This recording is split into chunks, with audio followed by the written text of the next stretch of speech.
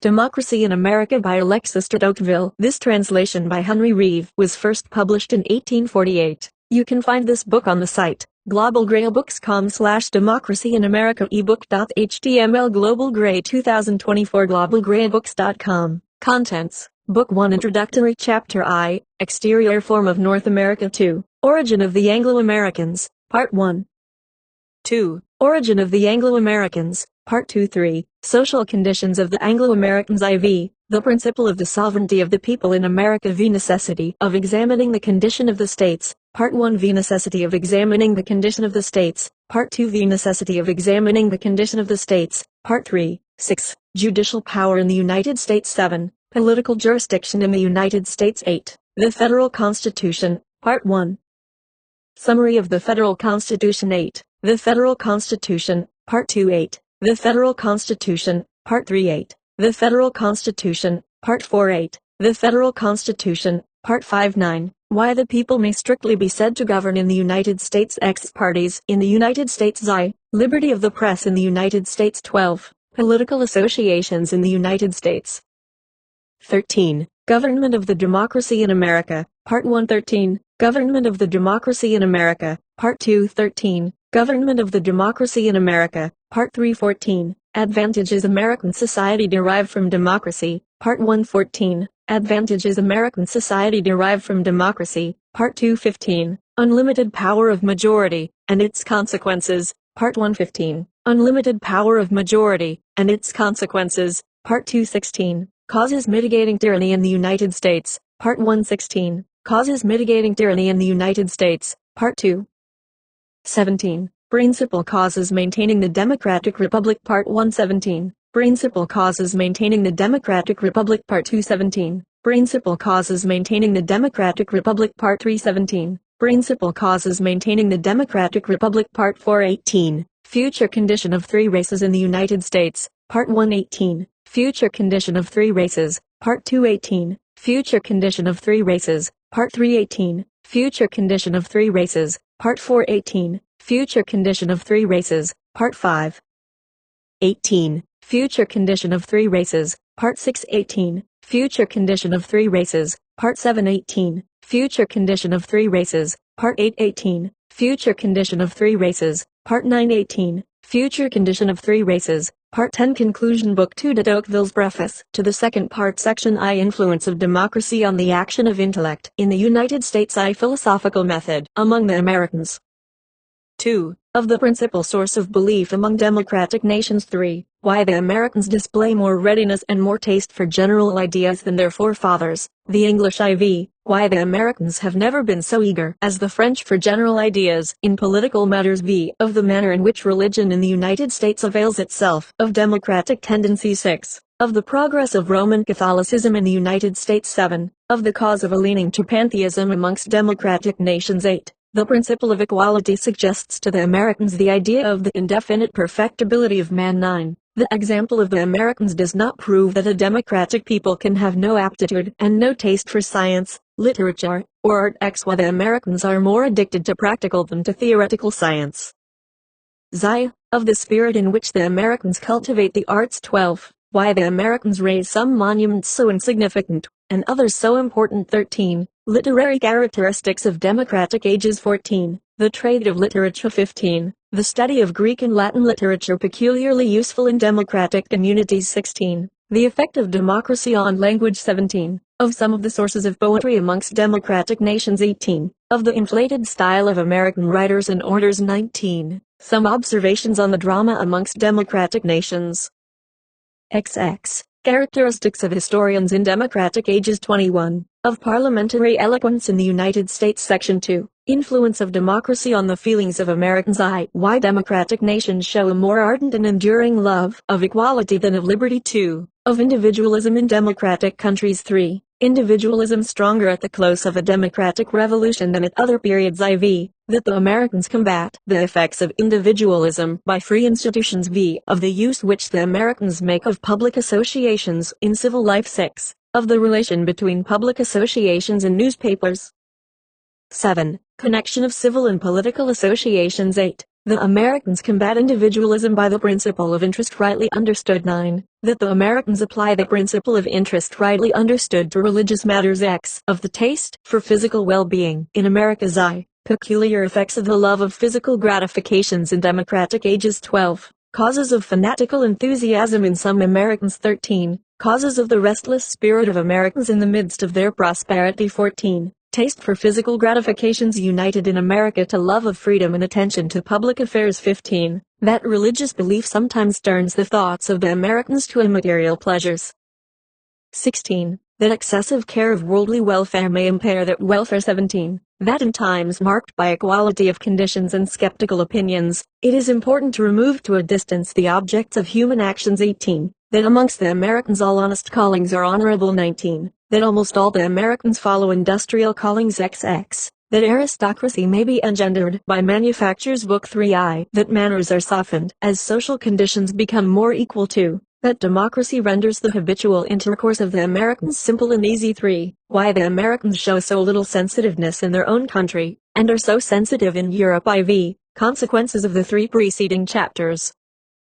V. How democracy affects the relation of masters and servants. 6. That democratic institutions and manners tend to raise rents and shorten the terms of leases. 7. Influence of democracy on wages. 8. Influence of democracy on kindred. 9. Education of young women in the United States. X. The young woman in the character of a wife's eye. That the equality of conditions contributes to the maintenance of good morals in America. 12. How the Americans understand the equality of the sexes. 13. That the principle of equality naturally divides the Americans into a number of small private circles. 14. Some reflections on American manners. 15. Of the gravity of the Americans, and why it does not prevent them from often committing inconsiderate action. 16. Why the national vanity of the Americans is more restless and captious than that of the English. 17. That the aspect of society in the United States is at once excited and monotonous. 18. Of honor in the United States and in democratic communities. 19. Why so many ambitious men and so little lofty ambition are to be found in the United States. XX. The trade of place hunting in certain democratic countries. 21. Why great revolutions will become more rare. 22. Why democratic nations are naturally desirous of peace, and democratic armies of war. 23. Which is the most warlike and most revolutionary class in democratic armies. 24. Causes which render democratic armies weaker than other armies at the outset of a campaign, and more formidable in protracted warfare. 25. Of discipline in democratic armies. 26. Some considerations on war in democratic communities. Book 4I. That equality naturally gives men a taste for free institutions. 2. That the notions of democratic nations on government are naturally favorable to the concentration of power. 3. That the sentiments of democratic nations accord with their opinions in leading them to concentrate political power. IV. Of certain peculiar and accidental causes which either lead people to complete centralization of government, or which divert them from it. 5. That amongst the European nations of our time the power of governments is increasing, although the persons who govern are less stable. 6. What sort of despotism democratic nations have to fear. 7. Continuation of the preceding chapters. 8. General survey of the subject. Appendix to Part 1. Appendix to Part 2. Constitution of the United States of America. Bill of Rights. Book 1. Introductory chapter. Amongst the novel objects that attracted my attention during my stay in the United States, nothing struck me more forcibly than the general equality of conditions. I readily discovered the prodigious influence which this primary fact exercises on the whole course of society, by giving a certain direction to public opinion, and a certain tenor to the laws, by imparting new maxims to the governing powers, and peculiar habits to the governed. I speedily perceived that the influence of this fact extends far beyond the political character and the laws of the country, and that it has no less empire over civil society than over the government. It creates opinions, engenders sentiments, suggests the ordinary practices of life, and modifies whatever it does not produce. The more I advance in the study of American society, the more I perceived that the equality of conditions is the fundamental fact from which all others seem to be derived, and the central point at which all my observations constantly terminated. I then turned my thoughts to our own hemisphere, where I imagined that I discerned something analogous to the spectacle which the New World presented to me. I observed that the equality of conditions is daily progressing towards those extreme limits which it seems to have reached in the United States, and that the democracy which governs the American communities appears to be rapidly rising into power in Europe. I hence conceived the idea of the book which is now before the reader. It is evident to all alike that a great democratic revolution is going on amongst us, but there are two opinions as to its nature and consequences. To some it appears to be a novel accident, which as such may still be checked. To others it seems irresistible, because it is the most uniform, the most ancient, and the most permanent tendency which is to be found in history. Let us recollect the situation of France 700 years ago, when the territory was divided amongst a small number of families, who were the owners of the soil and the rulers of the inhabitants. The right of governing descended with the family inheritance from generation to generation. Force was the only means by which man could act on man, and landed property was the sole source of power. Soon, however, the political power of the clergy was founded, and began to exert itself. The clergy opened its ranks to all classes, to the poor and the rich, the villain and the lord. Equality penetrated into the government through the church, and the being who as a serf must have vegetated in perpetual bondage took his place as a priest in the midst of nobles, and not infrequently above the heads of kings. The different relations of men became more complicated and more numerous as society gradually became more stable and more civilized. Thence the want of civil laws was felt, and the order of legal functionaries soon rose from the obscurity of the tribunals and their dusty chambers, to appear at the court of the monarch, by the side of the feudal barons in their ermine and their mail, whilst the kings were ruining themselves by their great enterprises, and the nobles exhausting their resources by private wars. The lower orders were enriching themselves by commerce. The influence of money began to be perceptible in state affairs. The transactions of business opened a new road to power, and the financier rose to a station of political influence in which he was at once flattered and despised. Gradually the spread of mental acquirements, and the increasing taste for literature and art, opened chances of success to talent. Science became a means of government, intelligence led to social power, and the man of letters took a part in the affairs of the state. The value attached to the privileges of birth decreased in the exact proportion in which new paths were struck out to advancement. In the 11th century nobility was beyond all price. In the 13th it might be purchased. It was conferred for the first time in 1270, and equality was thus introduced into the government by the aristocracy itself. In the course of these 700 years it sometimes happened that in order to resist the authority of the crown, or to diminish the power of their rivals, the nobles granted a certain share of political rights to the people, or, more frequently, the king permitted the lower orders to enjoy a degree of power, with the intention of repressing the aristocracy. In France the kings have always been the most active and the most constant of levelers. When they were strong and ambitious they spared no pains to raise the people to the level of the nobles. When they were temperate or weak they allowed the people to rise above themselves. Some assisted the democracy by their talents, others by their vices. Louis XI and Louis XIV reduced every rank beneath the throne to the same subjection. Louis XV descended, himself and all his court, into the dust.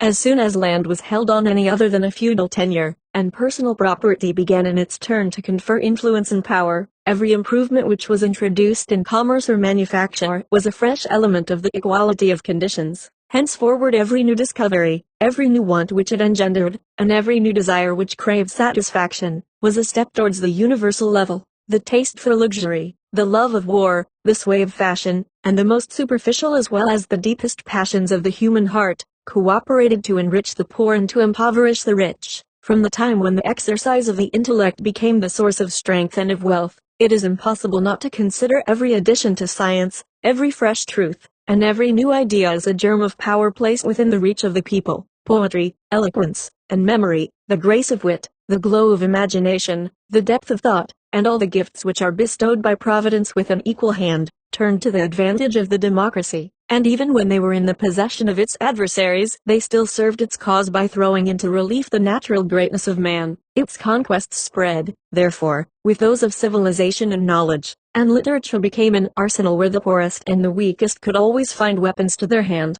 In perusing the pages of our history, we shall scarcely meet with a single great event, in the lapse of 700 years, which has not turned to the advantage of equality. The Crusades and the wars of the English decimated the nobles and divided their possessions. The erection of communities introduced an element of democratic liberty into the bosom of feudal monarchy. The invention of fire, arms equalized the villain and the noble on the field of battle. Printing opened the same resources to the minds of all classes. The post was organized so as to bring the same information to the door of the poor man's cottage and to the gate of the palace, and Protestantism proclaimed that all men are alike able to find the road to heaven. The discovery of America offered 1,000 new paths to fortune, and placed riches and power within the reach of the adventurous and the obscure. If we examine what has happened in France at intervals of 50 years, beginning with the 11th century, we shall invariably perceive that a twofold revolution has taken place in the state of society.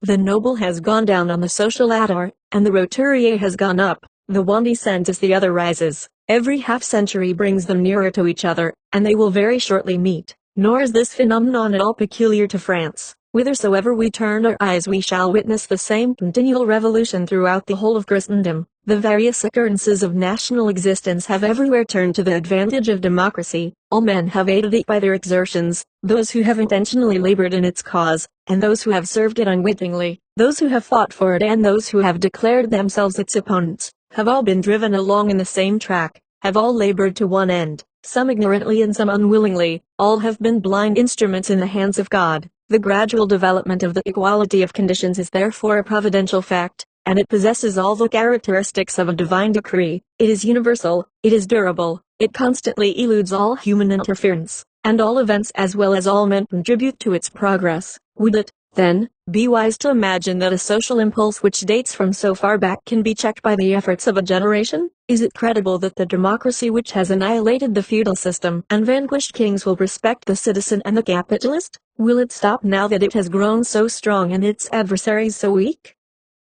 None can say which way we are going, for all terms of comparison are wanting. The equality of conditions is more complete in the Christian countries of the present day than it has been at any time or in any part of the world, so that the extent of what already exists prevents us from foreseeing what may be yet to come. The whole book which is here offered to the public has been written under the impression of a kind of religious dread produced in the author's mind by the contemplation of so irresistible a revolution, which has advanced for centuries in spite of such amazing obstacles, and which is still proceeding in the midst of the ruins it has made. It is not necessary that God himself should speak in order to disclose to us the unquestionable signs of his will. We can discern them in the habitual course of nature, and in the invariable tendency of events. I know, without a special revelation, that the planets move in the orbits traced by the Creator's finger. If the men of our time were led by attentive observation and by sincere reflection to acknowledge that the gradual and progressive development of social equality is at once the past and future of their history, this solitary truth would confer the sacred character of a divine decree upon the change. To attempt to check democracy would be in that case to resist the will of God, and the nations would then be constrained to make the best of the social lot awarded to them by Providence. The Christian nations of our age seem to me to present a most alarming spectacle. The impulse which is bearing them along is so strong that it cannot be stopped, but it is not yet so rapid that it cannot be guided. Their fate is in their hands. Yet a little while and it may be so no longer. The first duty which is at this time imposed upon those who direct our affairs is to educate the democracy, to warm its faith, if that be possible, to purify its morals, to direct its energies, to substitute a knowledge of business for its inexperience, and an acquaintance with its true interests for its blind propensities, to adapt its government to time and place, and to modify it in compliance with the occurrences and the actors of the age. A new science of politics is indispensable to a new world. This, however, is what we think of least. Launched in the middle of a rapid stream, we obstinately fix our eyes on the ruins which may still be described upon the shore we have left, whilst the current sweeps us along, and drives us backwards towards the Gulf. In no country in Europe has the great social revolution which I have been describing made such rapid progress as in France, but it has always been borne on by chance. The heads of the state have never had any forethought for its exigencies, and its victories have been obtained without their consent or without their knowledge. The most powerful, the most intelligent, and the most moral classes of the nation have never attempted to connect themselves with it in order to guide it. The people has consequently been abandoned to its wild propensities, and it has grown up like those outcasts who receive their education in the public streets, and who are unacquainted with aught but the vices and wretchedness of society. The existence of a democracy was seemingly unknown, when on a sudden it took possession of the supreme power. Everything was then submitted to its caprices, it was worshipped as the idol of strength, until, when it was enfeebled by its own excesses, the legislator conceived the rash project of annihilating its power. Instead of instructing it and correcting its vices, no attempt was made to fit it to govern, but all were bent on excluding it from the government. The consequence of this has been that the democratic revolution has been effected only in the material parts of society, without that concomitant change in laws, ideas, customs, and manners which was necessary to render such a revolution beneficial. We have gotten a democracy, but without the conditions which lessen its vices and render its natural advantages more prominent. And although we already perceive the evils it brings, we are ignorant of the benefits it may confer. While the power of the crown, supported by the aristocracy, peaceably governed the nations of Europe, society possessed, in the midst of its wretchedness, several different advantages which can now scarcely be appreciated or conceived. The power of a part of his subjects was an insurmountable barrier to the tyranny of the prince, and the monarch, who felt the almost divine character which he enjoyed in the eyes of the multitude, derived a motive for the just use of his power from the respect which he inspired. High as they were placed above the people, the nobles could not but take that calm and benevolent interest in its fate which the shepherd feels towards his flock, and without acknowledging the poor as their equals, they watched over the destiny of those whose welfare Providence had entrusted to their care. The people, never having conceived the idea of a social condition different from its own, and entertaining no expectation of ever ranking with its chiefs, received benefits from them without discussing their rights. It grew attached to them when they were clement and just, and it submitted without resistance or servility to their exactions, as to the inevitable visitations of the arm of God. Custom, and the manners of the time, had moreover created a species of law in the midst of violence, and established certain limits to oppression, as the noble never suspected that anyone would attempt to deprive him of the privileges which he believed to be legitimate, and as the serf looked upon his own inferiority as a consequence of the immutable order of nature. It is easy to imagine that a mutual exchange of goodwill took place between two classes so differently gifted by fate. Inequality and wretchedness were then to be found in society, but the souls of neither rank of men were degraded. Men are not corrupted by the exercise of power or debased by the habit of obedience, but by the exercise of a power which they believe to be illegal, and by obedience to a rule which they consider to be usurped and oppressive. On one side was wealth, strength, and leisure, accompanied by the refinements of luxury, the elegance of taste, the pleasures of wit, and the religion of art.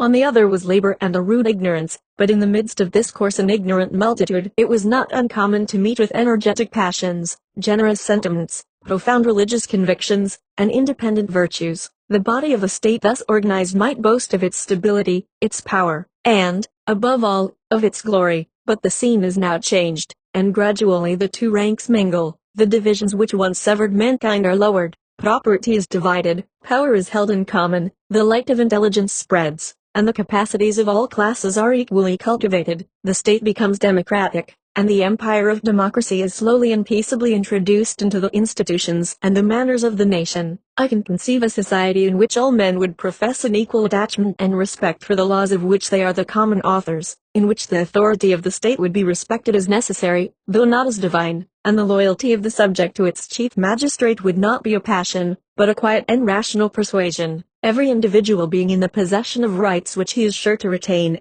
a kind of manly reliance and reciprocal courtesy would arise between all classes, alike removed from pride and meanness. The people, well acquainted with its true interests, would allow that in order to profit by the advantages of society, it is necessary to satisfy its demands. In this state of things the voluntary association of the citizens might supply the individual exertions of the nobles, and the community would be alike protected from anarchy and from oppression. I admit that, in a democratic state thus constituted, society will not be stationary, but the impulses of the social body may be regulated and directed forwards. If there be less splendor than in the halls of an aristocracy, the contrast of misery will be less frequent also. The pleasures of enjoyment may be less excessive, but those of comfort will be more general. The sciences may be less perfectly cultivated, but ignorance will be less common. The impetuosity of the feelings will be repressed, and the habits of the nation softened. There will be more vices and fewer crimes. In the absence of enthusiasm and of an ardent faith, great sacrifices may be obtained from the members of a commonwealth by an appeal to their understandings and their experience. Each individual will feel the same necessity for uniting with his fellow citizens to protect his own weakness, and as he knows that if they are to assist he must cooperate, he will readily perceive that his personal interest is identified with the interest of the community. The nation, taken as a whole, will be less brilliant, less glorious, and perhaps less strong, but the majority of the citizens will enjoy a greater degree of prosperity, and the people will remain quiet, not because it despairs of amelioration, but because it is conscious of the advantages of its condition. If all the consequences of this state of things were not good or useful, society would at least have appropriated all such as were useful and good, and having once and forever renounced the social advantages of aristocracy, mankind would enter into possession of all the benefits which democracy can afford. But here it may be asked what we have adopted in the place of those institutions, those ideas, and those customs of our forefathers which we have abandoned. The spell of royalty is broken, but it has not been succeeded by the majesty of the laws. The people has learned to despise all authority, but fear now extorts a larger tribute of obedience than that which was formerly paid by reverence and by love. I perceive that we have destroyed those independent beings which were able to cope with tyranny single-handed, but it is the government that has inherited the privileges of which families, corporations, and individuals have been deprived. The weakness of the whole community has therefore succeeded that influence of a small body of citizens, which, if it was sometimes oppressive, was often conservative. The division of property has lessened the distance which separated the rich from the poor, but it would seem that the nearer they draw to each other, the greater is their mutual hatred, and the more vehement the envy and the dread with which they resist each other's claims to power. The notion of right is alike insensible to both classes, and force affords to both the only argument for the present, and the only guarantee for the future. The poor man retains the prejudices of his forefathers without their faith, and their ignorance without their virtues. He has adopted the doctrine of self-interest as the rule of his actions, without understanding the science which controls it, and his egotism is no less blind than his devotedness was formerly. If society is tranquil, it is not because it relies upon its strength and its well-being, but because it knows its weakness and its infirmities. A single effort may cost it its life. Everybody feels the evil, but no one has courage or energy enough to seek the cure. The desires, the regret, the sorrows, and the joys of the time produce nothing that is visible or permanent. Like the passions of old men which terminate in impotence, we have, then, abandoned whatever advantages the old state of things afforded, without receiving any compensation from our present condition. We have destroyed an aristocracy, and we seem inclined to survey its ruins with complacency, and to fix our abode in the midst of them. The phenomena which the intellectual world presents are not less deplorable. The democracy of France, checked in its course or abandoned to its lawless passions, has overthrown whatever crossed its path, and has shaken all that it has not destroyed. Its empire on society has not been gradually introduced or peaceably established, but it has constantly advanced in the midst of disorder and the agitation of a conflict. In the heat of the struggle, each partisan is hurried beyond the limits of his opinions by the opinions and the excesses of his opponents, until he loses sight of the end of his exertions, and holds a language which disguises his real sentiments or secret instincts. Hence arises the strange confusion which we are witnessing. I cannot recall to my mind a passage in history more worthy of sorrow and of pity than the scenes which are happening under our eyes. It is as if the natural bond which unites the opinions of man to his tastes and his actions to his principles was now broken. The sympathy which has always been acknowledged between the feelings and the ideas of mankind appears to be dissolved, and all the laws of moral analogy to be abolished.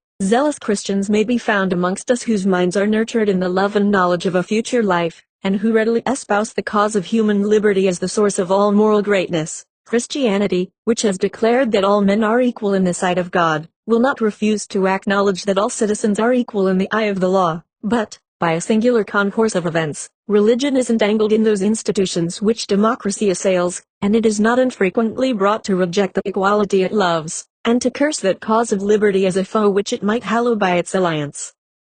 By the sight of these religious men, I discern others whose looks are turned to the earth more than to heaven. They are the partisans of liberty, not only as the source of the noblest virtues, but more especially as the root of all solid advantages, and they sincerely desire to extend its sway, and to impart its blessings to mankind. It is natural that they should hasten to invoke the assistance of religion, for they must know that liberty cannot be established without morality, nor morality without faith. But they have seen religion in the ranks of their adversaries, and they inquire no further. Some of them attack it openly, and the remainder are afraid to defend it. In former ages slavery has been advocated by the venal and slavish-minded, whilst the independent and the warm-hearted were struggling without hope to save the liberties of mankind. But men of high and generous characters are now to be met with, whose opinions are at variance with their inclinations, and who praise that servility which they have themselves never known. Others, on the contrary, speak in the name of liberty, as if they were able to feel its sanctity and its majesty, and loudly claim for humanity those rights which they have always disowned.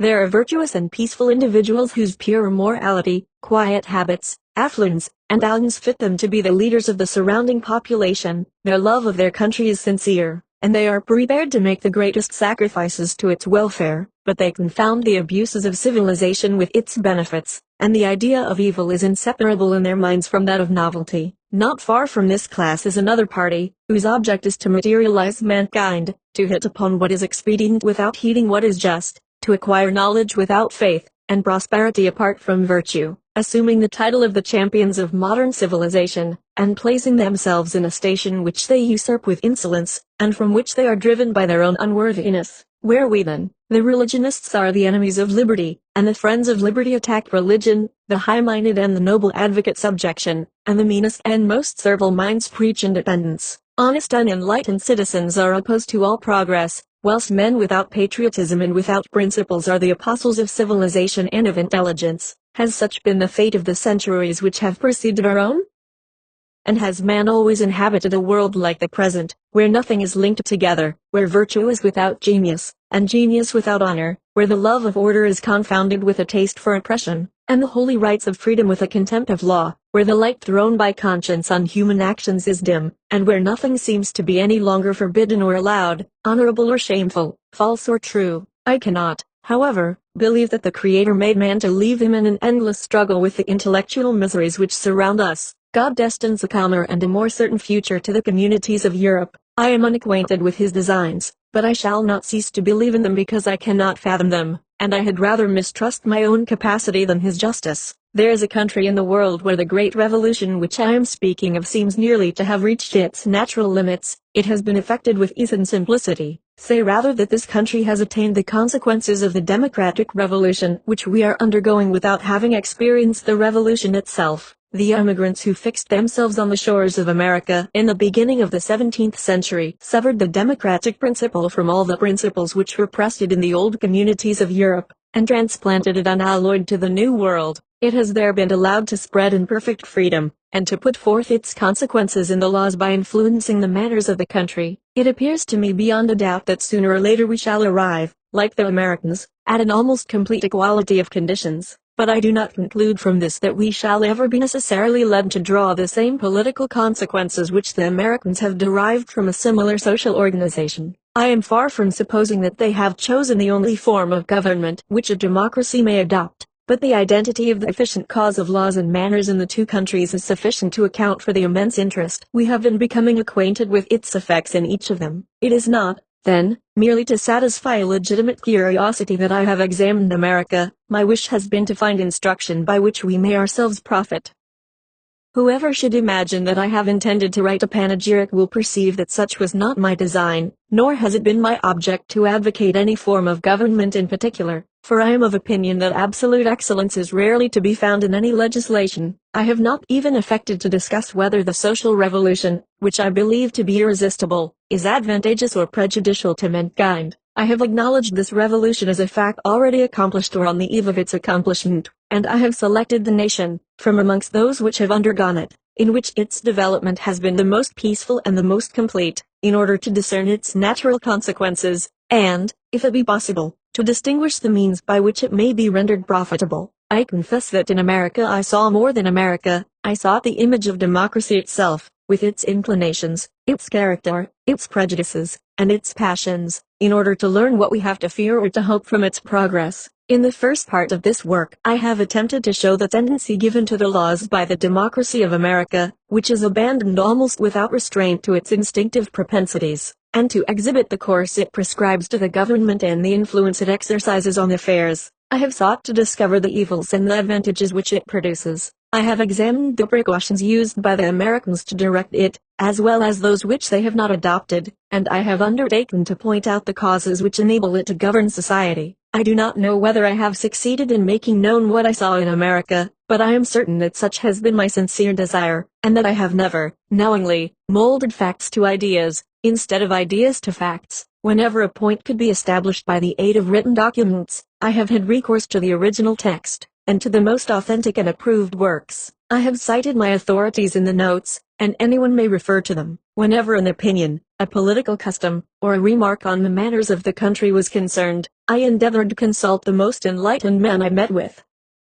If the point in question was important or doubtful, I was not satisfied with one testimony, but I formed my opinion on the evidence of several witnesses. Here the reader must necessarily believe me upon my word. I could frequently have quoted names which are either known to him, or which deserve to be so, in proof of what I advance, but I have carefully abstained from this practice. A stranger frequently hears important truths at the fireside of his host, which the latter would perhaps conceal from the ear of friendship. He consoles himself with his guest for the silence to which he is restricted, and the shortness of the traveler's stay takes away all fear of his indiscretion. I carefully noted every conversation of this nature as soon as it occurred, but these notes will never leave my writing case. I had rather injure the success of my statements than add my name to the list of those strangers who repay the generous hospitality they have received by subsequent chagrin and annoyance. I am aware that, notwithstanding my care, nothing will be easier than to criticize this book, if anyone ever chooses to criticize it. Those readers who may examine it closely will discover the fundamental idea which connects the several parts together, but the diversity of the subjects I have had to treat is exceedingly great, and it will not be difficult to oppose an isolated fact to the body of facts which I quote, or an isolated idea to the body of ideas I put forth. I hope to be read in the spirit which has guided my labors, and that my book may be judged by the general impression it leaves, as I have formed my own judgment not on any single reason, but upon the mass of evidence.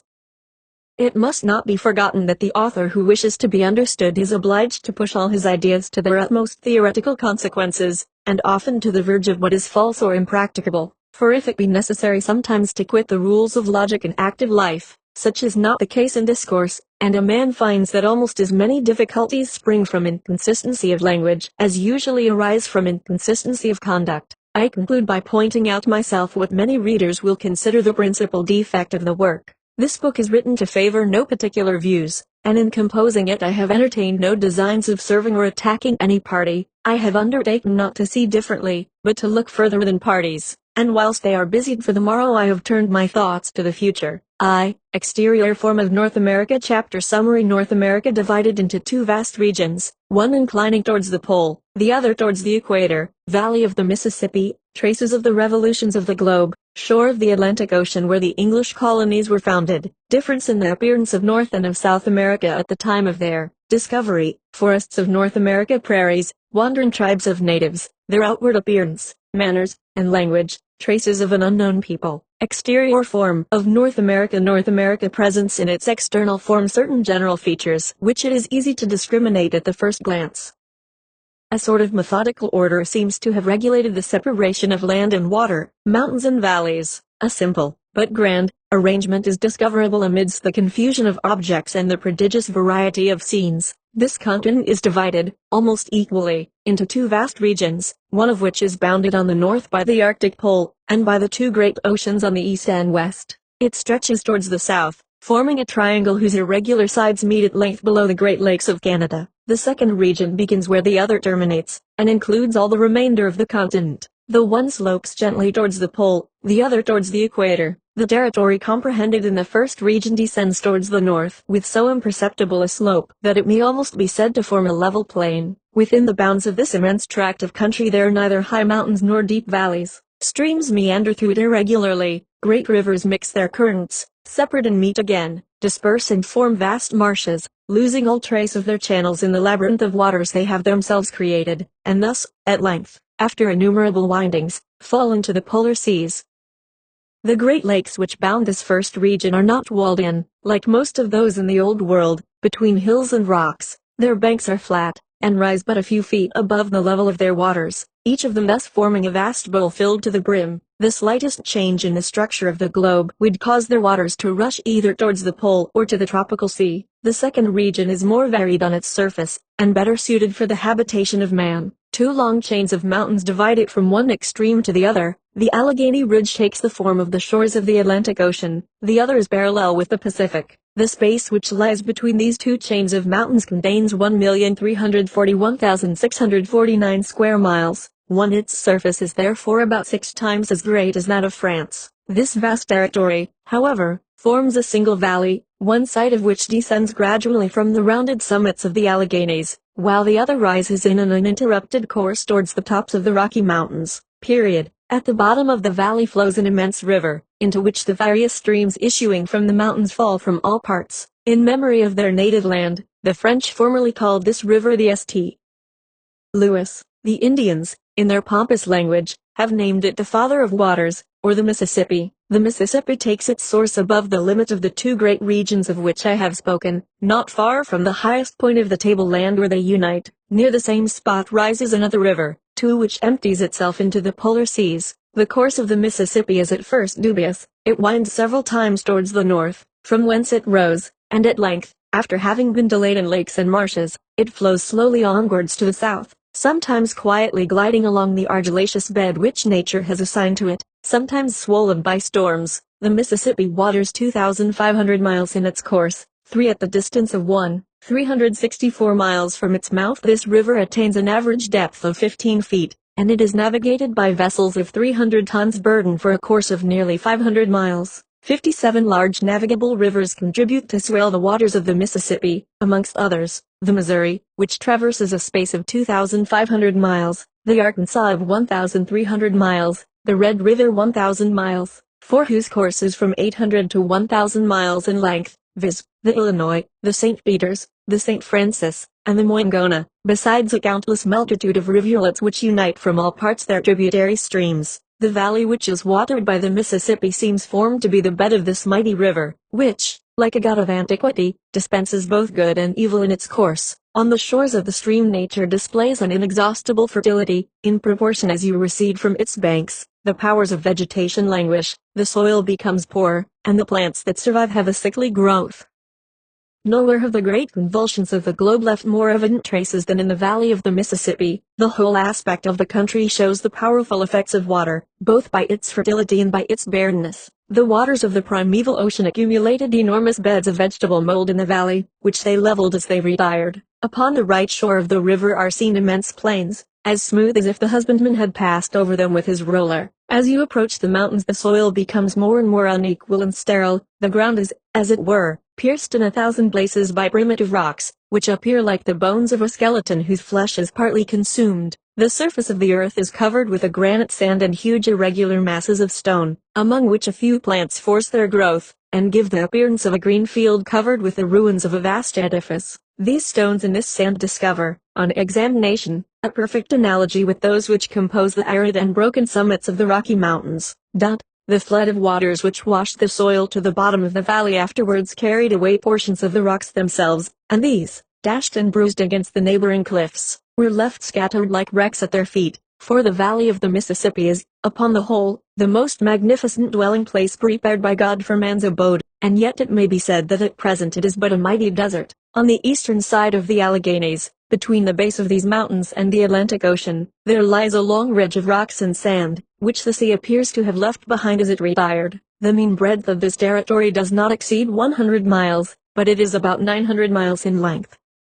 This part of the American continent has a soil which offers every obstacle to the husbandman, and its vegetation is scanty and unvaried. Upon this inhospitable coast the first united efforts of human industry were made. The tongue of arid land was the cradle of those English colonies which were destined one day to become the United States of America. The center of power still remains here, whilst in the backwoods the true elements of the great people to whom the future control of the continent belongs are gathering almost in secrecy together. When the Europeans first landed on the shores of the West Indies, and afterwards on the coast of South America, they thought themselves transported into those fabulous regions of which poets had sung. The sea sparkled with phosphoric light, and the extraordinary transparency of its waters discovered to the view of the navigator all that had hitherto been hidden in the deep abyss. Here and there appeared little islands perfumed with odoriferous plants, and resembling baskets of flowers floating on the tranquil surface of the ocean. Every object which met the sight, in this enchanting region, seemed prepared to satisfy the wants or contribute to the pleasures of man. Almost all the trees were loaded with nourishing fruits, and those which were useless as food delighted the eye by the brilliancy and variety of their colors.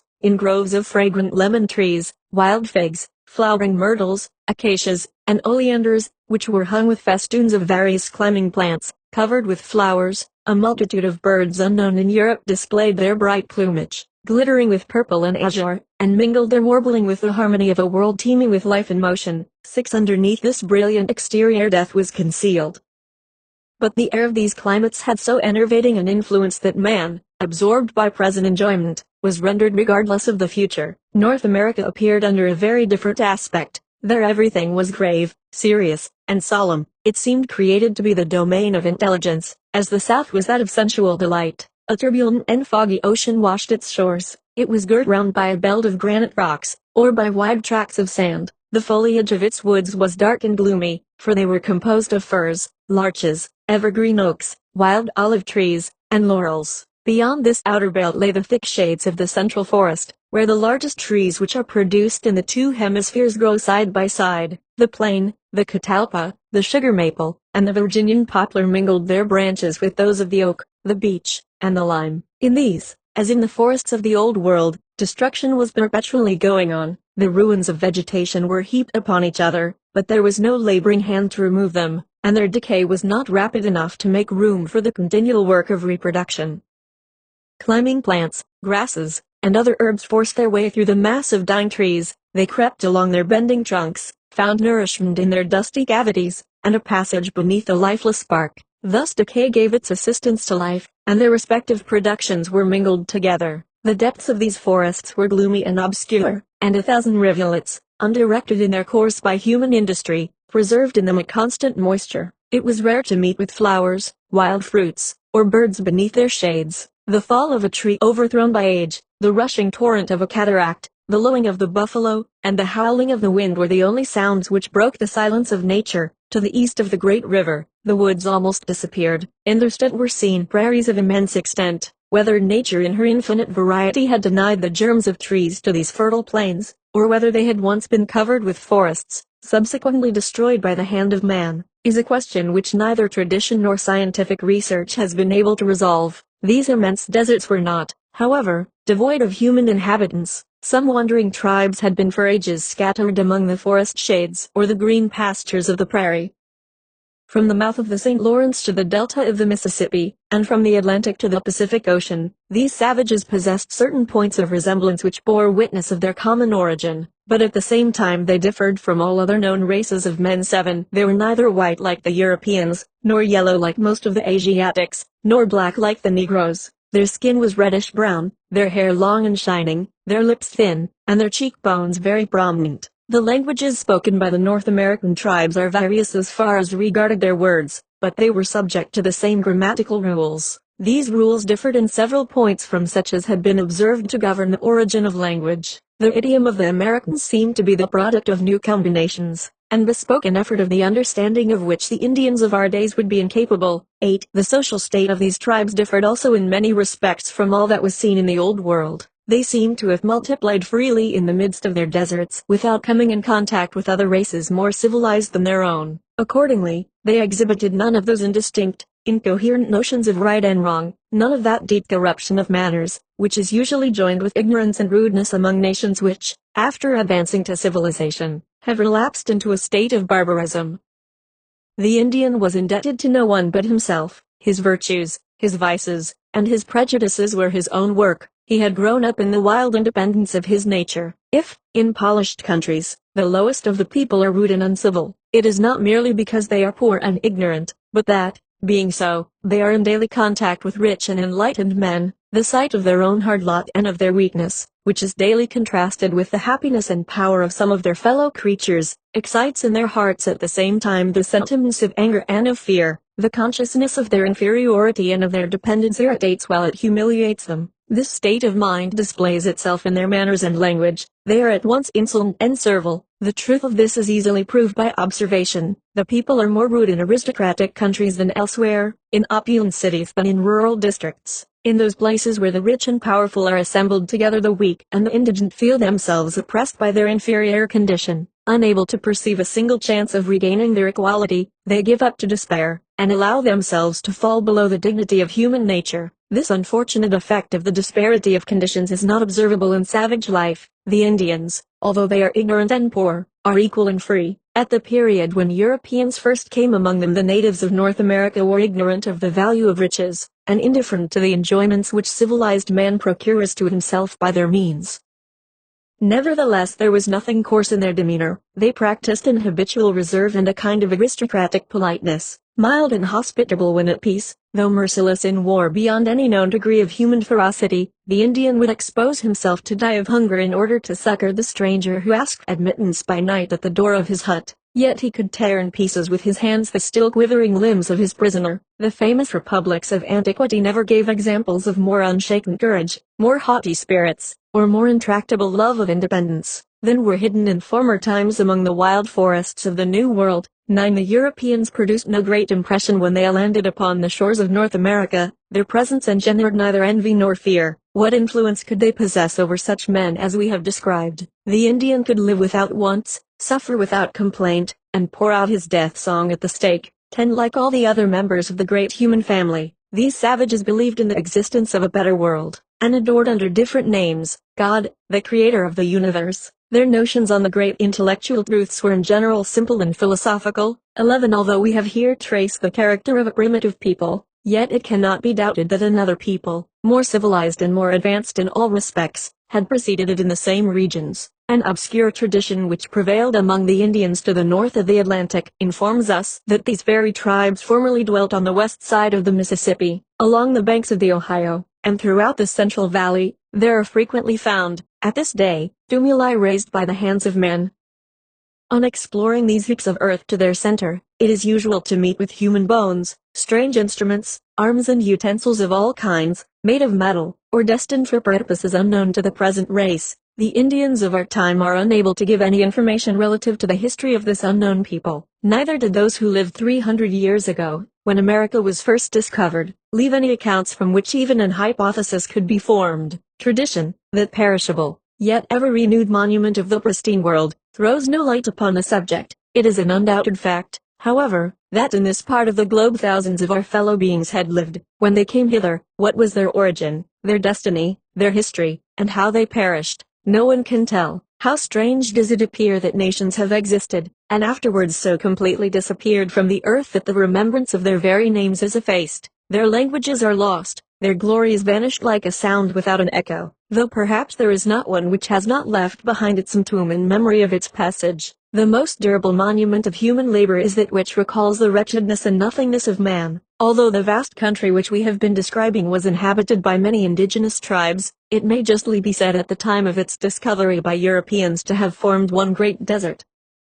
The Indians occupied without possessing it. It is by agricultural labor that man appropriates the soil, and the early inhabitants of North America lived by the produce of the chase. Their implacable prejudices, their uncontrolled passions, their vices, and still more perhaps their savage virtues, consigned them to inevitable destruction. The ruin of these nations began from the day when Europeans landed on their shores. It has proceeded ever since, and we are now witnessing the completion of it. They seem to have been placed by Providence amidst the riches of the New World to enjoy them for a season, and then surrender them. Those coasts, so admirably adapted for commerce and industry, those wide and deep rivers, that inexhaustible valley of the Mississippi, the whole continent, in short, seemed prepared to be the abode of a great nation, yet unborn. In that land the great experiment was to be made, by civilized man, of the attempt to construct society upon a new basis, and it was there, for the first time, that theories hitherto unknown, or deemed impracticable, were to exhibit a spectacle for which the world had not been prepared by the history of the past.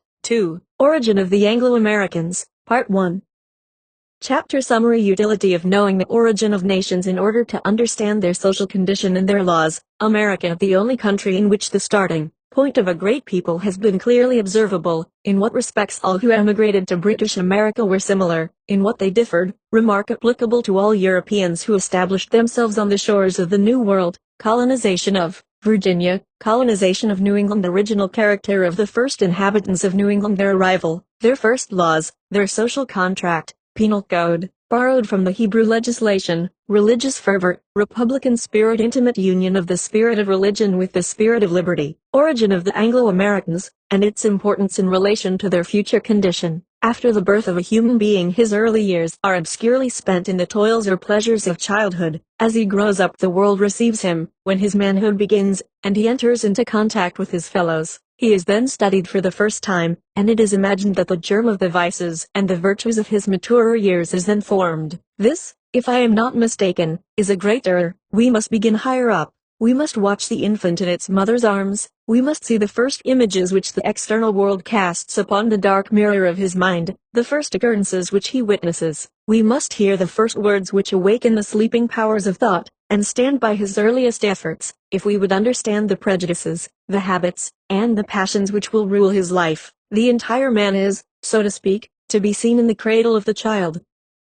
The growth of nations presents something analogous to this. They all bear some marks of their origin, and the circumstances which accompanied their birth and contributed to their rise affect the whole term of their being. If we were able to go back to the elements of states, and to examine the oldest monuments of their history, I doubt not that we should discover the primal cause of the prejudices, the habits, the ruling passions, and, in short, of all that constitutes what is called the national character. We should then find the explanation of certain customs which now seem at variance with the prevailing manners, of such laws as conflict with established principles, and of such incoherent opinions as are here and there to be met with in society, like those fragments of broken chains which we sometimes see hanging from the vault of an edifice, and supporting nothing. This might explain the destinies of certain nations, which seem borne on by an unknown force to ends of which they themselves are ignorant. But hitherto facts have been wanting to researches of this kind. The spirit of inquiry has only come upon communities in their latter days, and when they at length contemplated their origin, time had already obscured it, or ignorance and pride adorned it with truth-concealing fables. America is the only country in which it has been possible to witness the natural and tranquil growth of society, and where the influences exercised on the future condition of states by their origin is clearly distinguishable. At the period when the peoples of Europe landed in the New World, their national characteristics were already completely formed. Each of them had a physiognomy of its own, and as they had already attained that stage of civilization at which men are led to study themselves, they have transmitted to us a faithful picture of their opinions, their manners, and their laws. The men of the 16th century are almost as well known to us as our contemporaries. America, consequently, exhibits in the broad light of day the phenomena which the ignorance or rudeness of earlier ages conceals from our researches, near enough to the time when the states of America were founded, to be accurately acquainted with their elements, and sufficiently removed from that period to judge of some of their results. The men of our own day seem destined to see further than their predecessors into the series of human events. Providence has given us a torch which our forefathers did not possess, and has allowed us to discern fundamental causes in the history of the world which the obscurity of the past concealed from them. If we carefully examine the social and political state of America, after having studied its history, we shall remain perfectly convinced that not an opinion, not a custom, not a law, I may even say not an event, is upon record which the origin of that people will not explain. The readers of this book will find the germ of all that is to follow in the present chapter, and the key to almost the whole work. The emigrants who came, at different periods, to occupy the territory now covered by the American Union differed from each other in many respects. Their aim was not the same, and they governed themselves on different principles. These men had, however, certain features in common, and they were all placed in an analogous situation. The tie of language is perhaps the strongest and the most durable that can unite mankind. All the emigrants spoke the same tongue, they were all offsets from the same people, born in a country which had been agitated for centuries by the struggles of faction, and in which all parties had been obliged in their turn to place themselves under the protection of the laws. Their political education had been perfected in this rude school, and they were more conversant with the notions of right and the principles of true freedom than the greater part of their European contemporaries. At the period of their first emigrations, the parish system, that fruitful germ of free institutions, was deeply rooted in the habits of the English, and with it, the doctrine of the sovereignty of the people had been introduced into the bosom of the monarchy of the House of Tudor. The religious quarrels which have agitated the Christian world were then rife. England had plunged into the new order of things with headlong vehemence. The character of its inhabitants, which had always been sedate and reflective, became argumentative and austere. General information had been increased by intellectual debate, and the mind had received a deeper cultivation. Whilst religion was the topic of discussion, the morals of the people were reformed. All these national features are more or less discoverable in the physiognomy of those adventurers who came to seek a new home on the opposite shores of the Atlantic. Another remark, to which we shall hereafter have occasion to recur, is applicable not only to the English, but to the French, the Spaniards, and all the Europeans who successively established themselves in the New World. All these European colonies contained the elements, if not the development, of a complete democracy. Two causes led to this result.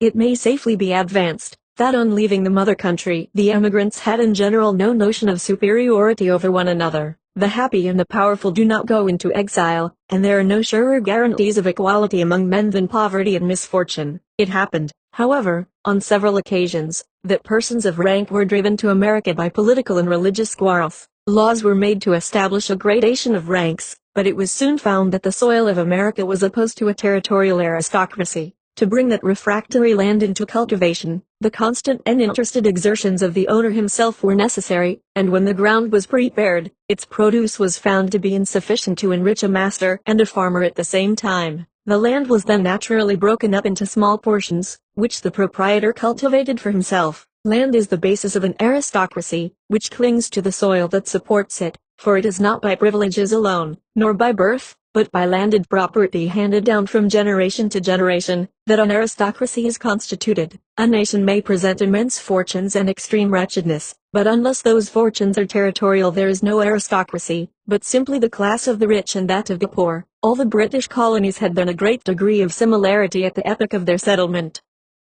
All of them, from their first beginning, seemed destined to witness the growth, not of the aristocratic liberty of their mother country, but of that freedom of the middle and lower orders of which the history of the world had as yet furnished no complete example. In this general uniformity several striking differences were however discernible, which it is necessary to point out. Two branches may be distinguished in the Anglo-American family, which had hitherto grown up without entirely commingling, the one in the South, the other in the North. Virginia received the first English colony. The emigrants took possession of it in 1607. The idea that mines of gold and silver are the sources of national wealth was at that time singularly prevalent in Europe, a fatal delusion, which has done more to impoverish the nations which adopted it, and has cost more lives in America, than the united influence of war and bad laws. The men sent to Virginia 12 were seekers of gold, adventurers, without resources and without character, whose turbulent and restless spirit endangered the infant colony. 13 and rendered its progress uncertain. The artisans and agriculturists arrived afterwards, and, although they were a more moral and orderly race of men, they were in no wise above the level of the inferior classes in England. 14 No lofty conceptions, no intellectual system, directed the foundation of these new settlements. The colony was scarcely established when slavery was introduced. 15 And this was the main circumstance which has exercised so prodigious an influence on the character, the laws, and all the future prospects of the South. Slavery, as we shall afterwards show, dishonors labor. It introduces idleness into society, and with idleness, ignorance and pride, luxury and distress. It enervates the powers of the mind, and benumbs the activity of man. The influence of slavery, united to the English character, explains the manners and the social condition of the Southern states. In the North, the same English foundation was modified by the most opposite shades of character, and here I may be allowed to enter into some details. The 2 or 3 main ideas which constitute the basis of the social theory of the United States were first combined in the northern English colonies, more generally denominated the States of New England. 16 The principles of New England, spread at first to the neighboring states, they then passed successively to the more distant ones, and at length they imbued the whole Confederation. They now extend their influence beyond its limits over the whole American world. The civilization of New England has been like a beacon lit upon a hill, which, after it has diffused its warmth around, tinges the distant horizon with its glow. The foundation of New England was a novel spectacle, and all the circumstances attending it were singular and original. The large majority of colonies have been first inhabited either by men without education and without resources, driven by their poverty and their misconduct from the land which gave them birth, or by speculators and adventurers greedy of gain. Some settlements cannot even boast so honorable an origin. St. Domingo was founded by buccaneers, and the criminal courts of England originally supplied the population of Australia. The settlers who established themselves on the shores of New England all belonged to the more independent classes of their native country. Their union on the soil of America at once presented the singular phenomenon of a society containing neither lords nor common people, neither rich nor poor. These men possessed, in proportion to their number, a greater mass of intelligence than is to be found in any European nation of our own time. All, without a single exception, had received a good education, and many of them were known in Europe for their talents and their acquirements. The other colonies had been founded by adventurers without family. The emigrants of New England brought with them the best elements of order and morality. They landed in the desert accompanied by their wives and children, but what most especially distinguished them was the aim of their undertaking. They had not been obliged by necessity to leave their country. The social position they abandoned was one to be regretted, and their means of subsistence were certain. Nor did they cross the Atlantic to improve their situation or to increase their wealth. The call which summoned them from the comforts of their homes was purely intellectual, and in facing the inevitable sufferings of exile their object was the triumph of an idea. The emigrants, or, as they deservedly styled themselves, the Pilgrims, belonged to that English sect the austerity of whose principles had acquired for them the name of Puritans. Puritanism was not merely a religious doctrine, but it corresponded in many points with the most absolute democratic and republican theories. It was this tendency which had aroused its most dangerous adversaries. Persecuted by the government of the mother country, and disgusted by the habits of a society opposed to the rigor of their own principles, the Puritans went forth to seek some rude and unfrequented part of the world, where they could live according to their own opinions, and worship God in freedom. A few quotations will throw more light upon the spirit of these pious adventures than all we can say of them. Nathaniel Morton, 17, the historian of the first years of the settlement, thus opens his subject: "Gentle reader, I have for some length of time looked upon it as a duty incumbent, especially on the immediate successors of those that have had so large experience of those many memorable and signal demonstrations of God's goodness, viz., the first beginners of this plantation in New England, to commit to writing his gracious dispensations on that behalf, having so many inducements thereunto, not only otherwise but so plentifully in the sacred scriptures, that so, what we have seen, and what our fathers have told us, Psalm 78, 3, 4, we may not hide from our children, showing to the generations to come the praises of the Lord, that especially the seed of Abraham his servant, and the children of Jacob his chosen, Psalm CV 5, 6, may remember his marvelous works in the beginning and progress of the planting of New England, his wonders and the judgments of his mouth, how that God brought a vine into this wilderness, that he cast out the heathen, and planted it, that he made room for it and caused it to take deep root, and it filled the land, Psalm 80. 8, 9, and not only so, but also that he hath guided his people by his strength to his holy habitation, and planted them in the mountain of his inheritance in respect of precious gospel enjoyments, and that as especially God may have the glory of all unto whom it is most due, so also some rays of glory may reach the names of those blessed saints that were the main instruments and the beginning of this happy enterprise." It is impossible to read this opening paragraph without an involuntary feeling of religious awe. It breathes the very savor of gospel antiquity. The sincerity of the author heightens his power of language. The band which to his eyes was a mere party of adventurers gone forth to seek their fortune beyond seas appears to the reader as the germ of a great nation wafted by Providence to a predestined shore. The author thus continues his narrative of the departure of the first pilgrims. So they left that goodly and pleasant city of Leiden, 18, which had been their resting place for above 11 years. But they knew that they were pilgrims and strangers here below, and looked not much on these things, but lifted up their eyes to heaven, their dearest country, where God hath prepared for them a city. Hebs I 16, and therein quieted their spirits. When they came to Delft's haven they found the ship and all things ready, and such of their friends as could not come with them followed after them, and sundry came from Amsterdam to see them shipped, and to take their leaves of them. One night was spent with little sleep with the most, but with friendly entertainment and Christian discourse, and other real expressions of true Christian love.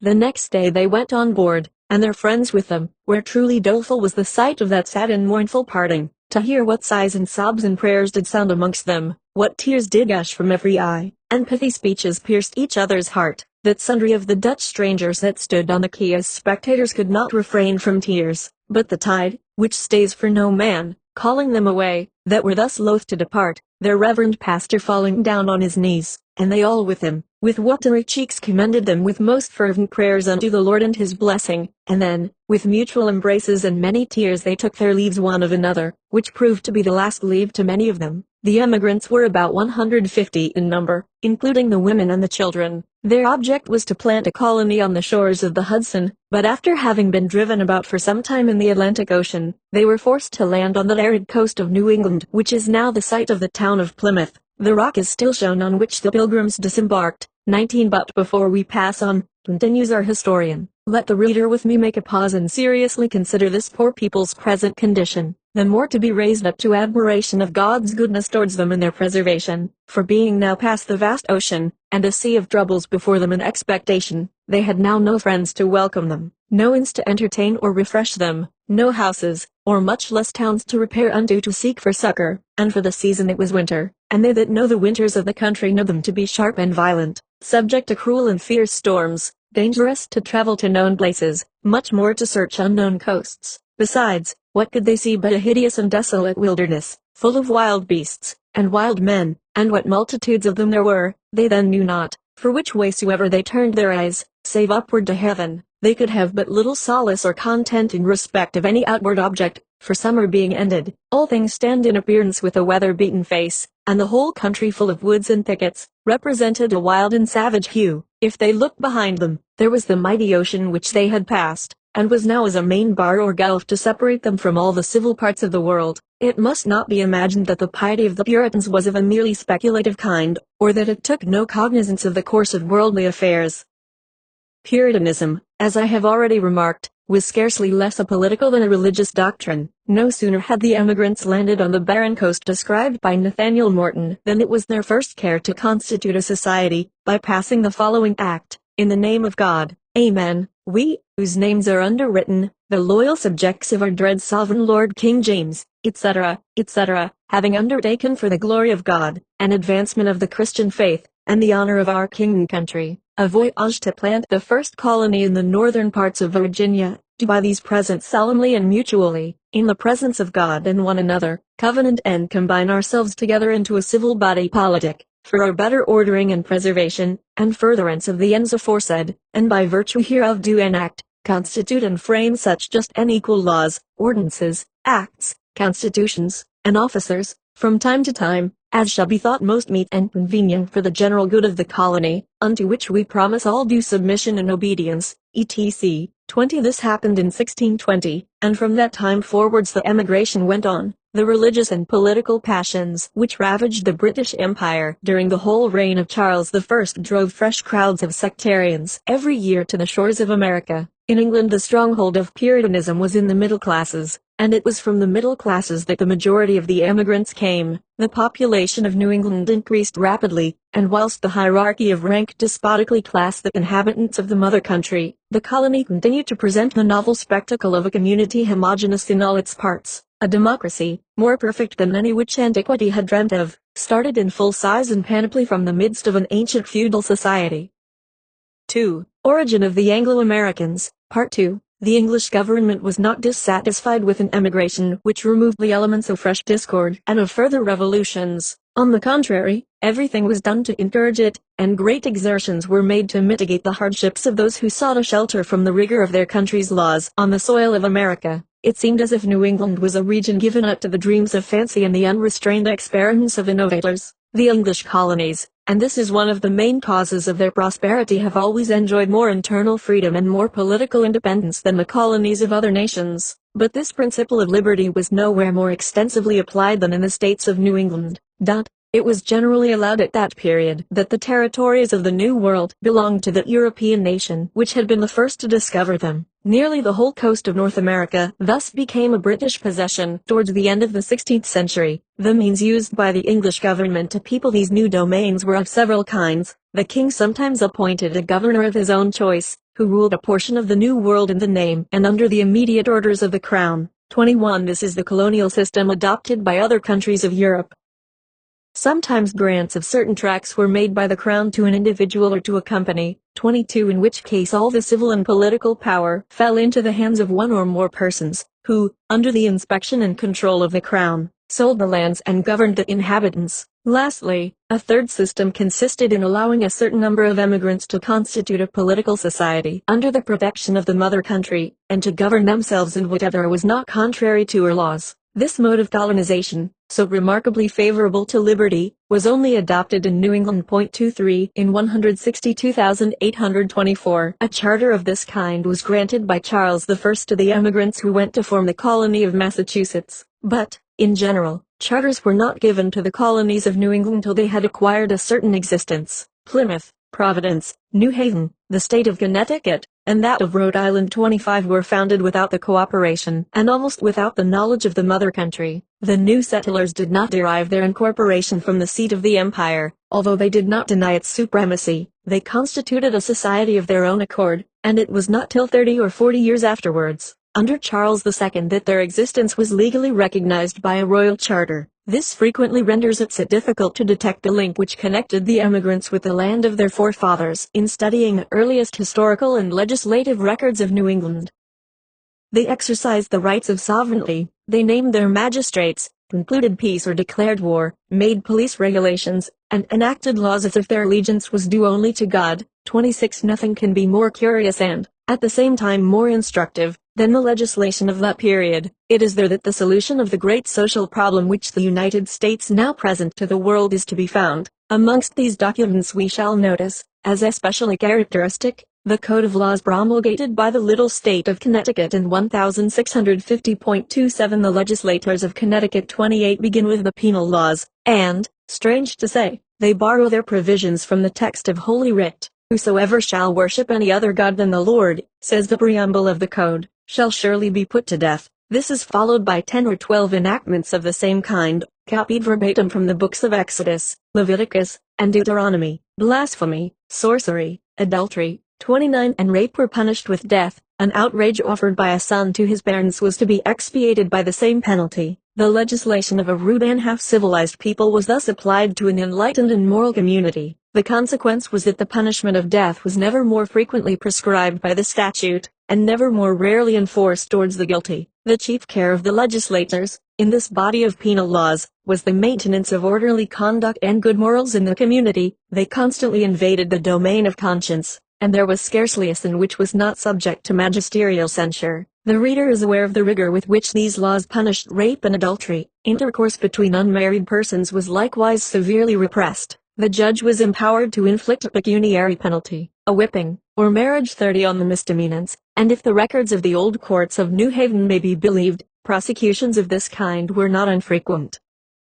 We find a sentence bearing date the 1st of May, 1660, inflicting a fine and reprimand on a young woman who was accused of using improper language, and of allowing herself to be kissed. 31. The Code of 1650 abounds in preventive measures. It punishes idleness and drunkenness with severity. 32. Innkeepers are forbidden to furnish more than a certain quantity of liquor to each consumer, and simple wine, whenever it may be injurious. 33. Is checked by a fine or a flogging. In other places, the legislator, entirely forgetting the great principles of religious toleration which he had himself upheld in Europe, renders attendance on divine service compulsory. 34. And goes so far as to visit with severe punishment. 35. And even with death, the Christians who chose to worship God according to a ritual differing from his own. 36. Sometimes indeed the zeal of his enactments induces him to descend to the most frivolous particulars. Thus a law is to be found in the same code which prohibits the use of tobacco. 37. It must not be forgotten that these fantastical and vexatious laws were not imposed by authority, but that they were freely voted by all the persons interested, and that the manners of the community were even more austere and more puritanical than the laws. In 1649 a solemn association was formed in Boston to check the worldly luxury of long hair. 38. These errors are no doubt discreditable to human reason. They attest the inferiority of our nature, which is incapable of laying firm hold upon what is true and just, and is often reduced to the alternative of two excesses.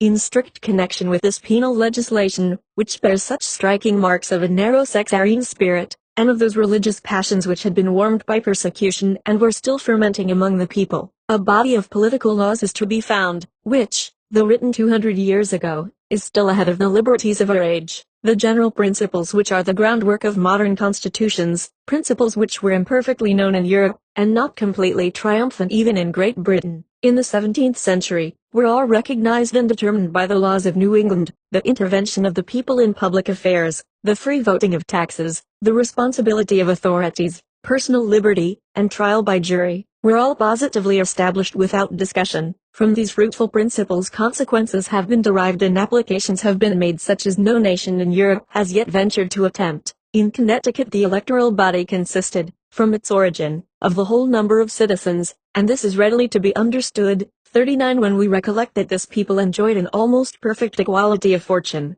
and a still greater uniformity of opinions. 40. In Connecticut, at this period, all the executive functionaries were elected, including the governor of the state. 41. The citizens above the age of 16 were obliged to bear arms. They formed a national militia, which appointed its own officers, and was to hold itself at all times in readiness to march for the defense of the country. 42. In the laws of Connecticut, as well as in all those of New England, we find the germ and gradual development of that township independence which is the life and mainspring of American liberty. At the present day, the political existence of the majority of the nations of Europe commenced in the superior ranks of society, and was gradually and imperfectly communicated to the different members of the social body. In America, on the other hand, it may be said that the township was organized before the county before the state before the Union. In New England, townships were completely and definitively constituted as early as 1650. The independence of the township was the nucleus round which the local interests, passions, rights, and duties collected and clung. It gave scope to the activity of a real political life most thoroughly democratic and republican. The colonies still recognized the supremacy of the mother country. Monarchy was still the law of the state, but the republic was already established in every township. The towns named their own magistrates of every kind, rated themselves, and levied their own taxes. 43. In the parish of New England the law of representation was not adopted, but the affairs of the community were discussed, as at Athens, in the marketplace, by a general assembly of the citizens. In studying the laws which were promulgated at this first era of the American republics, it is impossible not to be struck by the remarkable acquaintance with the science of government and the advanced theory of legislation which they display.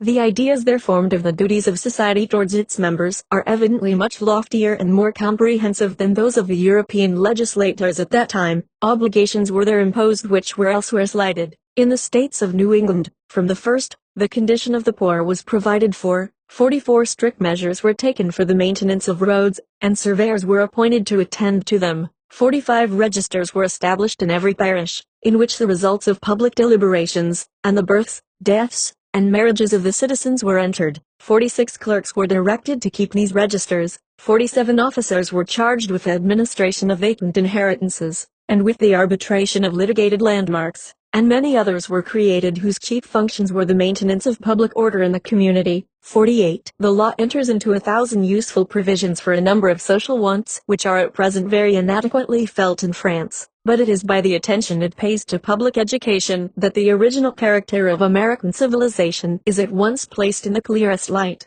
It being, says the law, one chief project of Satan to keep men from the knowledge of the Scripture by persuading from the use of tongues, to the end that learning may not be buried in the graves of our forefathers, in church and commonwealth, the Lord assisting our endeavors. 49. Here follow clauses establishing schools in every township, and obliging their inhabitants, under pain of heavy fines, to support them. Schools of a superior kind were founded in the same manner in the more populous districts. The municipal authorities were bound to enforce the sending of children to school by their parents. They were empowered to inflict fines upon all who refused compliance, and in case of continued resistance society assumed the place of their parent, took possession of the child, and deprived the father of those natural rights which he used to so bad a purpose. The reader will undoubtedly have remarked the preamble of these enactments. In America religion is the road to knowledge, and the observance of the divine laws leads man to civil freedom. If, after having cast a rapid glance over the state of American society in 1650, we turn to the condition of Europe, and more especially to that of the continent, at the same period, we cannot fail to be struck with astonishment.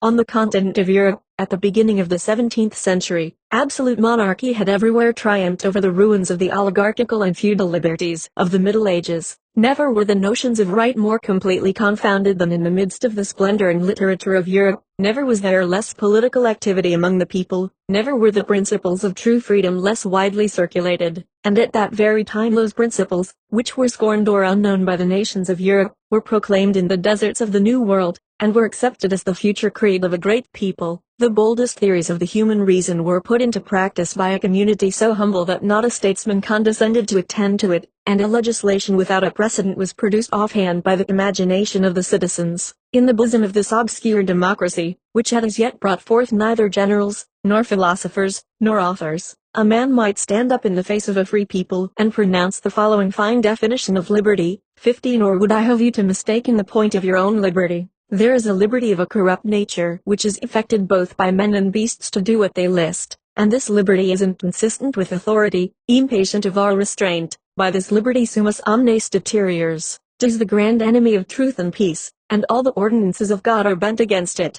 But there is a civil, a moral, a federal liberty which is the proper end and object of authority. It is a liberty for that only which is just and good. For this liberty you are to stand with the hazard of your very lives, and whatsoever crosses it is not authority, but a distemper thereof. This liberty is maintained in a way of subjection to authority, and the authority set over you will, in all administrations for your good, be quietly submitted unto by all but such as have a disposition to shake off the yoke and lose their true liberty, by their murmuring at the honor and power of authority. The remarks I have made will suffice to display the character of Anglo-American civilization in its true light. It is the result, and this should be constantly present to the mind, of two distinct elements, which in other places have been in frequent hostility, but which in America have been admirably incorporated and combined with one another. I allude to the spirit of religion and the spirit of liberty. The settlers of New England were at the same time ardent sectarians and daring innovators. Narrow as the limits of some of their religious opinions were, they were entirely free from political prejudices. Hence arose two tendencies, distinct but not opposite, which are constantly discernible in the manners as well as in the laws of the country. It might be imagined that men who sacrificed their friends, their family, and their native land to a religious conviction were absorbed in the pursuit of the intellectual advantages which they purchased at so dear a rate. The energy, however, with which they strove for the acquirement of wealth, moral enjoyment, and the comforts as well as liberties of the world, is scarcely inferior to that with which they devoted themselves to heaven. Political principles and all human laws and institutions were molded and altered at their pleasure. The barriers of the society in which they were born were broken down before them. The old principles which had governed the world for ages were no more. A path without a turn and a field without an horizon were open to the exploring and ardent curiosity of man. But at the limits of the political world he checks his researches. He discreetly lays aside the use of his most formidable faculties. He no longer consents to doubt or to innovate, but carefully abstaining from raising the curtain of the sanctuary, he yields with submissive respect to truths which he will not discuss. Thus, in the moral world everything is classed, adapted, decided, and foreseen. In the political world everything is agitated, uncertain, and disputed. In the one is a passive, though a voluntary, obedience, in the other an independence, scornful of experience and jealous of authority. These two tendencies, apparently so discrepant, are far from conflicting. They advance together, and mutually support each other. Religion perceives that civil liberty affords a noble exercise to the faculties of man, and that the political world is a field prepared by the Creator for the efforts of the intelligence. Contented with the freedom and the power which it enjoys in its own sphere, and with the place which it occupies, the empire of religion is never more surely established than when it reigns in the hearts of men unsupported by aught beside its native strength. Religion is no less the companion of liberty in all its battles and its triumphs, the cradle of its infancy, and the divine source of its claims. The safeguard of morality is religion, and morality is the best security of law and the surest pledge of freedom. 51 reasons of certain anomalies which the laws and customs of the Anglo-Americans present remains of aristocratic institutions in the midst of a complete democracy. Why? Distinction carefully to be drawn between what is of puritanical and what is of English origin. The reader is cautioned not to draw too general or too absolute an inference from what has been said. The social condition, the religion, and the manners of the first emigrants undoubtedly exercised an immense influence on the destiny of their new country.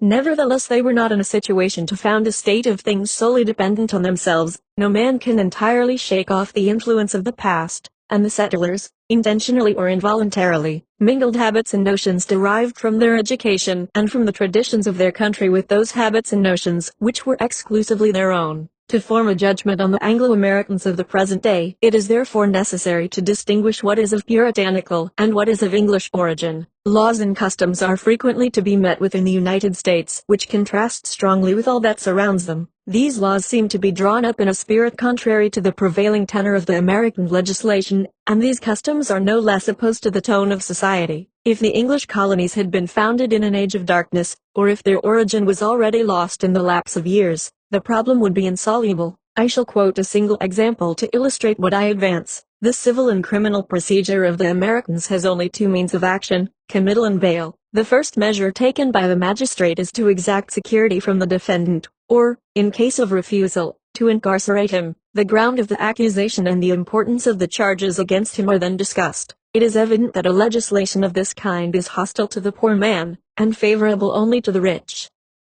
The poor man has not always a security to produce, even in a civil cause, and if he is obliged to wait for justice in prison, he is speedily reduced to distress. The wealthy individual, on the contrary, always escapes imprisonment in civil causes. Nay, more, he may readily elude the punishment which awaits him for a delinquency by breaking his bail, so that all the penalties of the law are, for him, reducible to fines. 52. Nothing can be more aristocratic than the system of legislation. Yet in America it is the poor who make the law, and they usually reserve the greatest social advantages to themselves. The explanation of the phenomenon is to be found in England. The laws of which I speak are English. 53. And the Americans have retained them, however repugnant they may be to the tenor of their legislation and the mass of their ideas. Next to its habits, the thing which a nation is least apt to change is its civil legislation. Civil laws are only familiarly known to legal men, whose direct interest it is to maintain them as they are, whether good or bad, simply because they themselves are conversant with them.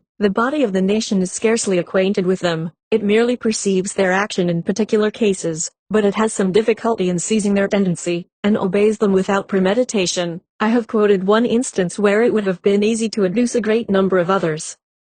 The surface of American society is, if I may use the expression, covered with a layer of democracy, from beneath which the old aristocratic colors sometimes peep. 3. Social conditions of the Anglo-Americans. Chapter Summary. A social condition is commonly the result of circumstances, sometimes of laws, oftener still of these two causes united, but wherever it exists, it may justly be considered as the source of almost all the laws, the usages, and the ideas which regulate the conduct of nations. Whatever it does not produce it modifies. It is therefore necessary, if we would become acquainted with the legislation and the manners of a nation, to begin by the study of its social condition. The striking characteristic of the social condition of the Anglo-Americans in its essential democracy, the first emigrants of New England, their equality, aristocratic laws introduced in the South, period of the Revolution, change in the law of descent, effects produced by this change, democracy carried to its utmost limits in the new states of the West, equality of education. Many important observations suggest themselves upon the social condition of the Anglo-Americans, but there is one which takes precedence of all the rest.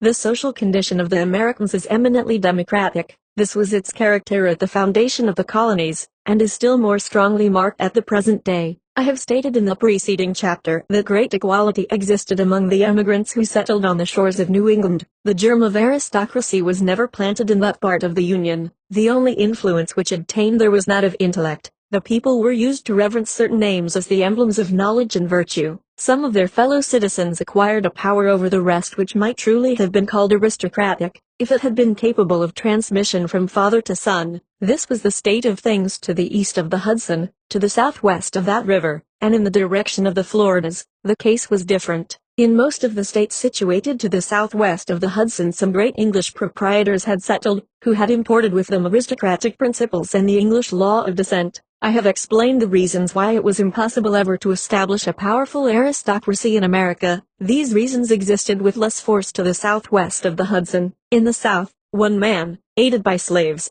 could cultivate a great extent of country. It was therefore common to see rich landed proprietors.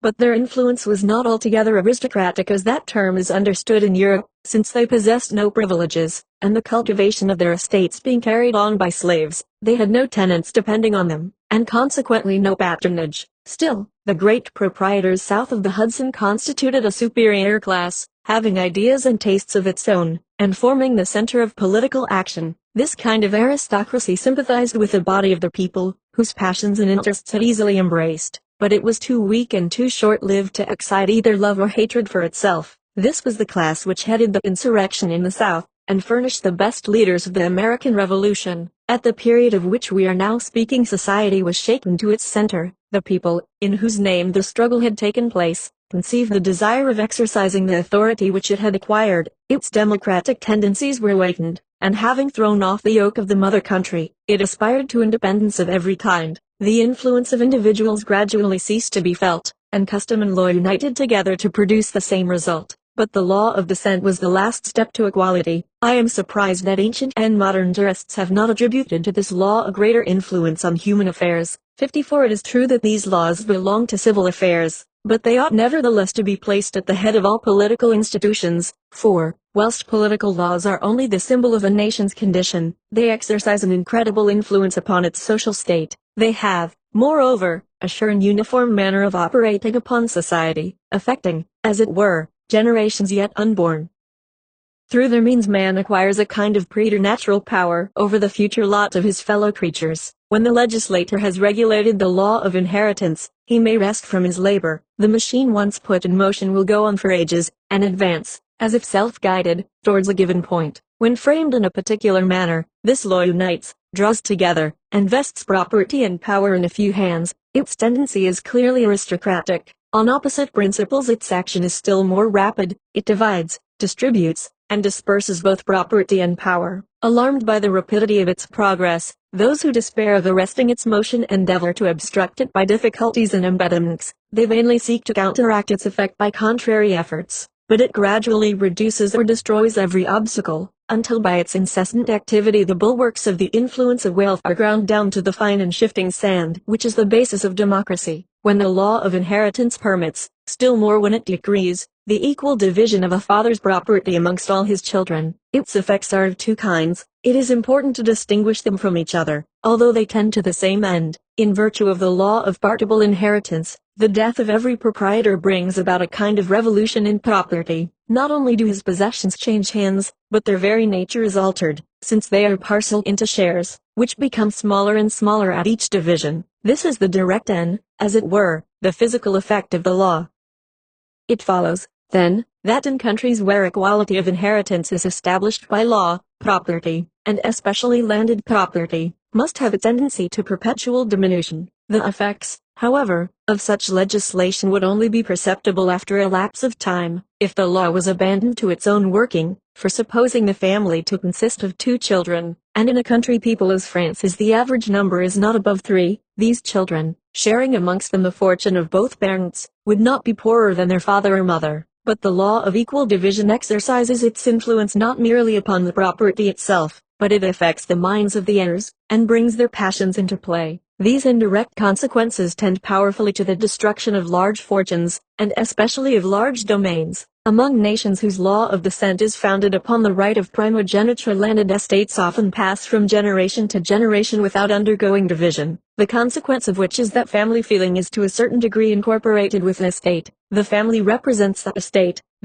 the family, whose name, together with its origin, its glory, its power, and its virtues, is thus perpetuated in an imperishable memorial of the past and a sure pledge of the future. When the equal partition of property is established by law, the intimate connection is destroyed between family feeling and the preservation of the paternal estate. The property ceases to represent the family, for as it must inevitably be divided after 1 or 2 generations, it has evidently a constant tendency to diminish, and must in the end be completely dispersed. The sons of the great landed proprietor, if they are few in number, or if fortune befriends them, may indeed entertain the hope of being as wealthy as their father, but not that of possessing the same property as he did. The riches must necessarily be composed of elements different from his. Now, from the moment that you divest the landowner of that interest in the preservation of his estate which he derives from association, from tradition, and from family pride, you may be certain that sooner or later he will dispose of it. For there is a strong pecuniary interest in favor of selling, as floating capital produces higher interest than real property, and is more readily available to gratify the passions of the moment. Great landed estates which have once been divided never come together again, for the small proprietor draws from his land a better revenue, in proportion, than the large owner does from his, and of course he sells it at a higher rate. 55. The calculations of gain, therefore, which decide the rich man to sell his domain, will still more powerfully influence him against buying small estates to unite them into a large one. What is called family pride is often founded upon an illusion of self-love. A man wishes to perpetuate and immortalize himself, as it were, in his great-grandchildren. Where the esprit de famille ceases to act, individual selfishness comes into play. When the idea of family becomes vague, indeterminate, and uncertain, a man thinks of his present convenience, he provides for the establishment of his succeeding generation, and no more. Either a man gives up the idea of perpetuating his family, or at any rate he seeks to accomplish it by other means than that of a landed estate. Thus not only does the law of partible inheritance render it difficult for families to preserve their ancestral domains entire, but it deprives them of the inclination to attempt it, and compels them in some measure to co-operate with the law in their own extinction. The law of equal distribution proceeds by 2 methods. By acting upon things, it acts upon persons. By influencing persons, it affects things. By these means the law succeeds in striking at the root of landed property, and dispersing rapidly both families and fortunes. 56. Most certainly it is not for us Frenchmen of the 19th century, who daily witness the political and social changes which the law of partition is bringing to pass, to question its influence. It is perpetually conspicuous in our country, overthrowing the walls of our dwellings and removing the landmarks of our fields. But although it has produced great effects in France, much still remains for it to do. Our recollections, opinions, and habits present powerful obstacles to its progress. In the United States it has nearly completed its work of destruction, and there we can best study its results. The English laws concerning the transmission of property were abolished in almost all the states at the time of the Revolution. The law of entail was so modified as not to interrupt the free circulation of property. 57. The first generation having passed away, estates began to be parceled out, and the change became more and more rapid with the progress of time. At this moment, after a lapse of a little more than 60 years, the aspect of society is totally altered. The families of the great landed proprietors are almost all commingled with the general mass. In the state of New York, which formerly contained many of these, there are but 2 who still keep their heads above the stream, and they must shortly disappear. The sons of these opulent citizens are become merchants, lawyers, or physicians. Most of them have lapsed into obscurity. The last trace of hereditary ranks and distinctions is destroyed. The law of partition has reduced all to one level. I do not mean that there is any deficiency of wealthy individuals in the United States. I know of no country, indeed, where the love of money has taken stronger hold on the affections of men, and where the profounder contempt is expressed for the theory of the permanent equality of property. But wealth circulates with inconceivable rapidity, and experience shows that it is rare to find 2 succeeding generations in the full enjoyment of it. This picture, which may perhaps be thought to be overcharged, still gives a very imperfect idea of what is taking place in the new states of the West and Southwest. At the end of the last century a few bold adventurers began to penetrate into the valleys of the Mississippi, and the mass of the population very soon began to move in that direction. Communities unheard of till then were seen to emerge from the wilds. States whose names were not in existence a few years before claimed their place in the American Union, and in the western settlements we may behold democracy arrived at its utmost extreme. In these states, founded offhand, and, as it were, by chance, the inhabitants are but of yesterday, scarcely known to one another. The nearest neighbors are ignorant of each other's history. In this part of the American continent, therefore, the population has not experienced the influence of great names and great wealth, nor even that of the natural aristocracy of knowledge and virtue. None are there to wield that respectable power which men willingly grant to the remembrance of a life spent in doing good before their eyes. The new states of the West are already inhabited, but society has no existence among them. 58. It is not only the fortunes of men which are equal in America, even their requirements partake in some degree of the same uniformity. I do not believe that there is a country in the world where, in proportion to the population, there are so few uninstructed and at the same time so few learned individuals. Primary instruction is within the reach of everybody, superior instruction is scarcely to be obtained by any. This is not surprising, it is in fact the necessary consequence of what we have advanced above. Almost all the Americans are in easy circumstances, and can therefore obtain the first elements of human knowledge. In America there are comparatively few who are rich enough to live without a profession. Every profession requires an apprenticeship, which limits the time of instruction to the early years of life. At 15 they enter upon their calling, and thus their education ends at the age when ours begins. Whatever is done afterwards is with a view to some special and lucrative object. A science is taken up as a matter of business, and the only branch of it which is attended to is such as admits of an immediate practical application. In America most of the rich men were formerly poor. Most of those who now enjoy leisure were absorbed in business during their youth, the consequence of which is, that when they might have had a taste for study they had no time for it, and when time is at their disposal they have no longer the inclination. There is no class, then, in America, in which the taste for intellectual pleasures is transmitted with hereditary fortune and leisure, and by which the labors of the intellect are held in honor. Accordingly there is an equal want of the desire and the power of application to these objects. A middle standard is fixed in America for human knowledge. All approach as near to it as they can, some as they rise, others as they descend. Of course, an immense multitude of persons are to be found who entertain the same number of ideas on religion, history, science, political economy, legislation, and government.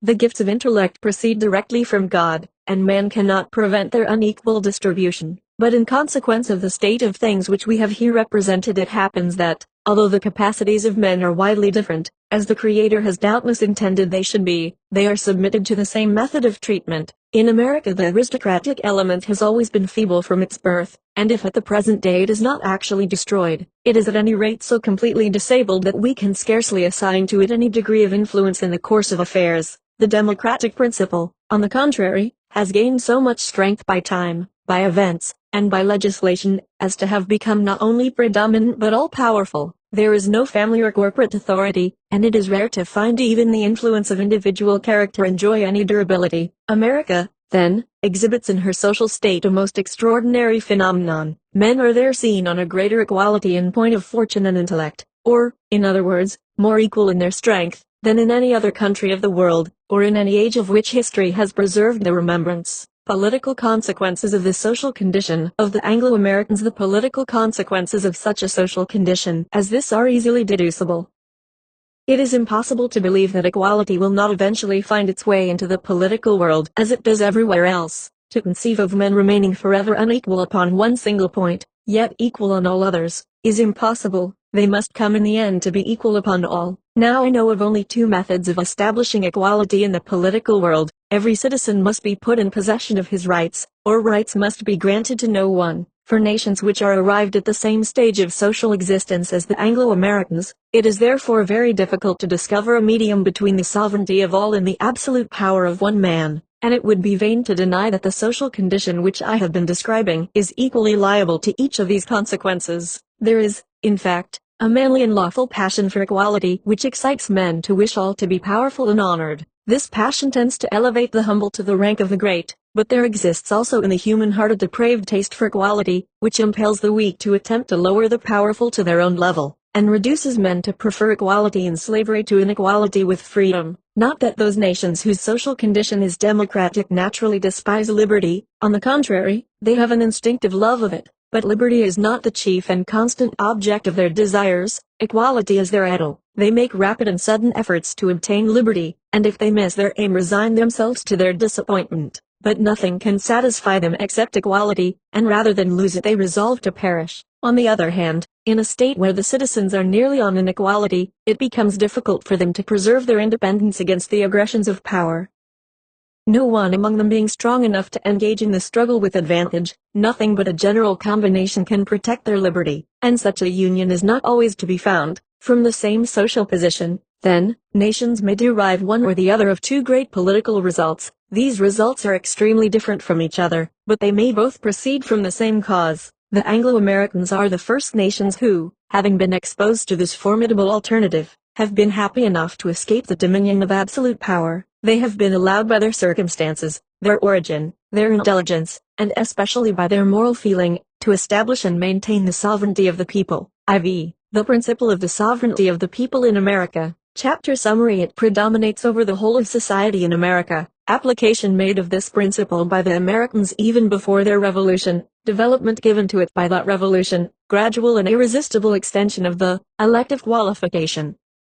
The principle of the sovereignty of the people in America. Whenever the political laws of the United States are to be discussed, it is with the doctrine of the sovereignty of the people that we must begin. The principle of the sovereignty of the people, which is to be found, more or less, at the bottom of almost all human institutions, generally remains concealed from view. It is obeyed without being recognized, or if for a moment it be brought to light, it is hastily cast back into the gloom of the sanctuary. The will of the nation is one of those expressions which have been most profusely abused by the wily and the despotic of every age. To the eyes of some it has been represented by the venal suffrages of a few of the satellites of power, to others by the votes of a timid or uninterested minority, and some have even discovered it in the silence of a people, on the supposition that the fact of submission established the right of command. In America the principle of the sovereignty of the people is not either barren or concealed, as it is with some other nations. It is recognized by the customs and proclaimed by the laws. It spreads freely, and arrives without impediment at its most remote consequences. If there be a country in the world where the doctrine of the sovereignty of the people can be fairly appreciated, where it can be studied in its application to the affairs of society, and where its dangers and its advantages may be foreseen, that country is assuredly America. I have already observed that,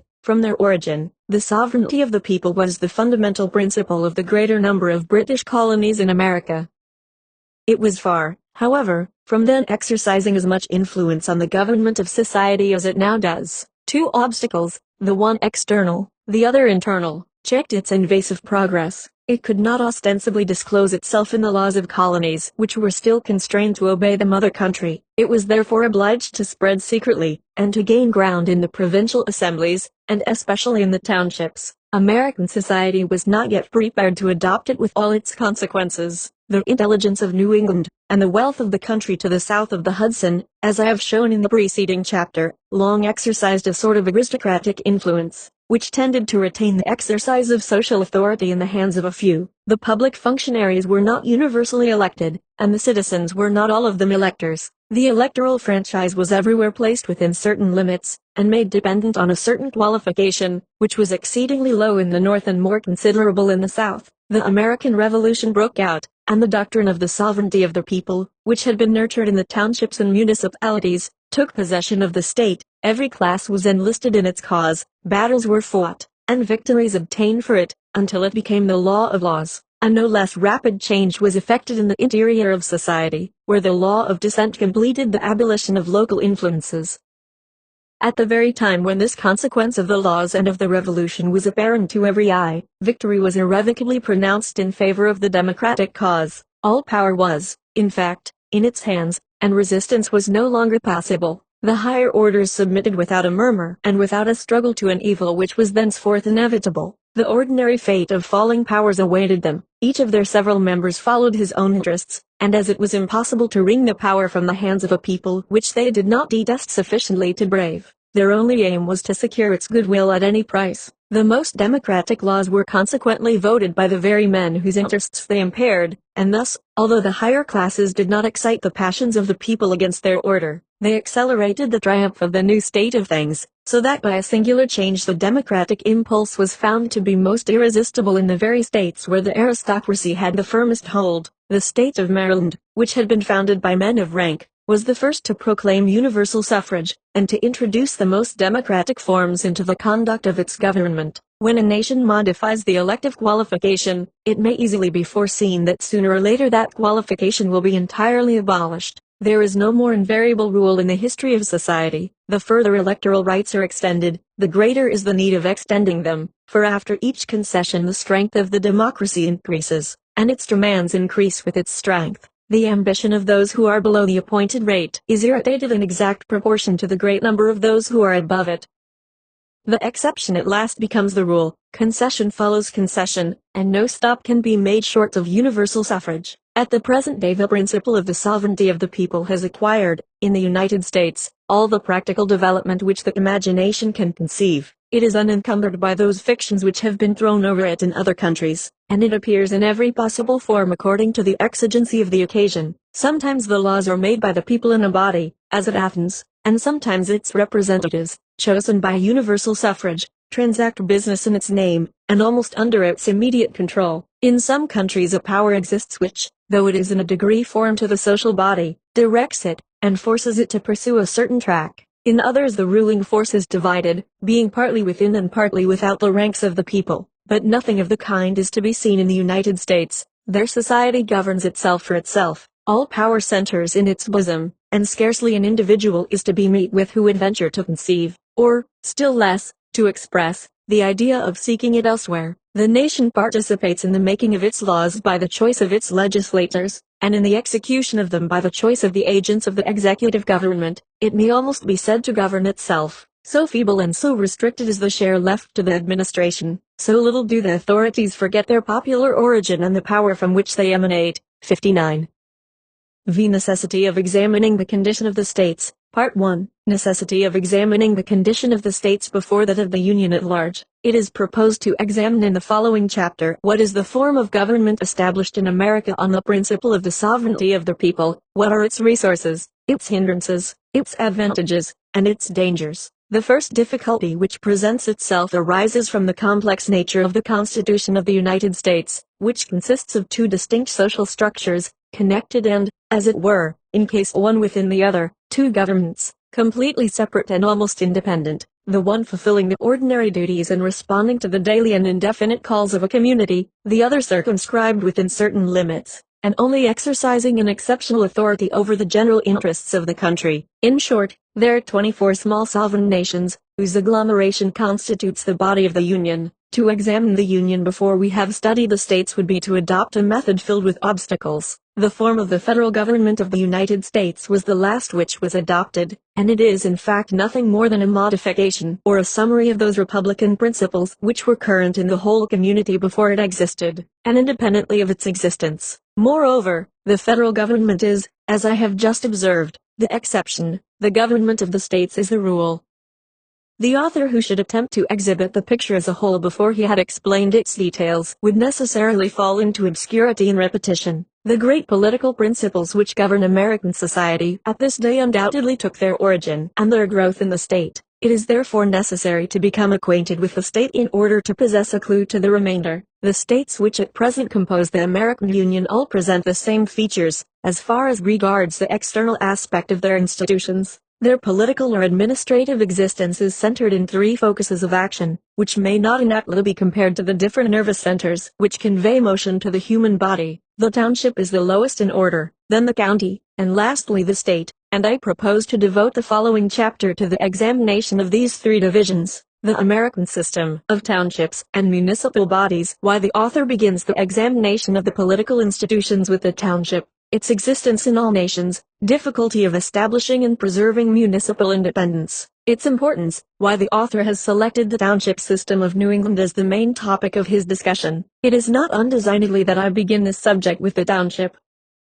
The village or township is the only association which is so perfectly natural that wherever a number of men are collected it seems to constitute itself. The town, or tithing, as the smallest division of a community, must necessarily exist in all nations, whatever their laws and customs may be. If man makes monarchies and establishes republics, the first association of mankind seems constituted by the hand of God. But although the existence of the township is coeval with that of man, its liberties are not the less rarely respected and easily destroyed. A nation is always able to establish great political assemblies, because it habitually contains a certain number of individuals fitted by their talents, if not by their habits, for the direction of affairs. The township is, on the contrary, composed of coarser materials, which are less easily fashioned by the legislator. The difficulties which attend the consolidation of its independence rather augment than diminish with the increasing enlightenment of the people. A highly civilized community spurns the attempts of a local independence, is disgusted at its numerous blunders, and is apt to despair of success before the experiment is completed. Again, no immunities are so ill protected from the encroachments of the supreme power as those of municipal bodies in general. They are unable to struggle, single-handed, against a strong or an enterprising government, and they cannot defend their cause with success unless it be identified with the customs of the nation and supported by public opinion. Thus, until the independence of townships is amalgamated with the manners of a people, it is easily destroyed, and it is only after a long existence in the laws that it can be thus amalgamated.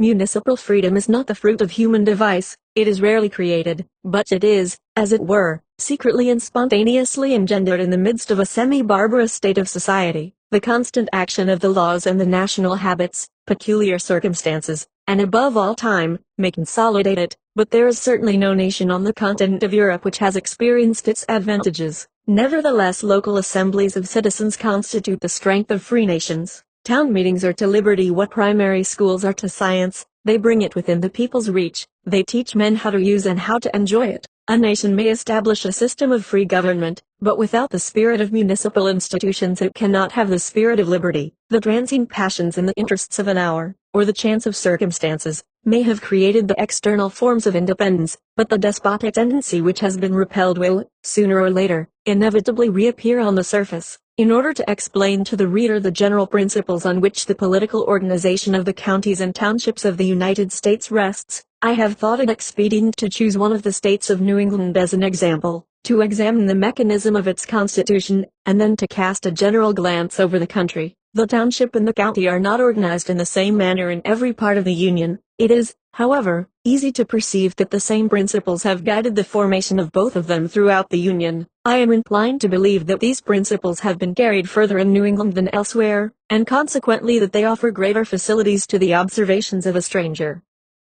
The institutions of New England form a complete and regular whole. They have received the sanction of time, they have the support of the laws, and the still stronger support of the manners of the community, over which they exercise the most prodigious influence. They consequently deserve our attention on every account. Limits of the township. The township of New England is a division which stands between the commune and the canton of France, and which corresponds in general to the English tithing, or town. Its average population is from 2 to 3,060, so that, on the one hand, the interests of its inhabitants are not likely to conflict, and, on the other, men capable of conducting its affairs are always to be found among its citizens. Authorities of the township. In New England, the people, the source of all power here as elsewhere, manages its own affairs. No corporation, the greater part of the authority vested in the hands of the selectmen. How the selectmen act. Town meeting. Enumeration of the public officers of the township. Obligatory and remunerated functions. In the township, as well as everywhere else, the people is the only source of power, but in no stage of government does the body of citizens exercise a more immediate influence. In America, the people is a master whose exigencies demand obedience to the utmost limits of possibility. In New England, the majority acts by representatives in the conduct of the public business of the state, but if such an arrangement be necessary in general affairs, in the townships, where the legislative and administrative action of the government is in more immediate contact with the subject,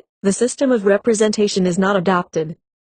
There is no corporation, but the body of electors, after having designated its magistrates, directs them in everything that exceeds the simple and ordinary executive business of the state. 61. This state of things is so contrary to our ideas, and so different from our customs, that it is necessary for me to adduce some examples to explain it thoroughly. The public duties in the township are extremely numerous and minutely divided, as we shall see further on, but the larger proportion of administrative power is vested in the hands of a small number of individuals, called the selectmen. 62. The general laws of the state impose a certain number of obligations on the selectmen, which they may fulfill without the authorization of the body they represent, but which they can only neglect on their own responsibility. The law of the state obliges them, for instance, to draw up the list of electors in their townships, and if they omit this part of their functions, they are guilty of a misdemeanor. In all the affairs, however, which are determined by the town meeting, the selectmen are the organs of the popular mandate. As in France, the mayor executes the decree of the municipal council. They usually act upon their own responsibility, and merely put in practice principles which have been previously recognized by the majority. But if any change is to be introduced in the existing state of things, or if they wish to undertake any new enterprise, they are obliged to refer to the source of their power. If, for instance, a school is to be established, the selectmen convoke the whole body of the electors on a certain day at an appointed place. They explain the urgency of the case, they give their opinion on the means of satisfying it, on the probable expense, and the site which seems to be most favorable. The meeting is consulted on these several points. It adopts a principle, marks out the site, votes the rate, and confides the execution of its resolution to the selectmen.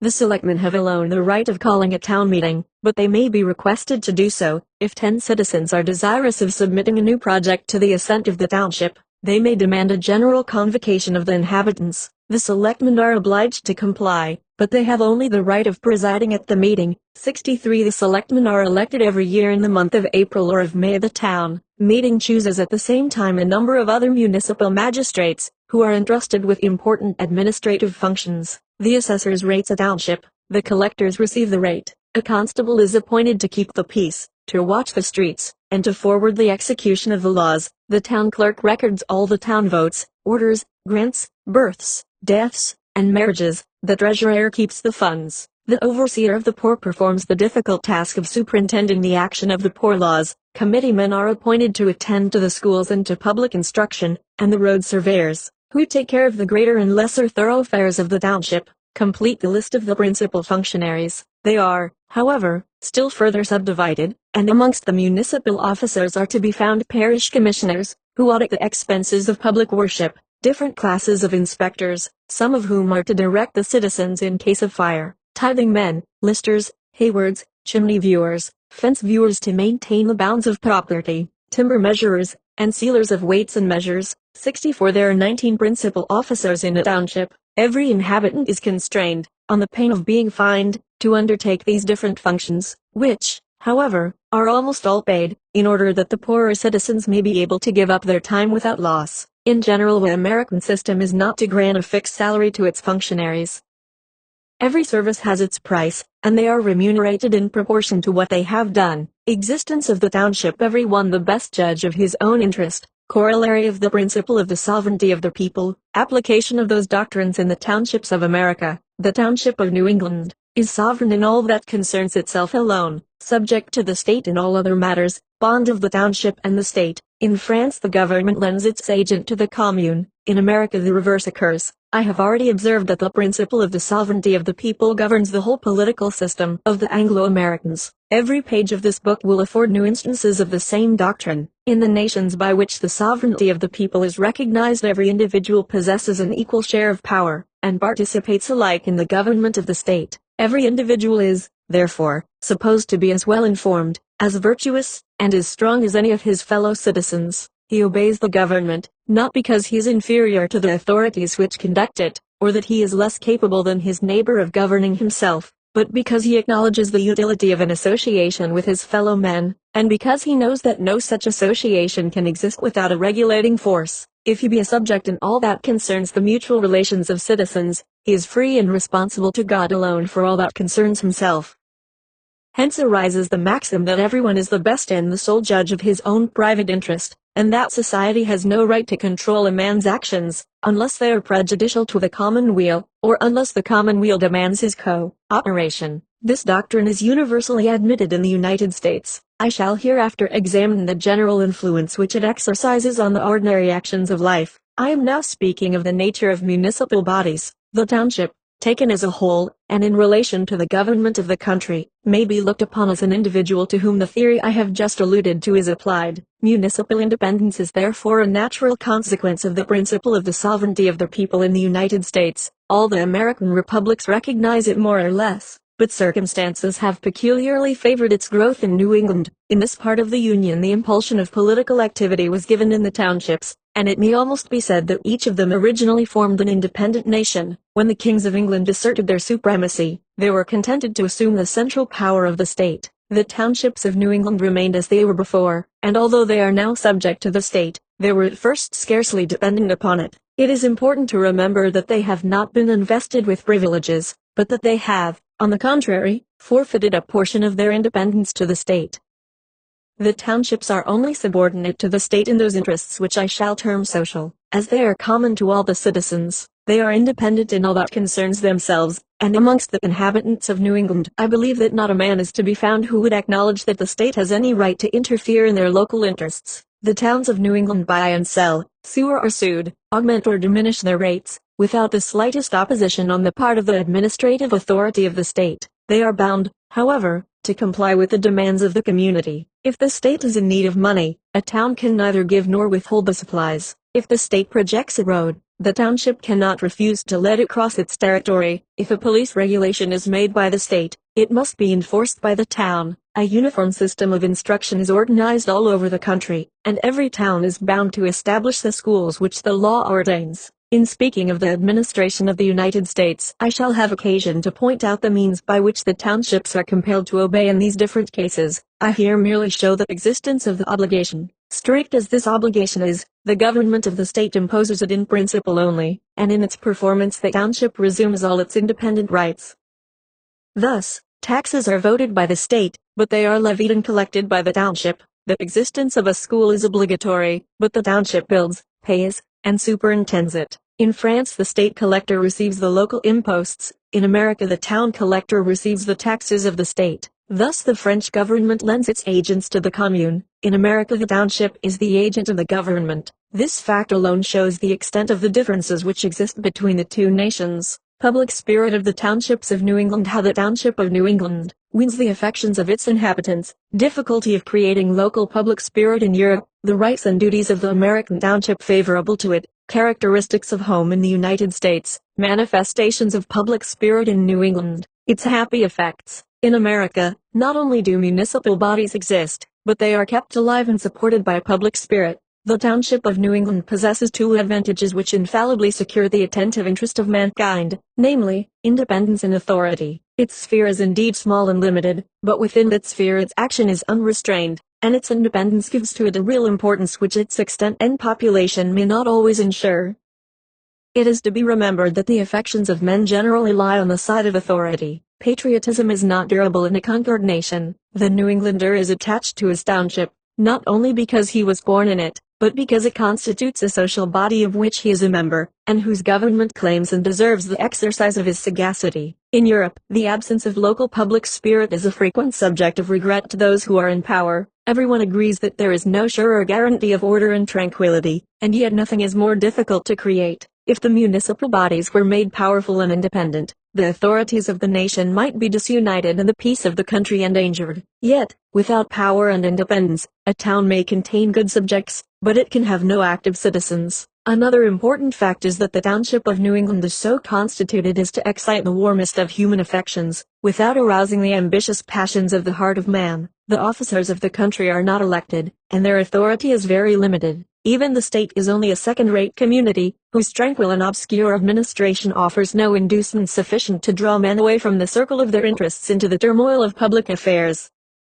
The federal government confers power and honor on the men who conduct it, but these individuals can never be very numerous. The high station of the presidency can only be reached at an advanced period of life, and the other federal functionaries are generally men who have been favored by fortune, or distinguished in some other career. Such cannot be the permanent aim of the ambitious, but the township serves as a center for the desire of public esteem, the want of exciting interests, and the taste for authority and popularity, in the midst of the ordinary relations of life, and the passions which commonly embroil society change their character when they find a vent so near the domestic hearth and the family circle. In the American states, power has been disseminated with admirable skill for the purpose of interesting the greatest possible number of persons in the commonweal. Independently of the electors who are from time to time called into action, the body politic is divided into innumerable functionaries and officers, who all, in their several spheres, represent the same powerful whole in whose name they act. The local administration thus affords an unfailing source of profit and interest to a vast number of individuals. The American system, which divides the local authority among so many citizens,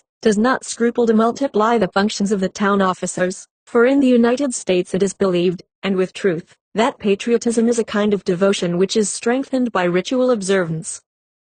In this manner the activity of the township is continually perceptible. It is daily manifested in the fulfillment of a duty or the exercise of a right, and a constant though gentle motion is thus kept up in society which animates without disturbing it. The American attaches himself to his home as the mountaineer clings to his hills, because the characteristic features of his country are there more distinctly marked than elsewhere. The existence of the townships of New England is in general a happy one. Their government is suited to their tastes, and chosen by themselves. In the midst of the profound peace and general comfort which reign in America, the commotions of municipal discord are unfrequent. The conduct of local business is easy. The political education of the people has long been complete. Say rather that it was complete when the people first set foot upon the soil. In New England no tradition exists of a distinction of ranks. No portion of the community is tempted to oppress the remainder, and the abuses which may injure isolated individuals are forgotten in the general contentment which prevails. If the government is defective, and it would no doubt be easy to point out its deficiencies, the fact that it really emanates from those it governs, and that it acts, either ill or well, casts the protecting spell of a parental pride over its faults. No term of comparison disturbs the satisfaction of the citizen. England formerly governed the mass of the colonies, but the people was always sovereign in the township where its rule is not only an ancient but a primitive state. The native of New England is attached to his township because it is independent and free. His cooperation in its affairs ensures his attachment to its interest. The well-being it affords him secures his affection, and its welfare is the aim of his ambition and of his future exertions. He takes a part in every occurrence in the place. He practices the art of government in a small sphere within his reach. He accustoms himself to those forms which can alone ensure the steady progress of liberty. He imbibes their spirit. He acquires a taste for order, comprehends the union or the balance of powers, and collects clear practical notions on the nature of his duties and the extent of his rights. The counties of New England, the division of the countries in America, has considerable analogy with that of the arrondissements of France. The limits of the counties are arbitrarily laid down, and the various districts which they contain have no necessary connection, no common tradition or natural sympathy. Their object is simply to facilitate the administration of justice. The extent of the township was too small to contain a system of judicial institutions. Each county has, however, a court of justice, 65 a sheriff to execute its decrees, and a prison for criminals. There are certain wants which are felt alike by all the townships of a county. It is therefore natural that they should be satisfied by a central authority. In the state of Massachusetts, this authority is vested in the hands of several magistrates, who are appointed by the governor of the state, with the advice 66 of his council. 67 The officers of the county have only a limited and occasional authority, which is applicable to certain predetermined cases. The state and the townships possess all the power requisite to conduct public business. The budget of the county is drawn up by its officers, and is voted by the legislature, but there is no assembly which directly or indirectly represents the county. It has, therefore, properly speaking, no political existence. A twofold tendency may be discerned in the American constitutions, which impels the legislature to centralize the legislative and to disperse the executive power. The township of New England has in itself an indestructible element of independence, and this distinct existence could only be fictitiously introduced into the county, where its utility has not been felt. But all the townships united have but one representation, which is the state, the center of the national authority. Beyond the action of the township and that of the nation, nothing can be said to exist but the influence of individual exertion. Administration in New England, administration not perceived in America. Why? The Europeans believe that liberty is promoted by depriving the social authority of some of its rights, the Americans, by dividing its exercise. Almost all the administration confined to the township, and divided amongst the town officers, no trace of an administrative body to be perceived, either in the township or above it. The reason of this, how it happens that the administration of the state is uniform, who is empowered to enforce the obedience of the township and the county to the law, the introduction of judicial power into the administration, consequence of the extension of the elective principle to all functionaries, the justice of the peace in New England by whom appointed, county officer, ensures the administration of the townships, Court of Sessions, its action, right of inspection and indictment disseminated like the other administrative functions, informers encouraged by the division of fines. Nothing is more striking to an European traveler in the United States than the absence of what we term the government, or the administration. Written laws exist in America, and one sees that they are daily executed, but although everything is in motion, the hand which gives the impulse to the social machine can nowhere be discovered. Nevertheless, as all peoples are obliged to have recourse to certain grammatical forms, which are the foundation of human language, in order to express their thoughts, so all communities are obliged to secure their existence by submitting to a certain dose of authority, without which they fall a prey to anarchy. This authority may be distributed in several ways, but it must always exist somewhere. There are two methods of diminishing the force of authority in a nation. The first is to weaken the supreme power in its very principle, by forbidding or preventing society from acting in its own defense under certain circumstances. To weaken authority in this manner is what is generally termed in Europe to lay the foundations of freedom. The second manner of diminishing the influence of authority does not consist in stripping society of any of its rights, nor in paralyzing its efforts, but in distributing the exercise of its privileges in various hands, and in multiplying functionaries, to each of whom the degree of power necessary for him to perform his duty is entrusted. There may be nations whom this distribution of social powers might lead to anarchy, but in itself it is not anarchical. The action of authority is indeed thus rendered less irresistible and less perilous, but it is not totally suppressed. The revolution of the United States was the result of a mature and dignified taste for freedom, and not of a vague or ill-defined craving for independence. It contracted no alliance with the turbulent passions of anarchy, but its course was marked, on the contrary, by an attachment to whatever was lawful and orderly. It was never assumed in the United States that the citizen of a free country has a right to do whatever he pleases. On the contrary, social obligations were there imposed upon him more various than anywhere else. No idea was ever entertained of attacking the principles or of contesting the rights of society, but the exercise of its authority was divided, to the end that the office might be powerful and the officer insignificant, and that the community should be at once regulated and free. In no country in the world does the law hold so absolute a language as in America, and in no country is the right of applying it vested in so many hands. The administrative power in the United States presents nothing either central or hierarchical in its constitution, which accounts for its passing, unperceived. The power exists, but its representative is not to be perceived. We have already seen that the independent townships of New England protect their own private interests, and the municipal magistrates are the persons to whom the execution of the laws of the state is most frequently entrusted. 68 Besides the general laws, the state sometimes passes general police regulations, but more commonly the townships and town officers, conjointly with justices of the peace, regulate the minor details of social life. according to the necessities of the different localities, and promulgate such enactments as concern the health of the community, and the peace as well as morality of the citizens. 69. Lastly, these municipal magistrates provide, of their own accord and without any delegated powers, for those unforeseen emergencies which frequently occur in society. 70. It results from what we have said that in the state of Massachusetts, the administrative authority is almost entirely restricted to the township. 71. But that it is distributed among a great number of individuals. In the French commune there is properly but one official functionary, namely, the mayor, and in New England we have seen that there are 19. These 19 functionaries do not in general depend upon one another. The law carefully prescribes a circle of action to each of these magistrates, and within that circle they have an entire right to perform their functions independently of any other authority. Above the township scarcely any trace of a series of official dignitaries is to be found. It sometimes happens that the county officers alter a decision of the townships or town magistrates. 72. But in general the authorities of the county have no right to interfere with the authorities of the township. 73. Except in such matters as concern the county, the magistrates of the township, as well as those of the county, are bound to communicate their acts to the central government in a very small number of predetermined cases. 74. But the central government is not represented by an individual whose business it is to publish police regulations and ordinances, enforcing the execution of the laws, to keep up a regular communication with the officers of the township and the county, to inspect their conduct, to direct their actions, or to reprimand their faults. There is no point which serves as a center to the radii of the administration. The necessity of examining the condition of the states. Part 2. What, then, is the uniform plan on which the government is conducted, and how is the compliance of the counties and their magistrates or the townships and their officers enforced? In the states of New England the legislative authority embraces more subjects than it does in France. The legislature penetrates to the very core of the administration. The law descends to the most minute details. The same enactment prescribes the principle and the method of its application, and thus imposes a multitude of strict and rigorously defined obligations on the secondary functionaries of the state.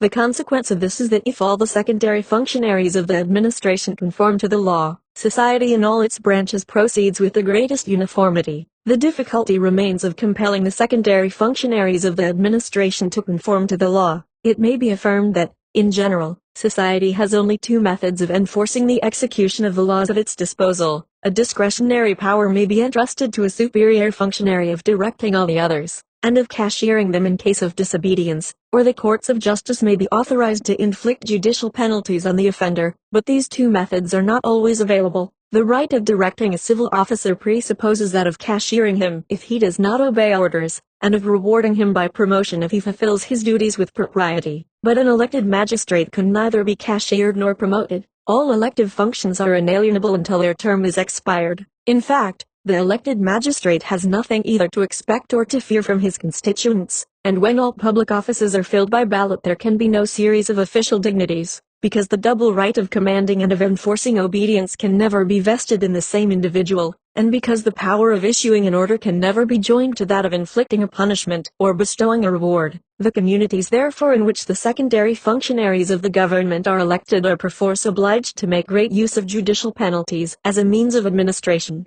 This is not evident at first sight, for those in power are apt to look upon the institution of elective functionaries as one concession, and the subjection of the elected magistrate to the judges of the land as another. They are equally averse to both these innovations, and as they are more pressingly solicited to grant the former than the latter, they accede to the election of the magistrate, and leave him independent of the judicial power.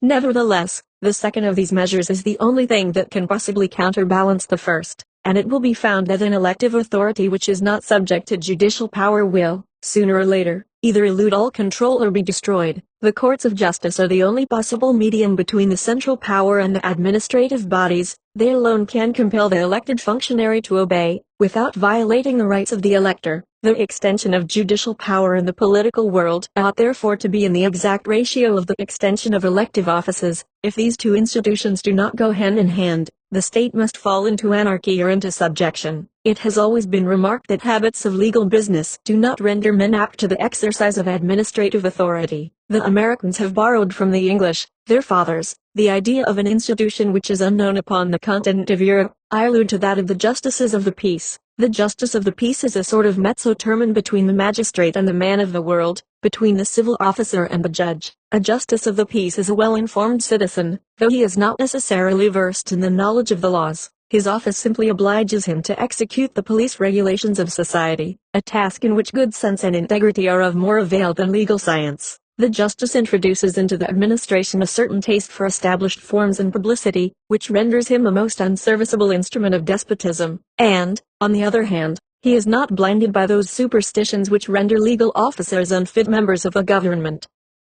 The Americans have adopted the system of the English justices of the peace, but they have deprived it of that aristocratic character which is discernible in the mother country. The governor of Massachusetts 75 appoints a certain number of justices of the peace in every county, whose functions last 7 years. 76. He further designates 3 individuals from amongst the whole body of justices who form in each county what is called the Court of Sessions. The justices take a personal share in public business. They are sometimes entrusted with administrative functions in conjunction with elected officers. 77. They sometimes constitute a tribunal, before which the magistrates summarily prosecute a refractory citizen, or the citizens inform against the abuses of the magistrate. But it is in the Court of Sessions that they exercise their most important functions. This court meets twice a year in the county town. In Massachusetts it is empowered to enforce the obedience of the greater number 78 of public officers. 79. It must be observed that in the state of Massachusetts the Court of Sessions is at the same time an administrative body, properly so called, and a political tribunal. It has been asserted that the county is a purely administrative division. The Court of Sessions presides over that small number of affairs which, as they concern several townships, or all the townships of the county in common, cannot be entrusted to any one of them in particular. 80. In all that concerns county business the duties of the Court of Sessions are purely administrative, and if in its investigations it occasionally borrows the forms of judicial procedure, it is only with a view to its own information. 81. Or as a guarantee to the community over which it presides, but when the administration of the township is brought before it, it always acts as a judicial body, and in some few cases as an official assembly. The first difficulty is to procure the obedience of an authority as entirely independent of the general laws of the state as the township is.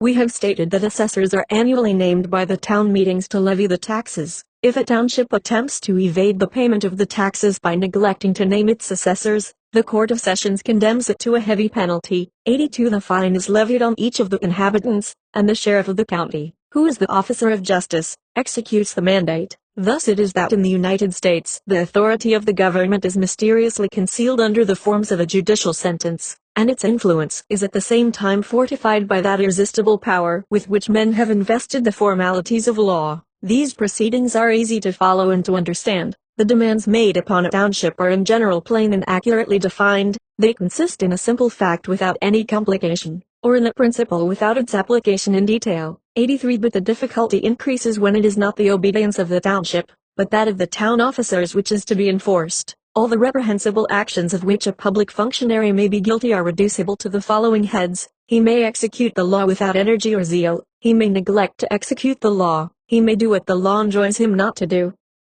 The last 2 violations of duty can alone come under the cognizance of a tribunal. A positive and appreciable fact is the indispensable foundation of an action at law. Thus, if the selectmen omit to fulfill the legal formalities usual at town elections, they may be condemned to pay a fine. 84. But when the public officer performs his duty without ability, and when he obeys the letter of the law without zeal or energy, he is at least beyond the reach of judicial interference. The Court of Sessions, even when it is invested with its official powers, is in this case unable to compel him to a more satisfactory obedience. The fear of removal is the only check to these quasi-offenses, and as the Court of Sessions does not originate the town authorities, it cannot remove functionaries whom it does not appoint. Moreover, a perpetual investigation would be necessary to convict the officer of negligence or lukewarmness, and the Court of Sessions sits but twice a year and then only judges such offenses as are brought before its notice. The only security of that active and enlightened obedience which a court of justice cannot impose upon public officers lies in the possibility of their arbitrary removal. In France this security is sought for in powers exercised by the heads of the administration. In America it is sought for in the principle of election.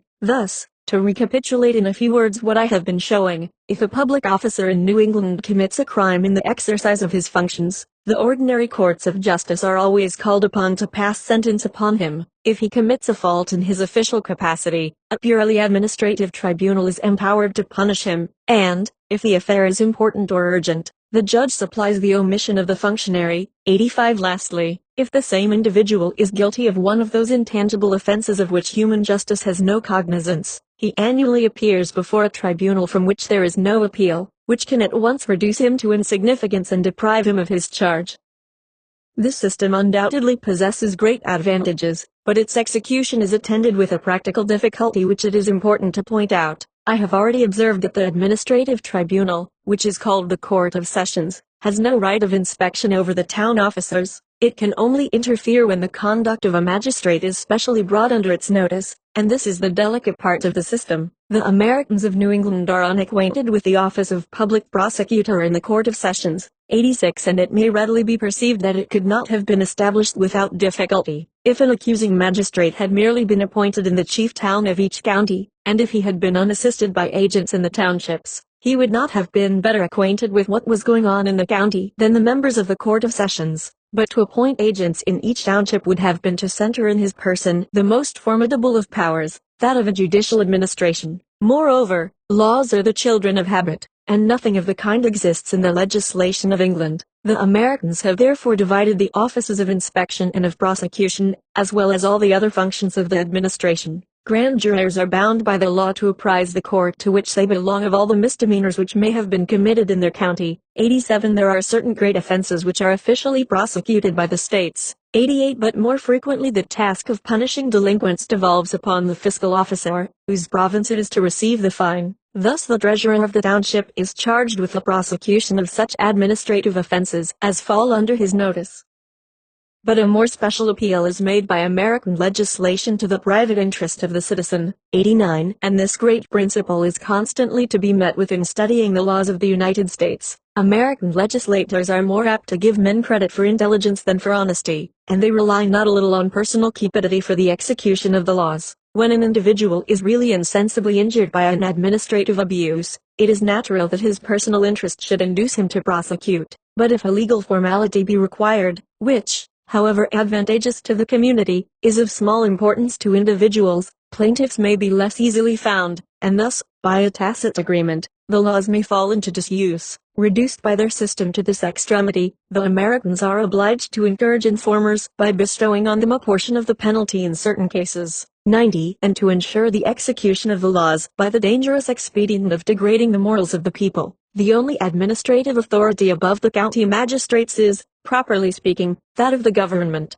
General remarks on the administration of the United States. Differences of the states of the Union in their system of administration. Activity and perfection of the local authorities decrease towards the South. Power of the magistrate increases. That of the elector diminishes. Administration passes from the township to the county. States of New York, Ohio, Pennsylvania. Principles of administration applicable to the whole Union. Election of public officers. An inalienability of their functions. Absence of gradation of ranks. Introduction of judicial resources into the administration. I have already premised that, after having examined the Constitution of the Township and the County of New England in detail, I should take a general view of the remainder of the Union. Townships and a local activity exist in every state, but in no part of the Confederation is a township to be met with precisely similar to those of New England.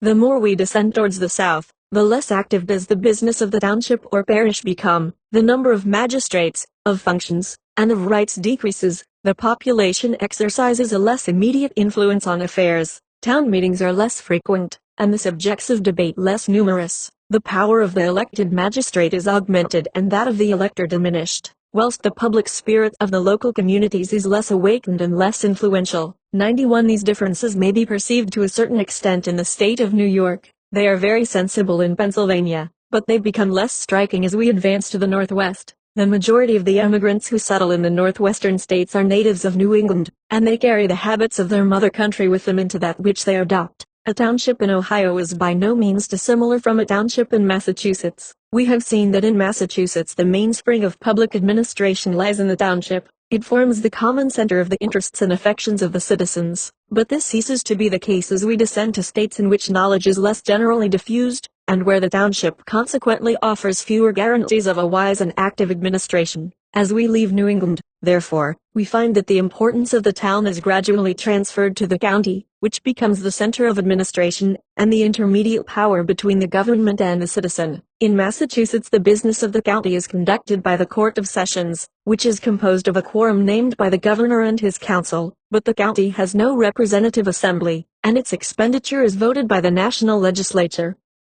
In the great state of New York, on the contrary, and in those of Ohio and Pennsylvania, the inhabitants of each county choose a certain number of representatives, who constitute the assembly of the county. 92. The county assembly has the right of taxing the inhabitants to a certain extent, and in this respect it enjoys the privileges of a real legislative body. At the same time it exercises an executive power in the county, frequently directs the administration of the townships, and restricts their authority within much narrower bounds than in Massachusetts. Such are the principal differences which the systems of county and town administration present in the federal states. Were it my intention to examine the provisions of American law minutely, I should have to point out still further differences in the executive details of the several communities, but what I have already said may suffice to show the general principles on which the administration of the United States rests. These principles are differently applied, their consequences are more or less numerous in various localities, but they are always substantially the same. The laws differ, and their outward features change, but their character does not vary. If the township and the county are not everywhere constituted in the same manner, it is at least true that in the United States the county and the township are always based upon the same principle, namely, that everyone is the best judge of what concerns himself alone, and the most proper person to supply his private wants. The township and the county are therefore bound to take care of their special interests. The state governs,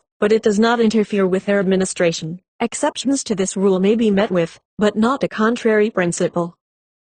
The first consequence of this doctrine has been to cause all the magistrates to be chosen either by or at least from amongst the citizens. As the officers are everywhere elected or appointed for a certain period, it has been impossible to establish the rules of a dependent series of authorities. There are almost as many independent functionaries as there are functions, and the executive power is disseminated in a multitude of hands. Hence arose the indispensable necessity of introducing the control of the courts of justice over the administration, and the system of pecuniary penalties, by which the secondary bodies and their representatives are constrained to obey the laws. This system obtains from one end of the Union to the other, the power of punishing the misconduct of public officers, or of performing the part of the executive in urgent cases, has not, however, been bestowed on the same judges in all the states. The Anglo-Americans derived their institution of justices of the peace from a common source, but although it exists in all the states, it is not always turned to the same use. The justices of the peace everywhere participate in the administration of the townships and the counties, 93 either as public officers or as the judges of public misdemeanors. But in most of the states, the more important classes of public offenses come under the cognizance of the ordinary tribunals. The election of public officers, or the inalienability of their functions, the absence of a gradation of powers, and the introduction of a judicial control over the secondary branches of the administration, are the universal characteristics of the American system from Maine to the Floridas. In some states, and that of New York has advanced most in this direction, traces of a centralized administration begin to be discernible. In the state of New York, the officers of the central government exercise, in certain cases, a sort of inspection or control over the secondary bodies. 94. At other times they constitute a court of appeal for the decision of affairs. 95. In the state of New York, judicial penalties are less used than in other parts as a means of administration, and the right of prosecuting the offenses of public officers is vested in fewer hands. 96. The same tendency is faintly observable in some other states. 97. But in general the prominent feature of the administration in the United States is its excessive local independence. Of the state I have described the townships and the administration. It now remains for me to speak of the state and the government. This is ground I may pass over rapidly, without fear of being misunderstood, for all I have to say is to be found in written forms of the various constitutions, which are easily to be procured. These constitutions rest upon a simple and rational theory. Their forms have been adopted by all constitutional nations, and are become familiar to us. In this place, therefore, it is only necessary for me to give a short analysis. I shall endeavor afterwards to pass judgment upon what I now describe. The necessity of examining the condition of the states. Part 3. Legislative power of the state. Division of the legislative body into two houses, Senate, House of Representatives. Different functions of these two bodies. The legislative power of the state is vested in two assemblies, the first of which generally bears the name of the Senate. The Senate is commonly a legislative body, but it sometimes becomes an executive and judicial one. It takes a part in the government in several ways, according to the constitution of the different states. 98 But it is in the nomination of public functionaries that it most commonly assumes an executive power. It partakes of judicial power in the trial of certain political offenses, and sometimes also in the decision of certain civil cases. 99 The number of its members is always small. The other branch of the legislature, which is usually called the House of Representatives, has no share whatever in the administration, and only takes a part in the judicial power inasmuch as it impeaches public functionaries before the Senate. The members of the two houses are nearly everywhere subject to the same conditions of election. They are chosen in the same manner, and by the same citizens. The only difference which exists between them is, that the term for which the Senate is chosen is in general longer than that of the House of Representatives. The latter seldom remain in office longer than a year. The former usually sit 2 or 3 years. By granting to the senators the privilege of being chosen for several years, and being renewed seriatim, the law takes care to preserve in the legislative body a nucleus of men already accustomed to public business, and capable of exercising a salutary influence upon the junior members. The Americans, plainly, did not desire, by the separation of the legislative body into two branches, to make one house hereditary and the other elective, one aristocratic and the other democratic. It was not their object to create in the one a bulwark to power, whilst the other represented the interests and passions of the people. The only advantages which result from the present Constitution of the United States are the division of the legislative power and the consequent check upon political assemblies, with the creation of a tribunal of appeal for the revision of the laws. Time and experience, however, have convinced the Americans that if these are its only advantages, the division of the legislative power is still a principle of the greatest necessity. Pennsylvania was the only one of the United States which at first attempted to establish a single House of Assembly, and Franklin himself was so far carried away by the necessary consequences of the principle of the sovereignty of the people as to have concurred in the measure. But the Pennsylvanians were soon obliged to change the law, and to create two houses. Thus the principle of the division of the legislative power was finally established, and its necessity may henceforward be regarded as a demonstrated truth. This theory, which was nearly unknown to the republics of antiquity, which was introduced into the world almost by accident, like so many other great truths, and misunderstood by several modern nations, is at length become an axiom in the political science of the present age. See Benjamin Franklin. The executive power of the state office of governor in an American state, the place he occupies in relation to the legislature, his rights and his duties, his dependence on the people. The executive power of the state may with truth be said to be represented by the governor, although he enjoys but a portion of its rights. The supreme magistrate, under the title of governor, is the official moderator and counselor of the legislature. He is armed with a veto or suspensive power, which allows him to stop, or at least to retard, its movements at pleasure. He lays the wants of the country before the legislative body, and points out the means which he thinks may be usefully employed in providing for them. He is the natural executor of its decrees and all the undertakings which interest the nation at large. 100 In the absence of the legislature, the governor is bound to take all necessary steps to guard the state against violent shocks and unforeseen dangers. The whole military power of the state is at the disposal of the governor. He is the commander of the militia, and head of the armed force.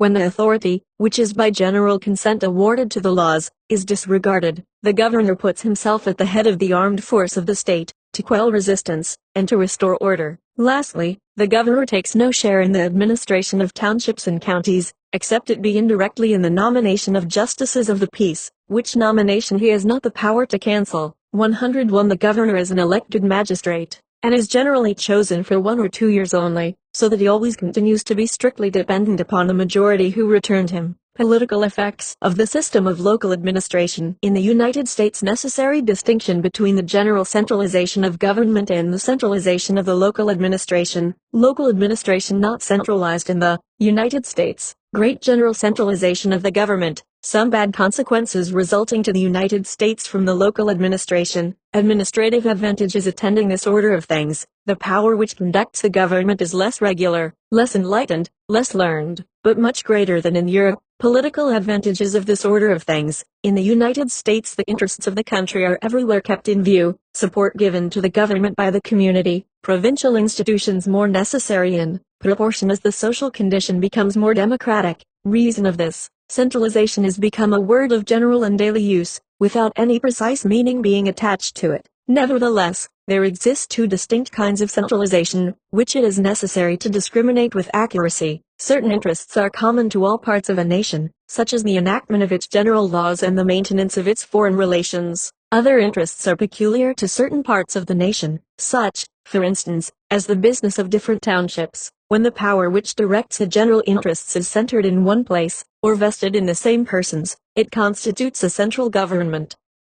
In like manner, the power of directing partial or local interests, when brought together into one place, constitutes what may be termed a central administration. Upon some points these two kinds of centralization coalesce, but by classifying the objects which fall more particularly within the province of each of them, they may easily be distinguished. It is evident that a central government acquires immense power when united to administrative centralization. Thus combined, it accustoms men to set their own will habitually and completely aside, to submit, not only for once, or upon one point, but in every respect, and at all times. Not only, therefore, does this union of power subdue them compulsorily, but it affects them in the ordinary habits of life, and influences each individual, first separately and then collectively. These two kinds of centralization mutually assist and attract each other, but they must not be supposed to be inseparable. It is impossible to imagine a more completely central government than that which existed in France under Louis XIV, when the same individual was the author and the interpreter of the laws, and the representative of France at home and abroad. He was justified in asserting that the state was identified with his person. Nevertheless,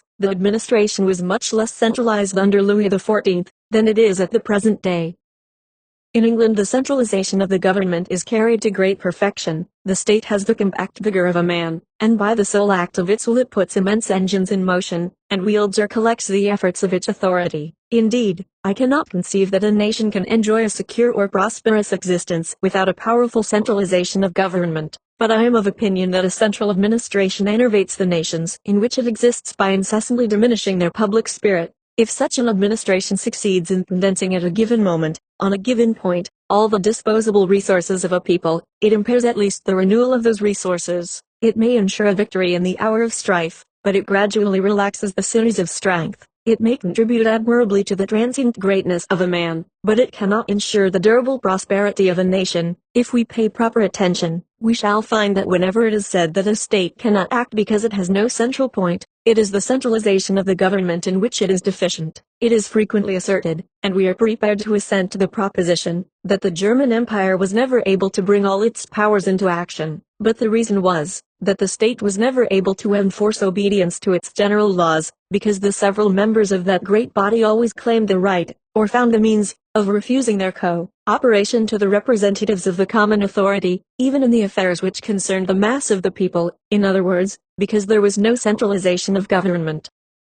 The same remark is applicable to the Middle Ages. The cause of all the confusion of feudal society was that the control, not only of local but of general interests, was divided amongst 1,000 hands, and broken up in 1,000 different ways. The absence of a central government prevented the nations of Europe from advancing with energy in any straightforward course. We have shown that in the United States no central administration and no dependent series of public functionaries exist. Local authority has been carried to lengths which no European nation could endure without great inconvenience, and which has even produced some disadvantageous consequences in America. But in the United States the centralization of the government is complete, and it would be easy to prove that the national power is more compact than it has ever been in the old nations of Europe. Not only is there but one legislative body in each state, not only does there exist but one source of political authority, but district assemblies and county courts have not in general been multiplied, lest they should be tempted to exceed their administrative duties, and interfere with the government. In America the legislature of each state is supreme.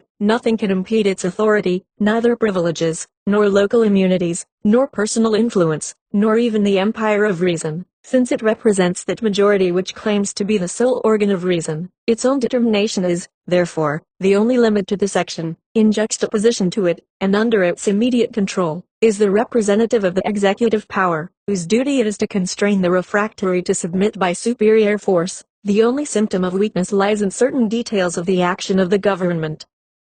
The American republics have no standing armies to intimidate a discontented minority, but as no minority has as yet been reduced to declare open war, the necessity of an army has not been felt. 102. The state usually employs the officers of the township or the county to deal with the citizens. Thus, For instance, in New England, the assessor fixes the rate of taxes, the collector receives them, the town treasurer transmits the amount to the public treasury, and the disputes which may arise are brought before the ordinary courts of justice. This method of collecting taxes is slow as well as inconvenient, and it would prove a perpetual hindrance to a government whose pecuniary demands were large. It is desirable that, in whatever materially affects its existence, the government should be served by officers of its own, appointed by itself, removable at pleasure, and accustomed to rapid methods of proceeding. But it will always be easy for the central government, organized as it is in America, to introduce new and more efficacious modes of action, proportioned to its wants. The absence of a central government will not, then, as has often been asserted, prove the destruction of the republics of the New World. Far from supposing that the American governments are not sufficiently centralized, I shall prove hereafter that they are too much so. The legislative bodies daily encroach upon the authority of the government, and their tendency, like that of the French Convention, is to appropriate it entirely to themselves. Under these circumstances the social power is constantly changing hands, because it is subordinate to the power of the people, which is too apt to forget the maxims of wisdom and of foresight in the consciousness of its strength. Hence arises its danger, and thus its vigor, and not its impotence, will probably be the cause of its ultimate destruction. The system of local administration produces several different effects in America. The Americans seem to me to have outstepped the limits of sound policy in isolating the administration of the government, for order, even in second-rate affairs, is a matter of national importance. 103 As the state has no administrative functionaries of its own, stationed on different points of its territory, to whom it can give a common impulse, the consequence is that it rarely attempts to issue any general police regulations. The want of these regulations is severely felt, and is frequently observed by Europeans. The appearance of disorder which prevails on the surface leads him at first to imagine that society is in a state of anarchy, nor does he perceive his mistake till he has gone deeper into the subject. Certain undertakings are of importance to the whole state, but they cannot be put in execution, because there is no national administration to direct them. Abandoned to the exertions of the towns or counties, under the care of elected or temporary agents, they lead to no result, or at least to no durable benefit. The partisans of centralization in Europe are wont to maintain that the government directs the affairs of each locality better than the citizens could do it for themselves. This may be true when the central power is enlightened, and when the local districts are ignorant, when it is as alert as they are slow, when it is accustomed to act, and they to obey. Indeed, it is evident that this double tendency must augment with the increase of centralization, and that the readiness of the one and the incapacity of the others must become more and more prominent. But I deny that such is the case when the people is as enlightened, as awake to its interests, and as accustomed to reflect on them, as the Americans are. I am persuaded, on the contrary, that in this case the collective strength of the citizens will always conduce more efficaciously to the public welfare than the authority of the government. It is difficult to point out with certainty the means of arousing a sleeping population, and of giving it passions and knowledge which it does not possess. It is, I am well aware, an arduous task to persuade men to busy themselves about their own affairs, and it would frequently be easier to interest them in the punctilios of court etiquette than in the repairs of their common dwelling. But whenever a central administration affects to supersede the persons most interested, I am inclined to suppose that it is either misled or desirous to mislead. However enlightened and however skillful a central power may be, it cannot of itself embrace all the details of the existence of a great nation. Such vigilance exceeds the powers of man, and when it attempts to create and set in motion so many complicated springs, it must submit to a very imperfect result, or consume itself in bootless efforts. Centralization succeeds more easily, indeed, in subjecting the external actions of men to a certain uniformity, which at least commands our regard, independently of the objects to which it is applied, like those devotees who worship the statue and forget the deity it represents. Centralization imparts without difficulty an admirable regularity to the routine of business, provides for the details of the social police with sagacity, represses the smallest disorder and the most petty misdemeanors, maintains society in a status quo alike secure from improvement and decline, and perpetuates a drowsy precision in the conduct of affairs, which is hailed by the heads of the administration as a sign of perfect order and public tranquility. 104 In short, it excels more in prevention than in action. Its force deserts it when society is to be disturbed or accelerated in its course, and if once the cooperation of private citizens is necessary to the furtherance of its measures, the secret of its impotence is disclosed. Even whilst it invokes their assistance, it is on the condition that they shall act exactly as much as the government chooses, and exactly in the manner it appoints. They are to take charge of the details, without aspiring to guide the system. They are to work in a dark and subordinate sphere, and only to judge the acts in which they have themselves cooperated by their results. These, however, are not conditions on which the alliance of the human will is to be obtained. Its carriage must be free and its actions responsible, or, such is the constitution of man, the citizen had rather remain a passive spectator than a dependent actor in schemes with which he is unacquainted. It is undeniable that the want of those uniform regulations which control the conduct of every inhabitant of France is not infrequently felt in the United States. Gross instances of social indifference and neglect are to be met with, and from time to time disgraceful blemishes are seen in complete contrast with the surrounding civilization. Useful undertakings which cannot succeed without perpetual attention and rigorous exactitude are very frequently abandoned in the end, for in America, as well as in other countries, the people is subject to sudden impulses and momentary exertions. The European who is accustomed to find a functionary always at hand to interfere with all he undertakes has some difficulty in accustoming himself to the complex mechanism of the administration of the townships. In general, it may be affirmed that the lesser details of the police, which render life easy and comfortable, are neglected in America, but that the essential guarantees of man and society are as strong there as elsewhere. In America the power which conducts the government is far less regular, less enlightened, and less learned, but 100-fold more authoritative than in Europe. In no country in the world do the citizens make such exertions for the common weal, and I am acquainted with no people which has established schools as numerous and as efficacious, places of public worship better suited to the wants of the inhabitants, or roads kept in better repair. Uniformity or permanence of design, the minute arrangement of details, 105 and the perfection of an ingenious administration, must not be sought for in the United States, but it will be easy to find, on the other hand, the symptoms of a power which, if it is somewhat barbarous, is at least robust, and of an existence which is checkered with accidents indeed, but cheered at the same time by animation and effort. Granting for an instant that the villages and counties of the United States would be more usefully governed by a remote authority which they had never seen than by functionaries taken from the midst of them, admitting, for the sake of argument, that the country would be more secure, and the resources of society better employed, if the whole administration centered in a single arm, still the political advantages which the Americans derive from their system would induce me to prefer it to the contrary plan. It profits me but little, after all, that a vigilant authority should protect the tranquility of my pleasures and constantly avert all dangers from my path, without my care or my concern, if this same authority is the absolute mistress of my liberty and of my life, and if it so monopolizes all the energy of existence that when it languishes everything languishes around it,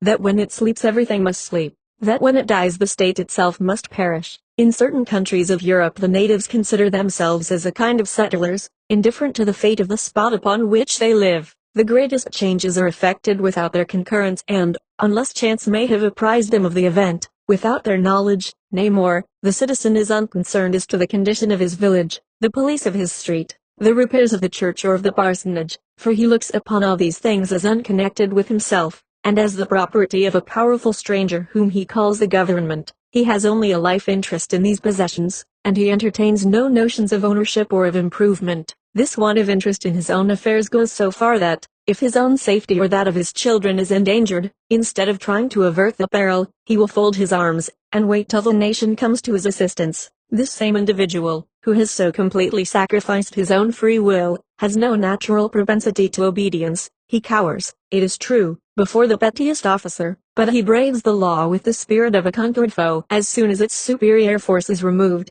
his oscillations between servitude and license are perpetual. When a nation has arrived at this state, it must either change its customs and its laws or perish. The source of public virtue is dry, and, though it may contain subjects, the race of citizens is extinct. Such communities are a natural prey to foreign conquests, and if they do not disappear from the scene of life, it is because they are surrounded by other nations similar or inferior to themselves. It is because the instinctive feeling of their country's claim still exists in their hearts, and because an involuntary pride in the name it bears, or a vague reminiscence of its bygone fame, suffices to give them the impulse of self-preservation. Nor can the prodigious exertions made by tribes in the defense of a country to which they did not belong be adduced in favor of such a system, for it will be found that in these cases their main incitement was religion. The permanence, the glory, or the prosperity of the nation were become parts of their faith, and in defending the country they inhabited they defended that holy city of which they were all citizens. The Turkish tribes have never taken an active share in the conduct of the affairs of society, but they accomplished stupendous enterprises as long as the victories of the Sultan were the triumphs of the Mohammedan faith. In the present age they are in rapid decay, because their religion is departing, and despotism only remains. Montesquieu, who attributed to absolute power an authority peculiar to itself, did it, as I conceive, an undeserved honor, for despotism, taken by itself, can produce no durable results. On close inspection we shall find that religion, and not fear, has ever been the cause of the long-lived prosperity of an absolute government. Whatever exertions may be made, no true power can be founded among men which does not depend upon the free union of their inclinations, and patriotism and religion are the only two motives in the world which can permanently direct the whole of a body politic to one end. Laws cannot succeed in rekindling the ardor of an extinguished faith, but men may be interested in the fate of their country by the laws. By this influence the vague impulse of patriotism, which never abandons the human heart, may be directed and revived, and if it be connected with the thoughts, the passions, and the daily habits of life, it may be consolidated into a durable and rational sentiment. Let it not be said that the time for the experiment is already past, for the old age of nations is not like the old age of men, and every fresh generation is a new people ready for the care of the legislator. It is not the administrative but the political effects of the local system that I most admire in America. In the United States the interests of the country are everywhere kept in view. They are an object of solicitude to the people of the whole Union, and every citizen is as warmly attached to them as if they were his own. He takes pride in the glory of his nation, he boasts of its success, to which he conceives himself to have contributed, and he rejoices in the general prosperity by which he profits. The feeling he entertains towards the state is analogous to that which unites him to his family, and it is by a kind of egotism that he interests himself in the welfare of his country. The European generally submits to a public officer because he represents a superior force, but to an American he represents a right. In America it may be said that no one renders obedience to man, but to justice and to law. If the opinion which the citizen entertains of himself is exaggerated, it is at least salutary. He unhesitatingly confides in his own powers, which appear to him to be all sufficient. When a private individual meditates an undertaking, however directly connected it may be with the welfare of society, he never thinks of soliciting the cooperation of the government, but he publishes his plan, offers to execute it himself, courts the assistance of other individuals, and struggles manfully against all obstacles. Undoubtedly he is often less successful than the state might have been in his position, but in the end the sum of these private undertakings far exceeds all that the government could have done. As the administrative authority is within the reach of the citizens, whom it in some degree represents, it excites neither their jealousy nor their hatred. As its resources are limited, every one feels that he must not rely solely on its assistance. Thus, when the administration thinks fit to interfere, it is not abandoned to itself as in Europe. The duties of the private citizens are not supposed to have lapsed because the state assists in their fulfillment, but everyone is ready, on the contrary, to guide and to support it. This action of individual exertions, joined to that of the public authorities, frequently performs what the most energetic central administration would be unable to execute. It would be easy to adduce several facts in proof of what I advance, but I had rather give only one, with which I am more thoroughly acquainted. 106. In America, the means which the authorities have at their disposal for the discovery of crimes and the arrest of criminals are few. The state police does not exist, and passports are unknown. The criminal police of the United States cannot be compared to that of France. The magistrates and public prosecutors are not numerous, and the examinations of prisoners are rapid and oral. Nevertheless, in no country does crime more rarely elude punishment. The reason is, that everyone conceives himself to be interested in furnishing evidence of the act committed, and in stopping the delinquent. During my stay in the United States, I witnessed the spontaneous formation of committees for the pursuit and prosecution of a man who had committed a great crime in a certain county. In Europe a criminal is an unhappy being who is struggling for his life against the ministers of justice, whilst the population is merely a spectator of the conflict. In America he is looked upon as an enemy of the human race, and the whole of mankind is against him. I believe that provincial institutions are useful to all nations, but nowhere do they appear to me to be more indispensable than amongst a democratic people. In an aristocracy order can always be maintained in the midst of liberty, and as the rulers have a great deal to lose, order is to them a first-rate consideration. In like manner an aristocracy protects the people from the excesses of despotism, because it always possesses an organized power ready to resist a despot. But a democracy without provincial institutions has no security against these evils. How can a populace, unaccustomed to freedom in small concerns, learn to use it temperately in great affairs? What resistance can be offered to tyranny in a country where every private individual is impotent, and where the citizens are united by no common tie? Those who dread the license of the mob, and those who fear the rule of absolute power, ought alike to desire the progressive growth of provincial liberties. On the other hand, I am convinced that democratic nations are most exposed to fall beneath the yoke of a central administration, for several reasons, amongst which is the following. The constant tendency of these nations is to concentrate all the strength of the government in the hands of the only power which directly represents the people, because beyond the people nothing is to be perceived but a mass of equal individuals confounded together. But when the same power is already in possession of all the attributes of the government, it can scarcely refrain from penetrating into the details of the administration, and an opportunity of doing so is sure to present itself in the end, as was the case in France. In the French Revolution there were two impulses in opposite directions, which must never be confounded. The one was favorable to liberty, the other to despotism. Under the ancient monarchy the king was the sole author of the laws, and below the power of the sovereign certain vestiges of provincial institutions, half destroyed, were still distinguishable. These provincial institutions were incoherent, ill-compacted, and frequently absurd. In the hands of the aristocracy they had sometimes been converted into instruments of oppression. The revolution declared itself the enemy of royalty and of provincial institutions at the same time. It confounded all that had preceded it, despotic power and the checks to its abuses, in indiscriminate hatred, and its tendency was at once to overthrow and to centralize. This double character of the French Revolution is a fact which has been adroitly handled by the friends of absolute power.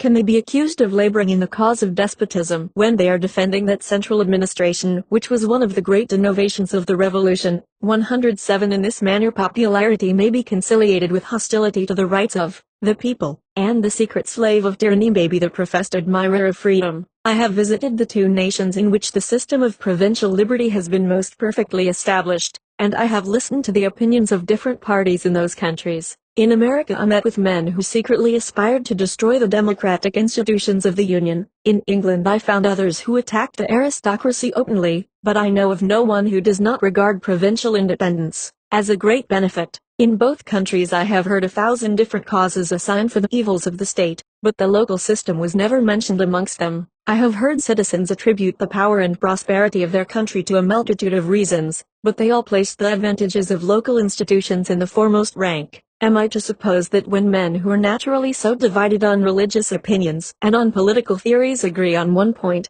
and that one of which they have daily experience, they are all in error? The only nations which deny the utility of provincial liberties are those which have fewest of them. In other words, those who are unacquainted with the institution are the only persons who pass a censure upon it. 6. Judicial power in the United States.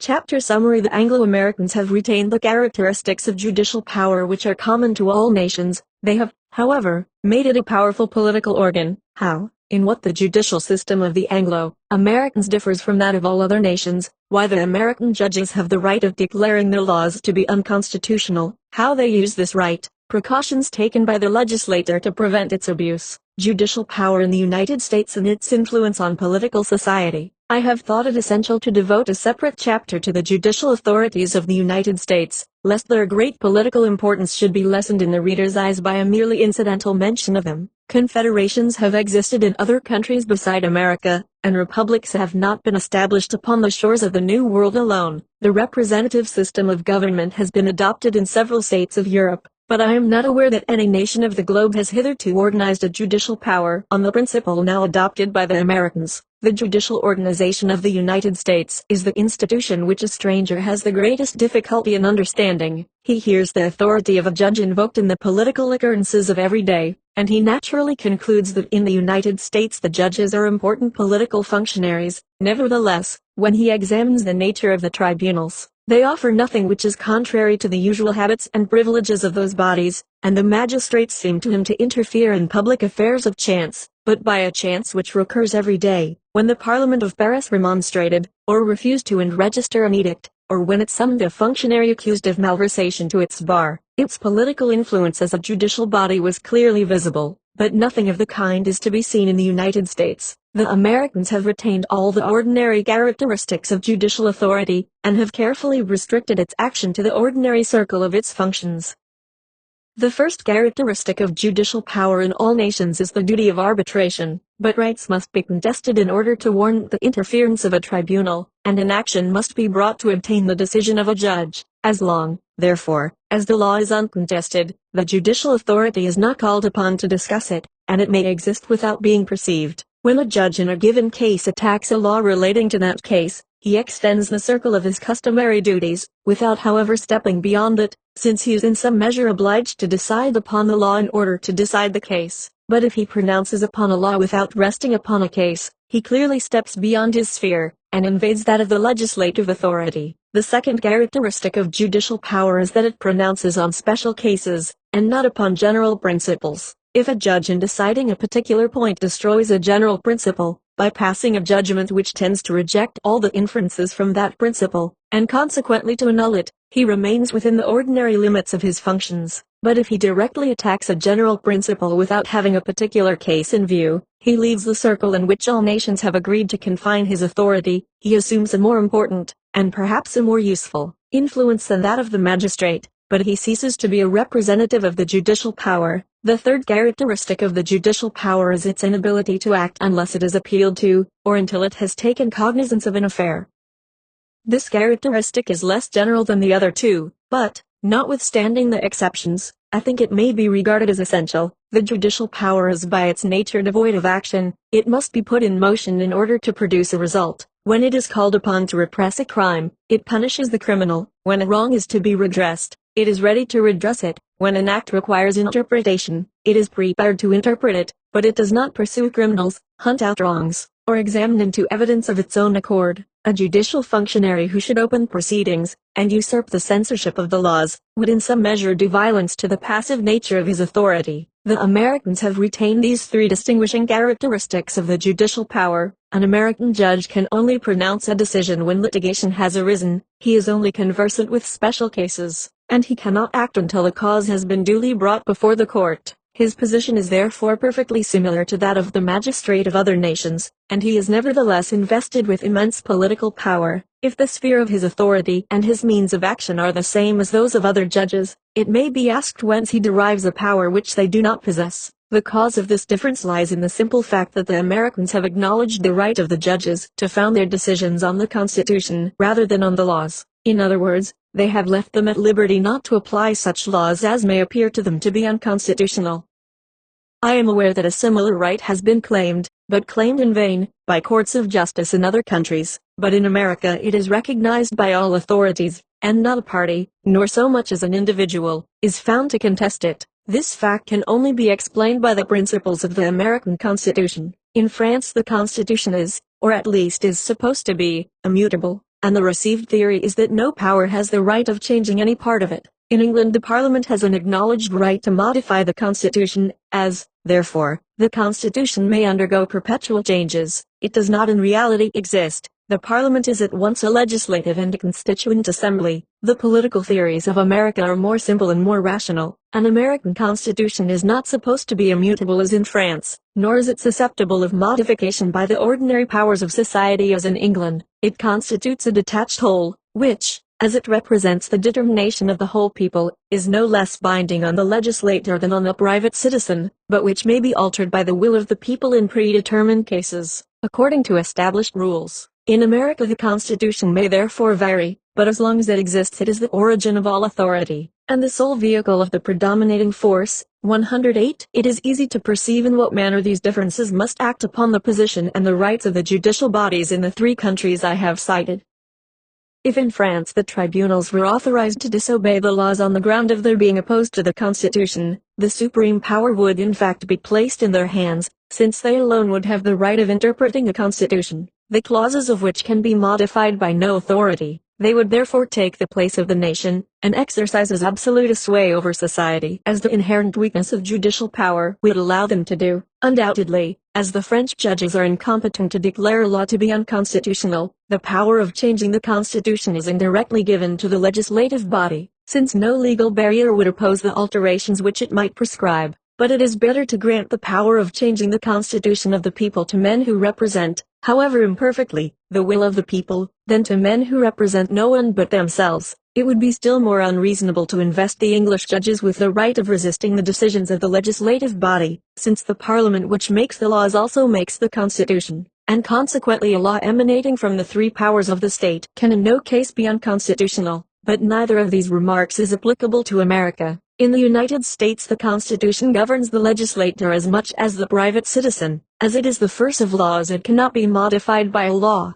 and it is therefore just that the tribunal should obey the Constitution in preference to any law. This condition is essential to the power of the judicature, for to select that legal obligation by which he is most strictly bound is the natural right of every magistrate. In France the Constitution is also the first of laws, and the judges have the same right to take it as the ground of their decisions, but were they to exercise this right, they must perforce encroach on rights more sacred than their own, namely, on those of society, in whose name they are acting. In this case the state motive clearly prevails over the motives of an individual. In America, where the nation can always reduce its magistrates to obedience by changing its constitution, no danger of this kind is to be feared. Upon this point, therefore, the political and the logical reasons agree, and the people as well as the judges preserve their privileges. Whenever a law which the judge holds to be unconstitutional is argued in a tribunal of the United States, he may refuse to admit it as a rule. This power is the only one which is peculiar to the American magistrate, but it gives rise to immense political influence. Few laws can escape the searching analysis of the judicial power for any length of time, for there are few which are not prejudicial to some private interest or other, and none which may not be brought before a court of justice by the choice of parties, or by the necessity of the case. But from the time that a judge has refused to apply any given law in a case, that law loses a portion of its moral cogency. The persons to whose interests it is prejudicial learn that means exist of evading its authority, and similar suits are multiplied, until it becomes powerless. One of two alternatives must then be resorted to: the people must alter the Constitution, or the legislature must repeal the law. The political power which the Americans have entrusted to their courts of justice is therefore immense, but the evils of this power are considerably diminished by the obligation which has been imposed of attacking the laws through the courts of justice alone. If the judge had been empowered to contest the laws on the ground of theoretical generalities, if he had been enabled to open an attack or to pass a censure on the legislator, he would have played a prominent part in the political sphere, and as the champion or the antagonist of a party, he would have arrayed the hostile passions of the nation in the conflict. But when a judge contests a law applied to some particular case in an obscure proceeding, the importance of his attack is concealed from the public gaze. His decision bears upon the interest of an individual, and if the law is slighted it is only collaterally. Moreover, although it is censured, it is not abolished. Its moral force may be diminished, but its cogency is by no means suspended, and its final destruction can only be accomplished by the reiterated attacks of judicial functionaries. It will readily be understood that by connecting the censorship of the laws with the private interests of members of the community, and by intimately uniting the prosecution of the law with the prosecution of an individual, legislation is protected from wanton assailants, and from the daily aggressions of party spirit. The errors of the legislator are exposed whenever their evil consequences are most felt, and it is always a positive and appreciable fact which serves as the basis of a prosecution. I am inclined to believe this practice of the American courts to be at once the most favorable to liberty as well as to public order. If the judge could only attack the legislator openly and directly, he would sometimes be afraid to oppose any resistance to his will, and at other moments party spirit might encourage him to brave it at every turn. The laws would consequently be attacked when the power from which they emanate is weak, and obeyed when it is strong. That is to say, when it would be useful to respect them they would be contested, and when it would be easy to convert them into an instrument of oppression they would be respected. But the American judge is brought into the political arena independently of his own will. He only judges the law because he is obliged to judge a case. The political question which he is called upon to resolve is connected with the interest of the suitors, and he cannot refuse to decide it without abdicating the duties of his post. He performs his functions as a citizen by fulfilling the precise duties which belong to his profession as a magistrate. It is true that upon this system the judicial censorship which is exercised by the courts of justice over the legislation cannot extend to all laws indiscriminately, inasmuch as some of them can never give rise to that exact species of contestation which is termed a lawsuit, and even when such a contestation is possible, it may happen that no one cares to bring it before a court of justice. The Americans have often felt this disadvantage, but they have left the remedy incomplete, lest they should give it an efficacy which might in some cases prove dangerous. Within these limits, the power vested in the American courts of justice of pronouncing a statute to be unconstitutional forms one of the most powerful barriers which has ever been devised against the tyranny of political assemblies. Other powers granted to American judges. The United States, all the citizens have the right of indicting public functionaries before the ordinary tribunals. How they use this right. Art.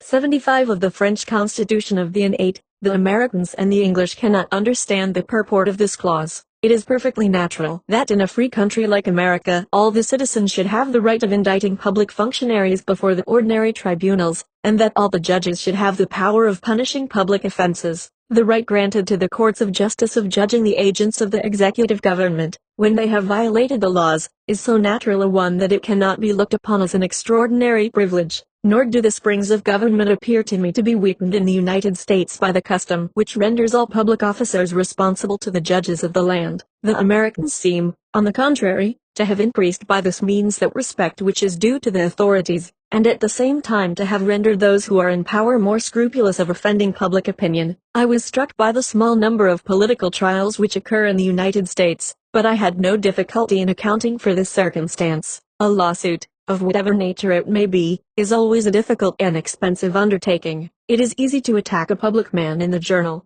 but the motives which can warrant an action at law must be serious. A solid ground of complaint must therefore exist to induce an individual to prosecute a public officer, and public officers are careful not to furnish these grounds of complaint when they are afraid of being prosecuted.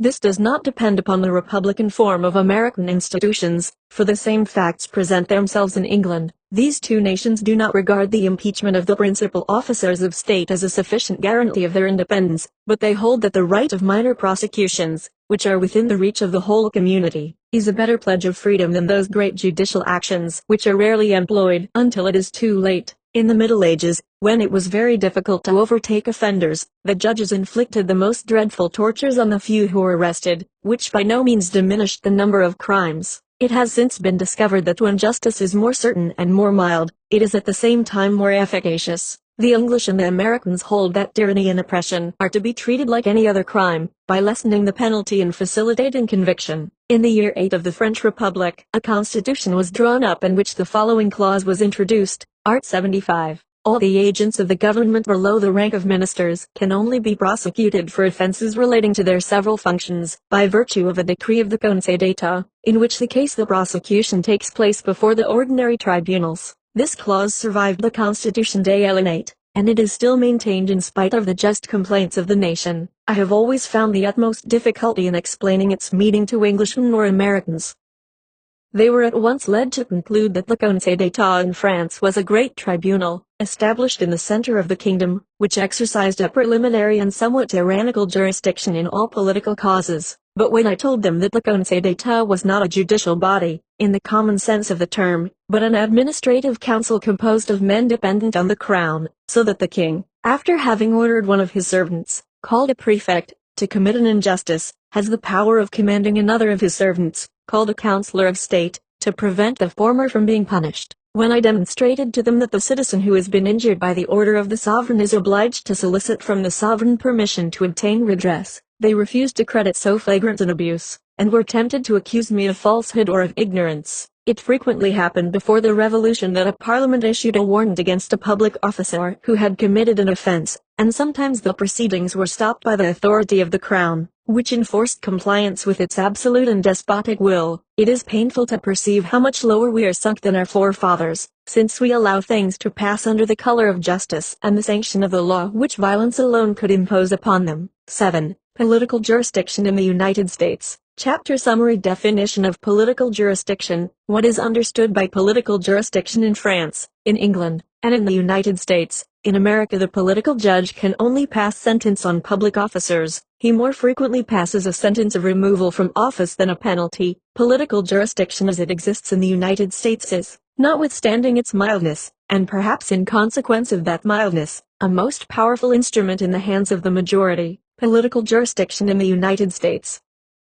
I understand, By political jurisdiction, the temporary right of pronouncing a legal decision with which a political body may be invested. In absolute governments, no utility can accrue from the introduction of extraordinary forms of procedure. The prince in whose name an offender is prosecuted is as much the sovereign of the courts of justice as of everything else, and the idea which is entertained of his power is of itself a sufficient security. The only thing he has to fear is, that the external formalities of justice should be neglected, and that his authority should be dishonored from a wish to render it more absolute. But in most free countries, in which the majority can never exercise the same influence upon the tribunals as an absolute monarch, the judicial power has occasionally been vested for a time in the representatives of the nation. It has been thought better to introduce a temporary confusion between the functions of the different authorities than to violate the necessary principle of the unity of government. England, France, and the United States have established this political jurisdiction by law, and it is curious to examine the different adaptations which these three great nations have made of the principle. In England and in France, the House of Lords and the Chambre des Pairs 109 constitute the highest criminal court of their respective nations, and although they do not habitually try all political offenses, they are competent to try them all. Another political body enjoys the right of impeachment before the House of Lords. The only difference which exists between the two countries in this respect is, that in England the Commons may impeach whomsoever they please before the Lords, whilst in France the deputies can only employ this mode of prosecution against the ministers of the Crown. In both countries, the upper house may make use of all the existing penal laws of the nation to punish the delinquents. In the United States, as well as in Europe, one branch of the legislature is authorized to impeach and another to judge. The House of Representatives arraigns the offender, and the Senate awards his sentence. But the Senate can only try such persons as are brought before it by the House of Representatives, and those persons must belong to the class of public functionaries. Thus the jurisdiction of the Senate is less extensive than that of the peers of France, whilst the right of impeachment by the representatives is more general than that of the deputies. But the great difference which exists between Europe and America is, that in Europe political tribunals are empowered to inflict all the dispositions of the penal code, while in America, when they have deprived the offender of his official rank, and have declared him incapable of filling any political office for the future, their jurisdiction terminates and that of the ordinary tribunals begins. Suppose, for instance, that the President of the United States has committed the crime of high treason. The House of Representatives impeaches him, and the Senate degrades him. He must then be tried by a jury, which alone can deprive him of his liberty or his life. This accurately illustrates the subject we are treating. The political jurisdiction which is established by the laws of Europe is intended to try great offenders, whatever may be their birth, their rank, or their powers in the state. And to this end, all the privileges of the courts of justice are temporarily extended to a great political assembly. The legislator is then transformed into the magistrate. He is called upon to admit, to distinguish, and to punish the offense, and as he exercises all the authority of a judge, the law restricts him to the observance of all the duties of that high office, and of all the formalities of justice. When a public functionary is impeached before an English or a French political tribunal, and is found guilty, the sentence deprives him ipso facto of his functions, and it may pronounce him to be incapable of resuming them or any others for the future.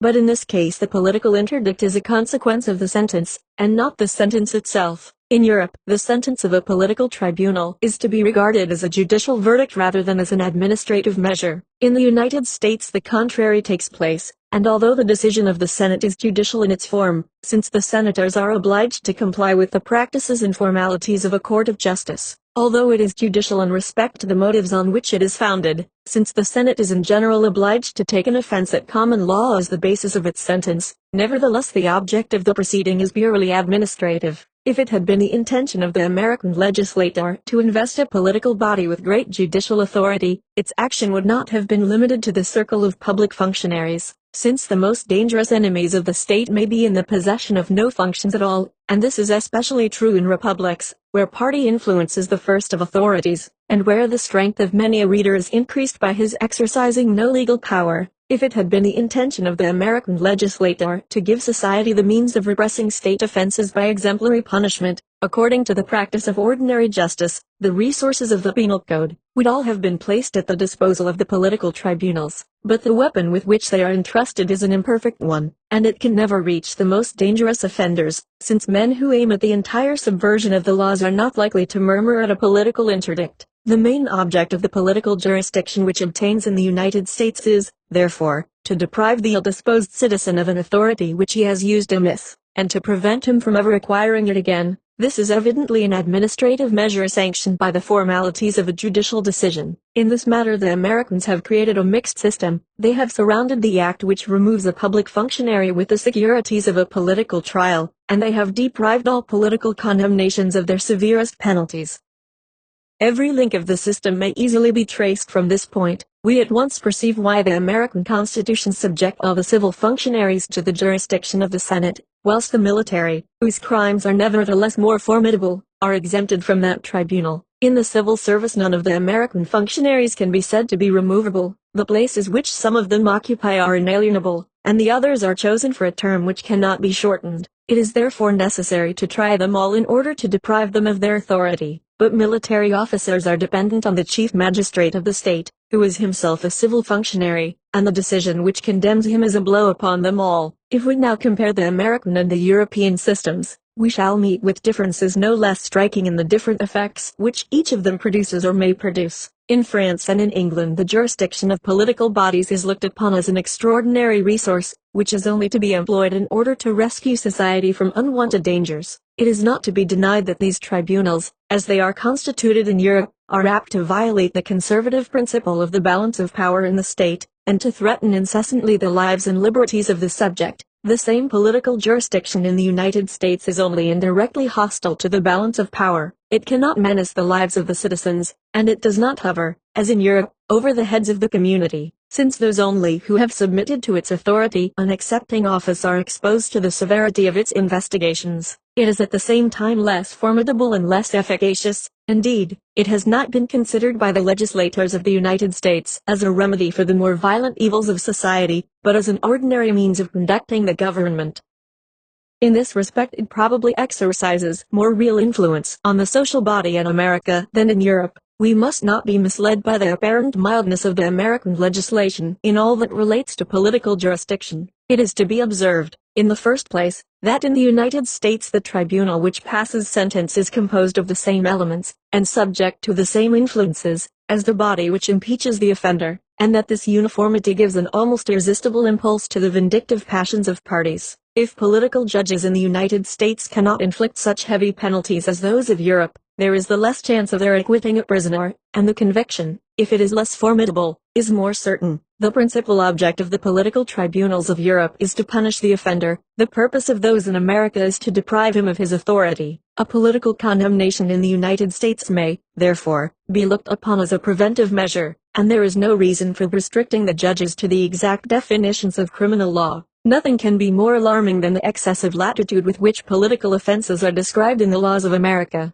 Article 2, Section 4, of the Constitution of the United States runs thus: the President, Vice President and all civil officers of the United States shall be removed from office on impeachment for, and conviction of, treason, bribery, or other high crimes and misdemeanors. Many of the constitutions of the states are even less explicit. Public officers, says the Constitution of Massachusetts, 110 shall be impeached for misconduct or maladministration. The Constitution of Virginia declares that all the civil officers who shall have offended against the state, by maladministration, corruption, or other high crimes, may be impeached by the House of Delegates. In some constitutions no offenses are specified, in order to subject the public functionaries to an unlimited responsibility. 111 But I will venture to affirm that it is precisely their mildness which renders the American laws most formidable in this respect.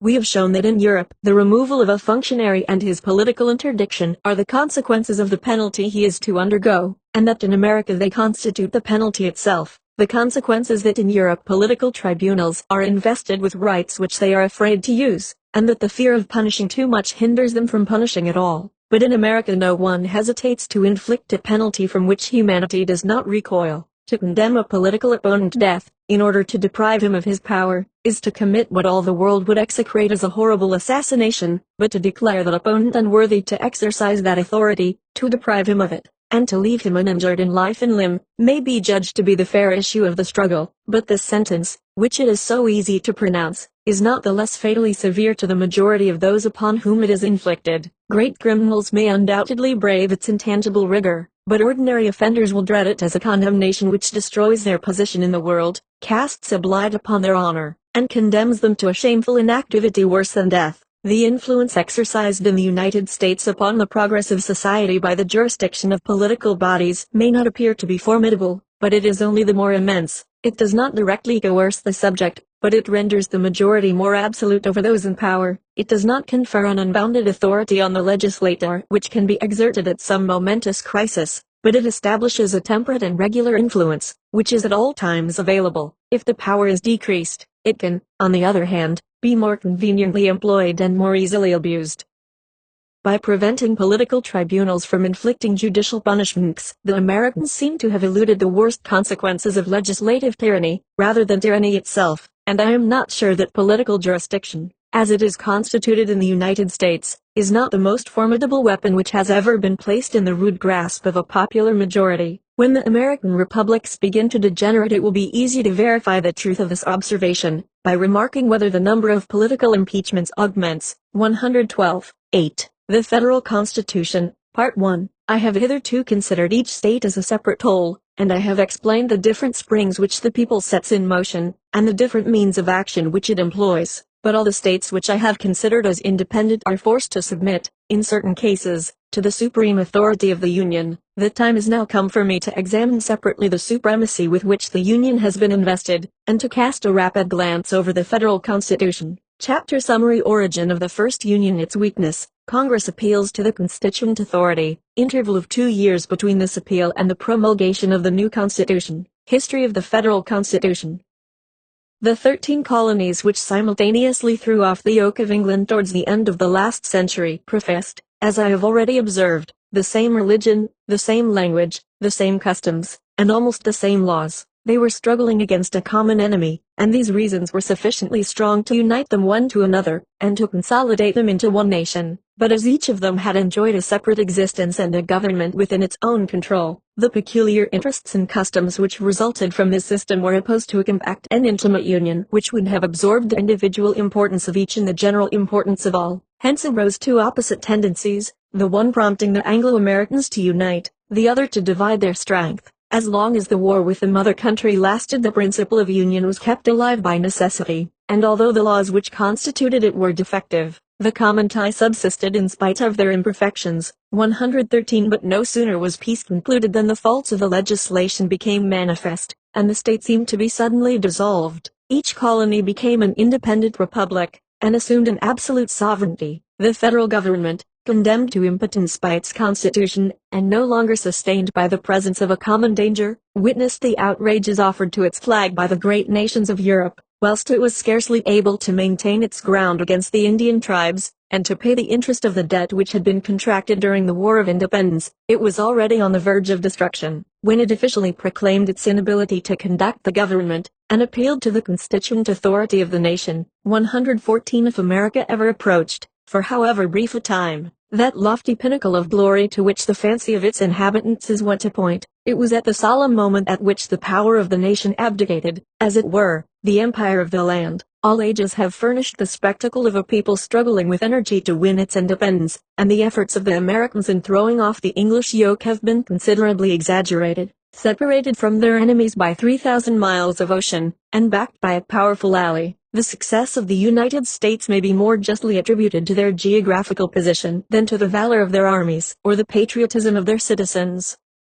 It would be ridiculous to compare the American wars to the wars of the French Revolution, or the efforts of the Americans to those of the French when they were attacked by the whole of Europe, without credit and without allies, yet capable of opposing a 20th part of their population to the world, and of bearing the torch of revolution beyond their frontiers, whilst they stifled its devouring flame within the bosom of their country. But it is a novelty in the history of society to see a great people turn a calm and scrutinizing eye upon itself, when apprised by the legislature that the wheels of government are stopped, to see it carefully examine the extent of the evil, and patiently wait for 2 whole years until a remedy was discovered, which it voluntarily adopted without having wrung a tear or a drop of blood from mankind. At the time when the inadequacy of the first Constitution was discovered, America possessed the double advantage of that calm which had succeeded the effervescence of the Revolution. and of those great men who had led the revolution to a successful issue. The assembly which accepted the task of composing the second Constitution was small, 115, but George Washington was its president,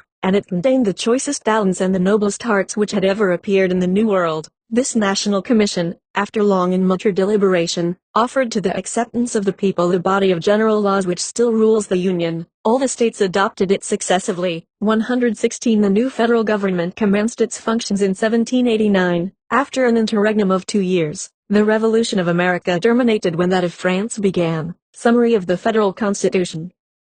Division of authority between the federal government and the states. The government of the states is the rule, the federal government the exception. The first question which awaited the Americans was intricate, and by no means easy of solution. The object was so to divide the authority of the different states which composed the Union that each of them should continue to govern itself in all that concerned its internal prosperity, whilst the entire nation, represented by the Union, should continue to form a compact body, and to provide for the general exigencies of the people. It was as impossible to determine beforehand, with any degree of accuracy, the share of authority which each of two governments was to enjoy, as to foresee all the incidents in the existence of a nation. The obligations and the claims of the federal government were simple and easily definable, because the Union had been formed with the express purpose of meeting the general exigencies of the people. But the claims and obligations of the states were, on the other hand, complicated and various, because those governments had penetrated into all the details of social life. The attributes of the federal government were therefore carefully enumerated, and all that was not included amongst them was declared to constitute a part of the privileges of the several governments of the states. Thus the government of the states remained the rule, and that of the Confederation became the exception. 117 But as it was foreseen that, in practice, questions might arise as to the exact limits of this exceptional authority, and that it would be dangerous to submit these questions to the decision of the ordinary courts of justice, established in the states by the states themselves, a high federal court was created, 118, which was destined, amongst other functions, to maintain the balance of power which had been established by the Constitution between the two rival governments. 119 Prerogative of the federal government, power of declaring war, making peace, and levying general taxes vested in the federal government. What part of the internal policy of the country it may direct. The government of the Union in some respects more central than the king's government in the old French monarchy.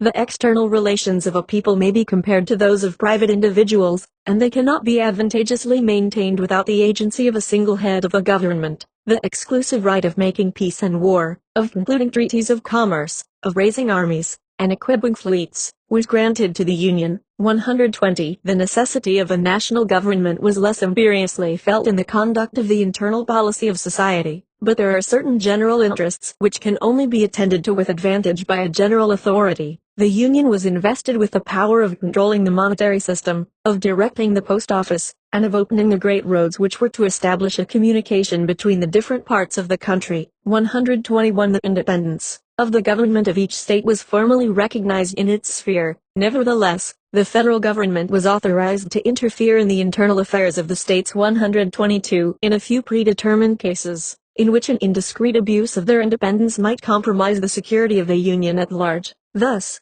whilst the power of modifying and changing their legislation at pleasure was preserved in all the republics, they were forbidden to enact ex post facto laws, or to create a class of nobles in their community. 123 Lastly, as it was necessary that the federal government should be able to fulfill its engagements, it was endowed with an unlimited power of levying taxes. 124 In examining the balance of power as established by the federal constitution, in remarking on the one hand the portion of sovereignty which has been reserved to the several states, and on the other the share of power which the Union has assumed, it is evident that the federal legislators entertained the clearest and most accurate notions on the nature of the centralization of government. The United States form not only a republic, but a confederation. Nevertheless, the authority of the nation is more central than it was in several of the monarchies of Europe when the American Constitution was formed. Take, for instance, the two following examples. 13 Supreme Courts of Justice existed in France, which, generally speaking, had the right of interpreting the law without appeal, and those provinces which were styled pays d'edits were authorized to refuse their assent to an impost which had been levied by the sovereign who represented the nation. In the Union there is but one tribunal to interpret, as there is one legislature to make the laws, and an impost voted by the representatives of the nation is binding upon all the citizens. In these two essential points, therefore, The Union exercises more central authority than the French monarchy possessed, although the Union is only an assemblage of confederate republics. In Spain, certain provinces had the right of establishing a system of custom house duties peculiar to themselves, although that privilege belongs, by its very nature, to the national sovereignty. In America, the Congress alone has the right of regulating the commercial relations of the states. The government of the Confederation is therefore more centralized in this respect than the Kingdom of Spain. It is true that the power of the Crown in France or in Spain was always able to obtain by force whatever the Constitution of the country denied, and that the ultimate result was consequently the same. But I am here discussing the theory of the Constitution. Federal powers. After having settled the limits within which the federal government was to act, the next point was to determine the powers which it was to exert. Legislative powers. 125. Division of the legislative body into two branches. Difference in the manner of forming the two houses. The principle of the independence of the states predominates in the formation of the Senate. The principle of the sovereignty of the nation in the composition of the House of Representatives. Singular effects of the fact that a constitution can only be logical in the early stages of a nation. The plan which had been laid down beforehand for the constitutions of the several states was followed, in many points, in the organization of the powers of the Union. The federal legislature of the Union was composed of a Senate and a House of Representatives. A spirit of conciliation prescribed the observance of distinct principles in the formation of these two assemblies. I have already shown that two contrary interests were opposed to each other in the establishment of the federal constitution. These two interests had given rise to two opinions. It was the wish of one party to convert the Union into a league of independent states, or a sort of Congress, at which the representatives of the several peoples would meet to discuss certain points of their common interests. The other party desired to unite the inhabitants of the American colonies into one sole nation, and to establish a government which should act as the sole representative of the nation, as far as the limited sphere of its authority would permit. The practical consequences of these two theories were exceedingly different. The question was, whether a league was to be established instead of a national government, whether the majority of the state, instead of the majority of the inhabitants of the Union, was to give the law, for every state, the small as well as the great, would then remain in the full enjoyment of its independence, and enter the Union upon a footing of perfect equality. If, however, the inhabitants of the United States were to be considered as belonging to one and the same nation, it would be just that the majority of the citizens of the Union should prescribe the law.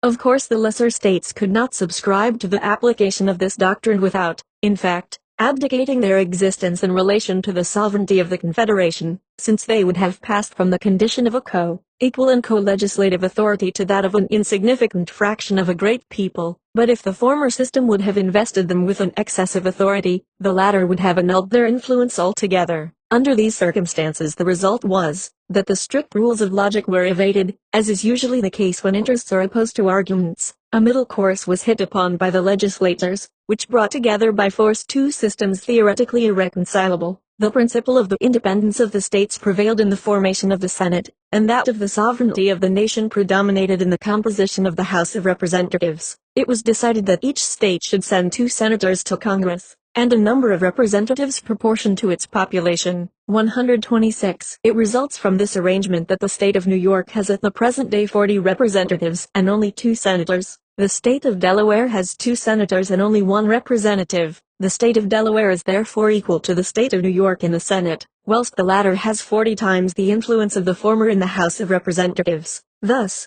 if the minority of the nation preponderates in the Senate, it may paralyze the decisions of the majority represented in the other house, which is contrary to the spirit of constitutional government. These facts show how rare and how difficult it is rationally and logically to combine all the several parts of legislation.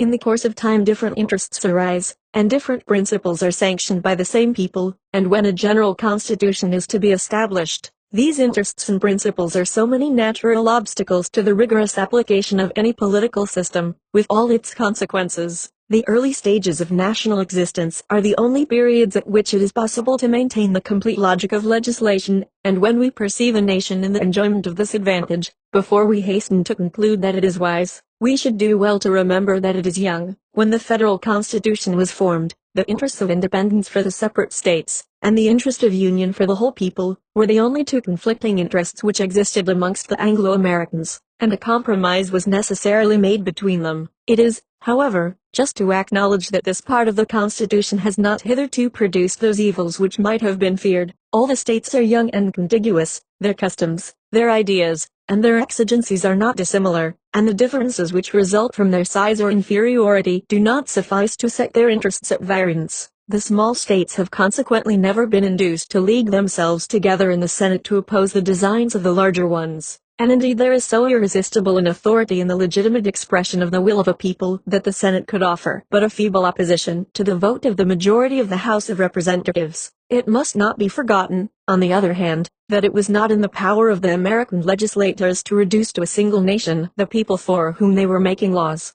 The object of the federal constitution was not to destroy the independence of the states, but to restrain it, by acknowledging the real authority of these secondary communities, and it was impossible to deprive them of it. They disavowed beforehand the habitual use of constraint in enforcing the decisions of the majority. Upon this principle the introduction of the influence of the states into the mechanism of the federal government was by no means to be wondered at, since it only attested the existence of an acknowledged power, which was to be humored and not forcibly checked. A further difference between the Senate and the House of Representatives: the Senate named by the provincial legislators, the representatives by the people, double election of the former, single election of the latter, term of the different offices, peculiar functions of each house. The Senate not only differs from the other house in the principle which it represents, but also in the mode of its election, in the term for which it is chosen, and in the nature of its functions. The House of Representatives is named by the people, the Senate by the legislators of each state. The former is directly elected, the latter is elected by an elected body. The term for which the representatives are chosen is only 2 years, that of the senators is 6. The functions of the House of Representatives are purely legislative, and the only share it takes in the judicial power is in the impeachment of public officers.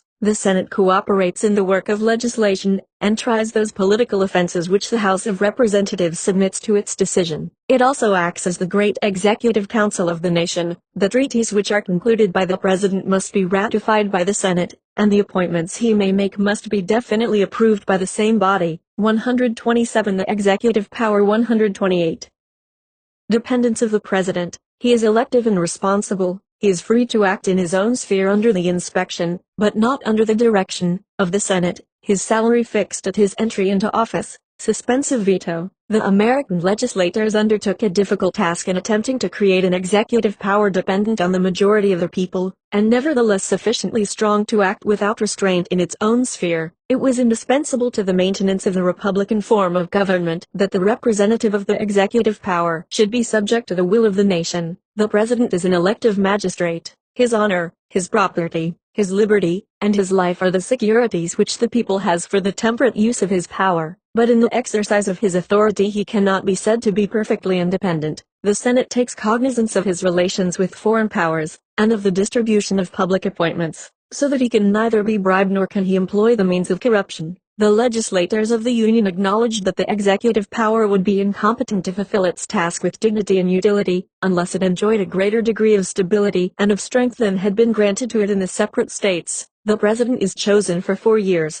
and he may be re-elected, so that the chances of a prolonged administration may inspire him with hopeful undertakings for the public good, and with the means of carrying them into execution. The President was made the sole representative of the executive power of the Union, and care was taken not to render his decisions subordinate to the vote of a council, a dangerous measure, which tends at the same time to clog the action of the government and to diminish its responsibility.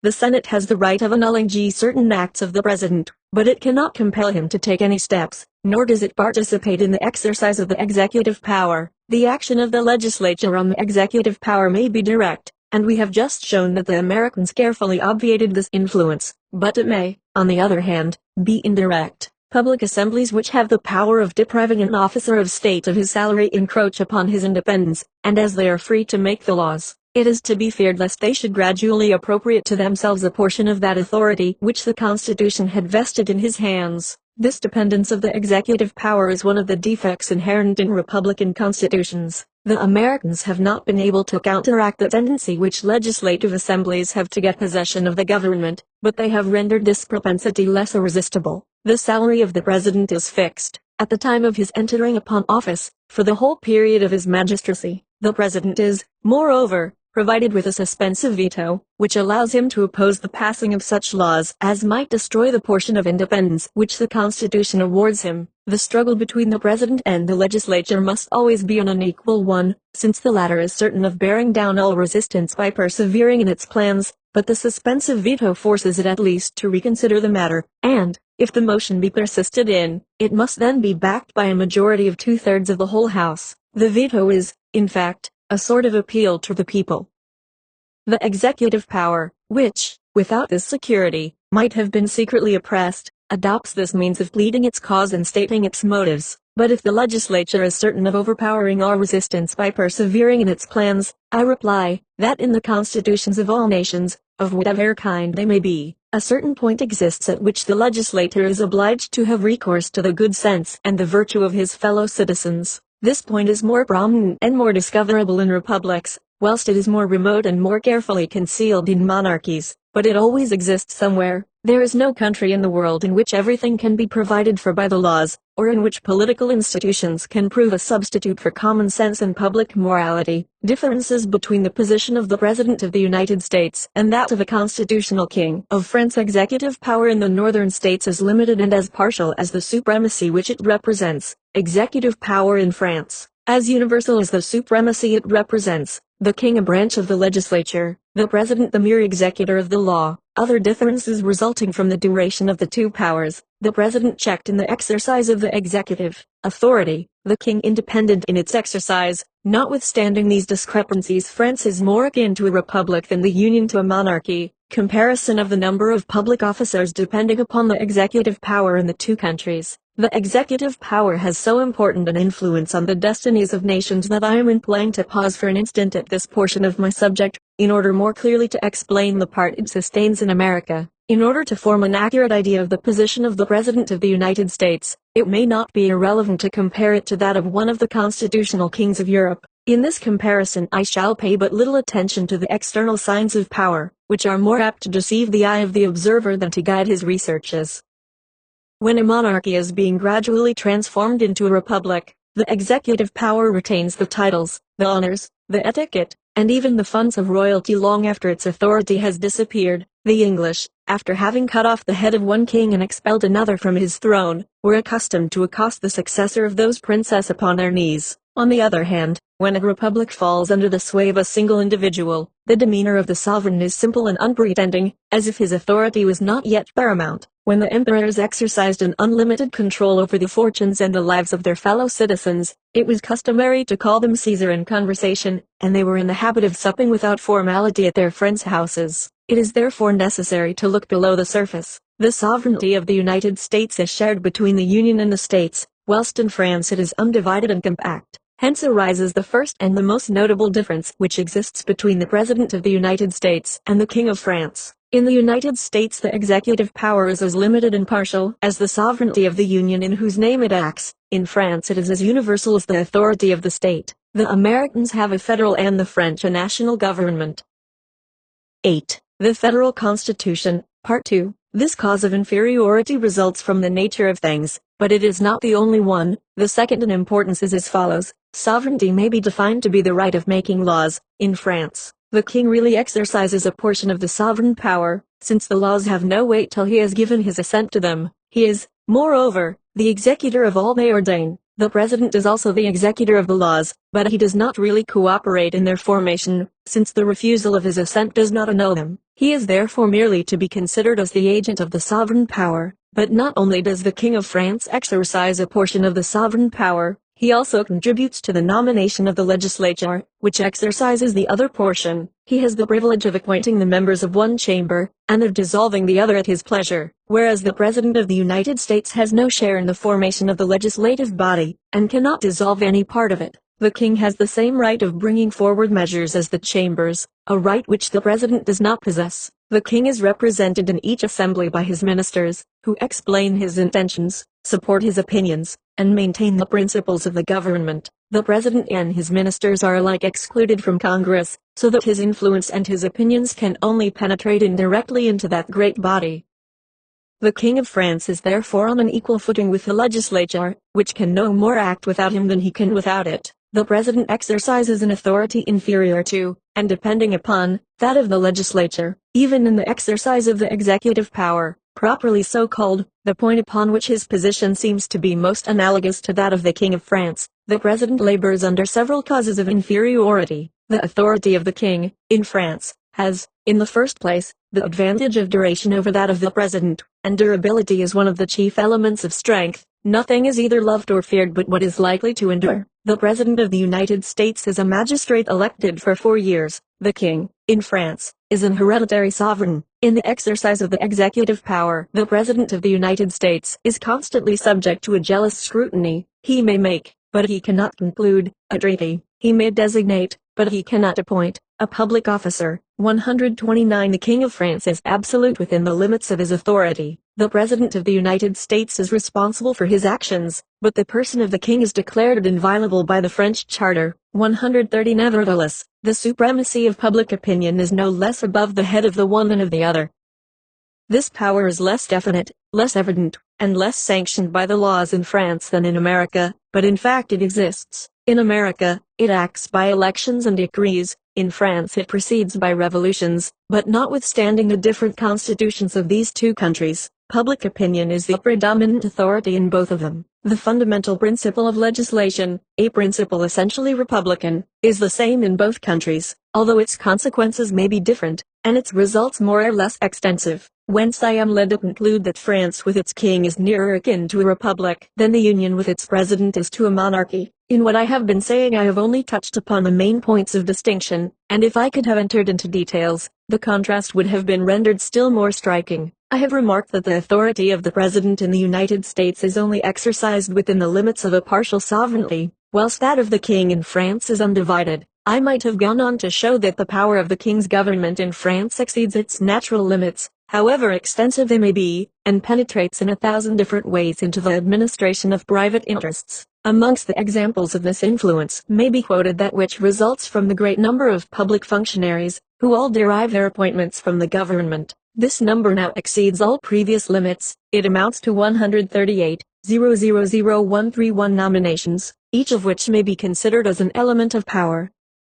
The President of the United States has not the exclusive right of making any public appointments, and their whole number scarcely exceeds 12,000,132 accidental causes which may increase the influence of the executive government. External security of the Union, army of 6,000 men, few ships. The President has no opportunity of exercising his great prerogatives. In the prerogatives he exercises he is weak. If the executive government is feebler in America than in France, the cause is more attributable to the circumstances than to the laws of the country. It is chiefly in its foreign relations that the executive power of a nation is called upon to exert its skill and its vigor. If the existence of the Union were perpetually threatened, and if its chief interests were in daily connection with those of other powerful nations, the executive government would assume an increased importance in proportion to the measures expected of it, and those which it would carry into effect. The President of the United States is the commander-in-chief of the army, but of an army composed of only 6,000 men. He commands the fleet, but the fleet reckons but few sail. He conducts the foreign relations of the Union, but the United States are a nation without neighbors, separated from the rest of the world by the ocean, and too weak as yet to aim at the dominion of the seas. They have no enemies, and their interests rarely come into contact with those of any other nation of the globe. The practical part of a government must not be judged by the theory of its constitution. The President of the United States is in the possession of almost royal prerogatives, which he has no opportunity of exercising, and those privileges which he can at present use are very circumscribed. The laws allow him to possess a degree of influence which circumstances do not permit him to employ. On the other hand, the great strength of the royal prerogative in France arises from circumstances, far more than from the laws. There the executive government is constantly struggling against prodigious obstacles, and exerting all its energies to repress them, so that it increases by the extent of its achievements, and by the importance of the events it controls, without modifying its constitution. If the laws had made it as feeble and as circumscribed as it is in the Union, its influence would very soon become still more preponderant. Why the President of the United States does not require the majority of the two houses in order to carry on the government. It is an established axiom in Europe that a constitutional king cannot persevere in a system of government which is opposed by the two other branches of the legislature, but several presidents of the United States have been known to lose the majority in the legislative body without being obliged to abandon the supreme power, and without inflicting a serious evil upon society. I have heard this fact quoted as an instance of the independence and the power of the executive government in America. A moment's reflection will convince us, on the contrary, that it is a proof of its extreme weakness. A king in Europe requires the support of the legislature to enable him to perform the duties imposed upon him by the Constitution, because those duties are enormous. A constitutional king in Europe is not merely the executor of the law, but the execution of its provisions devolves so completely upon him that he has the power of paralyzing its influence if it opposes his designs. He requires the assistance of the legislative assemblies to make the law, but those assemblies stand in need of his aid to execute it. These two authorities cannot subsist without each other, and the mechanism of government is stopped as soon as they are at variance. In America, the president cannot prevent any law from being passed, nor can he evade the obligation of enforcing it. His sincere and zealous cooperation is no doubt useful, but it is not indispensable. In the carrying on of public affairs, all his important acts are directly or indirectly submitted to the legislature, and of his own free authority he can do but little. It is therefore his weakness, and not his power, which enables him to remain in opposition to Congress. In Europe, harmony must reign between the Crown and the other branches of the legislature, because a collision between them may prove serious. In America, this harmony is not indispensable, because such a collision is impossible. Election of the president. Dangers of the elective system increase in proportion to the extent of the prerogative. This system possible in America because no powerful executive authority is required. What circumstances are favorable to the elective system? Why the election of the president does not cause a deviation from the principles of the government. Influence of the election of the president on secondary functionaries. The dangers of the system of election applied to the head of the executive government of a great people have been sufficiently exemplified by experience and by history, and the remarks I am about to make refer to America alone. These dangers may be more or less formidable in proportion to the place which the executive power occupies, and to the importance it possesses in the state, and they may vary according to the mode of election and the circumstances in which the electors are placed. The most weighty argument against the election of a chief magistrate is, that it offers so splendid a lure to private ambition, and is so apt to inflame men in the pursuit of power, that when legitimate means are wanting force may not infrequently seize what right denied. It is clear that the greater the privileges of the executive authority are, the greater is the temptation. The more the ambition of the candidates is excited, the more warmly are their interests espoused by a throng of partisans who hope to share the power when their patron has won the prize. The dangers of the elective system increase, therefore, in the exact ratio of the influence exercised by the executive power in the affairs of state. The revolutions of Poland were not solely attributable to the elective system in general, but to the fact that the elected monarch was the sovereign of a powerful kingdom. Before we can discuss the absolute advantages of the elective system, we must make preliminary inquiries as to whether the geographical position, the laws, the habits, the manners, and the opinions of the people amongst whom it is to be introduced will admit of the establishment of a weak independent executive government. For to attempt to render the representative of the state a powerful sovereign, and at the same time elective, is, in my opinion, to entertain two incompatible designs. To reduce hereditary royalty to the condition of an elective authority, the only means that I am acquainted with are to circumscribe its sphere of action beforehand, gradually to diminish its prerogatives, and to accustom the people to live without its protection. Nothing, however, is further from the designs of the Republicans of Europe than this course, as many of them owe their hatred of tyranny to the sufferings which they have personally undergone. It is oppression, and not the extent of the executive power, which excites their hostility, and they attack the former without perceiving how nearly it is connected with the latter. Hitherto no citizen has shown any disposition to expose his honor and his life in order to become the President of the United States, because the power of that office is temporary, limited, and subordinate. The prize of fortune must be great to encourage adventurers in so desperate a game. No candidate has as yet been able to arouse the dangerous enthusiasm or the passionate sympathies of the people in his favor, for the very simple reason that when he is at the head of the government he has but little power, but little wealth, and but little glory to share amongst his friends, and his influence in the state is too small for the success or the ruin of a faction to depend upon the elevation of an individual to power. The great advantage of hereditary monarchies is, that as the private interest of a family is always intimately connected with the interests of the state, the executive government is never suspended for a single instant, and if the affairs of a monarchy are not better conducted than those of a republic, at least there is always someone to conduct them, well or ill, according to his capacity. In elective states, on the contrary, the wheels of government cease to act, as it were, of their own accord at the approach of an election, and even for some time previous to that event. The laws may indeed accelerate the operation of the election, which may be conducted with such simplicity and rapidity that the seat of power will never be left vacant, but, notwithstanding these precautions, a break necessarily occurs in the minds of the people. At the approach of an election, the head of the executive government is wholly occupied by the coming struggle, his future plans are doubtful, he can undertake nothing new, and he will only prosecute with indifference those designs which another will perhaps terminate. "I am so near the time of my retirement from office," said President Jefferson on the 21st of January, 1809, 6 weeks before the election, "that I feel no passion, I take no part, I express no sentiment. It appears to me just to leave to my successor the commencement of those measures which he will have to prosecute, and for which he will be responsible."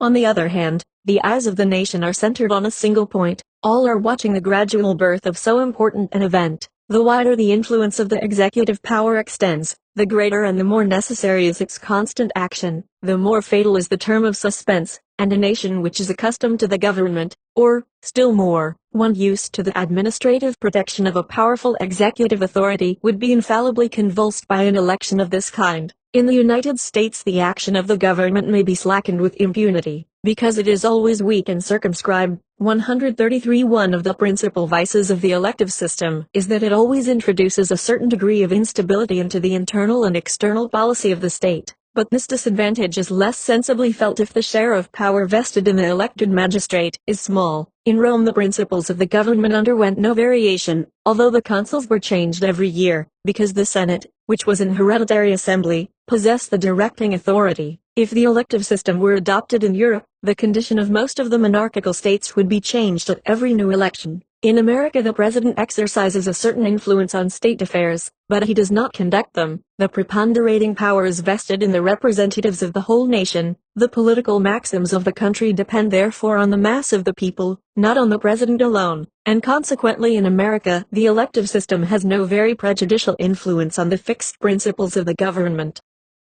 But the want of fixed principles is an evil so inherent in the elective system that it is still extremely perceptible in the narrow sphere to which the authority of the president extends. The Americans have admitted that the head of the executive power, who has to bear the whole responsibility of the duties he is called upon to fulfill, ought to be empowered to choose his own agents, and to remove them at pleasure. The legislative bodies watch the conduct of the president more than they direct it. The consequence of this arrangement is, that at every new election the fate of all the federal public officers is in suspense. Mr. Quincy Adams, on his entry into office, discharged the majority of the individuals who had been appointed by his predecessor, and I am not aware that General Jackson allowed a single removable functionary employed in the federal service to retain his place beyond the first year which succeeded his election. It is sometimes made a subject of complaint that in the constitutional monarchies of Europe the fate of the humbler servants of an administration depends upon that of the ministers, but in elective governments this evil is far greater. In a constitutional monarchy successive ministries are rapidly formed, but as the principal representative of the executive power does not change, the spirit of innovation is kept within bounds. The changes which take place are in the details rather than in the principles of the administrative system, but to substitute one system for another, as is done in America every 4 years, by law, is to cause a sort of revolution. As to the misfortunes which may fall upon individuals in consequence of this state of things, it must be allowed that the uncertain situation of the public officers is less fraught with evil consequences in America than elsewhere. It is so easy to acquire an independent position in the United States that the public officer who loses his place may be deprived of the comforts of life, but not of the means of subsistence. I remarked at the beginning of this chapter that the dangers of the elective system applied to the head of the state are augmented or decreased by the peculiar circumstances of the people which adopts it. However the functions of the executive power may be restricted, it must always exercise a great influence upon the foreign policy of the country, for a negotiation cannot be opened or successfully carried on otherwise than by a single agent. The more precarious and the more perilous the position of a people becomes, the more absolute is the want of a fixed and consistent external policy, and the more dangerous does the elective system of the chief magistrate become. The policy of the Americans in relation to the whole world is exceedingly simple, for it may almost be said that no country stands in need of them, nor do they require the cooperation of any other people. Their independence is never threatened. In their present condition, therefore, the functions of the executive power are no less limited by circumstances than by the laws, and the president may frequently change his line of policy without involving the state in difficulty or destruction. Whatever the prerogatives of the executive power may be, the period which immediately precedes an election and the moment of its duration must always be considered as a national crisis, which is perilous in proportion to the internal embarrassments and the external dangers of the country. Few of the nations of Europe could escape the calamities of anarchy or of conquest every time they might have to elect a new sovereign. In America, society is so constituted that it can stand without assistance upon its own basis. Nothing is to be feared from the pressure of external dangers, and the election of the president is a cause of agitation, but not of ruin. Mode of election. Skill of the American legislators shown in the mode of election adopted by them. Creation of a special electoral body, separate votes of these electors, case in which the House of Representatives is called upon to choose the president, results of the 12 elections which have taken place since the Constitution has been established. Besides the dangers which are inherent in the system, many other difficulties may arise from the mode of election, which may be obviated by the precaution of the legislator. When a people met in arms on some public spot to choose its head, it was exposed to all the chances of civil war resulting from so martial a mode of proceeding. Besides the dangers of the elective system in itself, the Polish laws, which subjected the election of the sovereign to the veto of a single individual, suggested the murder of that individual or prepared the way to anarchy. In the examination of the institutions and the political as well as social condition of the United States, we are struck by the admirable harmony of the gifts of fortune and the efforts of man. The nation possessed two of the main causes of internal peace. It was a new country, but it was inhabited by a people grown old in the exercise of freedom. America had no hostile neighbors to dread, and the American legislators, profiting by these favorable circumstances, created a weak and subordinate executive power which could without danger be made elective. It then only remained for them to choose the least dangerous of the various modes of election, and the rules which they laid down upon this point admirably correspond to the securities which the physical and political constitution of the country already afforded. Their object was to find the mode of election which would best express the choice of the people with the least possible excitement and suspense.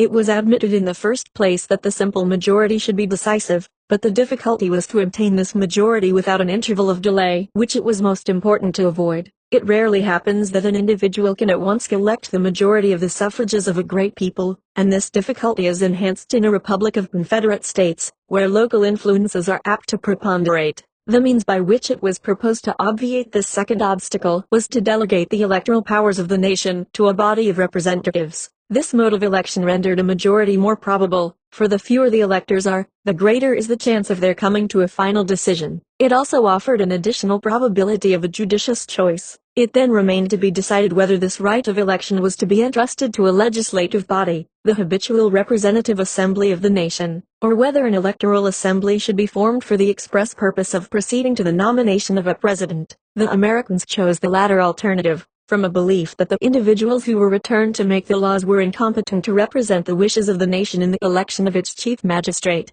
and that, as they are chosen for more than a year, the constituency they represent might have changed its opinion in that time. It was thought that if the legislature was empowered to elect the head of the executive power, its members would, for some time before the election, be exposed to the maneuvers of corruption and the tricks of intrigue, whereas the special electors would, like a jury, remain mixed up with the crowd till the day of action, when they would appear for the sole purpose of giving their votes. It was therefore established that every state should name a certain number of electors, 134, who in their turn should elect the president, and as it had been observed that the assemblies to which the choice of a chief magistrate had been entrusted in elective countries inevitably became the centers of passion and of cabal, that they sometimes usurped an authority which did not belong to them, and that their proceedings, or the uncertainty which resulted from them, were sometimes prolonged so much as to endanger the welfare of the state, it was determined that the electors should all vote upon the same day, without being convoked to the same place. 135. This double election rendered a majority probable, though not certain, for it was possible that as many differences might exist between the electors as between their constituents.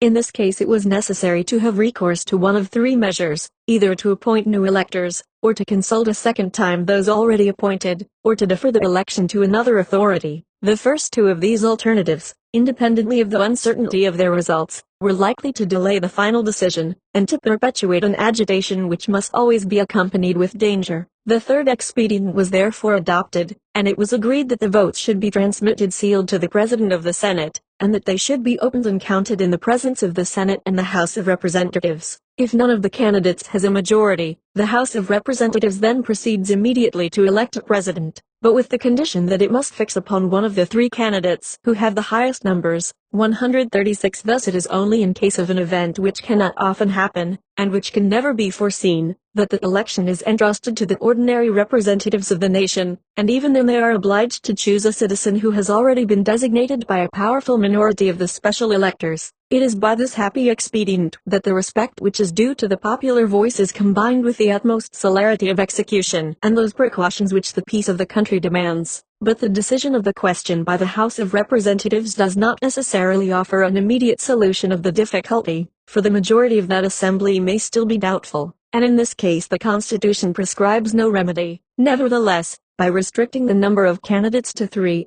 and by referring the matter to the judgment of an enlightened public body, it has smoothed all the obstacles 137 which are not inherent in the elective system. In the 44 years which have elapsed since the promulgation of the federal Constitution, the United States have 12 times chosen a president.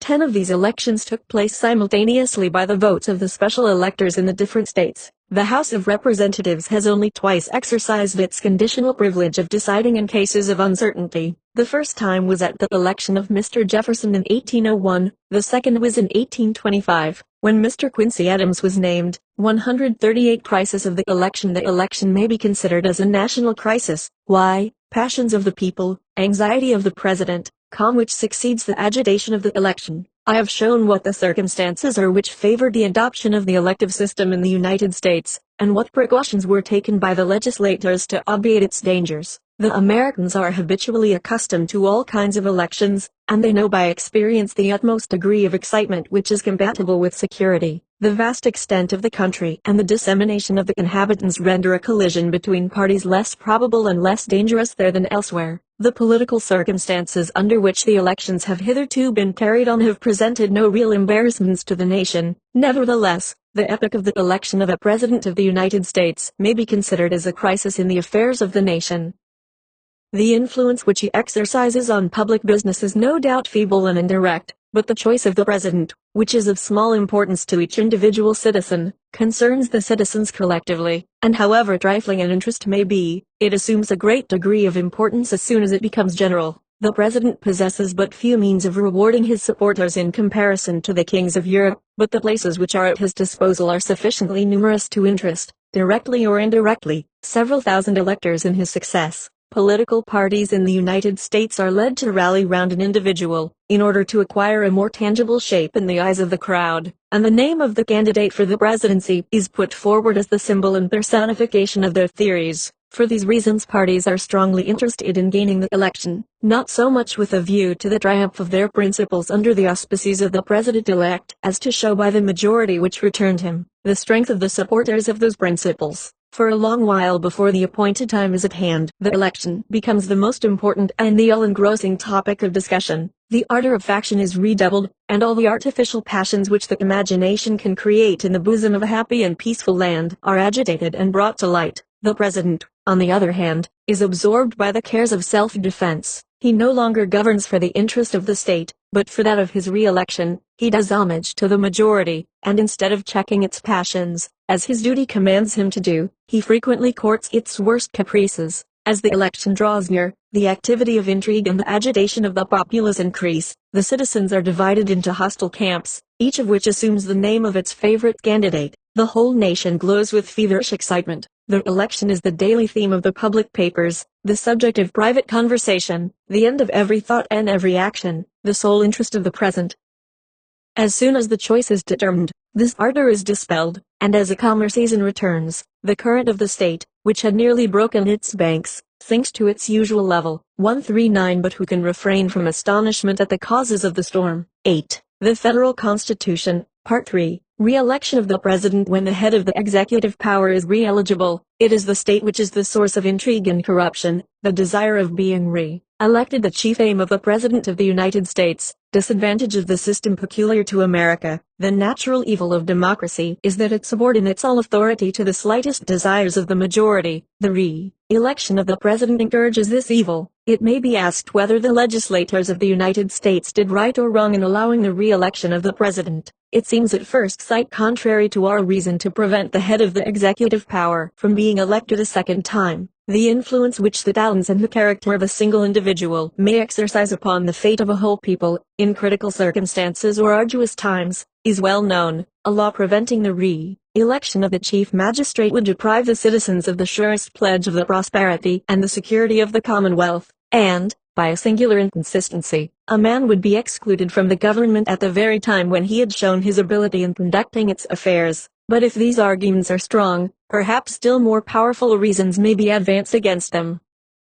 Intrigue and corruption are the natural defects of elective government, but when the head of the state can be re-elected, these evils rise to a great height, and compromise the very existence of the country. When a simple candidate seeks to rise by intrigue, his maneuvers must necessarily be limited to a narrow sphere, but when the chief magistrate enters the lists, he borrows the strength of the government for his own purposes. In the former case, the feeble resources of an individual are in action. In the latter, the state itself, with all its immense influence, is busied in the work of corruption and cabal. The private citizen, who employs the most immoral practices to acquire power, can only act in a manner indirectly prejudicial to the public prosperity. But if the representative of the executive descends into the combat, the cares of government dwindle into second-rate importance, and the success of his election is his first concern. All laws and all the negotiations he undertakes are to him nothing more than electioneering schemes. Places become the reward of services rendered, not to the nation, but to its chief, and the influence of the government, if not injurious to the country, is at least no longer beneficial to the community for which it was created. It is impossible to consider the ordinary course of affairs in the United States without perceiving that the desire of being re-elected is the chief aim of the president,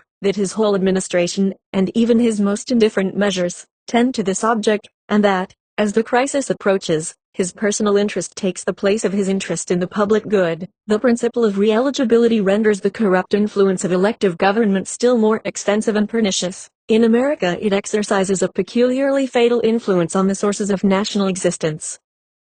Every government seems to be afflicted by some evil which is inherent in its nature, and the genius of the legislator is shown in eluding its attacks. A state may survive the influence of a host of bad laws, and the mischief they cause is frequently exaggerated, but a law which encourages the growth of the canker within must prove fatal in the end, although its bad consequences may not be immediately perceived. The principle of destruction in absolute monarchies lies in the excessive and unreasonable extension of the prerogative of the crown, and a measure tending to remove the constitutional provisions which counterbalance this influence would be radically bad, even if its immediate consequences were unattended with evil. By a parity of reasoning, in countries governed by a democracy, where the people is perpetually drawing all authority to itself, the laws which increase or accelerate its action are the direct assailants of the very principle of the government. The greatest proof of the ability of the American legislators is, that they clearly discerned this truth, and that they had the courage to act up to it. They conceived that a certain authority above the body of the people was necessary, which should enjoy a degree of independence, without,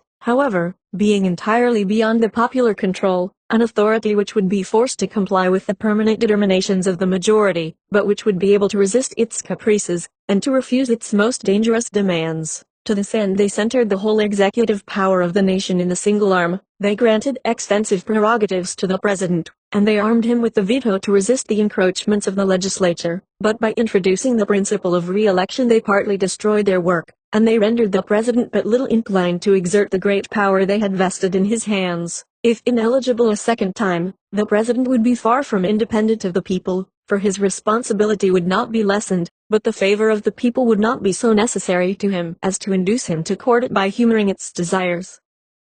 If re-eligible, and this is more especially true at the present day, when political morality is relaxed, and when great men are rare, the President of the United States becomes an easy tool in the hands of the majority. He adopts its likings and its animosities, he hastens to anticipate its wishes, he forestalls its complaints, he yields to its idlest cravings, and instead of guiding it, as the legislature intended that he should do, he is ever ready to follow its bidding. Thus, in order not to deprive the state of the talents of an individual, those talents have been rendered almost useless, and to reserve an expedient for extraordinary perils, the country has been exposed to daily dangers. Federal Courts 140 Political importance of the judiciary in the United States, difficulty of treating this subject, utility of judicial power in confederations, what tribunals could be introduced into the Union, necessity of establishing federal courts of justice, organization of the national judiciary, the Supreme Court and what it differs from all known tribunals. I have inquired into the legislative and executive power of the Union,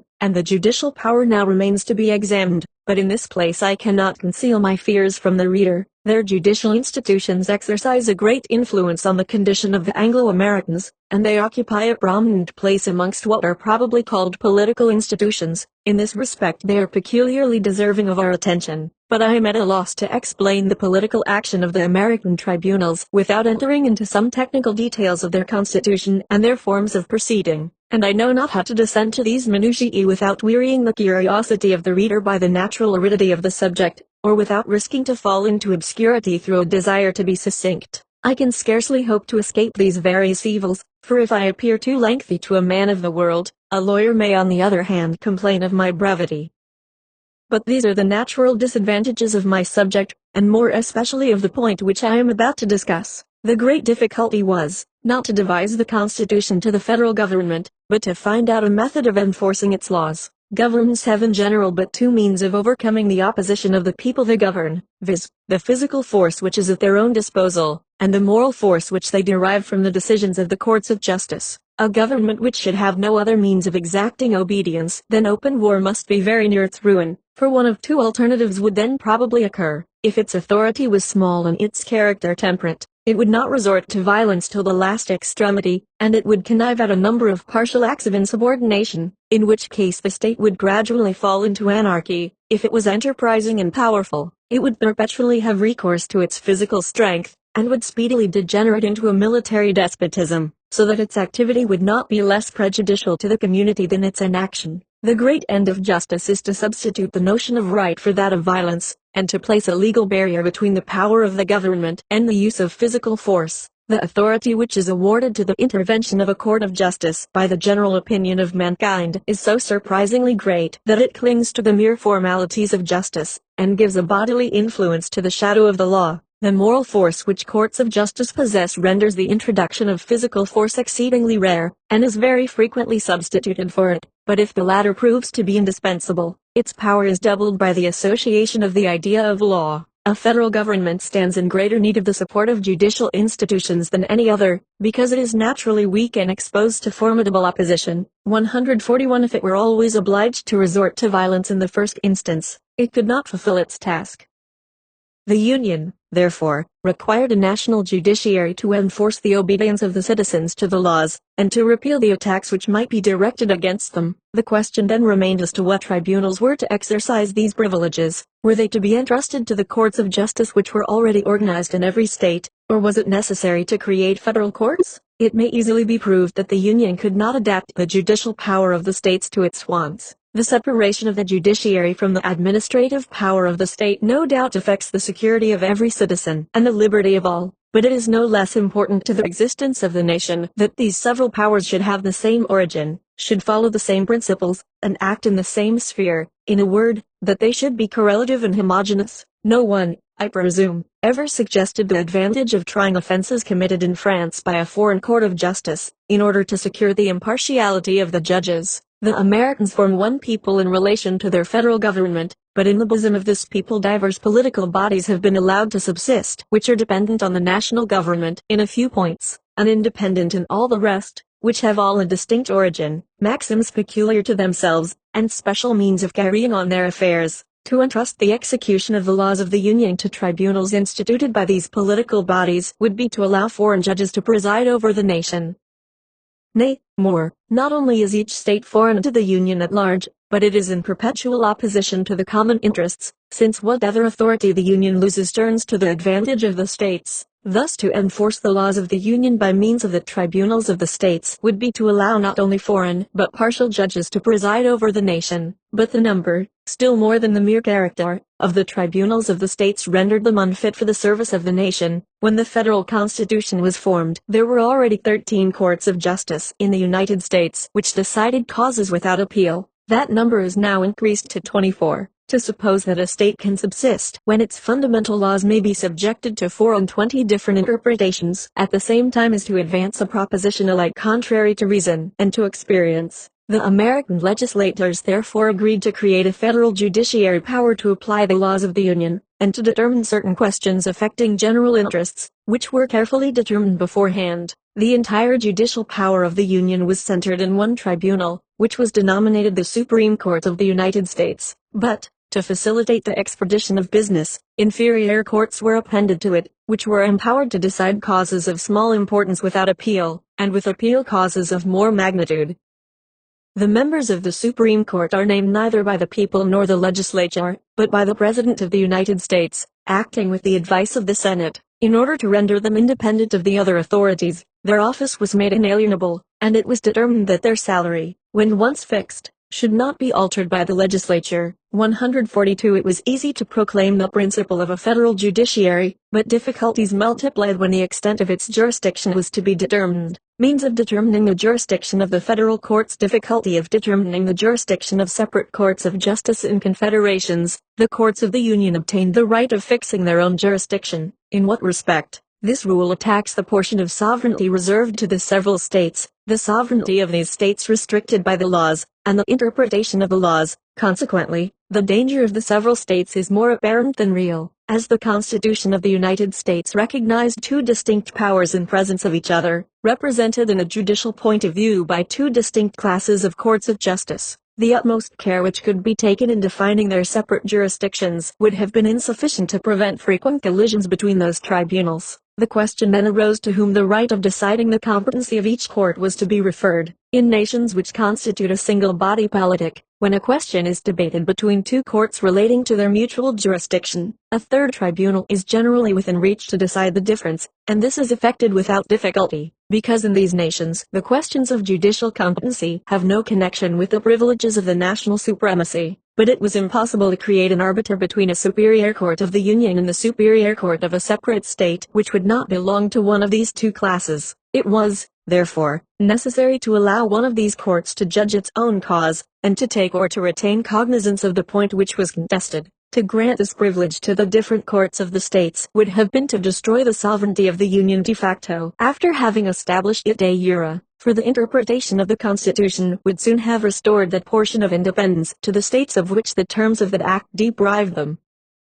The object of the creation of a federal tribunal was to prevent the courts of the states from deciding questions affecting the national interests in their own department, and so to form a uniform body of jurisprudence for the interpretation of the laws of the Union. This end would not have been accomplished if the courts of the several states had been competent to decide upon cases in their separate capacities, from which they were obliged to abstain as federal tribunals. The Supreme Court of the United States was therefore invested with the right of determining all questions of jurisdiction. 143 This was a severe blow upon the independence of the states, which was thus restricted not only by the laws, but by the interpretation of them, by one limit which was known, and by another which was dubious, by a rule which was certain, and a rule which was arbitrary. It is true the Constitution had laid down the precise limits of the federal supremacy, but whenever this supremacy is contested by one of the states, a federal tribunal decides the question. Nevertheless, the dangers with which the independence of the states was threatened by this mode of proceeding are less serious than they appeared to be. We shall see hereafter that in America the real strength of the country is vested in the provincial, far more than in the federal government.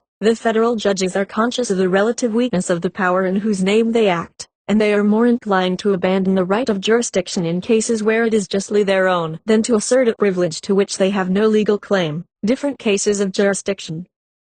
The matter and the party are the first conditions of the federal jurisdiction. Suits in which ambassadors are engaged, suits of the Union, of a separate state, by whom tried, causes resulting from the laws of the Union, why judged by the federal tribunals, causes relating to the performance of contracts tried by the federal courts. Consequence of this arrangement. After having appointed the means of fixing the competency of the federal courts, the legislators of the Union defined the cases which should come within their jurisdiction. It was established, on the one hand, that certain parties must always be brought before the federal courts, without any regard to the special nature of the cause, and, on the other, that certain causes must always be brought before the same courts, without any regard to the quality of the parties in the suit. These distinctions were therefore admitted to be the basis of the federal jurisdiction. Ambassadors are the representatives of nations in a state of amity with the Union, and whatever concerns these personages concerns in some degree the whole Union. When an ambassador is a party in a suit, that suit affects the welfare of the nation, and a federal tribunal is naturally called upon to decide it. The Union itself may be invoked in legal proceedings,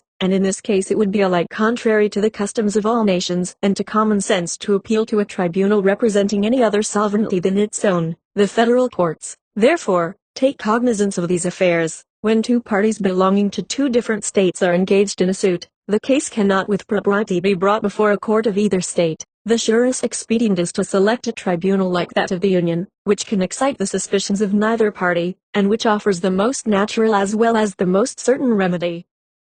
When the two parties are not private individuals, but states, an important political consideration is added to the same motive of equity. The quality of the parties in this case gives a national importance to all their disputes, and the most trifling litigation of the states may be said to involve the peace of the whole Union. 144. The nature of the cause frequently prescribes the rule of competency. Thus all the questions which concern maritime commerce evidently fall under the cognizance of the federal tribunals. 145. Almost all these questions are connected with the interpretation of the law of nations, and in this respect they essentially interest the Union in relation to foreign powers. Moreover, as the sea is not included within the limits of any peculiar jurisdiction, the national courts can only hear causes which originate in maritime affairs. The Constitution comprises under one head almost all the cases which by their very nature come within the limits of the federal courts. The rule which it lays down is simple, but pregnant with an entire system of ideas, and with a vast multitude of facts. It declares that the judicial power of the Supreme Court shall extend to all cases in law and equity arising under the laws of the United States.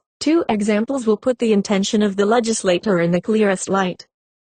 The Constitution prohibits the states from making laws on the value and circulation of money. If, notwithstanding this prohibition, a state passes a law of this kind, with which the interested parties refuse to comply because it is contrary to the Constitution, the case must come before a federal court, because it arises under the laws of the United States. Again, if difficulties arise in the levying of import duties which have been voted by Congress, the federal court must decide the case, because it arises under the interpretation of a law of the United States. This rule is in perfect accordance with the fundamental principles of the federal Constitution. The Union, as it was established in 1789, possesses, it is true, a limited supremacy, but it was intended that within its limits it should form one and the same people. 146. Within those limits the Union is sovereign. When this point is established and admitted, the inference is easy, for if it be acknowledged that the United States constitute one and the same people within the bounds prescribed by their Constitution, it is impossible to refuse them the rights which belong to other nations.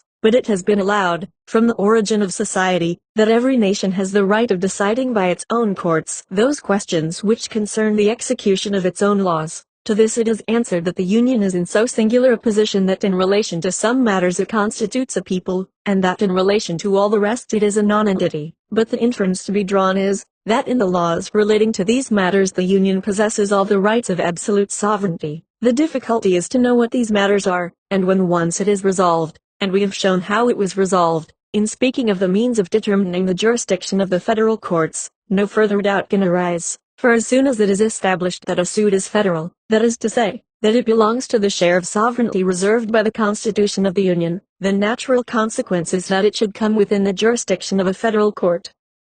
Whenever the laws of the United States are attacked, or whenever they are resorted to in self-defense, the federal courts must be appealed to. Thus the jurisdiction of the tribunals of the Union extends and narrows its limits exactly in the same ratio as the sovereignty of the Union augments or decreases. We have shown that the principal aim of the legislators of 1789 was to divide the sovereign authority into two parts. In the one they placed the control of all the general interests of the Union, in the other the control of the special interests of its component states. Their chief solicitude was to arm the federal government with sufficient power to enable it to resist, within its sphere, the encroachments of the several states. As for these communities, the principle of independence within certain limits of their own was adopted in their behalf. and they were concealed from the inspection, and protected from the control, of the central government. In speaking of the division of authority, I observed that this latter principle had not always been held sacred, since the states are prevented from passing certain laws which apparently belong to their own particular sphere of interest. When a state of the Union passes a law of this kind, the citizens who are injured by its execution can appeal to the federal courts. Thus the jurisdiction of the federal courts extends not only to all the cases which arise under the laws of the Union, but also to those which arise under laws made by the several states in opposition to the Constitution. The states are prohibited from making ex post facto laws in criminal cases, and any person condemned by virtue of a law of this kind can appeal to the judicial power of the Union. The states are likewise prohibited from making laws which may have a tendency to impair the obligations of contracts. 147. If a citizen thinks that an obligation of this kind is impaired by a law passed in his state, he may refuse to obey it, and may appeal to the federal courts. 148. This provision appears to me to be the most serious attack upon the independence of the states. The rights awarded to the federal government for purposes of obvious national importance are definite and easily comprehensible, but those with which this last clause invests it are not either clearly appreciable or accurately defined, for there are vast numbers of political laws which influence the existence of obligations of contracts, which may thus furnish an easy pretext for the aggressions of the central authority. 8. The Federal Constitution, Part 4. Procedure of the federal courts. Natural weakness of the judiciary power in confederations. Legislators ought to strive as much as possible to bring private individuals, and not states, before the federal courts. How the Americans have succeeded in this: direct prosecution of private individuals in the federal courts, indirect prosecution of the states which violate the laws of the Union. The decrees of the Supreme Court enervate, but do not destroy the provincial laws.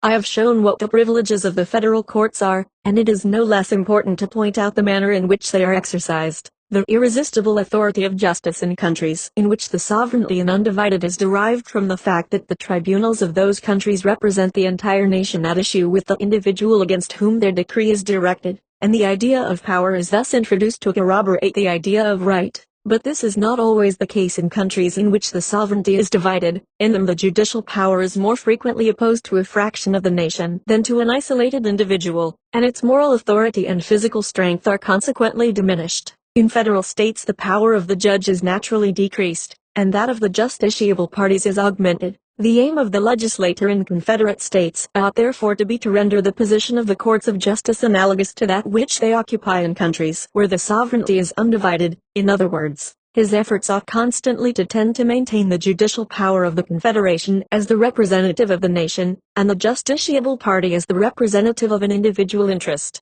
Every government, whatever may be its constitution, requires the means of constraining its subjects to discharge their obligations, and of protecting its privileges from their assaults. As far as the direct action of the government on the community is concerned, the Constitution of the United States contrived, by a master stroke of policy, that the federal courts, acting in the name of the laws, should only take cognizance of parties in an individual capacity, for, as it had been declared that the Union consisted of one and the same people within the limits laid down by the Constitution, the inference was that the government created by this Constitution, and acting within these limits, was invested with all the privileges of a national government, one of the principal of which is the right of transmitting its injunctions directly to the private citizen. When, for instance, the Union votes an impost, it does not apply to the states for the levying of it, but to every American citizen in proportion to his assessment.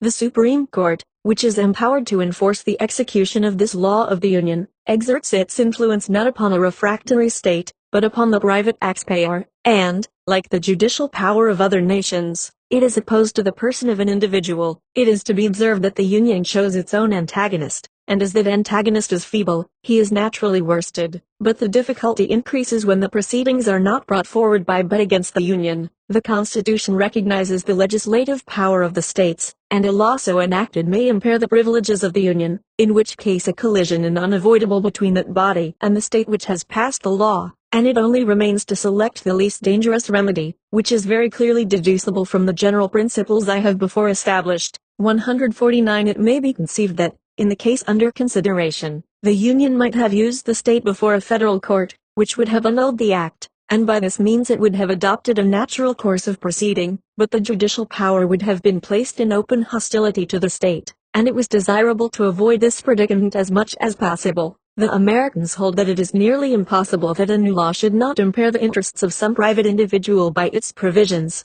These private interests are assumed by the American legislators as the ground of attack against such measures as may be prejudicial to the Union, and it is to these cases that the protection of the Supreme Court is extended. Suppose a state vends a certain portion of its territory to a company, and that a year afterwards it passes a law by which the territory is otherwise disposed of, and that clause of the Constitution which prohibits laws impairing the obligation of contracts violated. When the purchaser under the Second Act appears to take possession, the possessor under the First Act brings his action before the tribunals of the Union, and causes the title of the claimant to be pronounced null and void. 150. Thus, in point of fact, the judicial power of the Union is contesting the claims of the sovereignty of a state, but it only acts indirectly and upon a special application of detail. It attacks the law in its consequences, not in its principle, and it rather weakens than destroys it. The last hypothesis that remained was that each state formed a corporation enjoying a separate existence and distinct civil rights, and that it could therefore sue or be sued before a tribunal.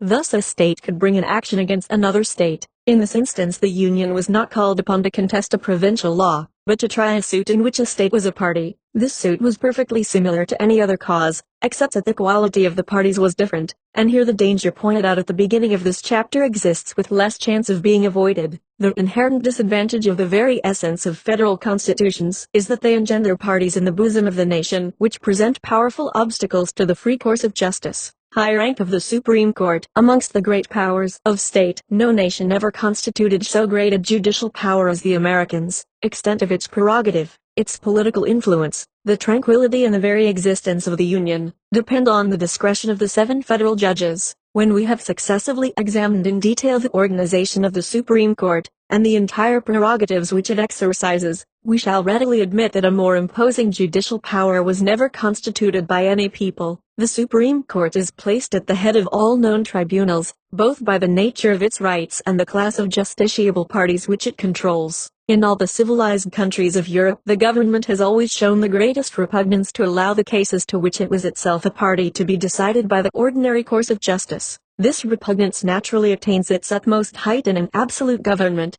and, on the other hand, the privileges of the courts of justice are extended with the increasing liberties of the people. But no European nation has at present held that all judicial controversies, without regard to their origin, can be decided by the judges of common law. In America this theory has been actually put in practice, and the Supreme Court of the United States is the sole tribunal of the nation. Its power extends to all the cases arising under laws and treaties made by the executive and legislative authorities, to all cases of admiralty and maritime jurisdiction, and in general to all points which affect the law of nations. It may even be affirmed that, although its constitution is essentially judicial, its prerogatives are almost entirely political. Its sole object is to enforce the execution of the laws of the Union, and the Union only regulates the relations of the government with the citizens, and of the nation with foreign powers. The relations of citizens amongst themselves are almost exclusively regulated by the sovereignty of the states. A second and still greater cause of the preponderance of this court may be adduced. In the nations of Europe, the courts of justice are only called upon to try the controversies of private individuals, but the Supreme Court of the United States summons sovereign powers to its bar. When the clerk of the court advances on the steps of the tribunal, and simply says, "The state of New York versus the state of Ohio," it is impossible not to feel that the court which he addresses is no ordinary body, and when it is recollected that one of these parties represents 1 million, and the other 2 millions of men, one is struck by the responsibility of the 7 judges whose decision is about to satisfy or to disappoint so large a number of their fellow citizens. The peace, the prosperity, and the very existence of the Union are vested in the hands of the 7 judges. Without their active cooperation the Constitution would be a dead letter. The executive appeals to them for assistance against the encroachments of the legislative powers. The legislature demands their protection from the designs of the executive. They defend the Union from the disobedience of the states from the exaggerated claims of the Union, the public interest against the interests of private citizens, and the conservative spirit of order against the fleeting innovations of democracy. Their power is enormous, but it is clothed in the authority of public opinion. They are the all-powerful guardians of a people which respects law, but they would be impotent against popular neglect or popular contempt. The force of public opinion is the most intractable of agents, because its exact limits cannot be defined, and it is not less dangerous to exceed than to remain below the boundary prescribed. The federal judges must not only be good citizens, and men possessed of that information and integrity which are indispensable in magistrates, but they must be statesmen, politicians, not unread in the signs of the times, not afraid to brave the obstacles which can be subdued, nor slow to turn aside such encroaching elements as may threaten the supremacy of the Union and the obedience which is due to the laws. The President, who exercises a limited power, may err without causing great mischief in a state. Congress may decide amiss without destroying the Union, because the electoral body in which Congress originates may cause it to retract its decision by changing its members. But if the Supreme Court is ever composed of imprudent men or bad citizens, the Union may be plunged into anarchy or civil war. The real cause of this danger, however, does not lie in the constitution of the tribunal, but in the very nature of federal governments. We have observed that in confederate peoples it is especially necessary to consolidate the judicial authority, because in no other nations do those independent persons who are able to cope with the social body exist in greater power or in a better condition to resist the physical strength of the government. But the more a power requires to be strengthened, the more extensive and independent it must be made, and the dangers which its abuse may create are heightened by its independence and its strength. The source of the evil is not, therefore, in the constitution of the power, but in the constitution of those states which render its existence necessary. In what respects the federal constitution is superior to that of the states? In what respects the constitution of the Union can be compared to that of the states? Superiority of the Constitution of the Union attributable to the wisdom of the federal legislature of the Union less dependent on the people than that of the states, executive power more independent in its sphere, judicial power less subjected to the inclinations of the majority. Practical consequence of these facts, the dangers inherent in a democratic government eluded by the federal legislators, and increased by the legislators of the states. The federal constitution differs essentially from that of the states in the ends which it is intended to accomplish, but in the means by which these ends are promoted a greater analogy exists between them.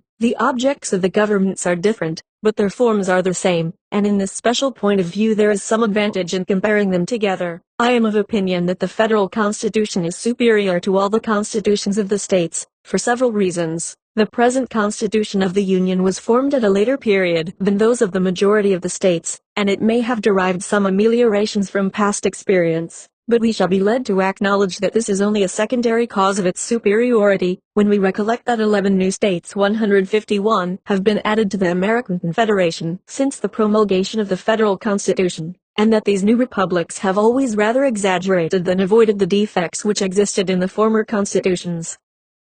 The chief cause of the superiority of the federal constitution lay in the character of the legislators who composed it. At the time when it was formed the dangers of the Confederation were imminent, and its ruin seemed inevitable. In this extremity the people chose the men who most deserved the esteem, rather than those who had gained the affections of the country. I have already observed that distinguished as almost all the legislators of the Union were for their intelligence, they were still more so for their patriotism. They had all been nurtured at a time when the spirit of liberty was braced by a continual struggle against a powerful and predominant authority. When the contest was terminated, whilst the excited passions of the populace persisted in warring with dangers which had ceased to threaten them, these men stopped short in their career. They cast a calmer and more penetrating look upon the country which was now their own. They perceived that the War of Independence was definitely ended, and that the only dangers which America had to fear were those which might result from the abuse of the freedom she had won. They had the courage to say what they believed to be true, because they were animated by a warm and sincere love of liberty, and they ventured to propose restrictions, because they were resolutely opposed to destruction. 152. The greater number of the constitutions of the states assign 1 year for the duration of the House of Representatives, and 2 years for that of the Senate, so that members of the legislative body are constantly and narrowly tied down by the slightest desires of their constituents. The legislators of the Union were of opinion that this excessive dependence of the legislature tended to alter the nature of the main consequences of the representative system, since it vested the source, not only of authority, but of government, in the people.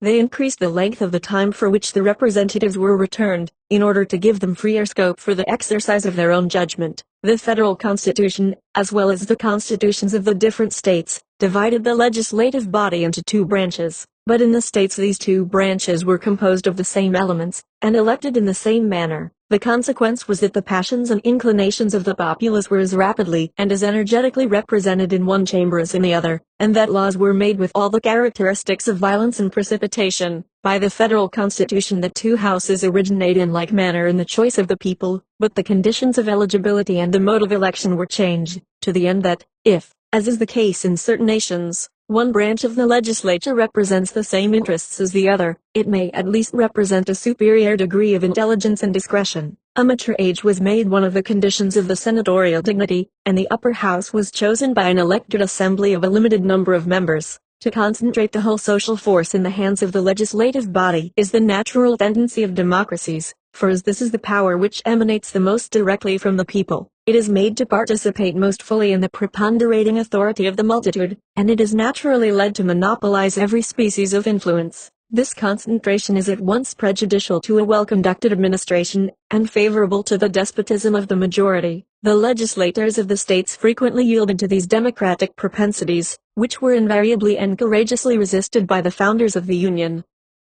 In the states the executive power is vested in the hands of a magistrate, who is apparently placed upon a level with the legislature, but who is in reality nothing more than the blind agent and the passive instrument of its decisions. He can derive no influence from the duration of his functions, which terminate with the revolving year, or from the exercise of prerogatives which can scarcely be said to exist. The legislature can condemn him to inaction by entrusting the execution of the laws to special committees of its own members, and can annul his temporary dignity by depriving him of his salary. The federal constitution vests all the privileges and all the responsibility of the executive power in a single individual. The duration of the presidency is fixed at 4 years. The salary of the individual who fills that office cannot be altered during the term of his functions. He is protected by a body of official dependents, and armed with a suspensive veto. In short, every effort was made to confer a strong and independent position upon the executive authority within the limits which had been prescribed to it. In the constitutions of all the states the judicial power is that which remains the most independent of the legislative authority. Nevertheless, in all the states the legislature has reserved to itself the right of regulating the emoluments of the judges, a practice which necessarily subjects these magistrates to its immediate influence. In some states the judges are only temporarily appointed, which deprives them of a great portion of their power and their freedom. In others the legislative and judicial powers are entirely confounded. Thus the Senate of New York, for instance, constitutes in certain cases the superior court of the state.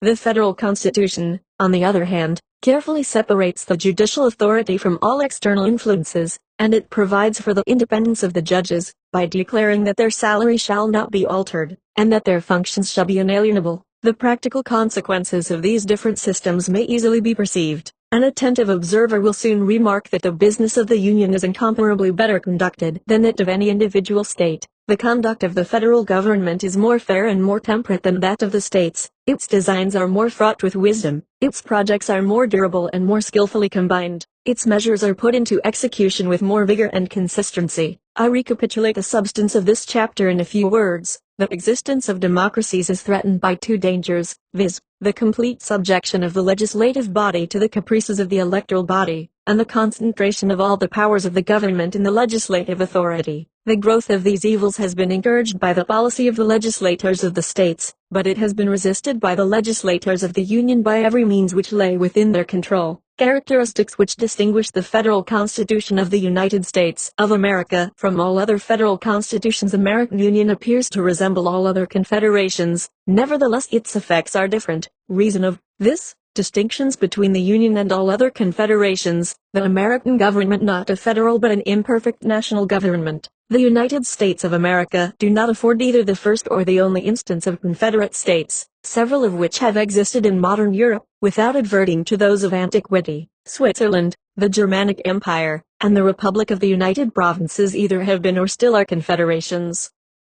In studying the constitutions of these different countries, the politician is surprised to observe that the powers with which they invested the federal government are nearly identical with the privileges awarded by the American Constitution to the government of the United States. They confer upon the central power the same rights of making peace and war, of raising money and troops, and of providing for the general exigencies and the common interests of the nation. Nevertheless, the federal government of these different peoples has always been as remarkable for its weakness and inefficiency as that of the Union is for its vigorous and enterprising spirit. Again, The first American Confederation perished through the excessive weakness of its government, and this weak government was, notwithstanding, in possession of rights even more extensive than those of the federal government of the present day. But the more recent Constitution of the United States contains certain principles which exercise a most important influence, although they do not at once strike the observer. This Constitution, which may at first sight be confounded with the federal constitutions which preceded it, rests upon a novel theory, which may be considered as a great invention in modern political science. In all the confederations which had been formed before the American Constitution of 1789, the Allied States agreed to obey the injunctions of a federal government, but they reserved to themselves the right of ordaining and enforcing the execution of the laws of the Union. The American states which combined in 1789 agreed that the federal government should not only dictate the laws, but that it should execute its own enactments. In both cases the right is the same, but the exercise of the right is different,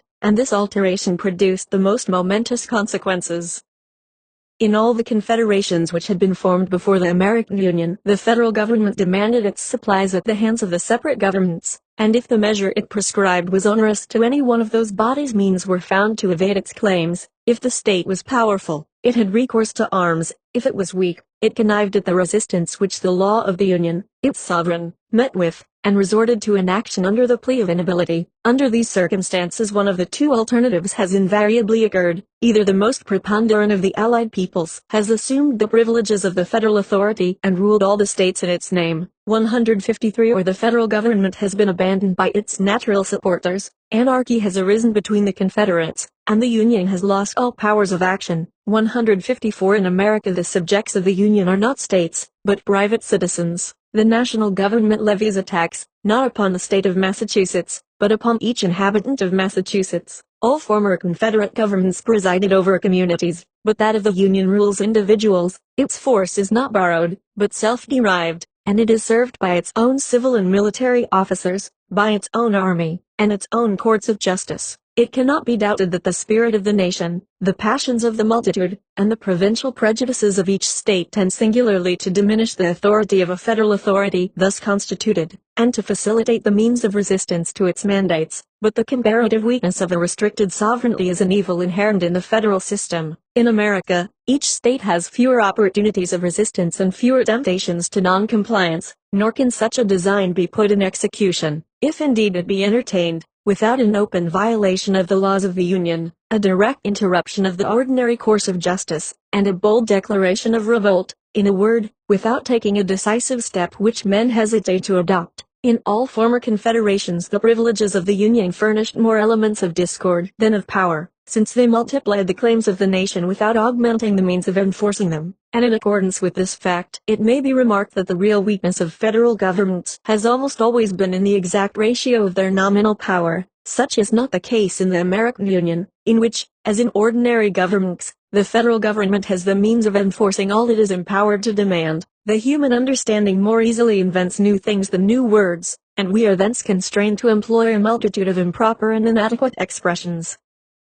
When several nations form a permanent league and establish a supreme authority, which, although it has not the same influence over the members of the community as a national government, acts upon each of the Confederate states in a body, this government, which is so essentially different from all others, is denominated a federal one. Another form of society is afterwards discovered, in which several peoples are fused into one in the same nation with regard to certain common interests, although they remain distinct, or at least only confederate, with regard to all their other concerns. In this case the central power acts directly upon those whom it governs, whom it rules, and whom it judges, in the same manner, as, but in a more limited circle than, a national government. Here the term federal government is clearly no longer applicable to a state of things which must be styled an incomplete national government. A form of government has been found out which is neither exactly national nor federal, but no further progress has been made, and the new word which will one day designate this novel invention does not yet exist. The absence of this new species of confederation has been the cause which has brought all unions to civil war, to subjection, or to a stagnant apathy, and the peoples which formed these leagues have been either too dull to discern, or too pusillanimous to apply this great remedy. The American Confederation perished by the same defects, but the Confederate States of America had been long accustomed to form a portion of one empire. Before they had won their independence, they had not contracted the habit of governing themselves, and their national prejudices had not taken deep root in their minds. superior to the rest of the world in political knowledge, and sharing that knowledge equally amongst themselves, they were little agitated by the passions which generally oppose the extension of federal authority in the nation, and those passions were checked by the wisdom of the chief citizens. The Americans applied their remedy with prudent firmness as soon as they were conscious of the evil. They amended their laws, and they saved their country.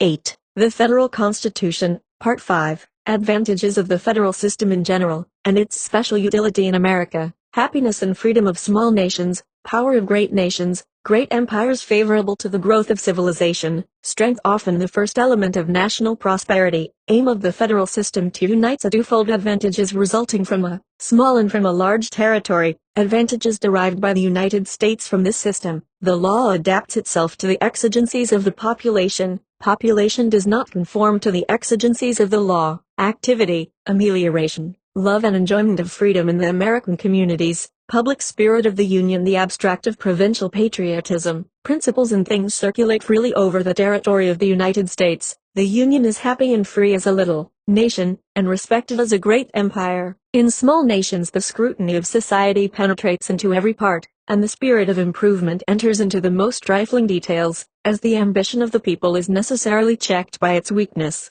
All the efforts and resources of the citizens are turned to the internal benefit of the community, and are not likely to evaporate in the fleeting breath of glory. The desires of every individual are limited, because extraordinary faculties are rarely to be met with. The gifts of an equal fortune render the various conditions of life uniform, and the manners of the inhabitants are orderly and simple. Thus, if one estimate the gradations of popular morality and enlightenment, we shall generally find that in small nations there are more persons in easy circumstances, a more numerous population, and a more tranquil state of society, than in great empires. When tyranny is established in the bosom of a small nation, it is more galling than elsewhere, because, as it acts within a narrow circle, every point of that circle is subject to its direct influence.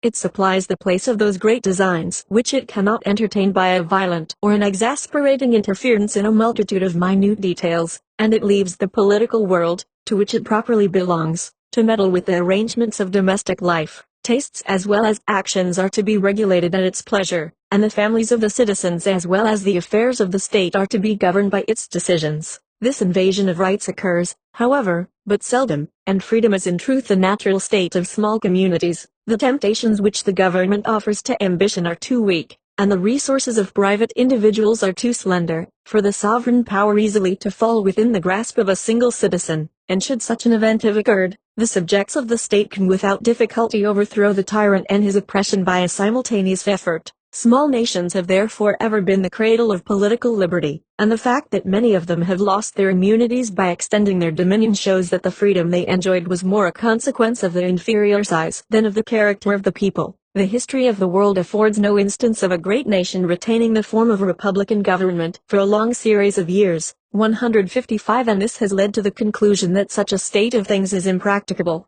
For my own part, I cannot but censure the imprudence of attempting to limit the possible and to judge the future on the part of a being who is hourly deceived by the most palpable realities of life, and who is constantly taken by surprise in the circumstances with which he is most familiar. But it may be advanced with confidence that the existence of a great republic will always be exposed to far greater perils than that of a small one. All the passions which are most fatal to republican institutions spread with an increasing territory, whilst the virtues which maintain their dignity do not augment in the same proportion. The ambition of the citizens increases with the power of the state, the strength of parties with the importance of the ends they have in view, but that devotion to the common weal which is the surest check on destructive passions is not stronger in a large than in a small republic. It might, indeed, be proved without difficulty that it is less powerful and less sincere. The arrogance of wealth and the dejection of wretchedness, capital cities of unwanted extent, a lax morality, a vulgar egotism, and a great confusion of interests, are the dangers which almost invariably arise from the magnitude of states. But several of these evils are scarcely prejudicial to a monarchy, and some of them contribute to maintain its existence. In monarchical states the strength of the government is its own. It may use, but it does not depend on, the community, and the authority of the prince is proportioned to the prosperity of the nation. But the only security which a republican government possesses against these evils lies in the support of the majority. This support is not, however, proportionally greater in a large republic than it is in a small one, and thus,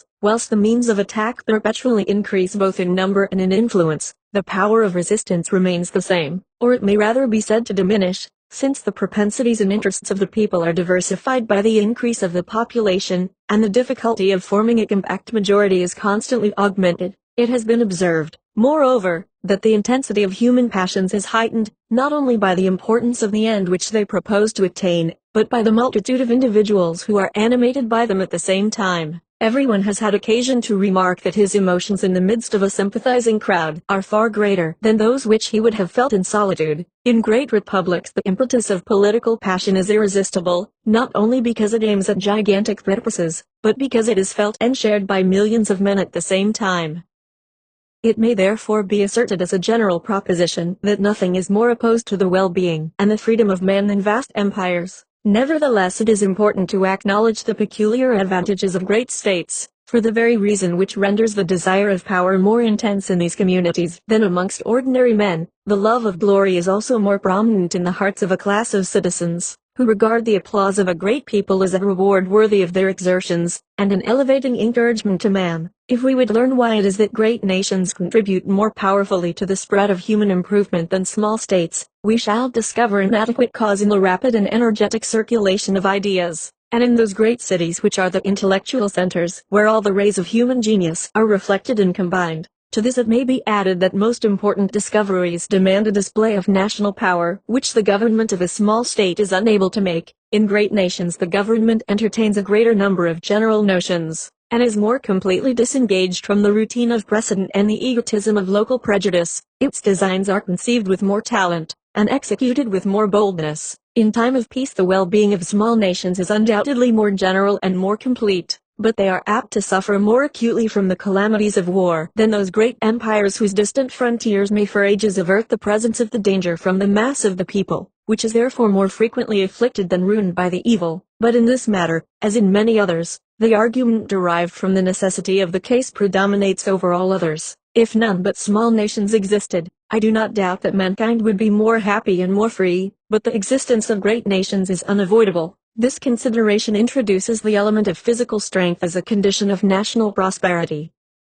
It profits a people but little to be affluent and free if it is perpetually exposed to be pillaged or subjugated. The number of its manufactures and the extent of its commerce are of small advantage if another nation has the empire of the seas and gives the law in all the markets of the globe. Small nations are often impoverished, not because they are small, but because they are weak. The great empires prosper less because they are great than because they are strong. Physical strength is therefore one of the first conditions of the happiness and even of the existence of nations. Hence it occurs that, unless very peculiar circumstances intervene, small nations are always united to large empires in the end, either by force or by their own consent. Yet I am unacquainted with a more deplorable spectacle than that of a people unable either to defend or to maintain its independence.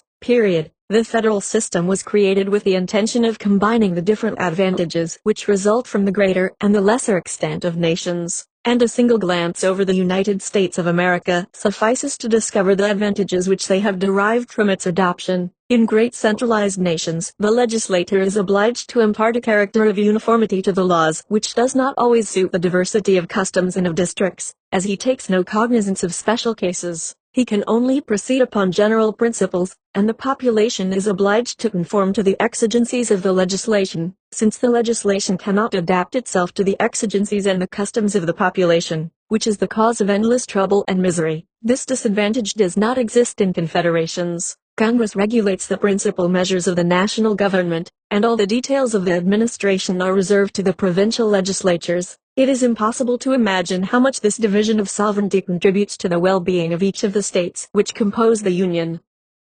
In these small communities, which are never agitated by the desire of aggrandizement or the cares of self-defense, all public authority and private energy is employed in internal amelioration. The central government of each state, which is in immediate juxtaposition to the citizens, is daily apprised of the wants which arise in society, and new projects are proposed every year. which are discussed either at town meetings or by the legislature of the state, and which are transmitted by the press to stimulate the zeal and to excite the interest of the citizens. This spirit of amelioration is constantly alive in the American republics. Without compromising their tranquility, the ambition of power yields to the less refined and less dangerous love of comfort. It is generally believed in America that the existence and the permanence of the Republican form of government in the New World depend upon the existence and the permanence of the federal system, and it is not unusual to attribute a large share of the misfortunes which have befallen the new states of South America to the injudicious erection of great republics, instead of a divided and confederate sovereignty. It is incontestably true that the love and the habits of republican government in the United States were engendered in the townships and in the provincial assemblies. In a small state, like that of Connecticut for instance, where cutting a canal or laying down a road is a momentous political question, where the state has no army to pay and no wars to carry on, and where much wealth and much honor cannot be bestowed upon the chief citizens, no form of government can be more natural or more appropriate than that of a republic. But it is this same republican spirit, it is these manners and customs of a free people, which are engendered and nurtured in the different states, to be afterwards applied to the country at large. The public spirit of the Union is, so to speak, nothing more than an abstract of the patriotic zeal of the provinces. Every citizen of the United States transfuses his attachment to his little republic in the common store of American patriotism. In defending the Union he defends the increasing prosperity of his own district, the right of conducting its affairs, and the hope of causing measures of improvement to be adopted which may be favorable to his own interest. And these are motives which are what to stir men more readily than the general interests of the country and the glory of the nation. On the other hand, if the temper and the manners of the inhabitants especially fitted them to promote the welfare of a great republic, the federal system smoothed the obstacles which they might have encountered. The confederation of all the American states presents none of the ordinary disadvantages resulting from great agglomerations of men. The Union is a great republic in extent, but the paucity of objects for which its government provides assimilates it to a small state. Its acts are important, but they are rare. As the sovereignty of the Union is limited and incomplete, its exercise is not incompatible with liberty, for it does not excite those insatiable desires of fame and power which have proved so fatal to great republics. As there is no common center to the country, vast capital cities, colossal wealth, abject poverty, and sudden revolutions are alike unknown, and political passion, instead of spreading over the land like a torrent of desolation, spends its strength against the interests and the individual passions of every state. Nevertheless, all commodities and ideas circulate throughout the Union as freely as in a country inhabited by one people. Nothing checks the spirit of enterprise.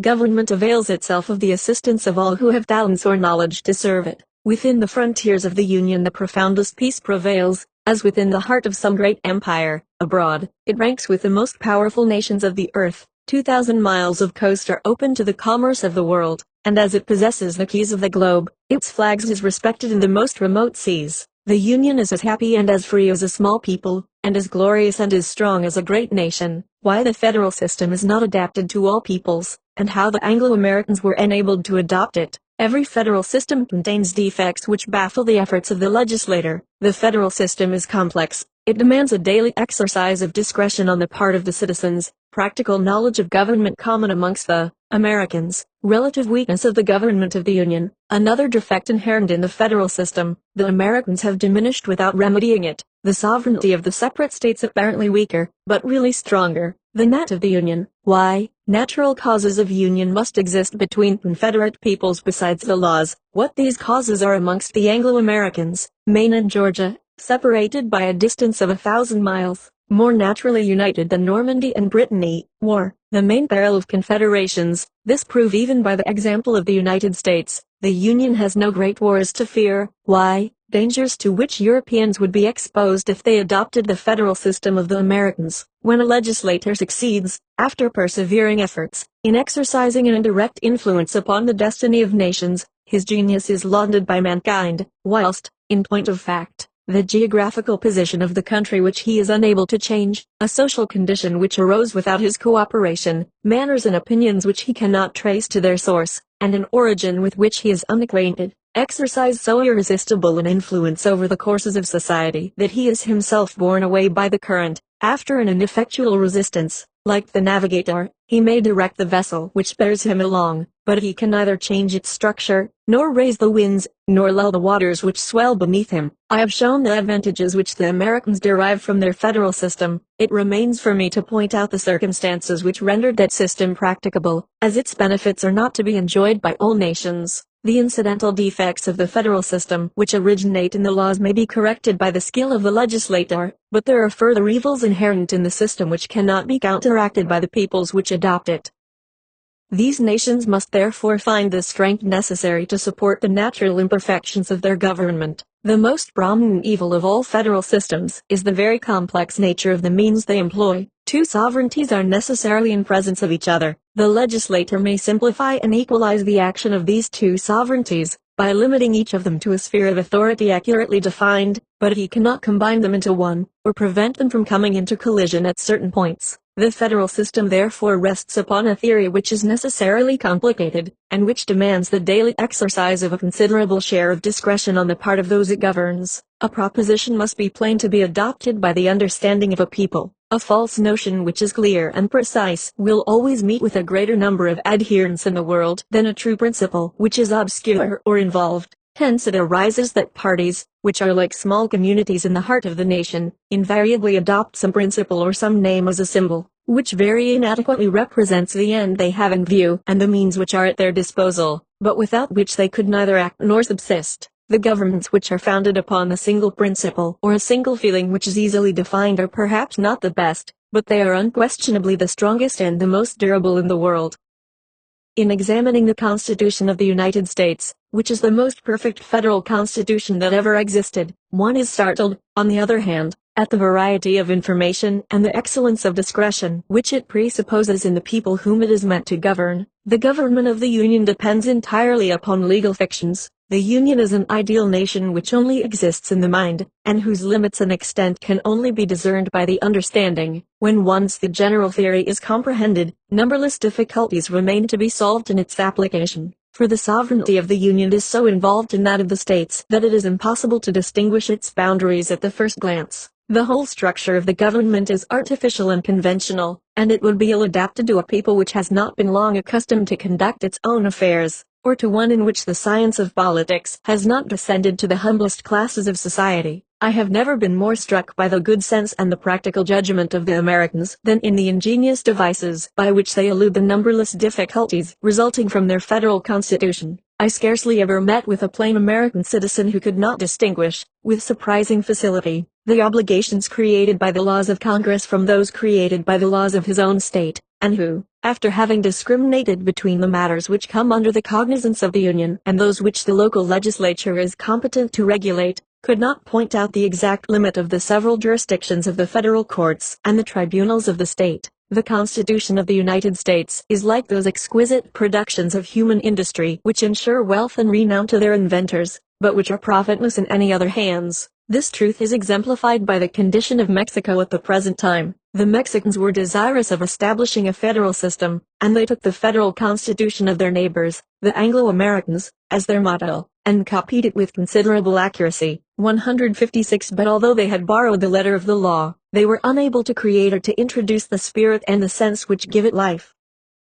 They were involved in ceaseless embarrassments between the mechanism of their double government. The sovereignty of the states and that of the Union perpetually exceeded their respective privileges, and entered into collision. And to the present day Mexico is alternately the victim of anarchy and the slave of military despotism. The second and the most fatal of all the defects I have alluded to, and that which I believe to be inherent in the federal system, is the relative weakness of the government of the Union. The principle upon which all confederations rest is that of a divided sovereignty. The legislator may render this partition less perceptible, he may even conceal it for a time from the public eye, but he cannot prevent it from existing, and a divided sovereignty must always be less powerful than an entire supremacy. The reader has seen in the remarks I have made on the Constitution of the United States that the Americans have displayed singular ingenuity in combining the restriction of the power of the Union within the narrow limits of a federal government, with the semblance and, to a certain extent, with the force of a national government. By this means the legislators of the Union have succeeded in diminishing,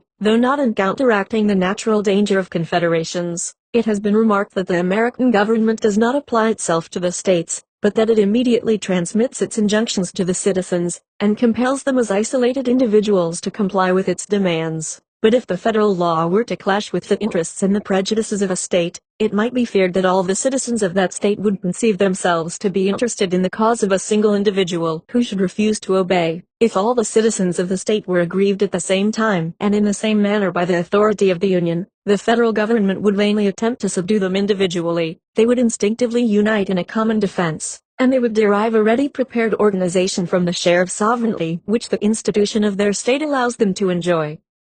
Fiction would give way to reality, and an organized portion of the territory might then contest the central authority. 157. The same observation holds good with regard to the federal jurisdiction. If the courts of the Union violated an important law of a state in a private case, the real, if not the apparent, contest would arise between the aggrieved state represented by a citizen and the Union represented by its courts of justice. 158. He would have but a partial knowledge of the world who should imagine that it is possible, by the aid of legal fictions, to prevent men from finding out and employing those means of gratifying their passions which have been left open to them, and it may be doubted whether the American legislators, when they rendered a collision between the two sovereigns less probable, destroyed the cause of such a misfortune. But it may even be affirmed that they were unable to ensure the preponderance of the federal element. In a case of this kind, the Union is possessed of money and of troops, but the affections and the prejudices of the people are in the bosom of the states. The sovereignty of the Union is an abstract being, which is connected with but few external objects. The sovereignty of the states is hourly perceptible, easily understood, constantly active, and if the former is of recent creation,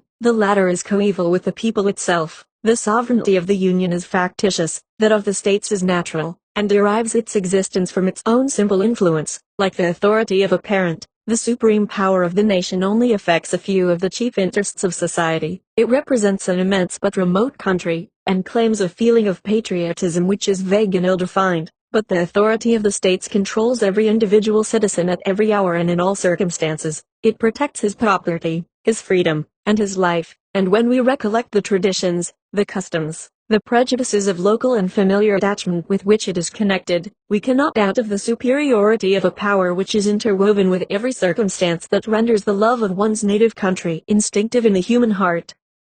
Since legislators are unable to obviate such dangerous collisions as occur between the two sovereignties which coexist in the federal system, their first object must be, not only to dissuade the Confederate States from warfare, but to encourage such institutions as may promote the maintenance of peace. Hence it results that the federal compact cannot be lasting unless there exists in the communities which are leagued together a certain number of inducements to union which render their common dependence agreeable, and the task of the government light, and that system cannot succeed without the presence of favorable circumstances, added to the influence of good laws. All the peoples which have ever formed a confederation have been held together by a certain number of common interests, which served as the intellectual ties of association, but the sentiments and the principles of man must be taken into consideration as well as his immediate interests. A certain uniformity of civilization is not less necessary to the durability of a confederation than the uniformity of interests in the states which compose it. In Switzerland the difference which exists between the canton of Uri and the canton of Vaud is equal to that between the 15th and the 19th centuries,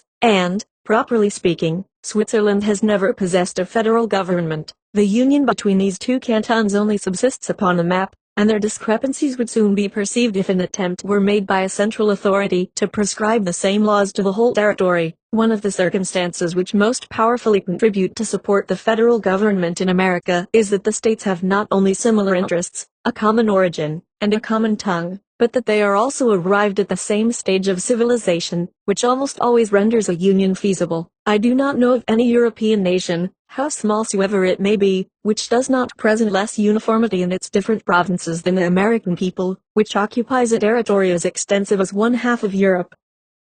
The distance from the state of Maine to that of Georgia is reckoned at about 1,000 miles. But the difference between the civilization of Maine and that of Georgia is slighter than the difference between the habits of Normandy and those of Brittany. Maine and Georgia, which are placed at the opposite extremities of a great empire, are consequently in the natural possession of more real inducements to form a confederation than Normandy and Brittany, which are only separated by a bridge. The geographical position of the country contributed to increase the facilities which the American legislators derived from the manners and customs of the inhabitants, and it is to this circumstance that the adoption and the maintenance of the federal system are mainly attributable. The most important occurrence which can mark the annals of a people is the breaking out of a war. In war a people struggles with the energy of a single man against foreign nations in the defense of its very existence. The skill of a government, the good sense of the community, and the natural fondness which men entertain for their country, may suffice to maintain peace in the interior of a district, and to favor its internal prosperity. But a nation can only carry on a great war at the cost of more numerous and more painful sacrifices, and to suppose that a great number of men will of their own accord comply with these exigencies of the state is to betray an ignorance of mankind. All the peoples which have been obliged to sustain a long and serious warfare have consequently been led to augment the power of their government. Those which have not succeeded in this attempt have been subjugated. A long war almost always places nations in the wretched alternative of being abandoned to ruin by defeat or to despotism by success.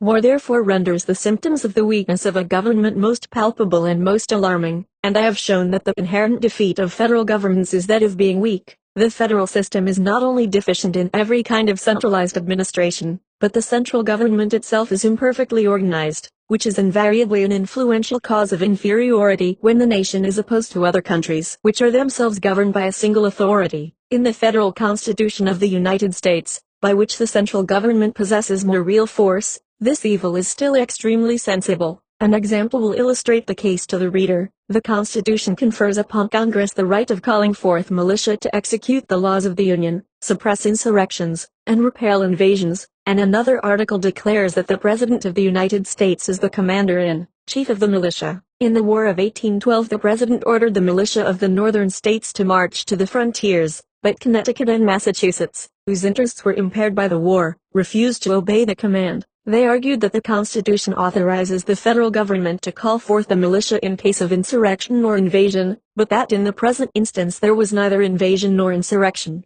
They added that the same Constitution which conferred upon the Union the right of calling forth the militia reserved to the states that of naming the officers, and that consequently, as they understood the clause, no officer of the Union had any right to command the militia, even during war, except the President in person, and in this case they were ordered to join an army commanded by another individual. These absurd and pernicious doctrines received the sanction not only of the governors and the legislative bodies, but also of the courts of justice in both states, and the federal government was constrained to raise elsewhere the troops which it required. 159.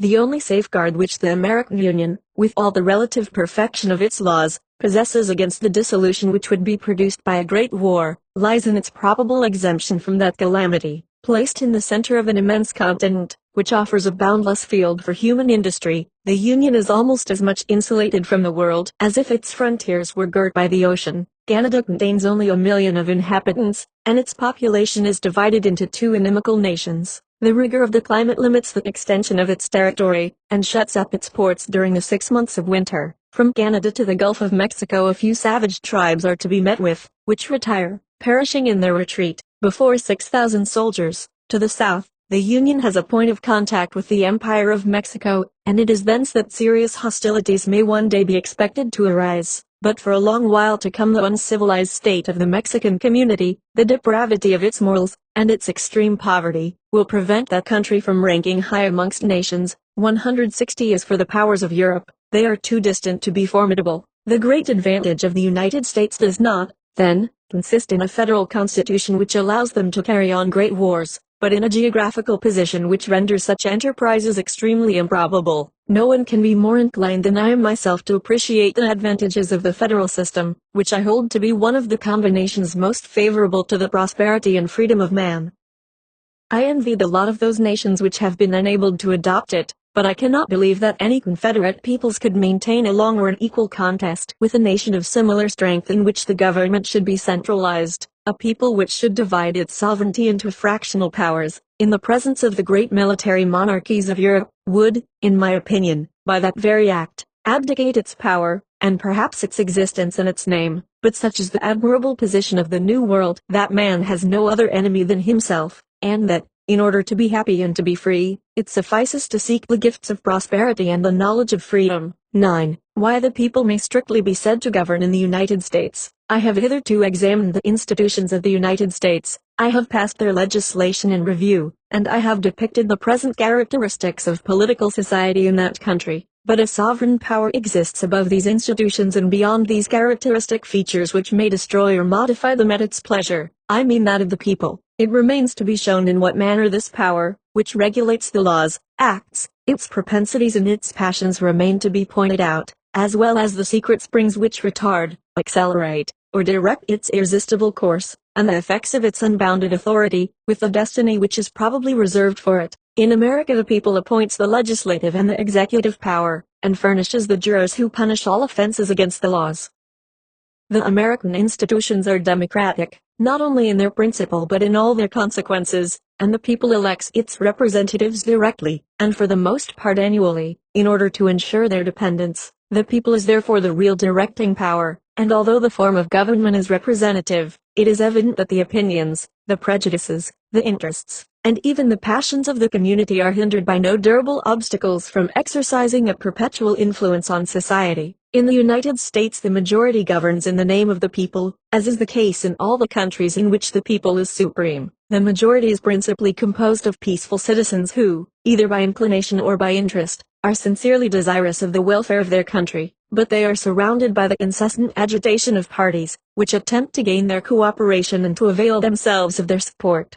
Parties in the United States. Chapter Summary. Great distinction to be made between parties, parties which are to each other as rival nations, parties properly so called, difference between great and small parties, epochs which produce them, their characteristics. America has had great parties, they are extinct, Federalists, Republicans, defeat of the Federalists, difficulty of creating parties in the United States, what is done with this intention, aristocratic or democratic character to be met with in all parties, struggle of General Jackson against the bank.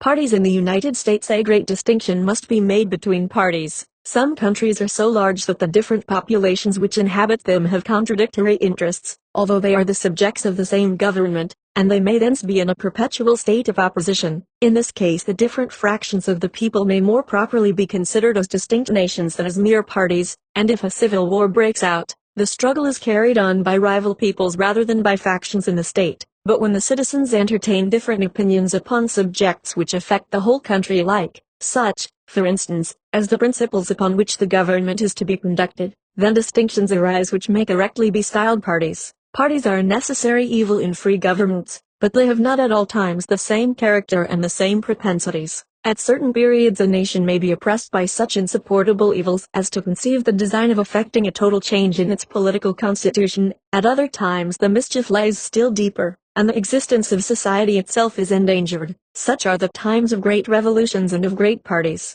But between these epochs of misery and of confusion there are periods during which human society seems to rest, and mankind to make a pause. This pause is, indeed, only apparent, for time does not stop its course for nations any more than for men. They are all advancing towards a goal with which they are unacquainted, and we only imagine them to be stationary when their progress escapes our observation, as men who are going at a foot pace seem to be standing still to those who run. But however this may be, there are certain epochs at which the changes that take place in the social and political constitution of nations are so slow and so insensible that men imagine their present condition to be a final state, and the human mind, believing itself to be firmly based upon certain foundations, does not extend its researches beyond the horizon which it descries. These are the times of small parties and of intrigue. The political parties which I style great are those which cling to principles more than to their consequences, to general, and not to especial cases, to ideas, and not to men. These parties are usually distinguished by a nobler character, by more generous passions, more genuine convictions, and a more bold and open conduct than the others. In the private interest, which always plays the chief part in political passions, is more studiously veiled under the pretext of the public good, and it may even be sometimes concealed from the eyes of the very persons whom it excites and impels. Minor parties are, on the other hand, generally deficient in political faith, as they are not sustained or dignified by a lofty purpose. They ostensibly display the egotism of their character in their actions. They glow with a factitious zeal, their language is vehement, but their conduct is timid and irresolute. The means they employ are as wretched as the end at which they aim. Hence it arises that when a calm state of things succeeds a violent revolution, the leaders of society seem suddenly to disappear, and the powers of the human mind to lie concealed. Society is convulsed by great parties, by minor ones it is agitated, it is torn by the former, by the latter it is degraded, and if these sometimes save it by a salutary perturbation, those invariably disturb it to no good end. America has already lost the great parties which once divided the nation, and if her happiness is considerably increased, her morality has suffered by their extinction. When the War of Independence was terminated, and the foundations of the new government were to be laid down, the nation was divided between two opinions which are as old as the world, and which are perpetually to be met with under all the forms and all the names which have ever obtained in free communities, the one tending to limit, the other to extend indefinitely, the power of the people. The conflict of these two opinions never assumed that degree of violence in America which it has frequently displayed elsewhere. Both parties of the Americans were, in fact, agreed upon the most essential points, and neither of them had to destroy a traditionary constitution, or to overthrow the structure of society, in order to ensure its own triumph. In neither of them, consequently, were a great number of private interests affected by success or by defeat, but moral principles of a high order, such as the love of equality and of independence, were concerned in the struggle, and they sufficed to kindle violent passions. The party which desired to limit the power of the people endeavored to apply its doctrines more especially to the Constitution of the Union, whence it derived its name of federal. The other party, which affected to be more exclusively attached to the cause of liberty, took that of Republican. America is a land of democracy, and the Federalists were always in a minority, but they reckoned on their side almost all the great men who had been called forth by the War of Independence, and their moral influence was very considerable. Their cause was, moreover, favored by circumstances. The ruin of the Confederation had impressed the people with a dread of anarchy, and the Federalists did not fail to profit by this transient disposition of the multitude. For 10 or 12 years they were at the head of affairs, and they were able to apply some, though not all, of their principles, for the hostile current was becoming from day to day too violent to be checked or stemmed. In 1801 the Republicans got possession of the government. Thomas Jefferson was named president, and he increased the influence of their party by the weight of his celebrity, the greatness of his talents, and the immense extent of his popularity. The means by which the Federalists had maintained their position were artificial, and their resources were temporary. It was by the virtues or the talents of their leaders that they had risen to power. When the Republicans attained to that lofty station, their opponents were overwhelmed by utter defeat. An immense majority declared itself against the retiring party, and the Federalists found themselves in so small a minority that they at once despaired of their future success.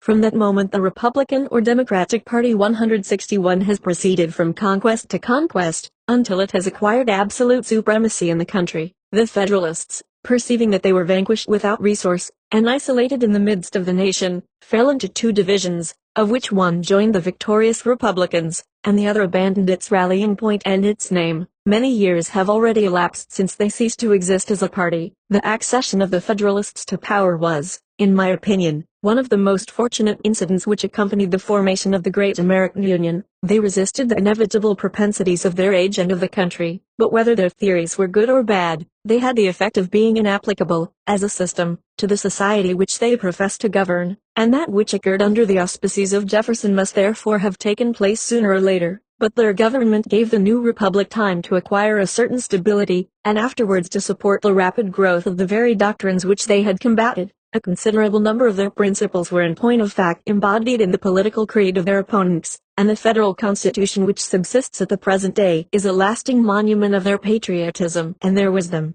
Great political parties are not, then, to be met with in the United States at the present time. Parties, indeed, may be found which threaten the future tranquility of the Union, but there are none which seem to contest the present form of government or the present course of society. The parties by which the Union is menaced do not rest upon abstract principles, but upon temporal interests. These interests, disseminated in the provinces of so vast an empire, may be said to constitute rival nations rather than parties. Thus, upon a recent occasion, the North contended for the system of commercial prohibition, and the South took up arms in favor of free trade, simply because the North is a manufacturing and the South an agricultural district, and that the restrictive system which was profitable to the one was prejudicial to the other. 162 In the absence of great parties, the United States abound with lesser controversies, and public opinion is divided into 1,000 minute shades of difference upon questions of very little moment. The pains which are taken to create parties are inconceivable, and at the present day it is no easy task. In the United States there is no religious animosity, because all religion is respected, and no sect is predominant. There is no jealousy of rank, because the people is everything, and none can contest its authority. Lastly, there is no public indigence to supply the means of agitation, because the physical position of the country opens so wide a field to industry that man is able to accomplish the most surprising undertakings with his own native resources. Nevertheless, ambitious men are interested in the creation of parties, since it is difficult to eject a person from authority upon a mere ground that his place is coveted by others. The skill of the actors in the political world lies therefore in the art of creating parties. A political aspirant in the United States begins by discriminating his own interest, and by calculating upon those interests which may be collected around and amalgamated with it. He then contrives to discover some doctrine or some principle which may suit the purposes of this new association, and which he adopts in order to bring forward his party and to secure his popularity. Just as the imprimatur of a king was in former days incorporated with the volume which it authorized, but to which it no wise belonged.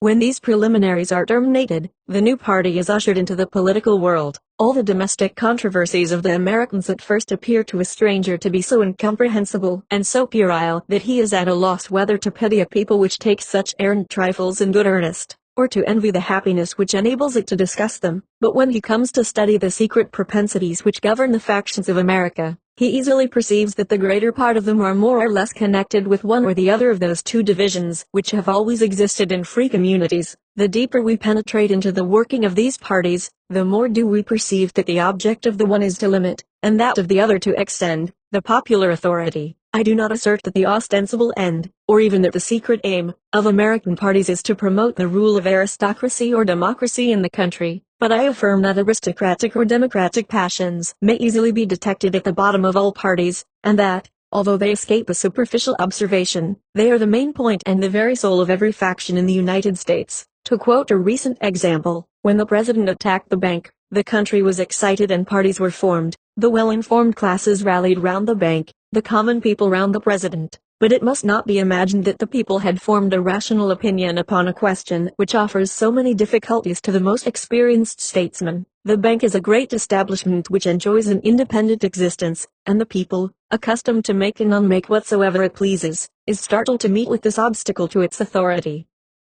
In the midst of the perpetual fluctuation of society, the community is irritated by so permanent an institution, and is led to attack it in order to see whether it can be shaken and controlled. Like all the other institutions of the country, remains of the aristocratic party in the United States secret opposition of wealthy individuals to democracy, their retirement, their taste for exclusive pleasures and for luxury at home, their simplicity abroad, their affected condescension towards the people. It sometimes happens in a people amongst which various opinions prevail that the balance of the several parties is lost, and one of them obtains an irresistible preponderance, overpowers all obstacles, harasses its opponents, and appropriates all the resources of society to its own purposes. The vanquished citizens despair of success and they conceal their dissatisfaction in silence and in general apathy. The nation seems to be governed by a single principle, and the prevailing party assumes the credit of having restored peace and unanimity to the country. But this apparent unanimity is merely a cloak to alarming dissensions and perpetual opposition. This is precisely what occurred in America. When the Democratic Party got the upper hand, it took exclusive possession of the conduct of affairs, and from that time the laws and the customs of society have been adapted to its caprices. At the present day, the more affluent classes of society are so entirely removed from the direction of political affairs in the United States that wealth, far from conferring a right to the exercise of power, is rather an obstacle than a means of attaining to it. The wealthy members of the community abandon the lists, through unwillingness to contend, and frequently to contend in vain, against the poorest classes of their fellow citizens. They concentrate all their enjoyments in the privacy of their homes, where they occupy a rank which cannot be assumed in public, and they constitute a private society in the state, which has its own tastes and its own pleasures. They submit to this state of things as an irremediable evil, but they are careful not to show that they are galled by its continuance. It is even not uncommon to hear them laud the delights of a republican government, and the advantages of democratic institutions when they are in public. Next to hating their enemies, men are most inclined to flatter them. Mark, for instance, that opulent citizen, who is as anxious as a Jew of the Middle Ages to conceal his wealth, His dress is plain, his demeanor unassuming, but the interior of his dwelling glitters with luxury, and none but a few chosen guests, whom he haughtily styles his equals, are allowed to penetrate into the sanctuary. No European noble is more exclusive in his pleasures, or more jealous of the smallest advantages which his privileged station confers upon him, but the very same individual crosses the city to reach a dark counting house in the center of traffic, where every one may accost him who pleases. If he meets his cobbler upon the way, they stop and converse. The two citizens discuss the affairs of the state in which they have an equal interest, and they shake hands before they part. But beneath this artificial enthusiasm, and these obsequious attentions to the preponderating power, it is easy to perceive that the wealthy members of the community entertain a hearty distaste to the democratic institutions of their country. The populace is at once the object of their scorn and of their fears. If the maladministration of the democracy ever brings about a revolutionary crisis, and if monarchical institutions ever become practicable in the United States, the truth of what I advance will become obvious. The two chief weapons which parties use in order to ensure success are the public press and the formation of associations. Liberty of the press in the United States. Chapter Summary. Difficulty of restraining the liberty of the press. Particular reasons which some nations have to cherish this liberty. The liberty of the press, a necessary consequence of the sovereignty of the people as it is understood in America. Violent language of the periodical press in the United States. Propensities of the periodical press, illustrated by the United States. Opinion of the Americans upon the repression of the abuse of the liberty of the press by judicial prosecutions. Reasons for which the press is less powerful in America than in France. Liberty of the press in the United States. The influence of the liberty of the press does not affect political opinions alone, but it extends to all the opinions of men, and it modifies customs as well as laws. In another part of this work, I shall attempt to determine the degree of influence which the liberty of the press has exercised upon civil society in the United States, and to point out the direction which it has given to the ideas, as well as the tone which it has imparted to the character and the feelings, of the Anglo-Americans. But at present I purpose simply to examine the effects produced by the liberty of the press in the political world. I confess that I do not entertain that firm and complete attachment to the liberty of the press which things that are supremely good in their very nature are wont to excite in the mind, and I approve of it more from a recollection of the evils it prevents than from a consideration of the advantages it ensures. If anyone could point out an intermediate and yet a tenable position between the complete independence and the entire subjection of the public expression of opinion, I should perhaps be inclined to adopt it, but the difficulty is to discover this position. If it is your intention to correct the abuses of unlicensed printing and to restore the use of orderly language, you may in the first instance try the offender by a jury, but if the jury acquits him, the opinion which was that of a single individual becomes the opinion of the country at large. Too much and too little has therefore hitherto been done. If you proceed, you must bring the delinquent before a court of permanent judges, but even here the cause must be heard before it can be decided, and the very principles which no book would have ventured to avow are blazoned forth in the pleadings, and what was obscurely hinted at in a single composition is then repeated in a multitude of other publications. The language in which a thought is embodied is the mere carcass of the thought, and not the idea itself. Tribunals may condemn the form, but the sense and spirit of the work is too subtle for their authority. Too much has still been done to recede, too little to attain your end. You must therefore proceed. If you establish a censorship of the press, the tongue of the public speaker will still make itself heard, and you have only increased the mischief. The powers of thought do not rely, like the powers of physical strength, upon the number of their mechanical agents, nor can a host of authors be reckoned like the troops which compose an army. On the contrary, the authority of a principle is often increased by the smallness of the number of men by whom it is expressed. The words of a strong-minded man, which penetrate amidst the passions of a listening assembly, have more power than the vociferations of 1,000 orators, and if it be allowed to speak freely in any public place, the consequence is the same as if free speaking was allowed in every village. The liberty of discourse must therefore be destroyed as well as the liberty of the press. This is the necessary term of your efforts. But if your object was to repress the abuses of liberty, they have brought you to the feet of a despot. You have been led from the extreme of independence to the extreme of subjection without meeting with a single tenable position for shelter or repose. There are certain nations which have peculiar reasons for cherishing the liberty of the press, independently of the general motives which I have just pointed out. For in certain countries which profess to enjoy the privileges of freedom, every individual agent of the government may violate the laws with impunity, since those whom he oppresses cannot prosecute him before the courts of justice. In this case the liberty of the press is not merely a guarantee, but it is the only guarantee of their liberty and their security which the citizens possess. If the rulers of these nations propose to abolish the independence of the press, the people would be justified in saying, "Give us the right of prosecuting your offenses before the ordinary tribunals, and perhaps we may then waive our right of appeal to the tribunal of public opinion." But in the countries in which the doctrine of the sovereignty of the people ostensibly prevails, the censorship of the press is not only dangerous, but it is absurd. When the right of every citizen to cooperate in the government of society is acknowledged, every citizen must be presumed to possess the power of discriminating between the different opinions of his contemporaries, and of appreciating the different facts from which inferences may be drawn. The sovereignty of the people and the liberty of the press may therefore be looked upon as correlative institutions, just as the censorship of the press and universal suffrage are two things which are irreconcilably opposed, and which cannot long be retained among the institutions of the same people. Not a single individual of the 12 millions who inhabit the territory of the United States has as yet dared to propose any restrictions to the liberty of the press. The first newspaper over which I cast my eyes, upon my arrival in America, contained the following article: "In all this affair the language of Jackson has been that of a heartless despot, solely occupied with the preservation of his own authority. Ambition is his crime, and it will be his punishment too. Intrigue is his native element, and intrigue will confound his tricks, and will deprive him of his power. He governs by means of corruption, and his immoral practices will redound to his shame and confusion. His conduct in the political arena has been that of a shameless and lawless gamester.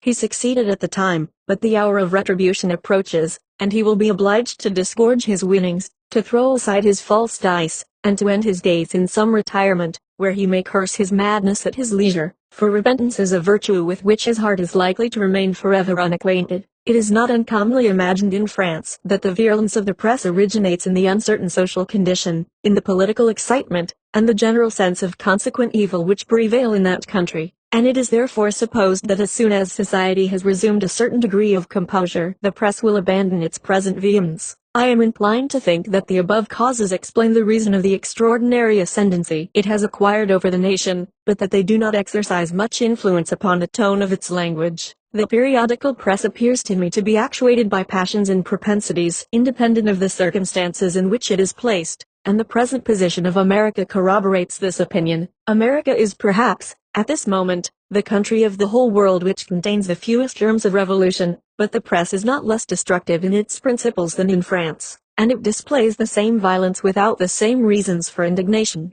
In America, as in France, it constitutes a singular power, so strangely composed of mingled good and evil that it is at the same time indispensable to the existence of freedom, and nearly incompatible with the maintenance of public order. Its power is certainly much greater in France than in the United States, though nothing is more rare in the latter country than to hear of a prosecution having been instituted against it. The reason of this is perfectly simple. The Americans, having once admitted the doctrine of the sovereignty of the people, apply it with perfect consistency. It was never their intention to found a permanent state of things with elements which undergo daily modifications, and there is consequently nothing criminal in an attack upon the existing laws, provided it be not attended with a violent infraction of them.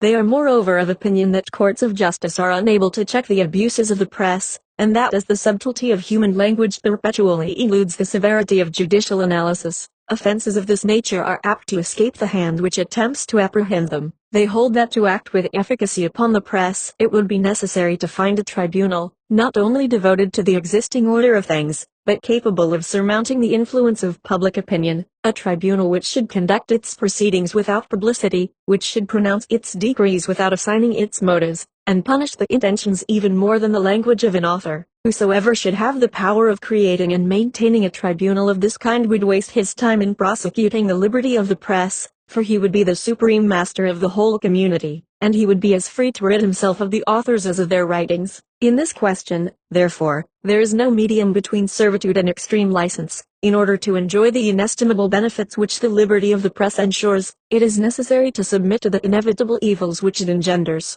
To expect to acquire the former and to escape the latter is to cherish one of those illusions which commonly mislead nations in their times of sickness, when, tired with faction and exhausted by effort, they attempt to combine hostile opinions and contrary principles upon the same soil. The small influence of the American journals is attributable to several reasons, amongst which are the following. The liberty of writing, like all other liberty, is most formidable when it is a novelty. For a people which has never been accustomed to cooperate in the conduct of state affairs places implicit confidence in the first tribune who arouses its attention. The Anglo-Americans have enjoyed this liberty ever since the foundation of the settlements. Moreover, the press cannot create human passions by its own power, however skillfully it may kindle them where they exist. In America, politics are discussed with animation and a varied activity, but they rarely touch those deep passions which are excited whenever the positive interest of a part of the community is impaired. But in the United States, the interests of the community are in a most prosperous condition. A single glance upon a French and an American newspaper is sufficient to show the difference which exists between the two nations on this head. In France, the space allotted to commercial advertisements is very limited, and the intelligence is not considerable. But the most essential part of the journal is that which contains the discussion of the politics of the day. In America, 3/4 of the enormous sheet which is set before the reader are filled with advertisements, and the remainder is frequently occupied by political intelligence or trivial anecdotes. It is only from time to time that one finds a corner devoted to passionate discussions like those with which the journalists of France are wont to indulge their readers. It has been demonstrated by observation, and discovered by the innate sagacity of the pettiest as well as the greatest of despots, that the influence of a power is increased in proportion as its direction is rendered more central. In France, the press combines a twofold centralization. Almost all its power is centered in the same spot, and vested in the same hands, for its organs are far from numerous. The influence of a public press thus constituted, upon a skeptical nation, must be unbounded. It is an enemy with which a government may sign an occasional truce, but which it is difficult to resist for any length of time. Neither of these kinds of centralization exists in America. The United States have no metropolis. The intelligence as well as the power of the country are dispersed abroad, and instead of radiating from a point, they cross each other in every direction. The Americans have established no central control over the expression of opinion, any more than over the conduct of business. These are circumstances which do not depend on human foresight, but it is owing to the laws of the Union that there are no licenses to be granted to printers, no securities demanded from editors as in France, and no stamp duty as in France and formerly in England. The consequence of this is that nothing is easier than to set up a newspaper, and a small number of readers suffices to defray the expenses of the editor. The number of periodical and occasional publications which appears in the United States actually surpasses belief. The most enlightened Americans attribute the subordinate influence of the press to this excessive dissemination, and it is adopted as an axiom of political science in that country that the only way to neutralize the effect of public journals is to multiply them indefinitely. I cannot conceive that a truth which is so self-evident should not already have been more generally admitted in Europe. It is comprehensible that the persons who hope to bring about revolutions by means of the press should be desirous of confining its action to a few powerful organs. But it is perfectly incredible that the partisans of the existing state of things, and the natural supporters of the law, should attempt to diminish the influence of the press by concentrating its authority. The governments of Europe seem to treat the press with the courtesy of the knights of old. They are anxious to furnish it with the same central power which they have found to be so trusty a weapon, in order to enhance the glory of their resistance to its attacks. In America there is scarcely a hamlet which has not its own newspaper. It may readily be imagined that neither discipline nor unity of design can be communicated to so multifarious a host, and each one is consequently led to fight under his own standard. All the political journals of the United States are indeed arrayed on the side of the administration or against it, but they attack and defend in 1,000 different ways. They cannot succeed in forming those great curtains of opinion which overwhelm the most solid obstacles. This division of the influence of the press produces a variety of other consequences which are scarcely less remarkable. The facility with which journals can be established induces a multitude of individuals to take a part in them, but as the extent of competition precludes the possibility of considerable profit, the most distinguished classes of society are rarely led to engage in these undertakings. But such is the number of the public prints that, even if they were a source of wealth, writers of ability could not be found to direct them all. The journalists of the United States are usually placed in a very humble position, with a scanty education and a vulgar turn of mind. The will of the majority is the most general of laws, and it establishes certain habits which form the characteristics of each peculiar class of society. Thus it dictates the etiquette practiced at courts and the etiquette of the bar. The characteristics of the French journalist consist in a violent, but frequently an eloquent and lofty, manner of discussing the politics of the day, and the exceptions to this habitual practice are only occasional. The characteristics of the American journalist consist in an open and coarse appeal to the passions of the populace, and he habitually abandons the principles of political science to assail the characters of individuals, to track them into private life, and disclose all their weaknesses and errors. Nothing can be more deplorable than this abuse of the powers of thought. I shall have occasion to point out hereafter the influence of the newspapers upon the taste and the morality of the American people, but my present subject exclusively concerns the political world.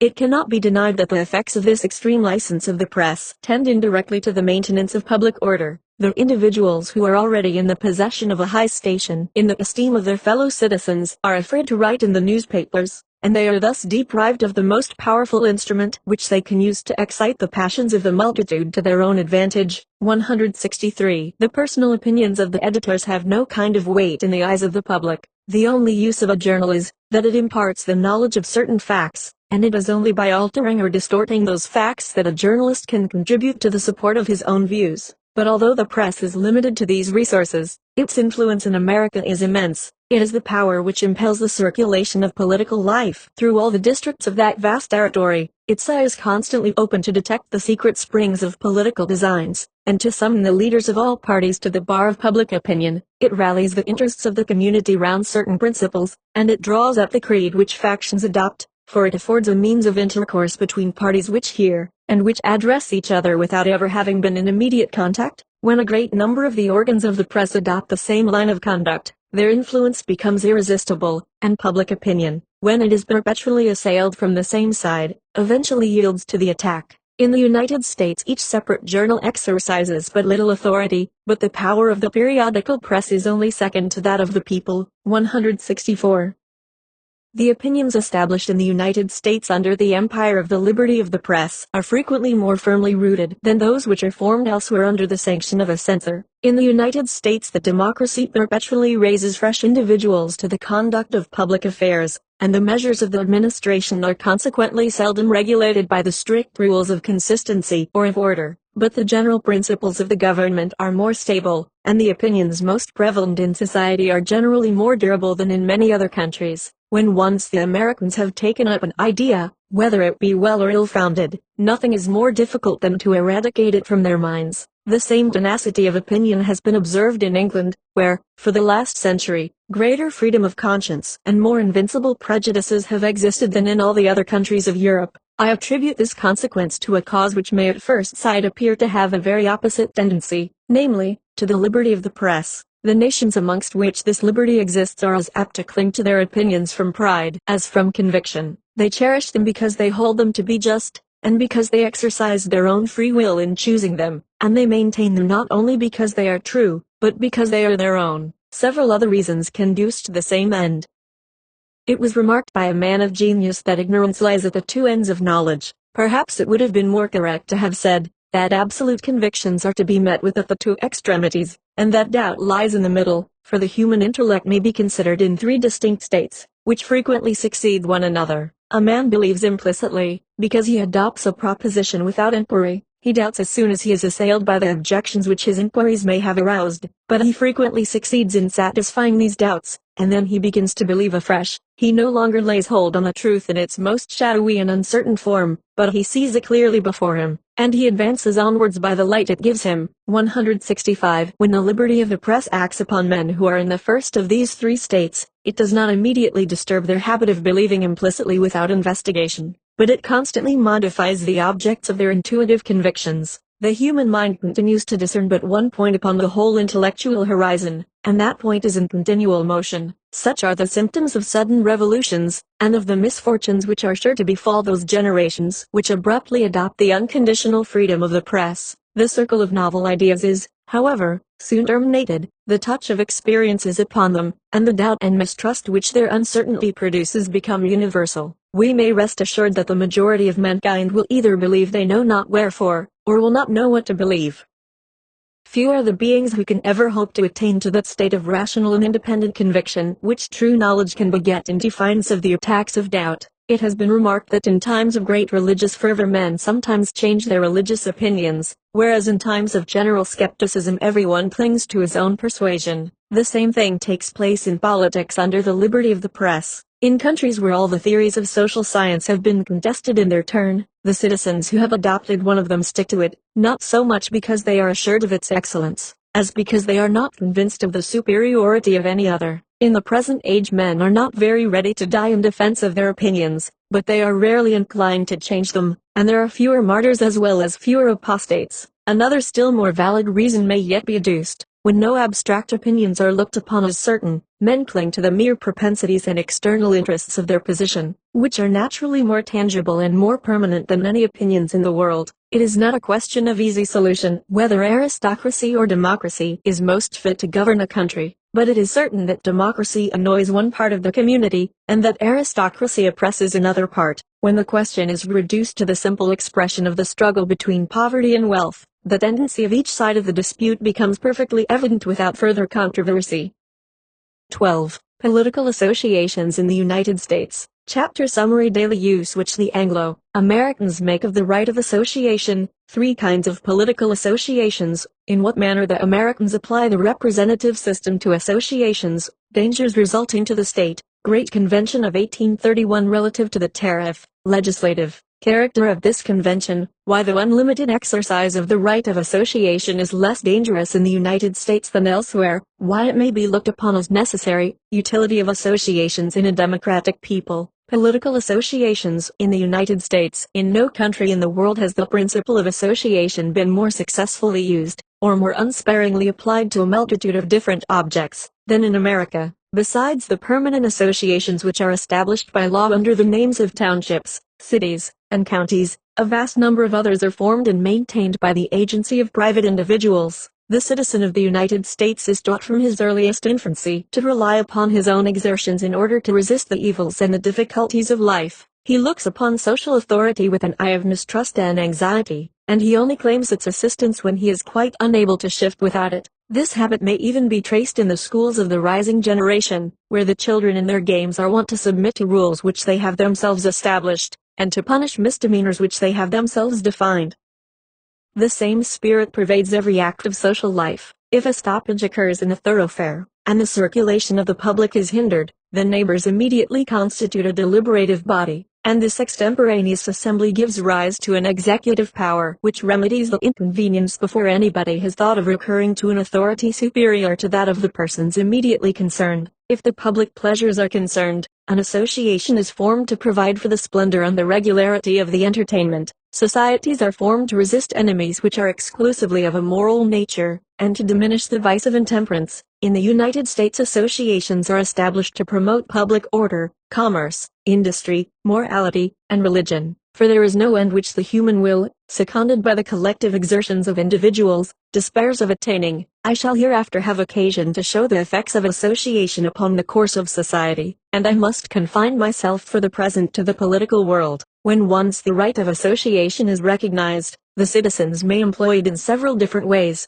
An association consists simply in the public assent which a number of individuals give to certain doctrines, and in the engagement which they contract to promote the spread of those doctrines by their exertions. The right of association with these views is very analogous to the liberty of unlicensed writing, but societies thus formed possess more authority than the press. When an opinion is represented by a society, it necessarily assumes a more exact and explicit form. It numbers its partisans, and compromises their welfare in its cause. They, on the other hand, become acquainted with each other, and their zeal is increased by their number. An association unites the efforts of minds which have a tendency to diverge in one single channel, and urges them vigorously towards one single end which it points out. The second degree in the right of association is the power of meeting. When an association is allowed to establish centers of action at certain important points in the country, its activity is increased and its influence extended. Men have the opportunity of seeing each other, means of execution are more readily combined, and opinions are maintained with a degree of warmth and energy which written language cannot approach. Lastly, in the exercise of the right of political association, there is a third degree. The partisans of an opinion may unite in electoral bodies, and choose delegates to represent them in the Central Assembly. This is, properly speaking, the application of the representative system to a party. Thus, in the first instance, a society is formed between individuals professing the same opinion, and the tie which keeps it together is of a purely intellectual nature. In the second case, small assemblies are formed which only represent a fraction of the party. Lastly, in the third case, They constitute a separate nation in the midst of the nation, a government within the government. Their delegates, like the real delegates of the majority, represent the entire collective force of their party, and they enjoy a certain degree of that national dignity and great influence which belong to the chosen representatives of the people. It is true that they have not the right of making the laws, but they have the power of attacking those which are in being, and of drawing up beforehand those which they may afterwards cause to be adopted. If, in a people which is imperfectly accustomed to the exercise of freedom, or which is exposed to violent political passions, a deliberating minority, which confines itself to the contemplation of future laws, be placed in juxtaposition to the legislative majority, I cannot but believe that public tranquility incurs very great risks in that nation. There is doubtless a very wide difference between proving that one law is in itself better than another and proving that the former ought to be substituted for the latter, but the imagination of the populace is very apt to overlook this difference, which is so apparent to the minds of thinking men. It sometimes happens that a nation is divided into two nearly equal parties, each of which affects to represent the majority. If, in immediate contiguity to the directing power, another power be established, which exercises almost as much moral authority as the former, it is not to be believed that it will long be content to speak without acting, or that it will always be restrained by the abstract consideration of the nature of associations which are meant to direct but not to enforce opinions, to suggest but not to make the laws. The more we consider the independence of the press and its principal consequences, the more are we convinced that it is the chief and, so to speak, the constitutive element of freedom in the modern world. A nation which is determined to remain free is therefore right in demanding the unrestrained exercise of this independence. But the unrestrained liberty of political association cannot be entirely assimilated to the liberty of the press. The one is at the same time less necessary and more dangerous than the other. A nation may confine it within certain limits without forfeiting any part of its self-control, and it may sometimes be obliged to do so in order to maintain its own authority. In America the liberty of association for political purposes is unbounded. An example will show in the clearest light to what an extent this privilege is tolerated. The question of the tariff, or of free trade, produced a great manifestation of party feeling in America. The tariff was not only a subject of debate as a matter of opinion, but it exercised a favorable or a prejudicial influence upon several very powerful interests of the states. The North attributed a great portion of its prosperity, and the South all its sufferings, to the system, insomuch that for a long time the tariff was the sole source of the political animosities which agitated the Union. In 1831, when the dispute was raging with the utmost virulence, a private citizen of Massachusetts proposed to all the enemies of the tariff, by means of the public prints, to send delegates to Philadelphia in order to consult together upon the means which were most fitted to promote freedom of trade. This proposal circulated in a few days from Maine to New Orleans by the power of the printing press. The opponents of the tariff adopted it with enthusiasm. Meetings were formed on all sides, and delegates were named. The majority of these individuals were well known, and some of them had earned a considerable degree of celebrity. South Carolina alone, which afterwards took up arms in the same cause, sent 63 delegates. On October 1, 1831, this assembly, which according to the American custom had taken the name of a convention, met at Philadelphia. It consisted of more than 200 members. Its debates were public, and they at once assumed a legislative character. The extent of the powers of Congress, the theories of free trade, and the different clauses of the tariff, were discussed in turn. At the end of 10 days' deliberation the convention broke up, after having published an address to the American people, in which it declared, that Congress had not the right of making a tariff, and that the existing tariff was unconstitutional. 2. That the prohibition of free trade was prejudicial to the interests of all nations, and to that of the American people in particular. It must be acknowledged that the unrestrained liberty of political association has not hitherto produced, in the United States, those fatal consequences which might perhaps be expected from it elsewhere. The right of association was imported from England, and it has always existed in America, so that the exercise of this privilege is now amalgamated with the manners and customs of the people. At the present time, the liberty of association has become a necessary guarantee against the tyranny of the majority. In the United States, as soon as a party has become preponderant, all public authority passes under its control. Its private supporters occupy all the places, and have all the force of the administration at their disposal. As the most distinguished partisans of the other side of the question are unable to surmount the obstacles which exclude them from power, they require some means of establishing themselves upon their own basis, and of opposing the moral authority of the minority to the physical power which domineers over it. Thus a dangerous expedient is used to obviate a still more formidable danger. The omnipotence of the majority appears to me to present such extreme perils to the American republics that the dangerous measure which is used to repress it seems to be more advantageous than prejudicial. And here I am about to advance a proposition which may remind the reader of what I said before in speaking of municipal freedom. There are no countries in which associations are more needed to prevent the despotism of faction or the arbitrary power of a prince, than those which are democratically constituted. In aristocratic nations the body of the nobles and the more opulent part of the community are in themselves natural associations,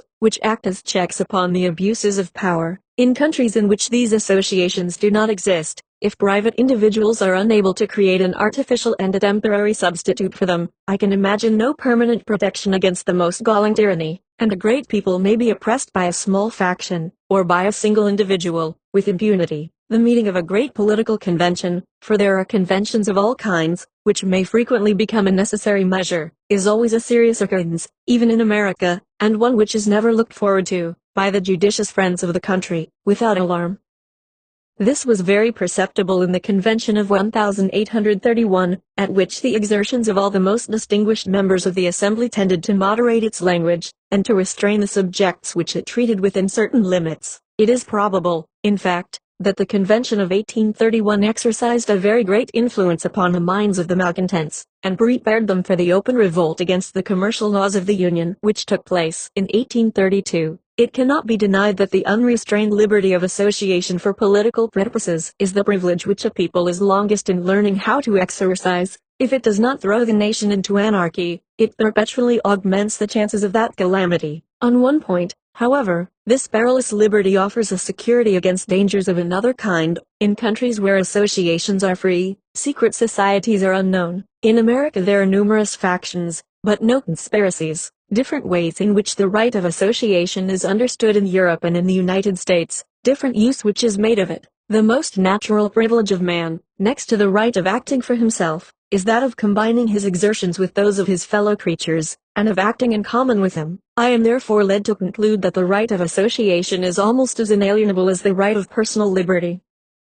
No legislator can attack it without impairing the very foundations of society. Nevertheless, if the liberty of association is a fruitful source of advantages and prosperity to some nations, it may be perverted or carried to excess by others, and the element of life may be changed into an element of destruction. A comparison of the different methods which associations pursue in those countries in which they are managed with discretion, as well as in those where liberty degenerates into license, may perhaps be thought useful both to governments and to parties. The greater part of Europeans look upon an association as a weapon which is to be hastily fashioned, and immediately tried in the conflict. A society is formed for discussion, but the idea of impending action prevails in the minds of those who constitute it. It is, in fact, an army, and the time given to parley serves to reckon up the strength and to animate the courage of the host, after which they direct their march against the enemy. Resources which lie within the bounds of the law may suggest themselves to the persons who compose it as means, but never as the only means, of success. Such, however, is not the manner in which the right of association is understood in the United States. In America the citizens who form the minority associate, in order, in the first place, to show their numerical strength, and so to diminish the moral authority of the majority, and, in the second place, to stimulate competition, and to discover those arguments which are most fitted to act upon the majority, for they always entertain hopes of drawing over their opponents to their own side, and of afterwards disposing of the supreme power in their name. Political associations in the United States are therefore peaceable in their intentions, and strictly legal in the means which they employ, and they assert with perfect truth that they only aim at success by lawful expedients. The difference which exists between the Americans and ourselves depends on several causes. In Europe, there are numerous parties so diametrically opposed to the majority that they can never hope to acquire its support, and at the same time they think that they are sufficiently strong in themselves to struggle and to defend their cause. When a party of this kind forms an association, its object is, not to conquer, but to fight. In America, the individuals who hold opinions very much opposed to those of the majority are no sort of impediment to its power, and all other parties hope to win it over to their own principles in the end. The exercise of the right of association becomes dangerous in proportion to the impossibility which excludes great parties from acquiring the majority. In a country like the United States, in which the differences of opinion are mere differences of hue, the right of association may remain unrestrained without evil consequences. The inexperience of many of the European nations in the enjoyment of liberty leads them only to look upon the liberty of association as a right of attacking the government. The first notion which presents itself to a party, as well as to an individual, when it has acquired a consciousness of its own strength, is that of violence. The notion of persuasion arises at a later period and is only derived from experience. The English, who are divided into parties which differ most essentially from each other, rarely abuse the right of association, because they have long been accustomed to exercise it. In France the passion for war is so intense that there is no undertaking so mad, or so injurious to the welfare of the state, that a man does not consider himself honored in defending it, at the risk of his life. But perhaps the most powerful of the causes which tend to mitigate the excesses of political association in the United States is universal suffrage. In countries in which universal suffrage exists, the majority is never doubtful, because neither party can pretend to represent that portion of the community which has not voted. The associations which are formed are aware, as well as the nation at large, that they do not represent the majority. This is, indeed, a condition inseparable from their existence, for if they did represent a preponderating power, they would change the law instead of soliciting its reform. The consequence of this is that the moral influence of the government which they attack is very much increased, and their own power is very much enfeebled. In Europe there are few associations which do not affect to represent the majority, or which do not believe that they represent it. This conviction or this pretension tends to augment their force amazingly, and contributes no less to legalize their measures. Violence may seem to be excusable in defense of the cause of oppressed right. Thus it is, in the vast labyrinth of human laws, that extreme liberty sometimes corrects the abuses of license, and that extreme democracy obviates the dangers of democratic government. In Europe, associations consider themselves, in some degree, as the legislative and executive councils of the people, which is unable to speak for itself. In America, where they only represent a minority of the nation, they argue and they petition. The means which the associations of Europe employ are in accordance with the end which they propose to obtain, as the principal aim of these bodies is to act, and not to debate, to fight rather than to persuade. They are naturally led to adopt a form of organization which differs from the ordinary customs of civil bodies, and which assumes the habits and the maxims of military life. They centralize the direction of their resources as much as possible, and they entrust the power of the whole party to a very small number of leaders. The members of these associations respond to a watchword. Like soldiers on duty, they profess the doctrine of passive obedience, say rather, that in uniting together they at once abjure the exercise of their own judgment and free will, and the tyrannical control which these societies exercise is often far more insupportable than the authority possessed over society by the government which they attack. Their moral force is much diminished by these excesses, and they lose the powerful interest which is always excited by a struggle between oppressors and the oppressed. The man who in given cases consents to obey his fellows with servility, and who submits his activity and even his opinions to their control, can have no claim to rank as a free citizen. The Americans have also established certain forms of government which are applied to their associations, but these are invariably borrowed from the forms of the civil administration. The independence of each individual is formally recognized. The tendency of the members of the association points, as it does in the body of the community, towards the same end, but they are not obliged to follow the same track. No one abjures the exercise of his reason and his free will, but every one exerts that reason and that will for the benefit of a common undertaking. 13. Government of the Democracy in America, Part 1. I am well aware of the difficulties which attend this part of my subject, but although every expression which I am about to make use of may clash, upon some one point, with the feelings of the different parties which divide my country, I shall speak my opinion with the most perfect openness. In Europe we are at a loss how to judge the true character and the more permanent propensities of democracy, because in Europe two conflicting principles exist, and we do not know what to attribute to the principles themselves, and what to refer to the passions which they bring into collision. Such, however, is not the case in America. There the people reigns without any obstacle, and it has no perils to dread and no injuries to avenge. In America, democracy is swayed by its own free propensities, its course is natural and its activity is unrestrained. The United States consequently afford the most favorable opportunity of studying its real character, and to no people can this inquiry be more vitally interesting than to the French nation, which is blindly driven onwards by a daily and irresistible impulse towards a state of things which may prove either despotic or republican, but which will assuredly be democratic.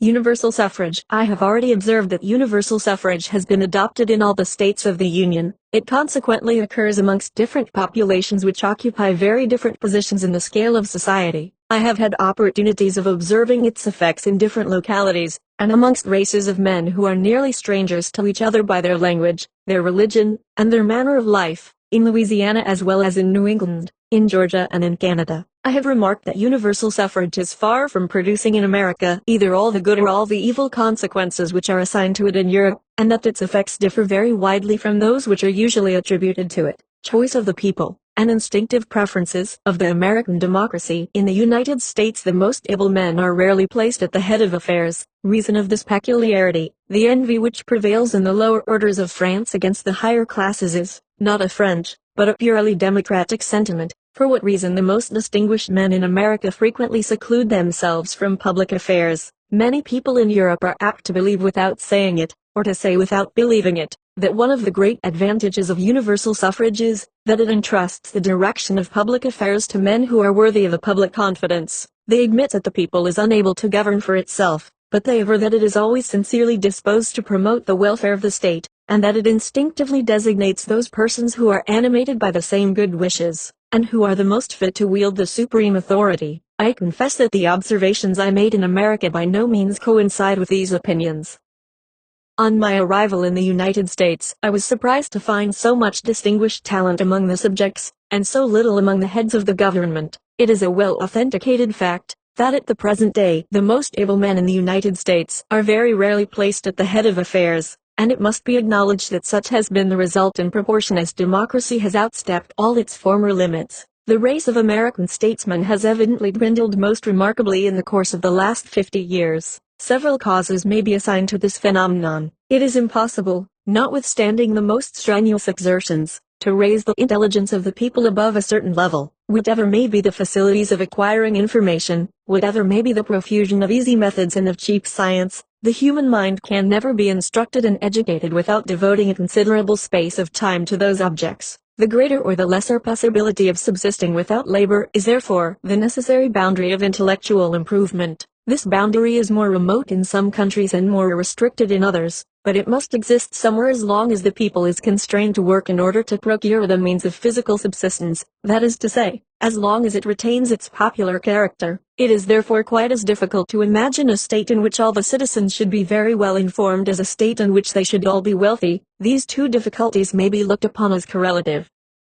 It may very readily be admitted that the mass of the citizens are sincerely disposed to promote the welfare of their country. Nay more, it may even be allowed that the lower classes are less apt to be swayed by considerations of personal interest than the higher orders, but it is always more or less impossible for them to discern the best means of attaining the end which they desire with sincerity. Long and patient observation, joined to a multitude of different notions, is required to form a just estimate of the character of a single individual, and can it be supposed that the vulgar have the power of succeeding in an inquiry which misleads the penetration of genius itself? The people has neither the time nor the means which are essential to the prosecution of an investigation of this kind. Its conclusions are hastily formed from a superficial inspection of the more prominent features of a question. Hence it often assents to the clamor of a mountebank who knows the secret of stimulating its tastes, while its truest friends frequently fail in their exertions. Moreover, the democracy is not only deficient in that soundness of judgment which is necessary to select men really deserving of its confidence, but it has neither the desire nor the inclination to find them out. It cannot be denied that democratic institutions have a very strong tendency to promote the feeling of envy in the human heart,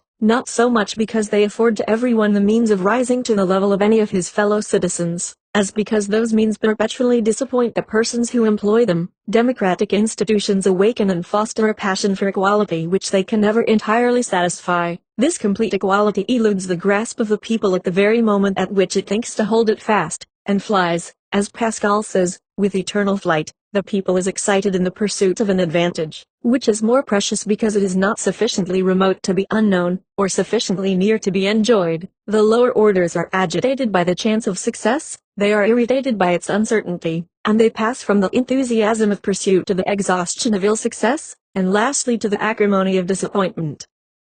Whatever transcends their own limits appears to be an obstacle to their desires, and there is no kind of superiority, however legitimate it may be, which is not irksome in their sight. It has been supposed that the secret instinct which leads the lower orders to remove their superiors as much as possible from the direction of public affairs is peculiar to France. This, however, is an error. The propensity to which I allude is not inherent in any particular nation, but in democratic institutions in general, and although it may have been heightened by peculiar political circumstances, it owes its origin to a higher cause. In the United States the people is not disposed to hate the superior classes of society, but it is not very favorably inclined towards them, and it carefully excludes them from the exercise of authority. It does not entertain any dread of distinguished talents, but it is rarely captivated by them, and it awards its approbation very sparingly to such as have risen without the popular support, whilst the natural propensities of democracy induce the people to reject the most distinguished citizens as its rulers. These individuals are no less apt to retire from a political career in which it is almost impossible to retain their independence, or to advance without degrading themselves. This opinion has been very candidly set forth by Chancellor Kent, who says, in speaking with great eulogiums of that part of the Constitution which empowers the executive to nominate the judges, it is indeed probable that the men who are best fitted to discharge the duties of this high office would have too much reserve in their manners, and too much austerity in their principles, for them to be returned by the majority at an election where universal suffrage is adopted. Such were the opinions which were printed without contradiction in America in the year 1830. I hold it to be sufficiently demonstrated that universal suffrage is by no means a guarantee of the wisdom of the popular choice, and that, whatever its advantages may be, this is not one of them. Causes which may partly correct these tendencies of the democracy: contrary effects produced on peoples as well as on individuals by great dangers. Why so many distinguished men stood at the head of affairs in America 50 years ago. Influence, which the intelligence and the manners of the people exercise upon its choice. Example of New England, states of the Southwest. Influence of certain laws upon the choice of the people. Election by an elected body. Its effects upon the composition of the Senate. When a state is threatened by serious dangers, the people frequently succeeds in selecting the citizens who are the most able to save it. It has been observed that man rarely retains his customary level in presence of very critical circumstances. He rises above or he sinks below his usual condition, and the same thing occurs in nations at large. Extreme perils sometimes quench the energy of a people instead of stimulating it. They excite without directing its passions, and instead of clearing they confuse its powers of perception. The Jews deluged the smoking ruins of their temple with the carnage of the remnant of their host. But it is more common, both in the case of nations and in that of individuals, to find extraordinary virtues arising from the very imminence of the danger. Great characters are then thrown into relief, as edifices which are concealed by the gloom of night are illuminated by the glare of a conflagration. At those dangerous times genius no longer abstains from presenting itself in the arena, and the people, alarmed by the perils of its situation, buries its envious passions in a short oblivion. Great names may then be drawn from the balloting box. I have already observed that the American statesmen of the present day are very inferior to those who stood at the head of affairs 50 years ago. This is as much a consequence of the circumstances as of the laws of the country. When America was struggling in the high cause of independence to throw off the yoke of another country, and when it was about to usher a new nation into the world, the spirits of its inhabitants were roused to the height which their great efforts required. In this general excitement the most distinguished men were ready to forestall the wants of the community, and the people clung to them for support, and placed them at its head. But events of this magnitude are rare, and it is from an inspection of the ordinary course of affairs that our judgment must be formed. If passing occurrences sometimes act as checks upon the passions of democracy, the intelligence and the manners of the community exercise an influence which is not less powerful and far more permanent. This is extremely perceptible in the United States. In New England the education and the liberties of the communities were engendered by the moral and religious principles of their founders. Where society has acquired a sufficient degree of stability to enable it to hold certain maxims and to retain fixed habits, the lower orders are accustomed to respect intellectual superiority and to submit to it without complaint, although they set at naught all those privileges which wealth and birth have introduced among mankind. The democracy in New England consequently makes a more judicious choice than it does elsewhere.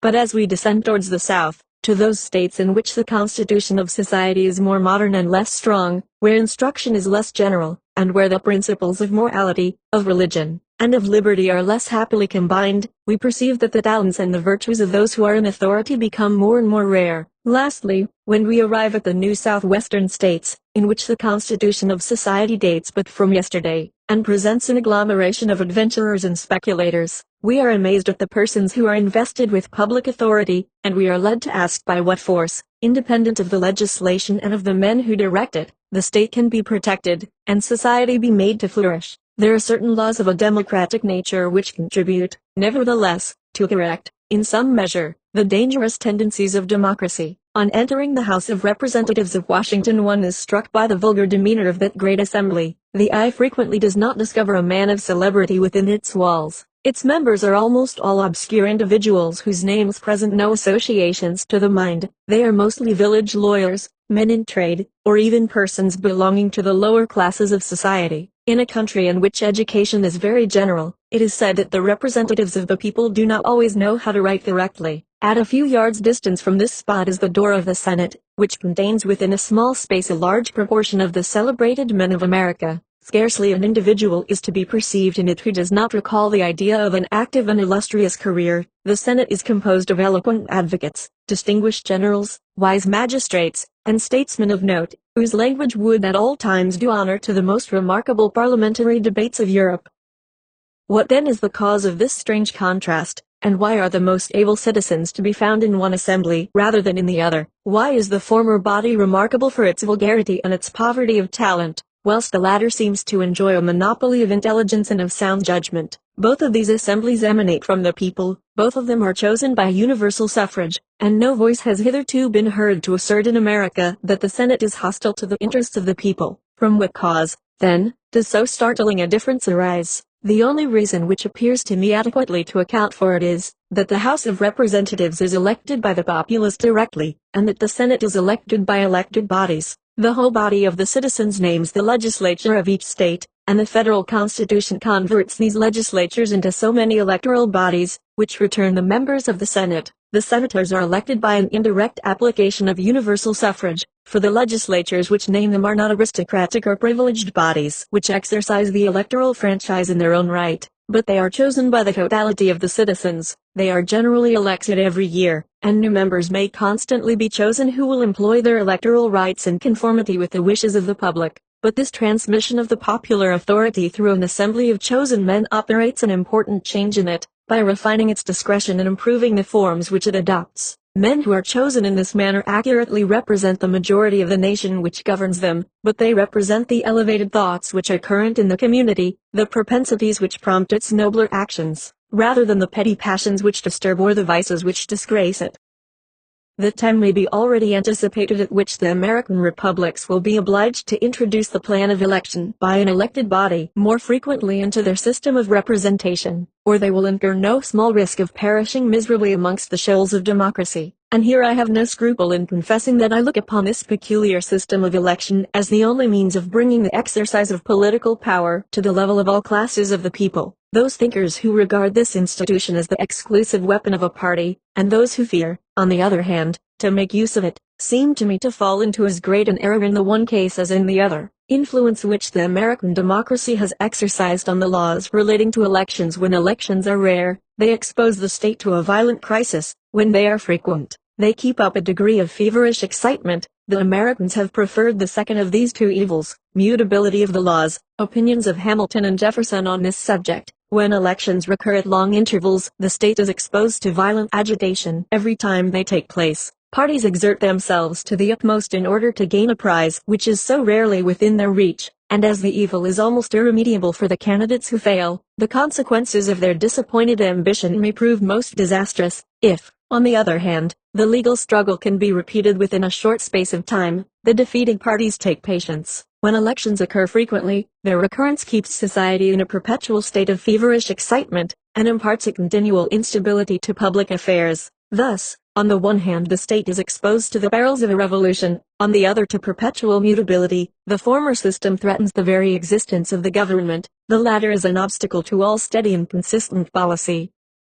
The Americans have preferred the second of these evils to the first, but they were led to this conclusion by their instinct much more than by their reason, for a taste for variety is one of the characteristic passions of democracy. An extraordinary mutability has, by this means, been introduced into their legislation. Many of the Americans consider the instability of their laws as a necessary consequence of a system whose general results are beneficial, but no one in the United States affects to deny the fact of this instability, or to contend that it is not a great evil. Hamilton, after having demonstrated the utility of a power which might prevent, or which might at least impede, the promulgation of bad laws, adds, "It might perhaps be said that the power of preventing bad laws includes that of preventing good ones, and may be used to the one purpose as well as to the other. But this objection will have little weight with those who can properly estimate the mischiefs of that inconstancy and mutability in the laws which form the greatest blemish in the character and genius of our governments." Federalist, number 73. And again in number 62 of the same work he observes, "The facility and excess of law-making seem to be the diseases to which our governments are most liable. The mischievous effects of the mutability in the public councils, arising from a rapid succession of new members, would fill a volume. Every new election in the states is found to change one half of the representatives.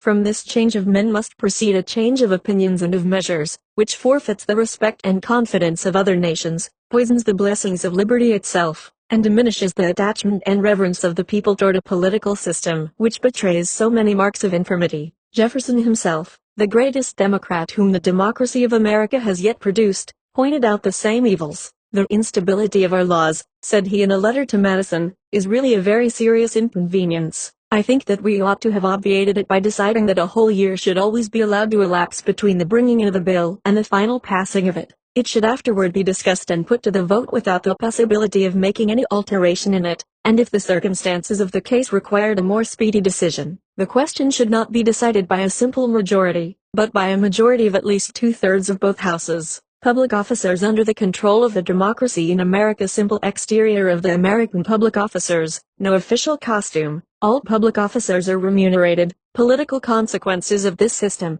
no public career exists in America. Result of this, public officers in the United States are commingled with a crowd of citizens. They have neither palaces, nor guards, nor ceremonial costumes. This simple exterior of the persons in authority is connected not only with the peculiarities of the American character, but with the fundamental principles of that society. In the estimation of the democracy, a government is not a benefit, but a necessary evil.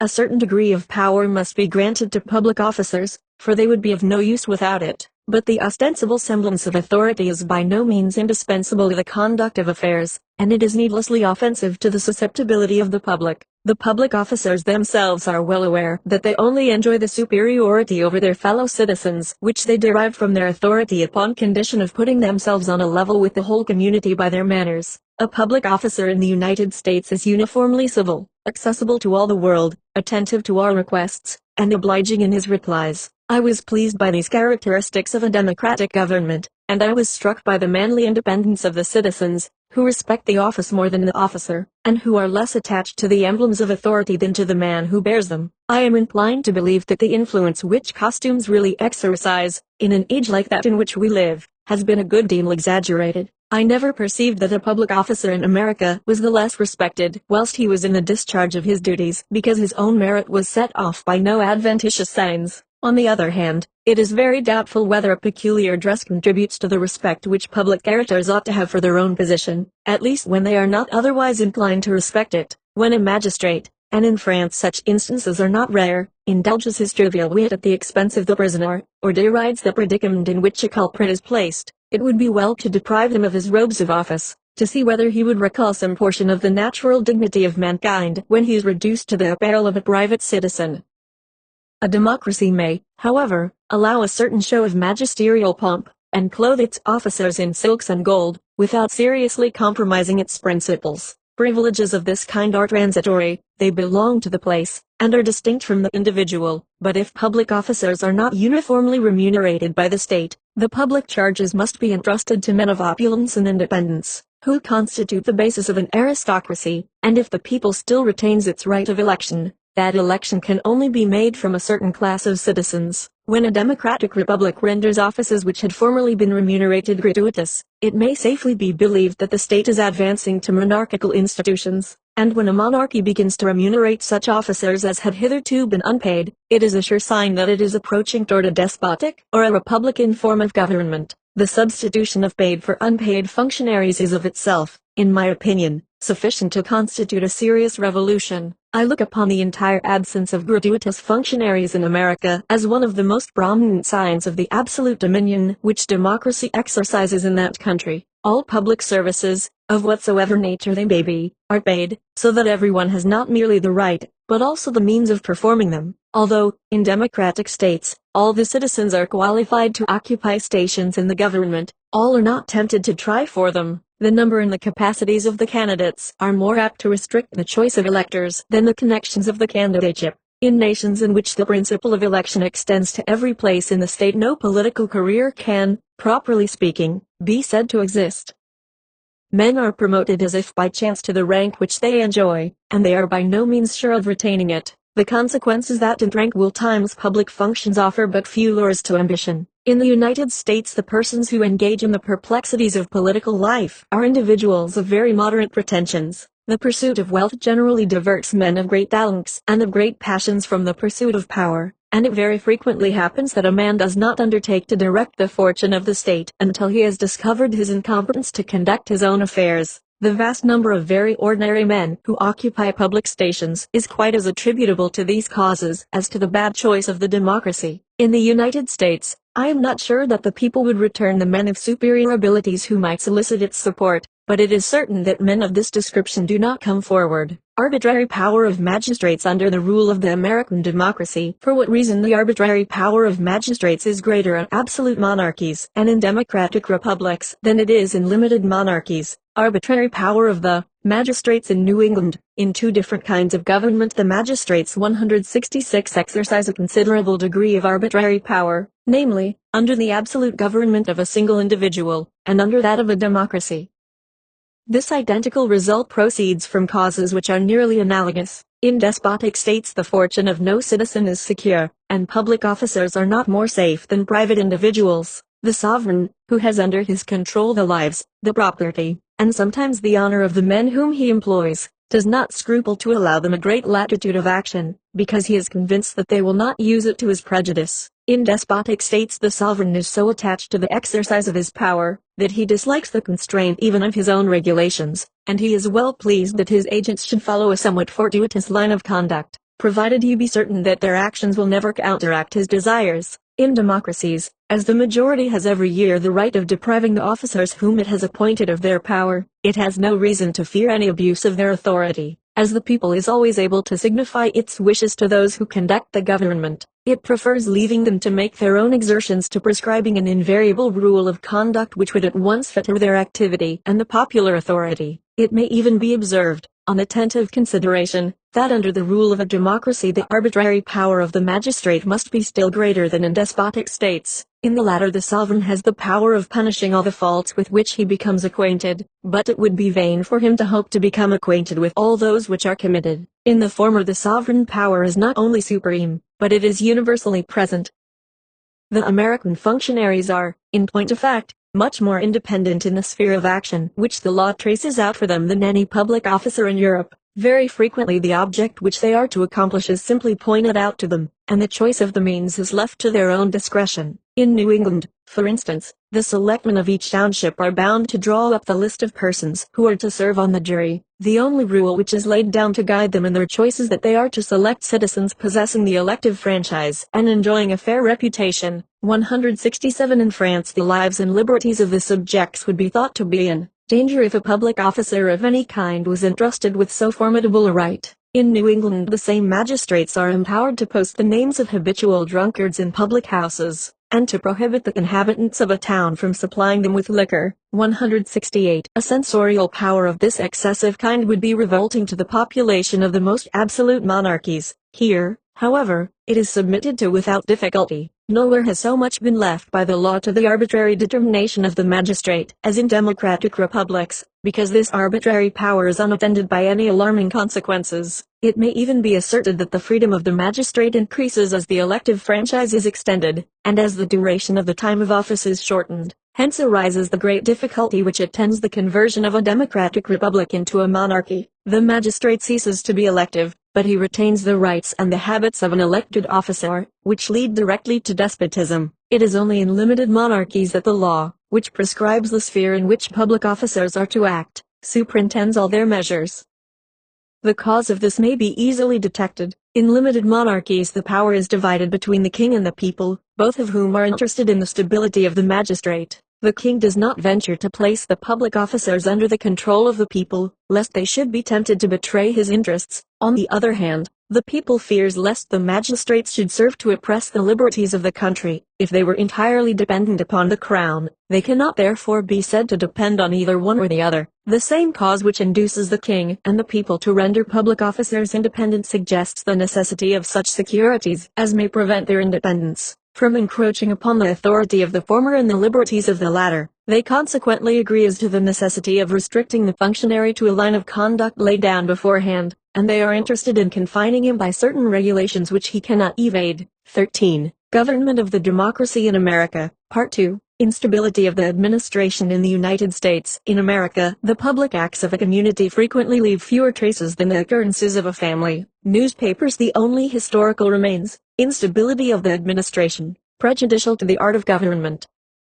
The authority which public men possess in America is so brief, and they are so soon commingled with the ever-changing population of the country, that the acts of a community frequently leave fewer traces than the occurrences of a private family. The public administration is, so to speak, oral and traditionary, but little is committed to writing, and that little is wafted away forever, like the leaves of the Sibyl, by the smallest breeze. The only historical remains in the United States are the newspapers, but if a number be wanting, the chain of time is broken, and the present is severed from the past. I am convinced that in 50 years it will be more difficult to collect authentic documents concerning the social condition of the Americans at the present day than it is to find remains of the administration of France during the Middle Ages. And if the United States were ever invaded by barbarians, it would be necessary to have recourse to the history of other nations in order to learn anything of the people which now inhabits them. The instability of the administration has penetrated into the habits of the people. It even appears to suit the general taste, and no one cares for what occurred before his time. No methodical system is pursued, no archives are formed, and no documents are brought together when it would be very easy to do so. Where they exist, little store is set upon them, and I have amongst my papers several original public documents which were given to me in answer to some of my inquiries. In America society seems to live from hand to mouth, like an army in the field.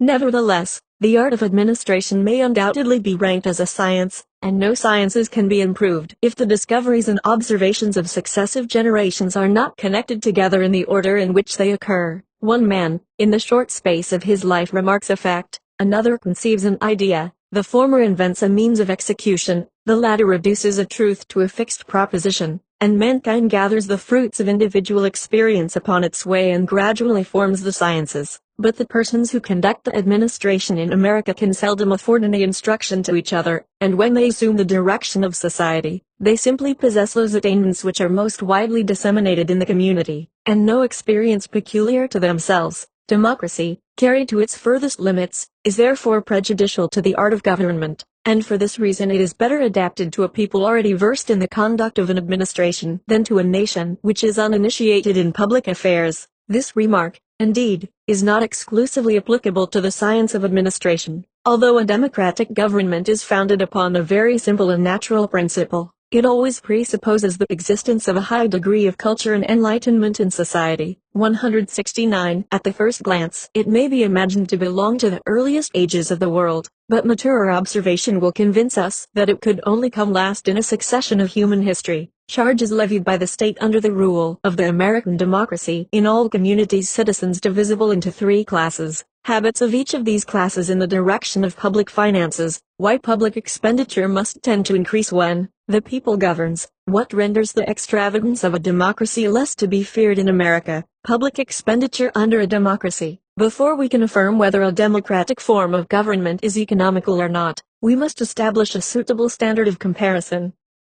The question would be one of easy solution if we were to attempt to draw a parallel between a democratic republic and an absolute monarchy. The public expenditure would be found to be more considerable under the former than under the latter. Such is the case with all free states compared to those which are not so. It is certain that despotism ruins individuals by preventing them from producing wealth, much more than by depriving them of the wealth they have produced. It dries up the source of riches, whilst it usually respects acquired property. Freedom, on the contrary, engenders far more benefits than it destroys, and the nations which are favored by free institutions invariably find that their resources increase even more rapidly than their taxes. My present object is to compare free nations to each other, and to point out the influence of democracy upon the finances of a state. Communities, as well as organic bodies, are subject to certain fixed rules in their formation which they cannot evade. They are composed of certain elements which are common to them at all times and under all circumstances. The people may always be mentally divided into three distinct classes.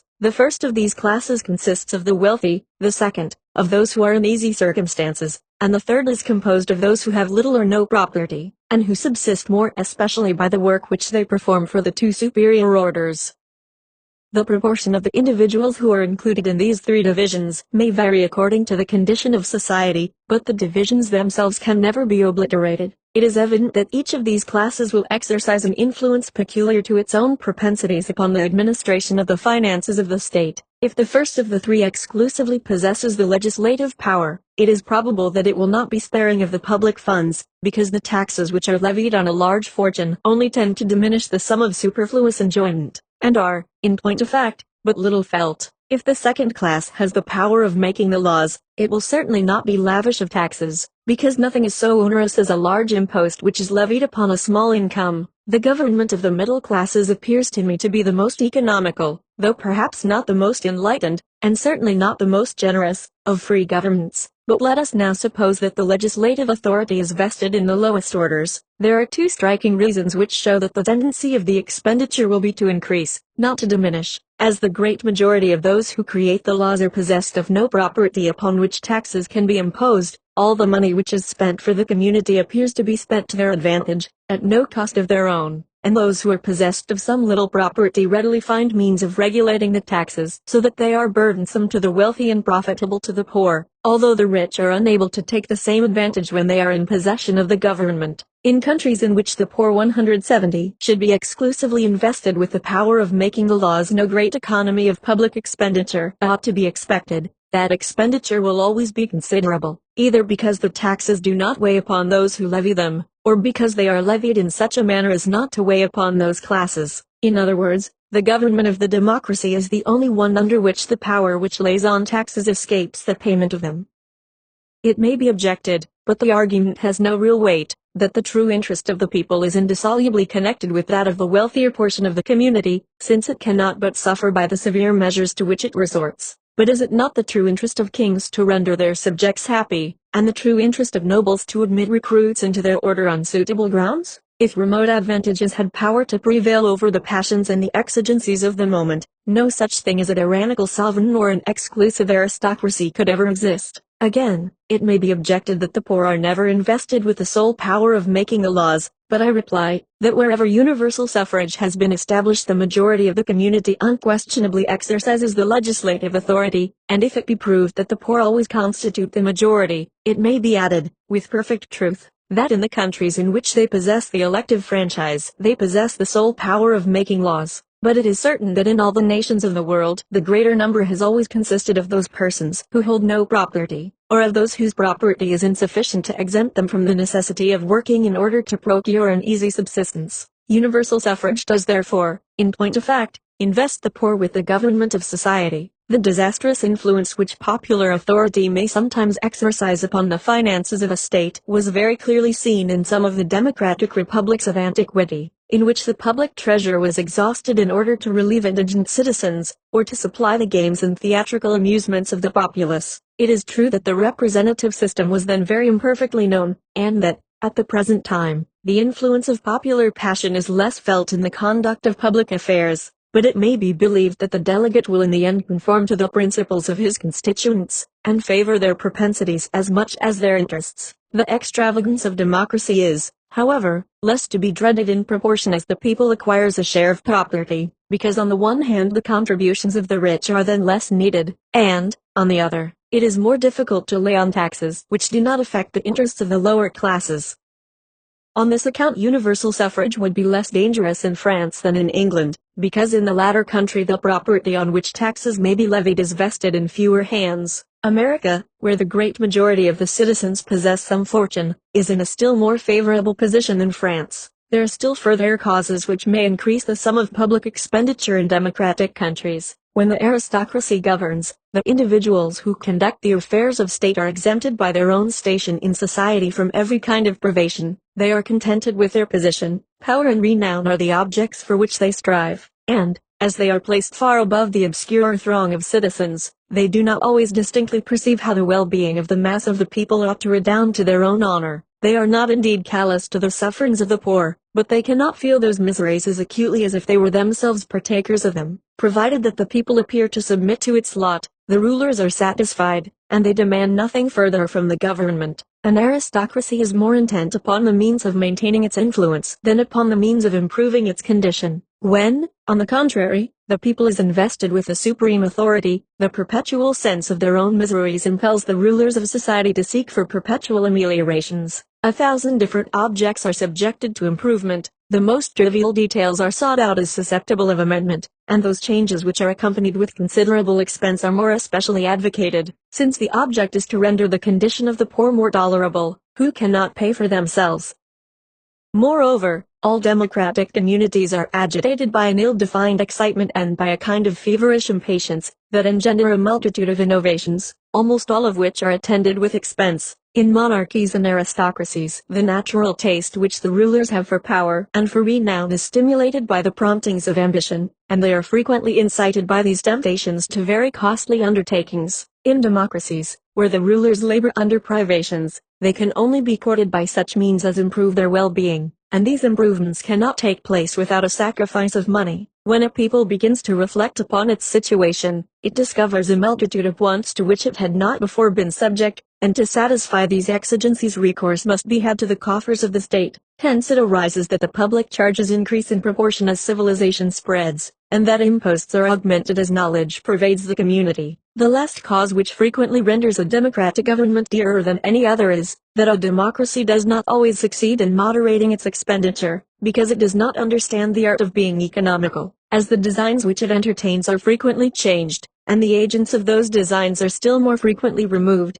Its undertakings are often ill-conducted or left unfinished. In the former case the state spends sums out of all proportion to the end which it proposes to accomplish. In the second, the expense itself is unprofitable. 171 Tendencies of the American Democracy as regards the salaries of public officers. In the democracies those who establish high salaries have no chance of profiting by them. Tendency of the American Democracy to increase the salaries of subordinate officers and to lower those of the more important functionaries. Reason of this, comparative statement of the salaries of public officers in the United States and in France.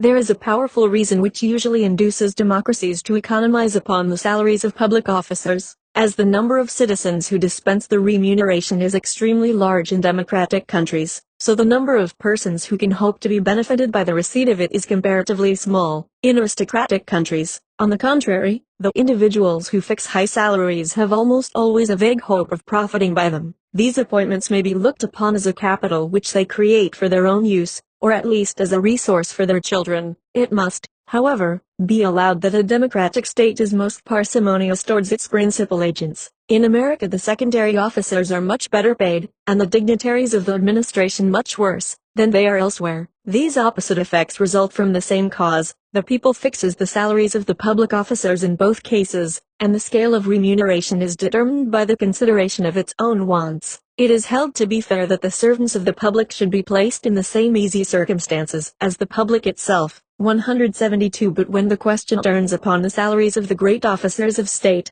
this rule fails, and chance alone can guide the popular decision. The poor have no adequate conception of the wants which the higher classes of society may feel. The sum which is scanty to the rich appears enormous to the poor man whose wants do not extend beyond the necessaries of life, and in his estimation the governor of a state, with his $1,200 or $1,500 a year, is a very fortunate and enviable being. 173 If you undertake to convince him that the representative of a great people ought to be able to maintain some show of splendor in the eyes of foreign nations, he will perhaps assent to your meaning, but when he reflects on his own humble dwelling, and on the hard-earned produce of his wearisome toil, he remembers all that he could do with a salary which you say is insufficient, and he is startled or almost frightened at the sight of such uncommon wealth. Besides, the secondary public officer is almost on a level with the people, whilst the others are raised above it. The former may therefore excite his interest, but the latter begins to arouse his envy. This is very clearly seen in the United States, where the salaries seem to decrease as the authority of those who receive them augments. 174 Under the rule of an aristocracy it frequently happens, on the contrary, that whilst the high officers are receiving munificent salaries, the inferior ones have not more than enough to procure the necessaries of life. The reason of this fact is easily discoverable from causes very analogous to those to which I have just alluded. If a democracy is unable to conceive the pleasures of the rich or to witness them without envy, an aristocracy is slow to understand, or, to speak more correctly, is unacquainted with, the privations of the poor. The poor man is not, if we use the term aright, the fellow of the rich one, but he is a being of another species. An aristocracy is therefore apt to care but little for the fate of its subordinate agents, and their salaries are only raised when they refuse to perform their service for too scanty a remuneration. It is the parsimonious conduct of democracy towards its principal officers which has countenanced a supposition of far more economical propensities than any which it really possesses. It is true that it scarcely allows the means of honorable subsistence to the individuals who conduct its affairs, but enormous sums are lavished to meet the exigencies or to facilitate the enjoyments of the people. 175 The money raised by taxation may be better employed, but it is not saved. In general, democracy gives largely to the community, and very sparingly to those who govern it. The reverse is the case in aristocratic countries, where the money of the state is expended to the profit of the persons who are at the head of affairs. Difficulty of distinguishing the causes which contribute to the economy of the American government. We are liable to frequent errors in the research of those facts which exercise a serious influence upon the fate of mankind, since nothing is more difficult than to appreciate their real value. One people is naturally inconsistent and enthusiastic, another is sober and calculating, and these characteristics originate in their physical constitution or in remote causes with which we are unacquainted. These are nations which are fond of parade and the bustle of festivity, and which do not regret the costly gaieties of an hour. Others, on the contrary, are attached to more retiring pleasures, and seem almost ashamed of appearing to be pleased. In some countries the highest value is set upon the beauty of public edifices, in others the productions of art are treated with indifference, and everything which is unproductive is looked down upon with contempt. In some renown, in others money, is the ruling passion. Independently of the laws, all these causes concur to exercise a very powerful influence upon the conduct of the finances of the state. If the Americans never spend the money of the people in galas, it is not only because the imposition of taxes is under the control of the people, but because the people takes no delight in public rejoicings. If they repudiate all ornament from their architecture, and set no store on any but the more practical and homely advantages, it is not only because they live under democratic institutions, but because they are a commercial nation. The habits of private life are continued in public, and we ought carefully to distinguish that economy which depends upon their institutions from that which is the natural result of their manners and customs. Whether the expenditure of the United States can be compared to that of France. 2 points to be established in order to estimate the extent of the public charges, viz., the national wealth and the rate of taxation. The wealth and the charges of France not accurately known. Why the wealth and charges of the Union cannot be accurately known. Researches of the author with a view to discover the amount of taxation of Pennsylvania. General symptoms which may serve to indicate the amount of the public charges in a given nation. Result of this investigation for the Union. Many attempts have recently been made in France to compare the public expenditure of that country with the expenditure of the United States. All these attempts have, however, been unattended by success, and a few words will suffice to show that they could not have had a satisfactory result. In order to estimate the amount of the public charges of a people, two preliminaries are indispensable. It is necessary, in the first place, to know the wealth of that people, and in the second, to learn what portion of that wealth is devoted to the expenditure of the state. To show the amount of taxation without showing the resources which are destined to meet the demand, is to undertake a futile labor, for it is not the expenditure, but the relation of the expenditure to the revenue, which it is desirable to know. The same rate of taxation which may easily be supported by a wealthy contributor will reduce a poor one to extreme misery. The wealth of nations is composed of several distinct elements, of which population is the first, real property the second, and personal property the third. The first of these three elements may be discovered without difficulty. Amongst civilized nations it is easy to obtain an accurate census of the inhabitants, but the two others cannot be determined with so much facility. It is difficult to take an exact account of all the lands in a country which are under cultivation, with their natural or their acquired value. And it is still more impossible to estimate the entire personal property which is at the disposal of a nation, and which eludes the strictest analysis by the diversity and the number of shapes under which it may occur. And, indeed, we find that the most ancient civilized nations of Europe, including even those in which the administration is most central, have not succeeded, as yet, in determining the exact condition of their wealth.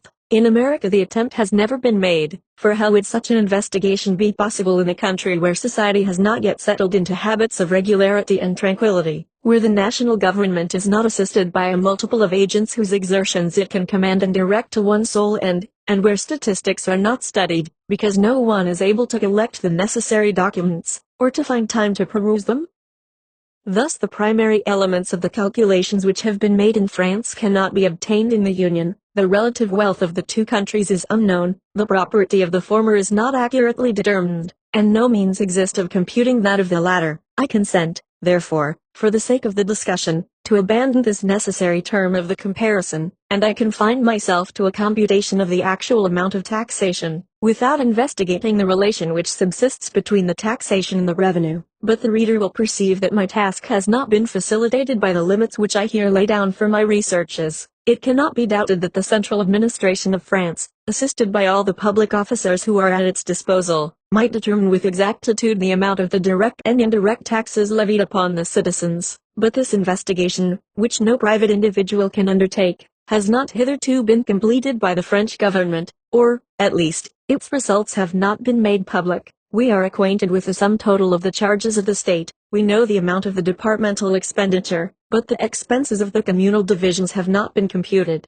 and the amount of the public expenses of France is consequently unknown. If we now turn to America, we shall perceive that the difficulties are multiplied and enhanced. The Union publishes an exact return of the amount of its expenditure. The budgets of the 24 states furnish similar returns of their revenues, but the expenses incident to the affairs of the counties and the townships are unknown. 176. The authority of the federal government cannot oblige the provincial governments to throw any light upon this point, and even if these governments were inclined to afford their simultaneous cooperation, it may be doubted whether they possess the means of procuring a satisfactory answer.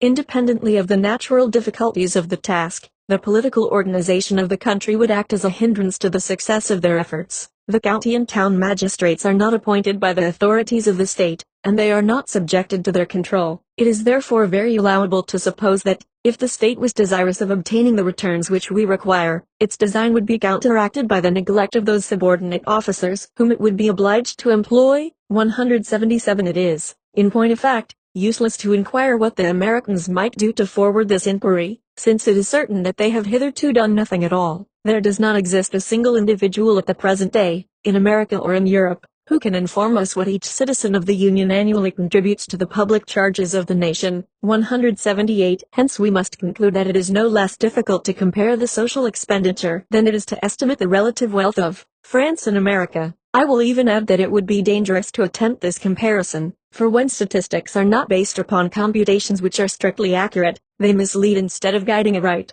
The mind is easily imposed upon by the false affectation of exactness, which prevails even in the misstatements of science, and it adopts with confidence errors which are dressed in the forms of mathematical truth. We abandon, therefore, our numerical investigation, with the hope of meeting with data of another kind. In the absence of positive documents, we may form an opinion as to the proportion which the taxation of a people bears to its real prosperity, by observing whether its external appearance is flourishing, whether, after having discharged the calls of the state, the poor man retains the means of subsistence, and the rich the means of enjoyment, and whether both classes are contented with their position, seeking, however, to ameliorate it by perpetual exertions, so that industry is never in want of capital, nor capital unemployed by industry.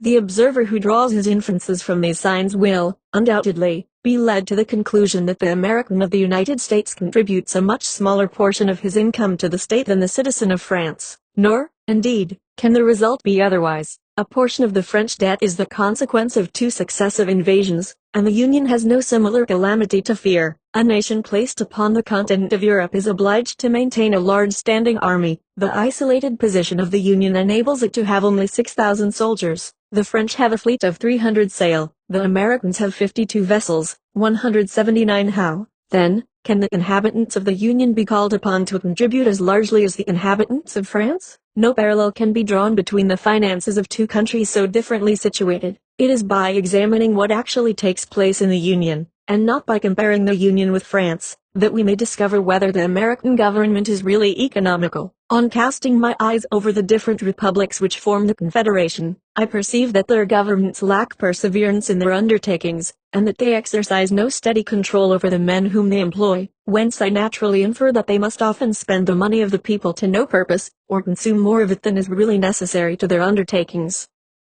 Great efforts are made, in accordance with the democratic origin of society, to satisfy the exigencies of the lower orders, to open the career of power to their endeavors, and to diffuse knowledge and comfort amongst them. The poor are maintained, immense sums are annually devoted to public instruction, all services whatsoever are remunerated, and the most subordinate agents are liberally paid. If this kind of government appears to me to be useful and rational, I am nevertheless constrained to admit that it is expensive. Wherever the poor direct public affairs and dispose of the national resources, it appears certain that, as they profit by the expenditure of the state, they are apt to augment that expenditure. I conclude, therefore, without having recourse to inaccurate computations, and without hazarding a comparison which might prove incorrect, that the democratic government of the Americans is not a cheap government, as is sometimes asserted, and I have no hesitation in predicting that, if the people of the United States is ever involved in serious difficulties, its taxation will speedily be increased to the rate of that which prevails in the greater part of the aristocracies and the monarchies of Europe. 180.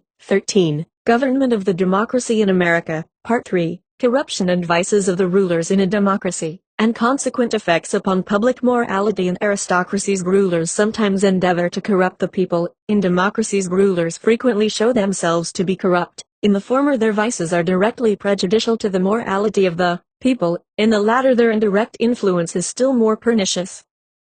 A distinction must be made, when the aristocratic and the democratic principles mutually inveigh against each other, as tending to facilitate corruption. In aristocratic governments, the individuals who are placed at the head of affairs are rich men, who are solely desirous of power. In democracies, statesmen are poor, and they have their fortunes to make. The consequence is that in aristocratic states the rulers are rarely accessible to corruption, and have very little craving for money, whilst the reverse is the case in democratic nations. But in aristocracies, as those who are desirous of arriving at the head of affairs are possessed of considerable wealth, and as the number of persons by whose assistance they may rise is comparatively small, the government is, if I may use the expression, put up to a sort of auction. In democracies, on the contrary, those who are covetous of power are very seldom wealthy, and the number of citizens who confer the power is extremely great. Perhaps in democracies the number of men who might be bought is by no means smaller, but buyers are rarely to be met with, and, besides, it would be necessary to buy so many persons at once that the attempt is rendered nugatory. Many of the men who have been in the administration in France during the last 40 years have been accused of making their fortunes at the expense of the state or of its allies, a reproach which was rarely addressed to the public characters of the ancient monarchy. But in France the practice of bribing electors is almost unknown,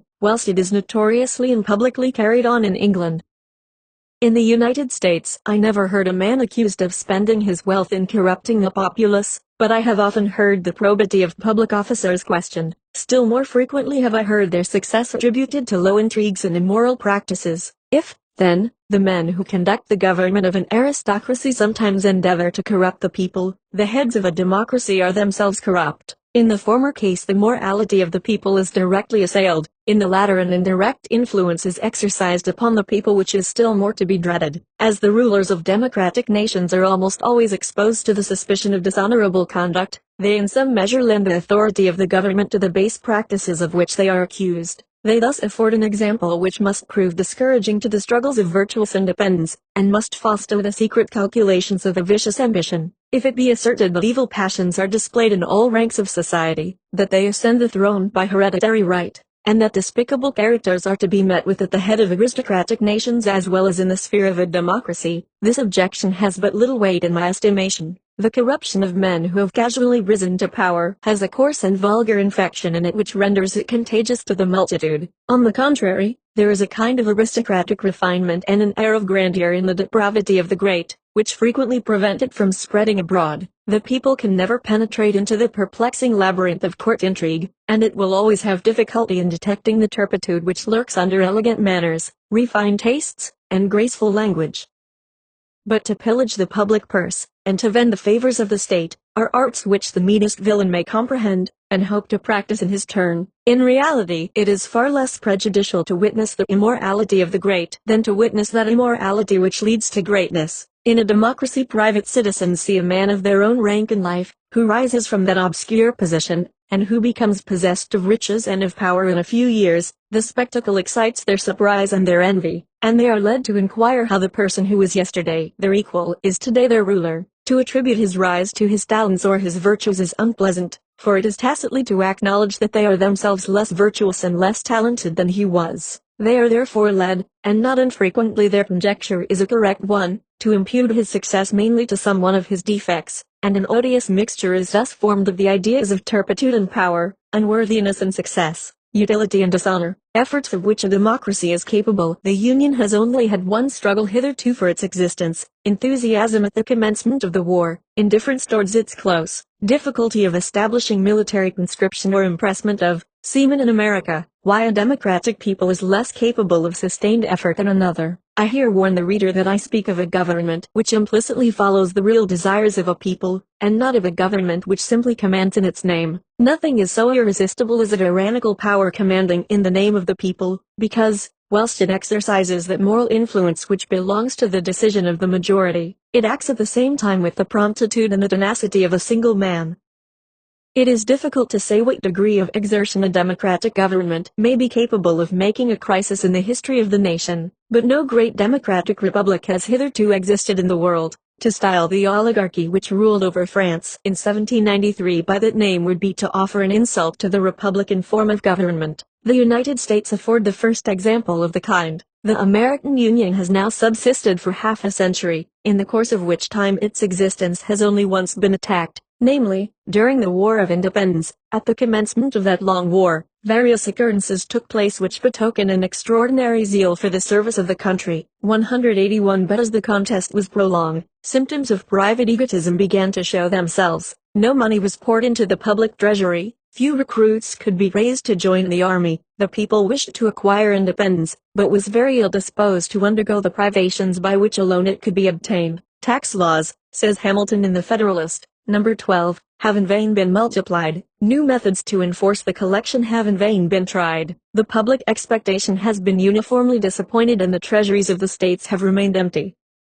The popular system of administration inherent in the nature of popular government, coinciding with the real scarcity of money incident to a languid and mutilated state of trade, has hitherto defeated every experiment for extensive collections, and has at length taught the different legislatures the folly of attempting them. The United States have not had any serious war to carry on ever since that period. In order, therefore, to appreciate the sacrifices which democratic nations may impose upon themselves, we must wait until the American people is obliged to put half its entire income at the disposal of the government, as was done by the English, or until it sends forth a 20th part of its population to the field of battle, as was done by France. 182. In America the use of conscription is unknown, and men are induced to enlist by bounties. The notions and habits of the people of the United States are so opposed to compulsory enlistment that I do not imagine it can ever be sanctioned by the laws. What is termed the conscription in France is assuredly the heaviest tax upon the population of that country, yet how could a great continental war be carried on without it? The Americans have not adopted the British impressment of seamen, and they have nothing which corresponds to the French system of maritime conscription.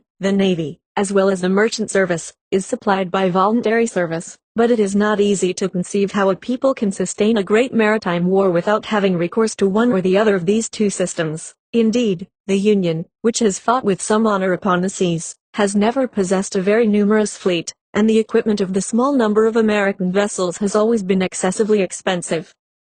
I have heard American statesmen confess that the Union will have great difficulty in maintaining its rank on the seas without adopting the system of impressment or of maritime conscription. but the difficulty is to induce the people, which exercises the supreme authority, to submit to impressment or any compulsory system. It is incontestable that in times of danger a free people displays far more energy than one which is not so, but I incline to believe that this is more especially the case in those free nations in which the democratic element preponderates. Democracy appears to me to be much better adapted for the peaceful conduct of society, or for an occasional effort of remarkable vigor, than for the hardy and prolonged endurance of the storms which beset the political existence of nations. The reason is very evident. It is enthusiasm which prompts men to expose themselves to dangers and privations, but they will not support them long without reflection. There is more calculation, even in the impulses of bravery, than is generally attributed to them, and although the first efforts are suggested by passion, perseverance is maintained by a distinct regard of the purpose in view. A portion of what we value is exposed,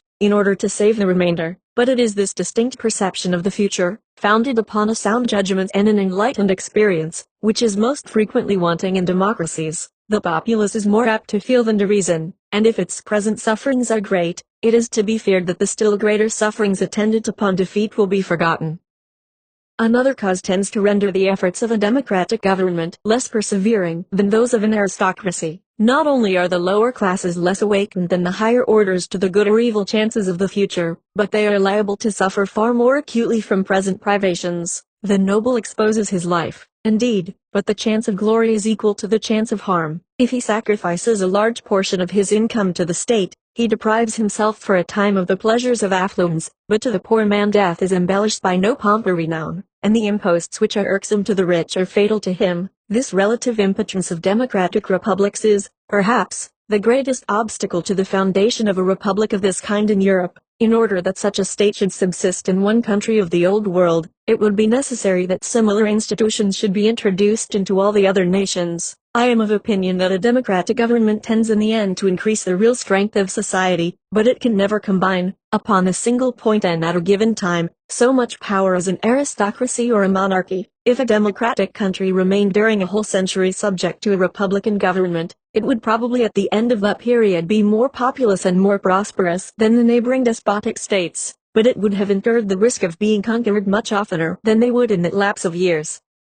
Self-control of the American democracy. The American people acquiesces slowly, or frequently does not acquiesce, in what is beneficial to its interests. The faults of the American democracy are for the most part reparable. The difficulty which a democracy has in conquering the passions and in subduing the exigencies of the moment, with a view to the future, is conspicuous in the most trivial occurrences of the United States. The people, which is surrounded by flatterers, has great difficulty in surmounting its inclinations, and whenever it is solicited to undergo a privation or any kind of inconvenience, even to attain an end which is sanctioned by its own rational conviction, it almost always refuses to comply at first. The deference of the Americans to the laws has been very justly applauded, but it must be added that in America the legislation is made by the people and for the people. Consequently, in the United States the law favors those classes which are most interested in evading it elsewhere. It may therefore be supposed that an offensive law, which should not be acknowledged to be one of immediate utility, would either not be enacted or would not be obeyed. In America there is no law against fraudulent bankruptcies, not because they are few, but because there are a great number of bankruptcies. The dread of being prosecuted as a bankrupt acts with more intensity upon the mind of the majority of the people than the fear of being involved in losses or ruin by the failure of other parties, and a sort of guilty tolerance is extended by the public conscience to an offense which everyone condemns in his individual capacity.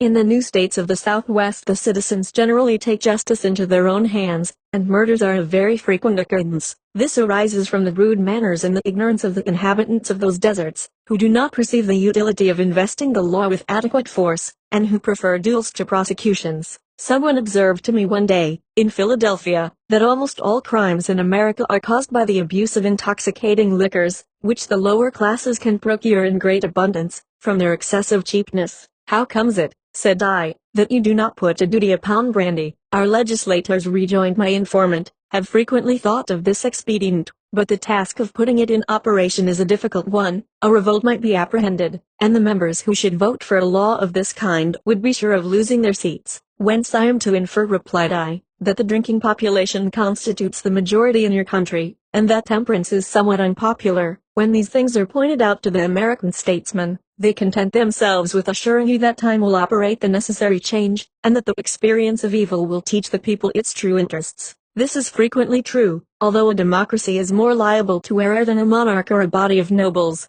The chances of its regaining the right path when once it has acknowledged its mistake, are greater also, because it is rarely embarrassed by internal interests, which conflict with those of the majority, and resist the authority of reason. But a democracy can only obtain truth as the result of experience, and many nations may forfeit their existence whilst they are awaiting the consequences of their errors. The great privilege of the Americans does not simply consist in their being more enlightened than other nations, but in their being able to repair the faults they may commit. To which it must be added, that a democracy cannot derive substantial benefit from past experience, unless it be arrived at a certain pitch of knowledge and civilization. There are tribes and peoples whose education has been so vicious, and whose character presents so strange a mixture of passion, of ignorance, and of erroneous notions upon all subjects, that they are unable to discern the causes of their own wretchedness, and they fall a sacrifice to ills with which they are unacquainted. I have crossed vast tracts of country that were formerly inhabited by powerful Indian nations which are now extinct. I have myself passed some time in the midst of mutilated tribes, which witness the daily decline of their numerical strength and of the glory of their independence, and I have heard these Indians themselves anticipate the impending doom of their race. Every European can perceive means which would rescue these unfortunate beings from inevitable destruction. They alone are insensible to the expedient. They feel the woe which year after year heaps upon their heads, but they will perish to a man without accepting the remedy. It would be necessary to employ force to induce them to submit to the protection and the constraint of civilization. The incessant revolutions which have convulsed the South American provinces for the last quarter of a century have frequently been adverted to with astonishment, and expectations have been expressed that those nations would speedily return to their natural state. But can it be affirmed that the turmoil of revolution is not actually the most natural state of the South American Spaniards at the present time? In that country society is plunged into difficulties from which all its efforts are insufficient to rescue it. The inhabitants of that fair portion of the Western Hemisphere seem obstinately bent on pursuing the work of inward havoc. If they fall into a momentary repose from the effects of exhaustion, that repose prepares them for a fresh state of frenzy. When I consider their condition, which alternates between misery and crime, I should be inclined to believe that despotism itself would be a benefit to them, if it were possible that the words despotism and benefit could ever be united in my mind. Conduct of foreign affairs by the American democracy. Direction given to the foreign policy of the United States by Washington and Jefferson. Almost all the defects inherent in democratic institutions are brought to light in the conduct of foreign affairs. Their advantages are less perceptible. We have seen that the federal constitution entrusts the permanent direction of the external interests of the nation to the President and the Senate. 183, which tends in some degree to detach the general foreign policy of the Union from the control of the people. It cannot therefore be asserted with truth that the external affairs of state are conducted by the democracy. The policy of America owes its rise to Washington, and after him to Jefferson, who established those principles which it observes at the present day. Washington said in the admirable letter which he addressed to his fellow citizens, and which may be looked upon as his political bequest to the country, the great rule of conduct for us in regard to foreign nations is, in extending our commercial relations, to have with them as little political connection as possible. So far as we have already formed engagements, let them be fulfilled with perfect good faith. Here let us stop. Europe has a set of primary interests which to us have none, or a very remote relation. Hence, she must be engaged in frequent controversies, the causes of which are essentially foreign to our concerns. Hence, therefore, it must be unwise in us to implicate ourselves, by artificial ties, in the ordinary vicissitudes of her politics, or the ordinary combinations and collisions of her friendships or enmities. Our detached and distant situation invites and enables us to pursue a different course. If we remain one people, under an efficient government, the period is not far off when we may defy material injury from external annoyance, when we may take such an attitude as will cause the neutrality we may at any time resolve upon to be scrupulously respected, when belligerent nations, under the impossibility of making acquisitions upon us, will not lightly hazard the giving us provocation, when we may choose peace or war, as our interest, guided by justice, shall counsel. Why forego the advantages of so peculiar a situation? Why quit our own to stand upon foreign ground? Why, by interweaving our destiny with that of any part of Europe, entangle our peace and prosperity in the toils of European ambition, rivalship, interest, humor, or caprice? It is our true policy to steer clear of permanent alliances with any portion of the foreign world, so far, as we are now at liberty to do it, for let me not be understood as capable of patronizing infidelity to existing engagements. I hold the maxim no less applicable to public than to private affairs, that honesty is always the best policy. I repeat it, therefore, let those engagements be observed in their genuine sense, but in my opinion it is unnecessary, and would be unwise, to extend them, taking care always to keep ourselves, by suitable establishments, in a respectable defensive posture. We may safely trust to temporary alliances for extraordinary emergencies. In a previous part of the same letter Washington makes the following admirable and just remark: the nation which indulges towards another in habitual hatred or in habitual fondness is in some degree a slave. It is a slave to its animosity or to its affection, either of which is sufficient to lead it astray from its duty and its interest. The political conduct of Washington was always guided by these maxims. He succeeded in maintaining his country in a state of peace whilst all the other nations of the globe were at war, and he laid it down as a fundamental doctrine, that the true interest of the Americans consisted in a perfect neutrality with regard to the internal dissensions of the European powers. Jefferson went still further, and he introduced a maxim into the policy of the Union, which affirms that the Americans ought never to solicit any privileges from foreign nations, in order not to be obliged to grant similar privileges themselves. These two principles, which were so plain and so just as to be adapted to the capacity of the populace, have greatly simplified the foreign policy of the United States. As the Union takes no part in the affairs of Europe, it has, properly speaking, no foreign interests to discuss, since it has at present no powerful neighbors on the American continent.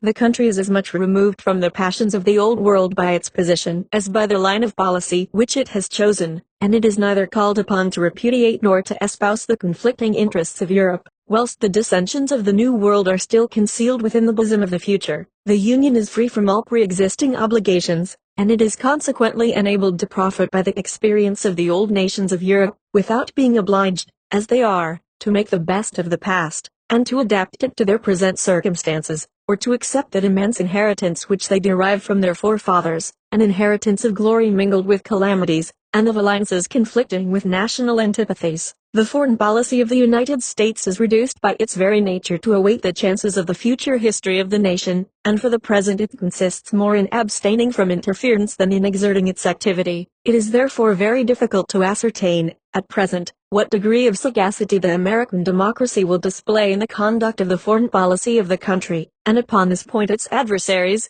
as well as its advocates, must suspend their judgment. As for myself, I have no hesitation in avowing my conviction, that it is most especially in the conduct of foreign relations that democratic governments appear to me to be decidedly inferior to governments carried on upon different principles. Experience, instruction, and habit may almost always succeed in creating a species of practical discretion in democracies, and that science of the daily occurrences of life which is called good sense. Good sense may suffice to direct the ordinary course of society, and amongst a people whose education has been provided for, the advantages of democratic liberty in the internal affairs of the country may more than compensate for the evils inherent in a democratic government, but such is not always the case in the mutual relations of foreign nations. Foreign politics demand scarcely any of those qualities which a democracy possesses, and they require, on the contrary, the perfect use of almost all those faculties in which it is deficient.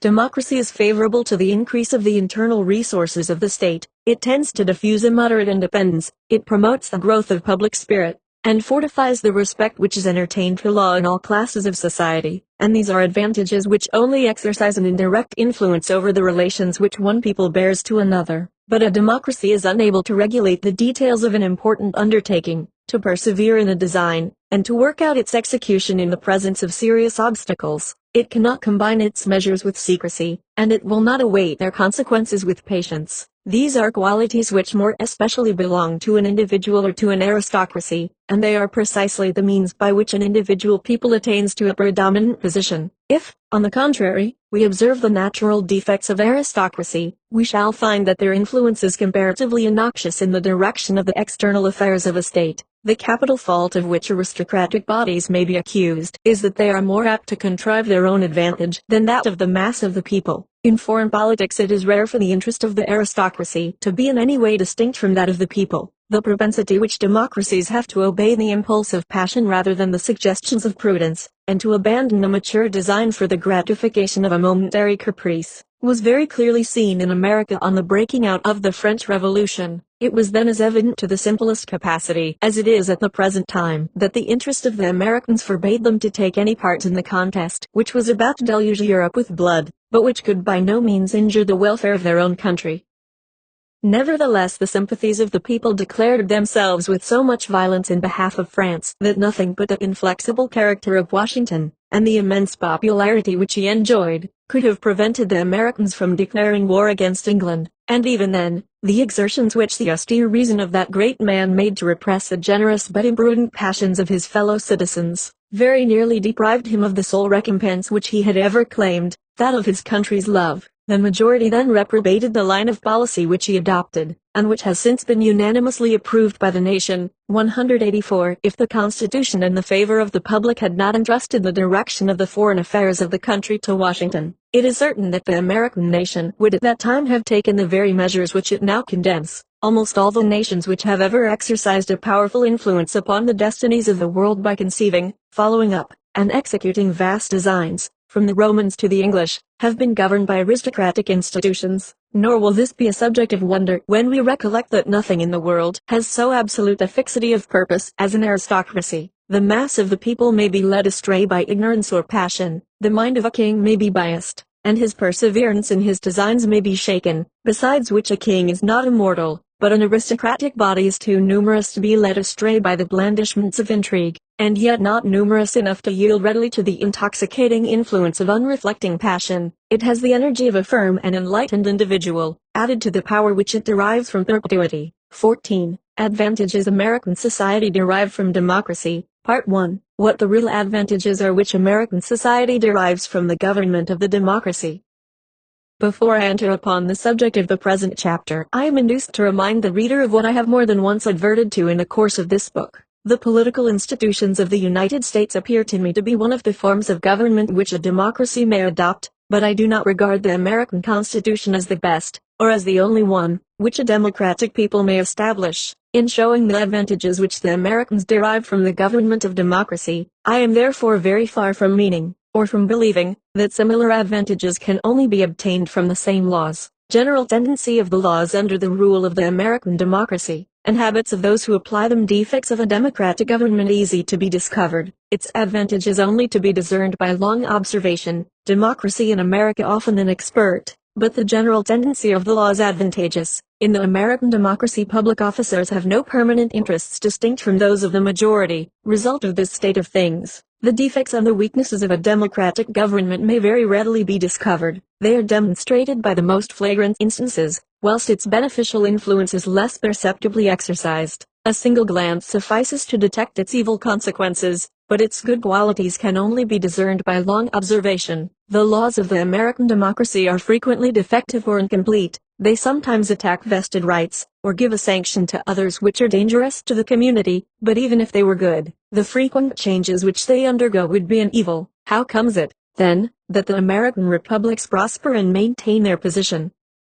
In the consideration of laws, a distinction must be carefully observed between the end at which they aim and the means by which they are directed to that end, between their absolute and their relative excellence. If it be the intention of the legislator to favor the interests of the minority at the expense of the majority, and if the measures he takes are so combined as to accomplish the object he has in view with the least possible expense of time and exertion, the law may be well drawn up, although its purpose be bad, and the more efficacious it is, the greater is the mischief which it causes. Democratic laws generally tend to promote the welfare of the greatest possible number, for they emanate from the majority of the citizens, who are subject to error, but who cannot have an interest opposed to their own advantage. The laws of an aristocracy tend, on the contrary, to concentrate wealth and power in the hands of the minority, because an aristocracy, by its very nature, constitutes a minority. It may therefore be asserted, as a general proposition, that the purpose of a democracy in the conduct of its legislation is useful to a greater number of citizens than that of an aristocracy. This is, however, the sum total of its advantages. Aristocracies are infinitely more expert in the science of legislation than democracies ever can be. They are possessed of a self-control which protects them from the errors of temporary excitement, and they form lasting designs which they mature with the assistance of favorable opportunities. Aristocratic government proceeds with the dexterity of art, It understands how to make the collective force of all its laws converge at the same time to a given point.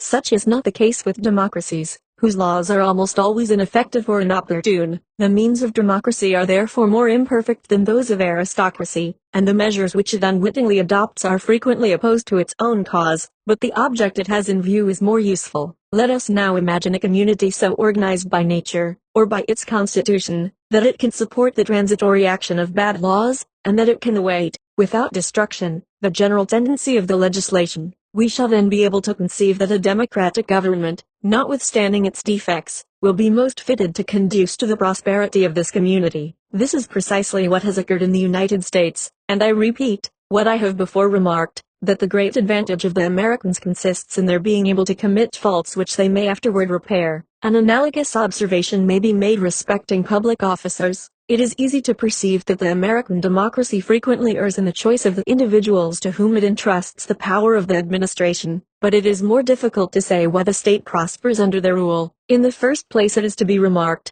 that if in a democratic state the governors have less honesty and less capacity than elsewhere, the governed, on the other hand, are more enlightened and more attentive to their interests. As the people in democracies is more incessantly vigilant in its affairs and more jealous of its rights, it prevents its representatives from abandoning that general line of conduct which its own interest prescribes. In the second place, it must be remembered that if the democratic magistrate is more apt to misuse his power, he possesses it for a shorter period of time.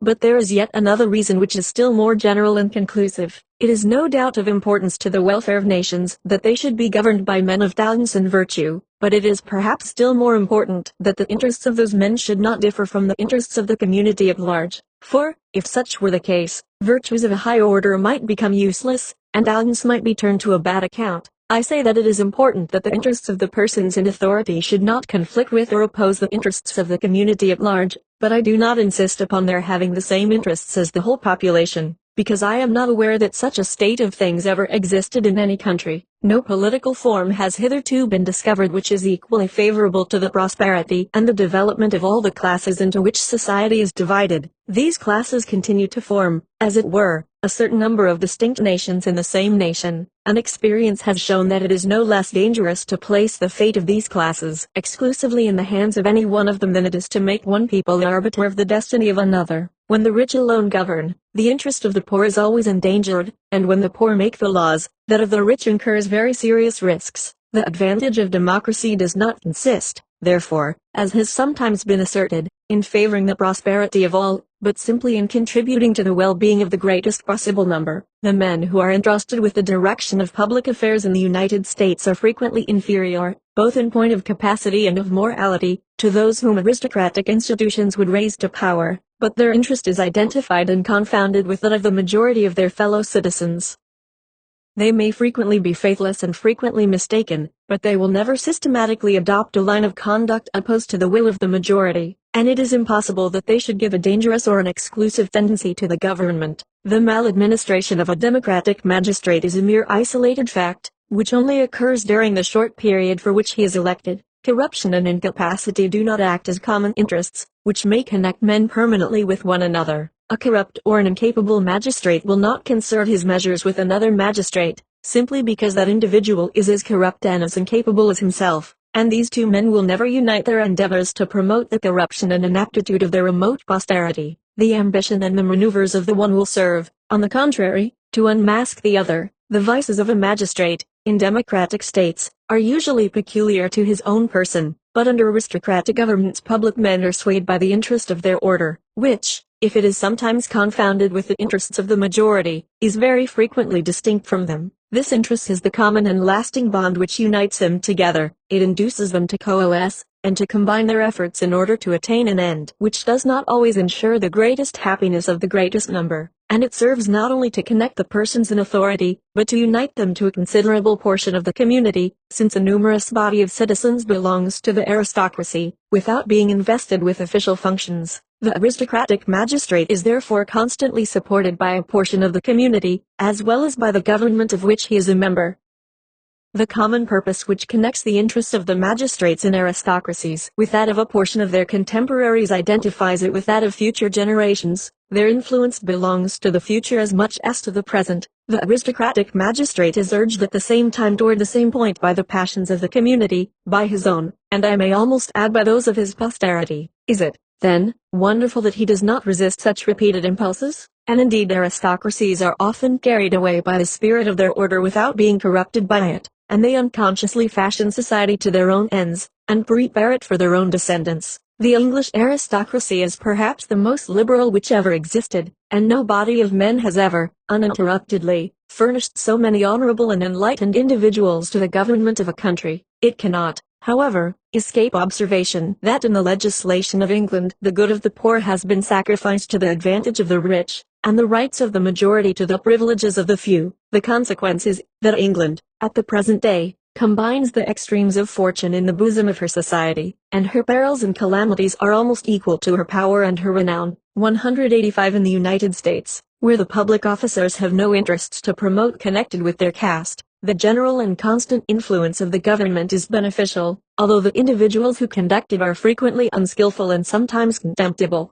There is indeed a secret tendency in democratic institutions to render the exertions of the citizens subservient to the prosperity of the community, notwithstanding their private vices and mistakes, whilst in aristocratic institutions there is a secret propensity which, notwithstanding the talents and the virtues of those who conduct the government, leads them to contribute to the evils which oppress their fellow creatures. In aristocratic governments public men may frequently do injuries which they do not intend, and in democratic states they produce advantages which they never thought of. Public spirit in the United States, patriotism of instinct, patriotism of reflection, their different characteristics. Nations ought to strive to acquire the second when the first has disappeared. Efforts of the Americans to it, interest of the individual intimately connected with that of the country. There is one sort of patriotic attachment which principally arises from that instinctive, disinterested, and undefinable feeling which connects the affections of man with his birthplace. This natural fondness is united to a taste for ancient customs, and to a reverence for ancestral traditions of the past. Those who cherish it love their country as they love the mansions of their fathers. They enjoy the tranquility which it affords them. They cling to the peaceful habits which they have contracted within its bosom. They are attached to the reminiscences which it awakens, and they are even pleased by the state of obedience in which they are placed. This patriotism is sometimes stimulated by religious enthusiasm, and then it is capable of making the most prodigious efforts. It is in itself a kind of religion. It does not reason, but it acts from the impulse of faith and of sentiment. By some nations the monarch has been regarded as a personification of the country, and the fervor of patriotism being converted into the fervor of loyalty, they took a sympathetic pride in his conquests, and gloried in his power. At one time, under the ancient monarchy, the French felt a sort of satisfaction in the sense of their dependence upon the arbitrary pleasure of their king, and they were wont to say with pride, "We are the subjects of the most powerful king in the world." But, like all instinctive passions, this kind of patriotism is more apt to prompt transient exertion than to supply the motives of continuous endeavor. It may save the state in critical circumstances, but it will not infrequently allow the nation to decline in the midst of peace. Whilst the manners of a people are simple and its faith unshaken, whilst society is steadily based upon traditional institutions whose legitimacy has never been contested, this instinctive patriotism is what to endure. But there is another species of attachment to a country which is more rational than the one we have been describing. It is perhaps less generous and less ardent, but it is more fruitful and more lasting. It is coeval with the spread of knowledge, it is nurtured by the laws, it grows by the exercise of civil rights, and, in the end, it is confounded with the personal interest of the citizen. A man comprehends the influence which the prosperity of his country has upon his own welfare. He is aware that the laws authorize him to contribute his assistance to that prosperity, and he labors to promote it as a portion of his interest in the first place, and as a portion of his right in the second. But epochs sometimes occur, in the course of the existence of a nation, at which the ancient customs of a people are changed, public morality destroyed, religious belief disturbed, and the spell of tradition broken, whilst the diffusion of knowledge is yet imperfect, and the civil rights of the community are ill secured, or confined within very narrow limits. The country then assumes a dim and dubious shape in the eyes of the citizens. They no longer behold it in the soil which they inhabit, for that soil is to them a dull inanimate clod, nor in the usages of their forefathers, which they have been taught to look upon as a debasing yoke, nor in religion, for that they doubt, nor in the laws, which do not originate in their own authority, nor in the legislator, whom they fear and despise. the country is lost to their senses. They can neither discover it under its own nor under borrowed features, and they entrench themselves within the dull precincts of a narrow egotism. They are emancipated from prejudice without having acknowledged the empire of reason. They are neither animated by the instinctive patriotism of monarchical subjects nor by the thinking patriotism of republican citizens, but they have stopped halfway between the two, in the midst of confusion and of distress. In this predicament, to retreat is impossible, for a people cannot restore the vivacity of its earlier times, any more than a man can return to the innocence and the bloom of childhood. Such things may be regretted, but they cannot be renewed. The only thing, then, which remains to be done is to proceed, and to accelerate the union of private with public interests, since the period of disinterested patriotism is gone by forever. I am certainly very far from averring that, in order to obtain this result, the exercise of political rights should be immediately granted to all the members of the community, but I maintain that the most powerful, and perhaps the only, means of interesting men in the welfare of their country which we still possess is to make them partakers in the government. At the present time civic zeal seems to me to be inseparable from the exercise of political rights, and I hold that the number of citizens will be found to augment or to decrease in Europe in proportion as those rights are extended. In the United States the inhabitants were thrown but as yesterday upon the soil which they now occupy, and they brought neither customs nor traditions with them there. They meet each other for the first time with no previous acquaintance. In short, the instinctive love of their country can scarcely exist in their minds, but everyone takes as zealous an interest in the affairs of his township, his county, and of the whole state, as if they were his own, because everyone, in his sphere, takes an active part in the government of society. The lower orders in the United States are alive to the perception of the influence exercised by the general prosperity upon their own welfare, and simple as this observation is, it is one which is but too rarely made by the people.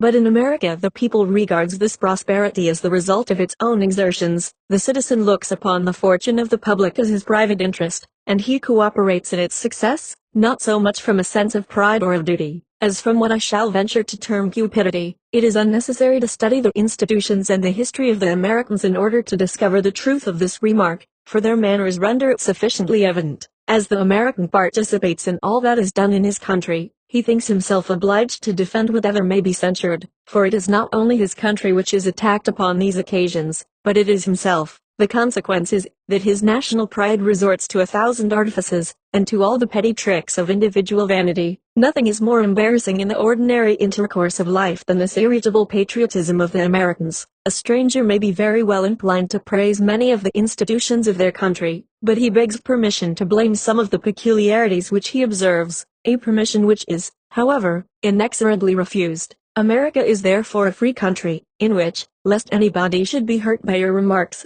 you are not allowed to speak freely of private individuals, or of the state, of the citizens or of the authorities, of public or of private undertakings, or, in short, of anything at all, except it be of the climate and the soil, and even then Americans will be found ready to defend either the one or the other, as if they had been contrived by the inhabitants of the country. In our times option must be made between the patriotism of all and the government of a few, for the force and activity which the first confers are irreconcilable with the guarantees of tranquility which the second furnishes. Notion of rights in the United States.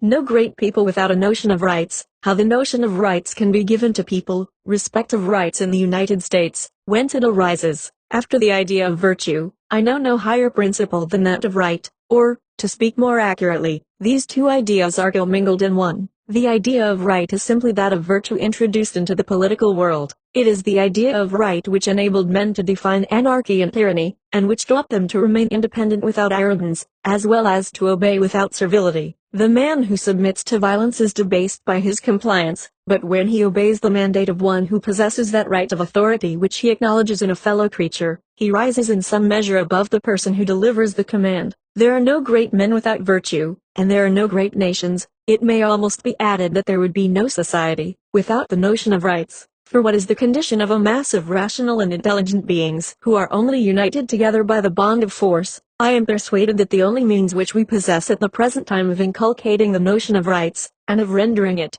as it were, palpable to the senses, is to invest all the members of the community with the peaceful exercise of certain rights. This is very clearly seen in children, who are men without the strength and the experience of manhood. When a child begins to move in the midst of the objects which surround him, he is instinctively led to turn everything which he can lay his hands upon to his own purposes. He has no notion of the property of others, but as he gradually learns the value of things, and begins to perceive that he may in his turn be deprived of his possessions, he becomes more circumspect, and he observes those rights in others which he wishes to have respected in himself. The principle which the child derives from the possession of his toys is taught to the man by the objects which he may call his own.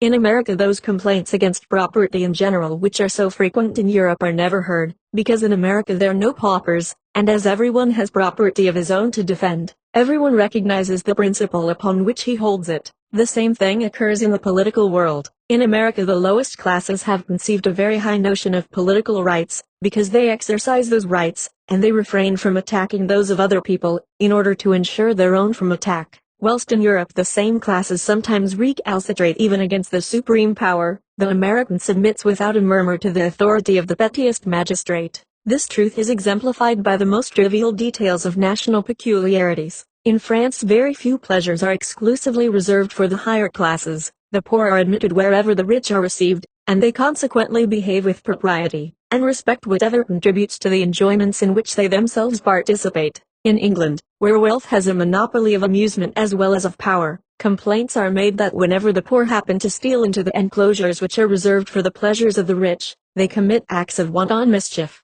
Can this be wondered at, since care has been taken that they should have nothing to lose? 186. The government of democracy brings the notion of political rights to the level of the humblest citizens, just as the dissemination of wealth brings the notion of property within the reach of all the members of the community, and I confess that, to my mind, this is one of its greatest advantages. I do not assert that it is easy to teach men to exercise political rights, but I maintain that, when it is possible, the effects which result from it are highly important, and I add that, if there ever was a time at which such an attempt ought to be made, that time is our own.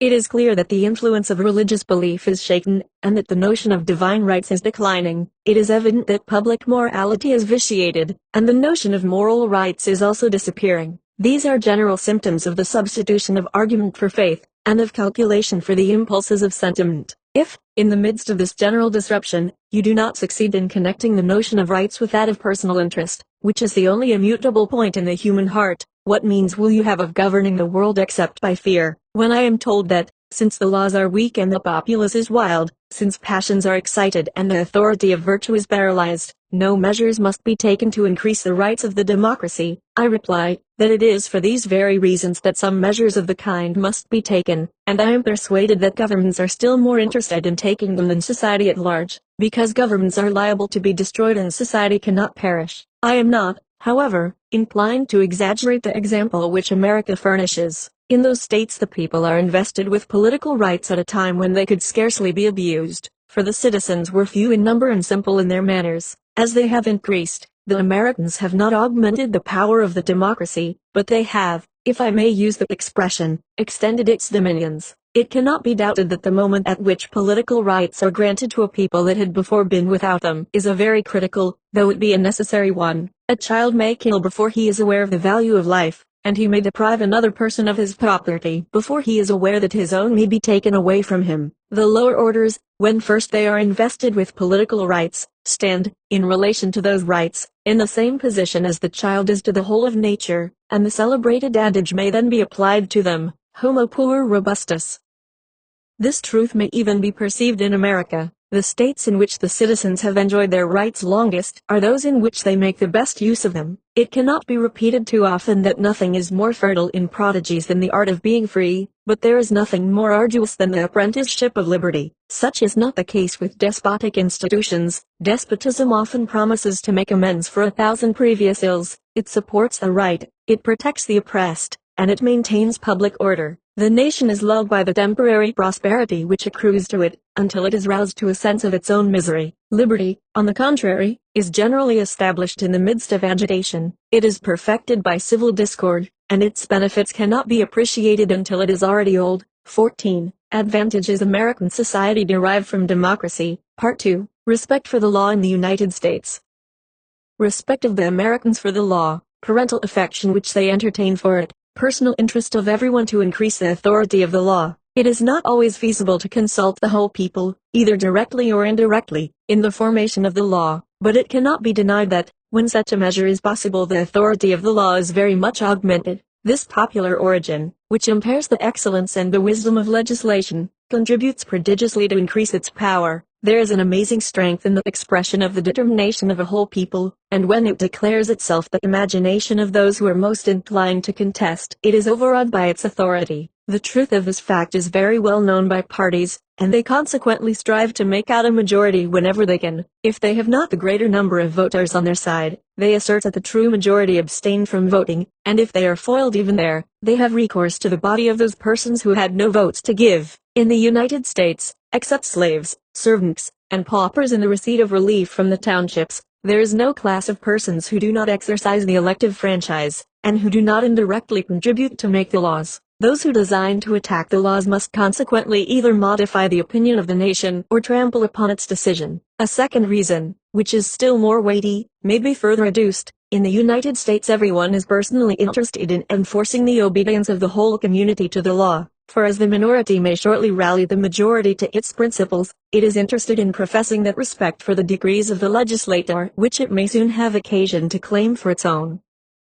However irksome an enactment may be, the citizen of the United States complies with it, not only because it is the work of the majority, but because it originates in his own authority, and he regards it as a contract to which he is himself a party. In the United States, then, that numerous and turbulent multitude does not exist which always looks upon the law as its natural enemy, and accordingly surveys it with fear and with distrust. It is impossible, on the other hand, not to perceive that all classes display the utmost reliance upon the legislation of their country, and that they are attached to it by a kind of parental affection. I am wrong, however, in saying all classes, for as in America the European scale of authority is inverted, the wealthy are there placed in a position analogous to that of the poor in the Old World, and it is the opulent classes which frequently look upon the law with suspicion. I have already observed that the advantage of democracy is not, as has been sometimes asserted, that it protects the interests of the whole community, but simply that it protects those of the majority. In the United States, where the poor rule, the rich have always some reason to dread the abuses of their power.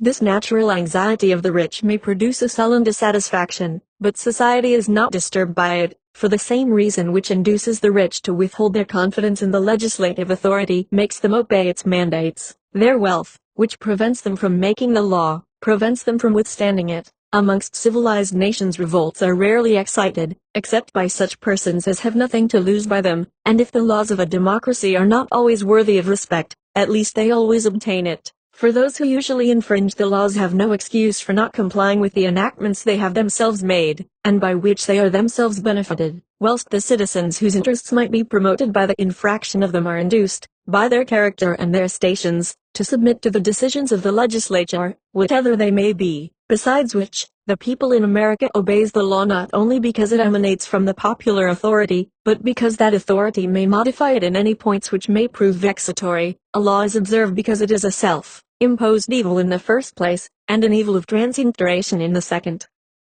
Activity which pervades all the branches of the body politic in the United States. Influence which it exercises upon society more difficult to conceive. The political activity which pervades the United States and the freedom and equality which reign there. The great activity which perpetually agitates the legislative bodies is only an episode to the general activity. Difficult for an American to confine himself to his own business. Political agitation extends to all social intercourse. Commercial activity of the Americans partly attributable to this cause. Indirect advantages which society derives from a democratic government, on passing from a country in which free institutions are established to one where they do not exist. The traveler is struck by the change. In the former all is bustle and activity, in the latter everything is calm and motionless. In the one, amelioration and progress are the general topics of inquiry. In the other, it seems as if the community only aspired to repose in the enjoyment of the advantages which it has acquired. Nevertheless, the country which exerts itself so strenuously to promote its welfare is generally more wealthy and more prosperous than that which appears to be so contented with its lot, and when we compare them together, we can scarcely conceive how so many new wants are daily felt in the former,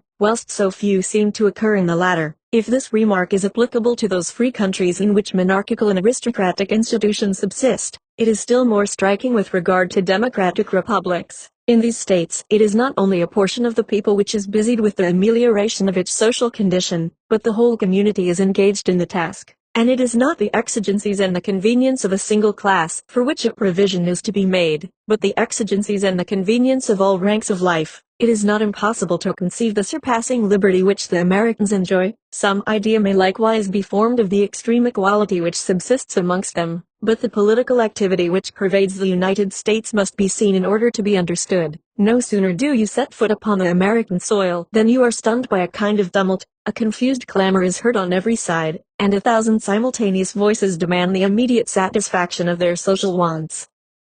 Everything is in motion around you. Here, the people of one quarter of a town are met to decide upon the building of a church. There, the election of a representative is going on. A little further, the delegates of a district are posting to the town in order to consult upon some local improvements, or in another place the laborers of a village quit their plows to deliberate upon the project of a road or a public school. Meetings are called for the sole purpose of declaring their disapprobation of the line of conduct pursued by the government, whilst in other assemblies the citizens salute the authorities of the day as the fathers of their country. Societies are formed which regard drunkenness as the principal cause of the evils under which the state labors, and which solemnly bind themselves to give a constant example of temperance. 187. The great political agitation of the American legislative bodies, which is the only kind of excitement that attracts the attention of foreign countries, is a mere episode or a sort of continuation of that universal movement which originates in the lowest classes of the people and extends successively to all the ranks of society. It is impossible to spend more efforts in the pursuit of enjoyment. The cares of political life engross a most prominent place in the occupation of a citizen in the United States, and almost the only pleasure of which an American has any idea is to take a part in the government, and to discuss the part he has taken. This feeling pervades the most trifling habits of life. Even the women frequently attend public meetings and listen to political harangues as a recreation after their household labors. Debating clubs are to a certain extent a substitute for theatrical entertainments.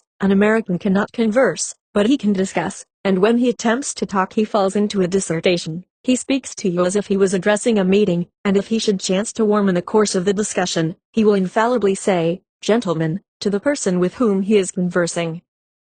In some countries the inhabitants display a certain repugnance to avail themselves of the political privileges with which the law invests them. It would seem that they set too high a value upon their time to spend it on the interests of the community, and they prefer to withdraw within the exact limits of a wholesome egotism, marked out by 4 sunk fences and a quickset hedge. But if an American were condemned to confine his activity to his own affairs, he would be robbed of 1/2 of his existence. He would feel an immense void in the life which he is accustomed to lead, and his wretchedness would be unbearable. 188. I am persuaded that, if ever a despotic government is established in America, it will find it more difficult to surmount the habits which free institutions have engendered than to conquer the attachment of the citizens to freedom. This ceaseless agitation which democratic government has introduced into the political world influences all social intercourse. I am not sure that upon the whole this is not the greatest advantage of democracy, and I am much less inclined to applaud it for what it does than for what it causes to be done. It is incontestable that the people frequently conducts public business very ill, but it is impossible that the lower orders should take a part in public business without extending the circle of their ideas, and without quitting the ordinary routine of their mental acquirements.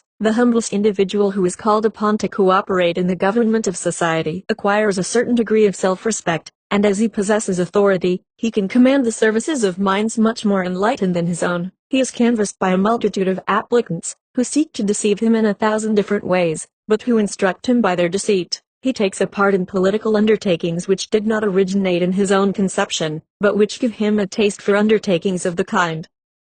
New ameliorations are daily pointed out in the property which he holds in common with others, and this gives him the desire of improving that property which is more peculiarly his own. He is perhaps neither happier nor better than those who came before him, but he is better informed and more active. I have no doubt that the democratic institutions of the United States, joined to the physical constitution of the country, are the cause, not the direct, as is so often asserted, but the indirect cause, of the prodigious commercial activity of the inhabitants. It is not engendered by the laws, but the people learns how to promote it by the experience derived from legislation. When the opponents of democracy assert that a single individual performs the duties which he undertakes much better than the government of the community, it appears to me that they are perfectly right. The government of an individual, supposing an equality of instruction on either side, is more consistent, more persevering, and more accurate than that of a multitude, and it is much better qualified judiciously to discriminate the characters of the men it employs. If any deny what I advance, they have certainly never seen a democratic government, or have formed their opinion upon very partial evidence.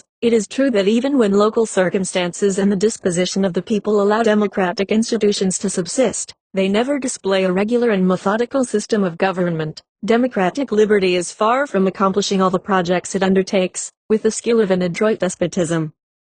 It frequently abandons them before they have borne their fruits, or risks them when the consequences may prove dangerous, but in the end it produces more than any absolute government, and if it do fewer things well, it does a greater number of things. Under its sway the transactions of the public administration are not nearly so important as what is done by private exertion. Democracy does not confer the most skillful kind of government upon the people, but it produces that which the most skillful governments are frequently unable to awaken, namely, an all-pervading and restless activity, a superabundant force, and an energy which is inseparable from it, and which may, under favorable circumstances, beget the most amazing benefits. These are the true advantages of democracy. In the present age, when the destinies of Christendom seem to be in suspense, some hasten to assail democracy as its foe whilst it is yet in its early growth, and others are ready with their vows of adoration for this new deity which is springing forth from chaos. But both parties are very imperfectly acquainted with the object of their hatred or of their desires.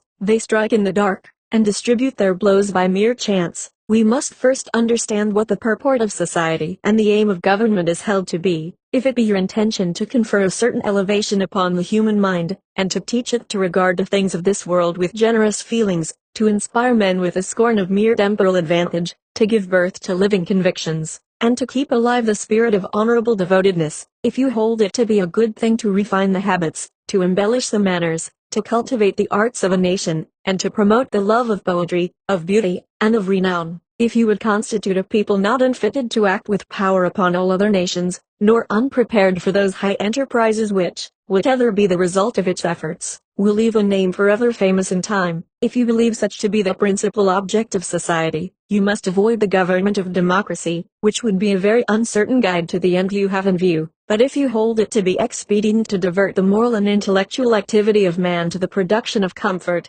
and to the acquirement of the necessaries of life, if a clear understanding be more profitable to man than genius, if your object be not to stimulate the virtues of heroism, but to create habits of peace, if you had rather witness vices than crimes and are content to meet with fewer noble deeds, provided offenses be diminished in the same proportion, if, instead of living in the midst of a brilliant state of society, you are contented to have prosperity around you, if, in short, you are of opinion that the principal object of a government is not to confer the greatest possible share of power and of glory upon the body of the nation, but to ensure the greatest degree of enjoyment and the least degree of misery to each of the individuals who compose it, if such be your desires, you can have no surer means of satisfying them than by equalizing the conditions of men, and establishing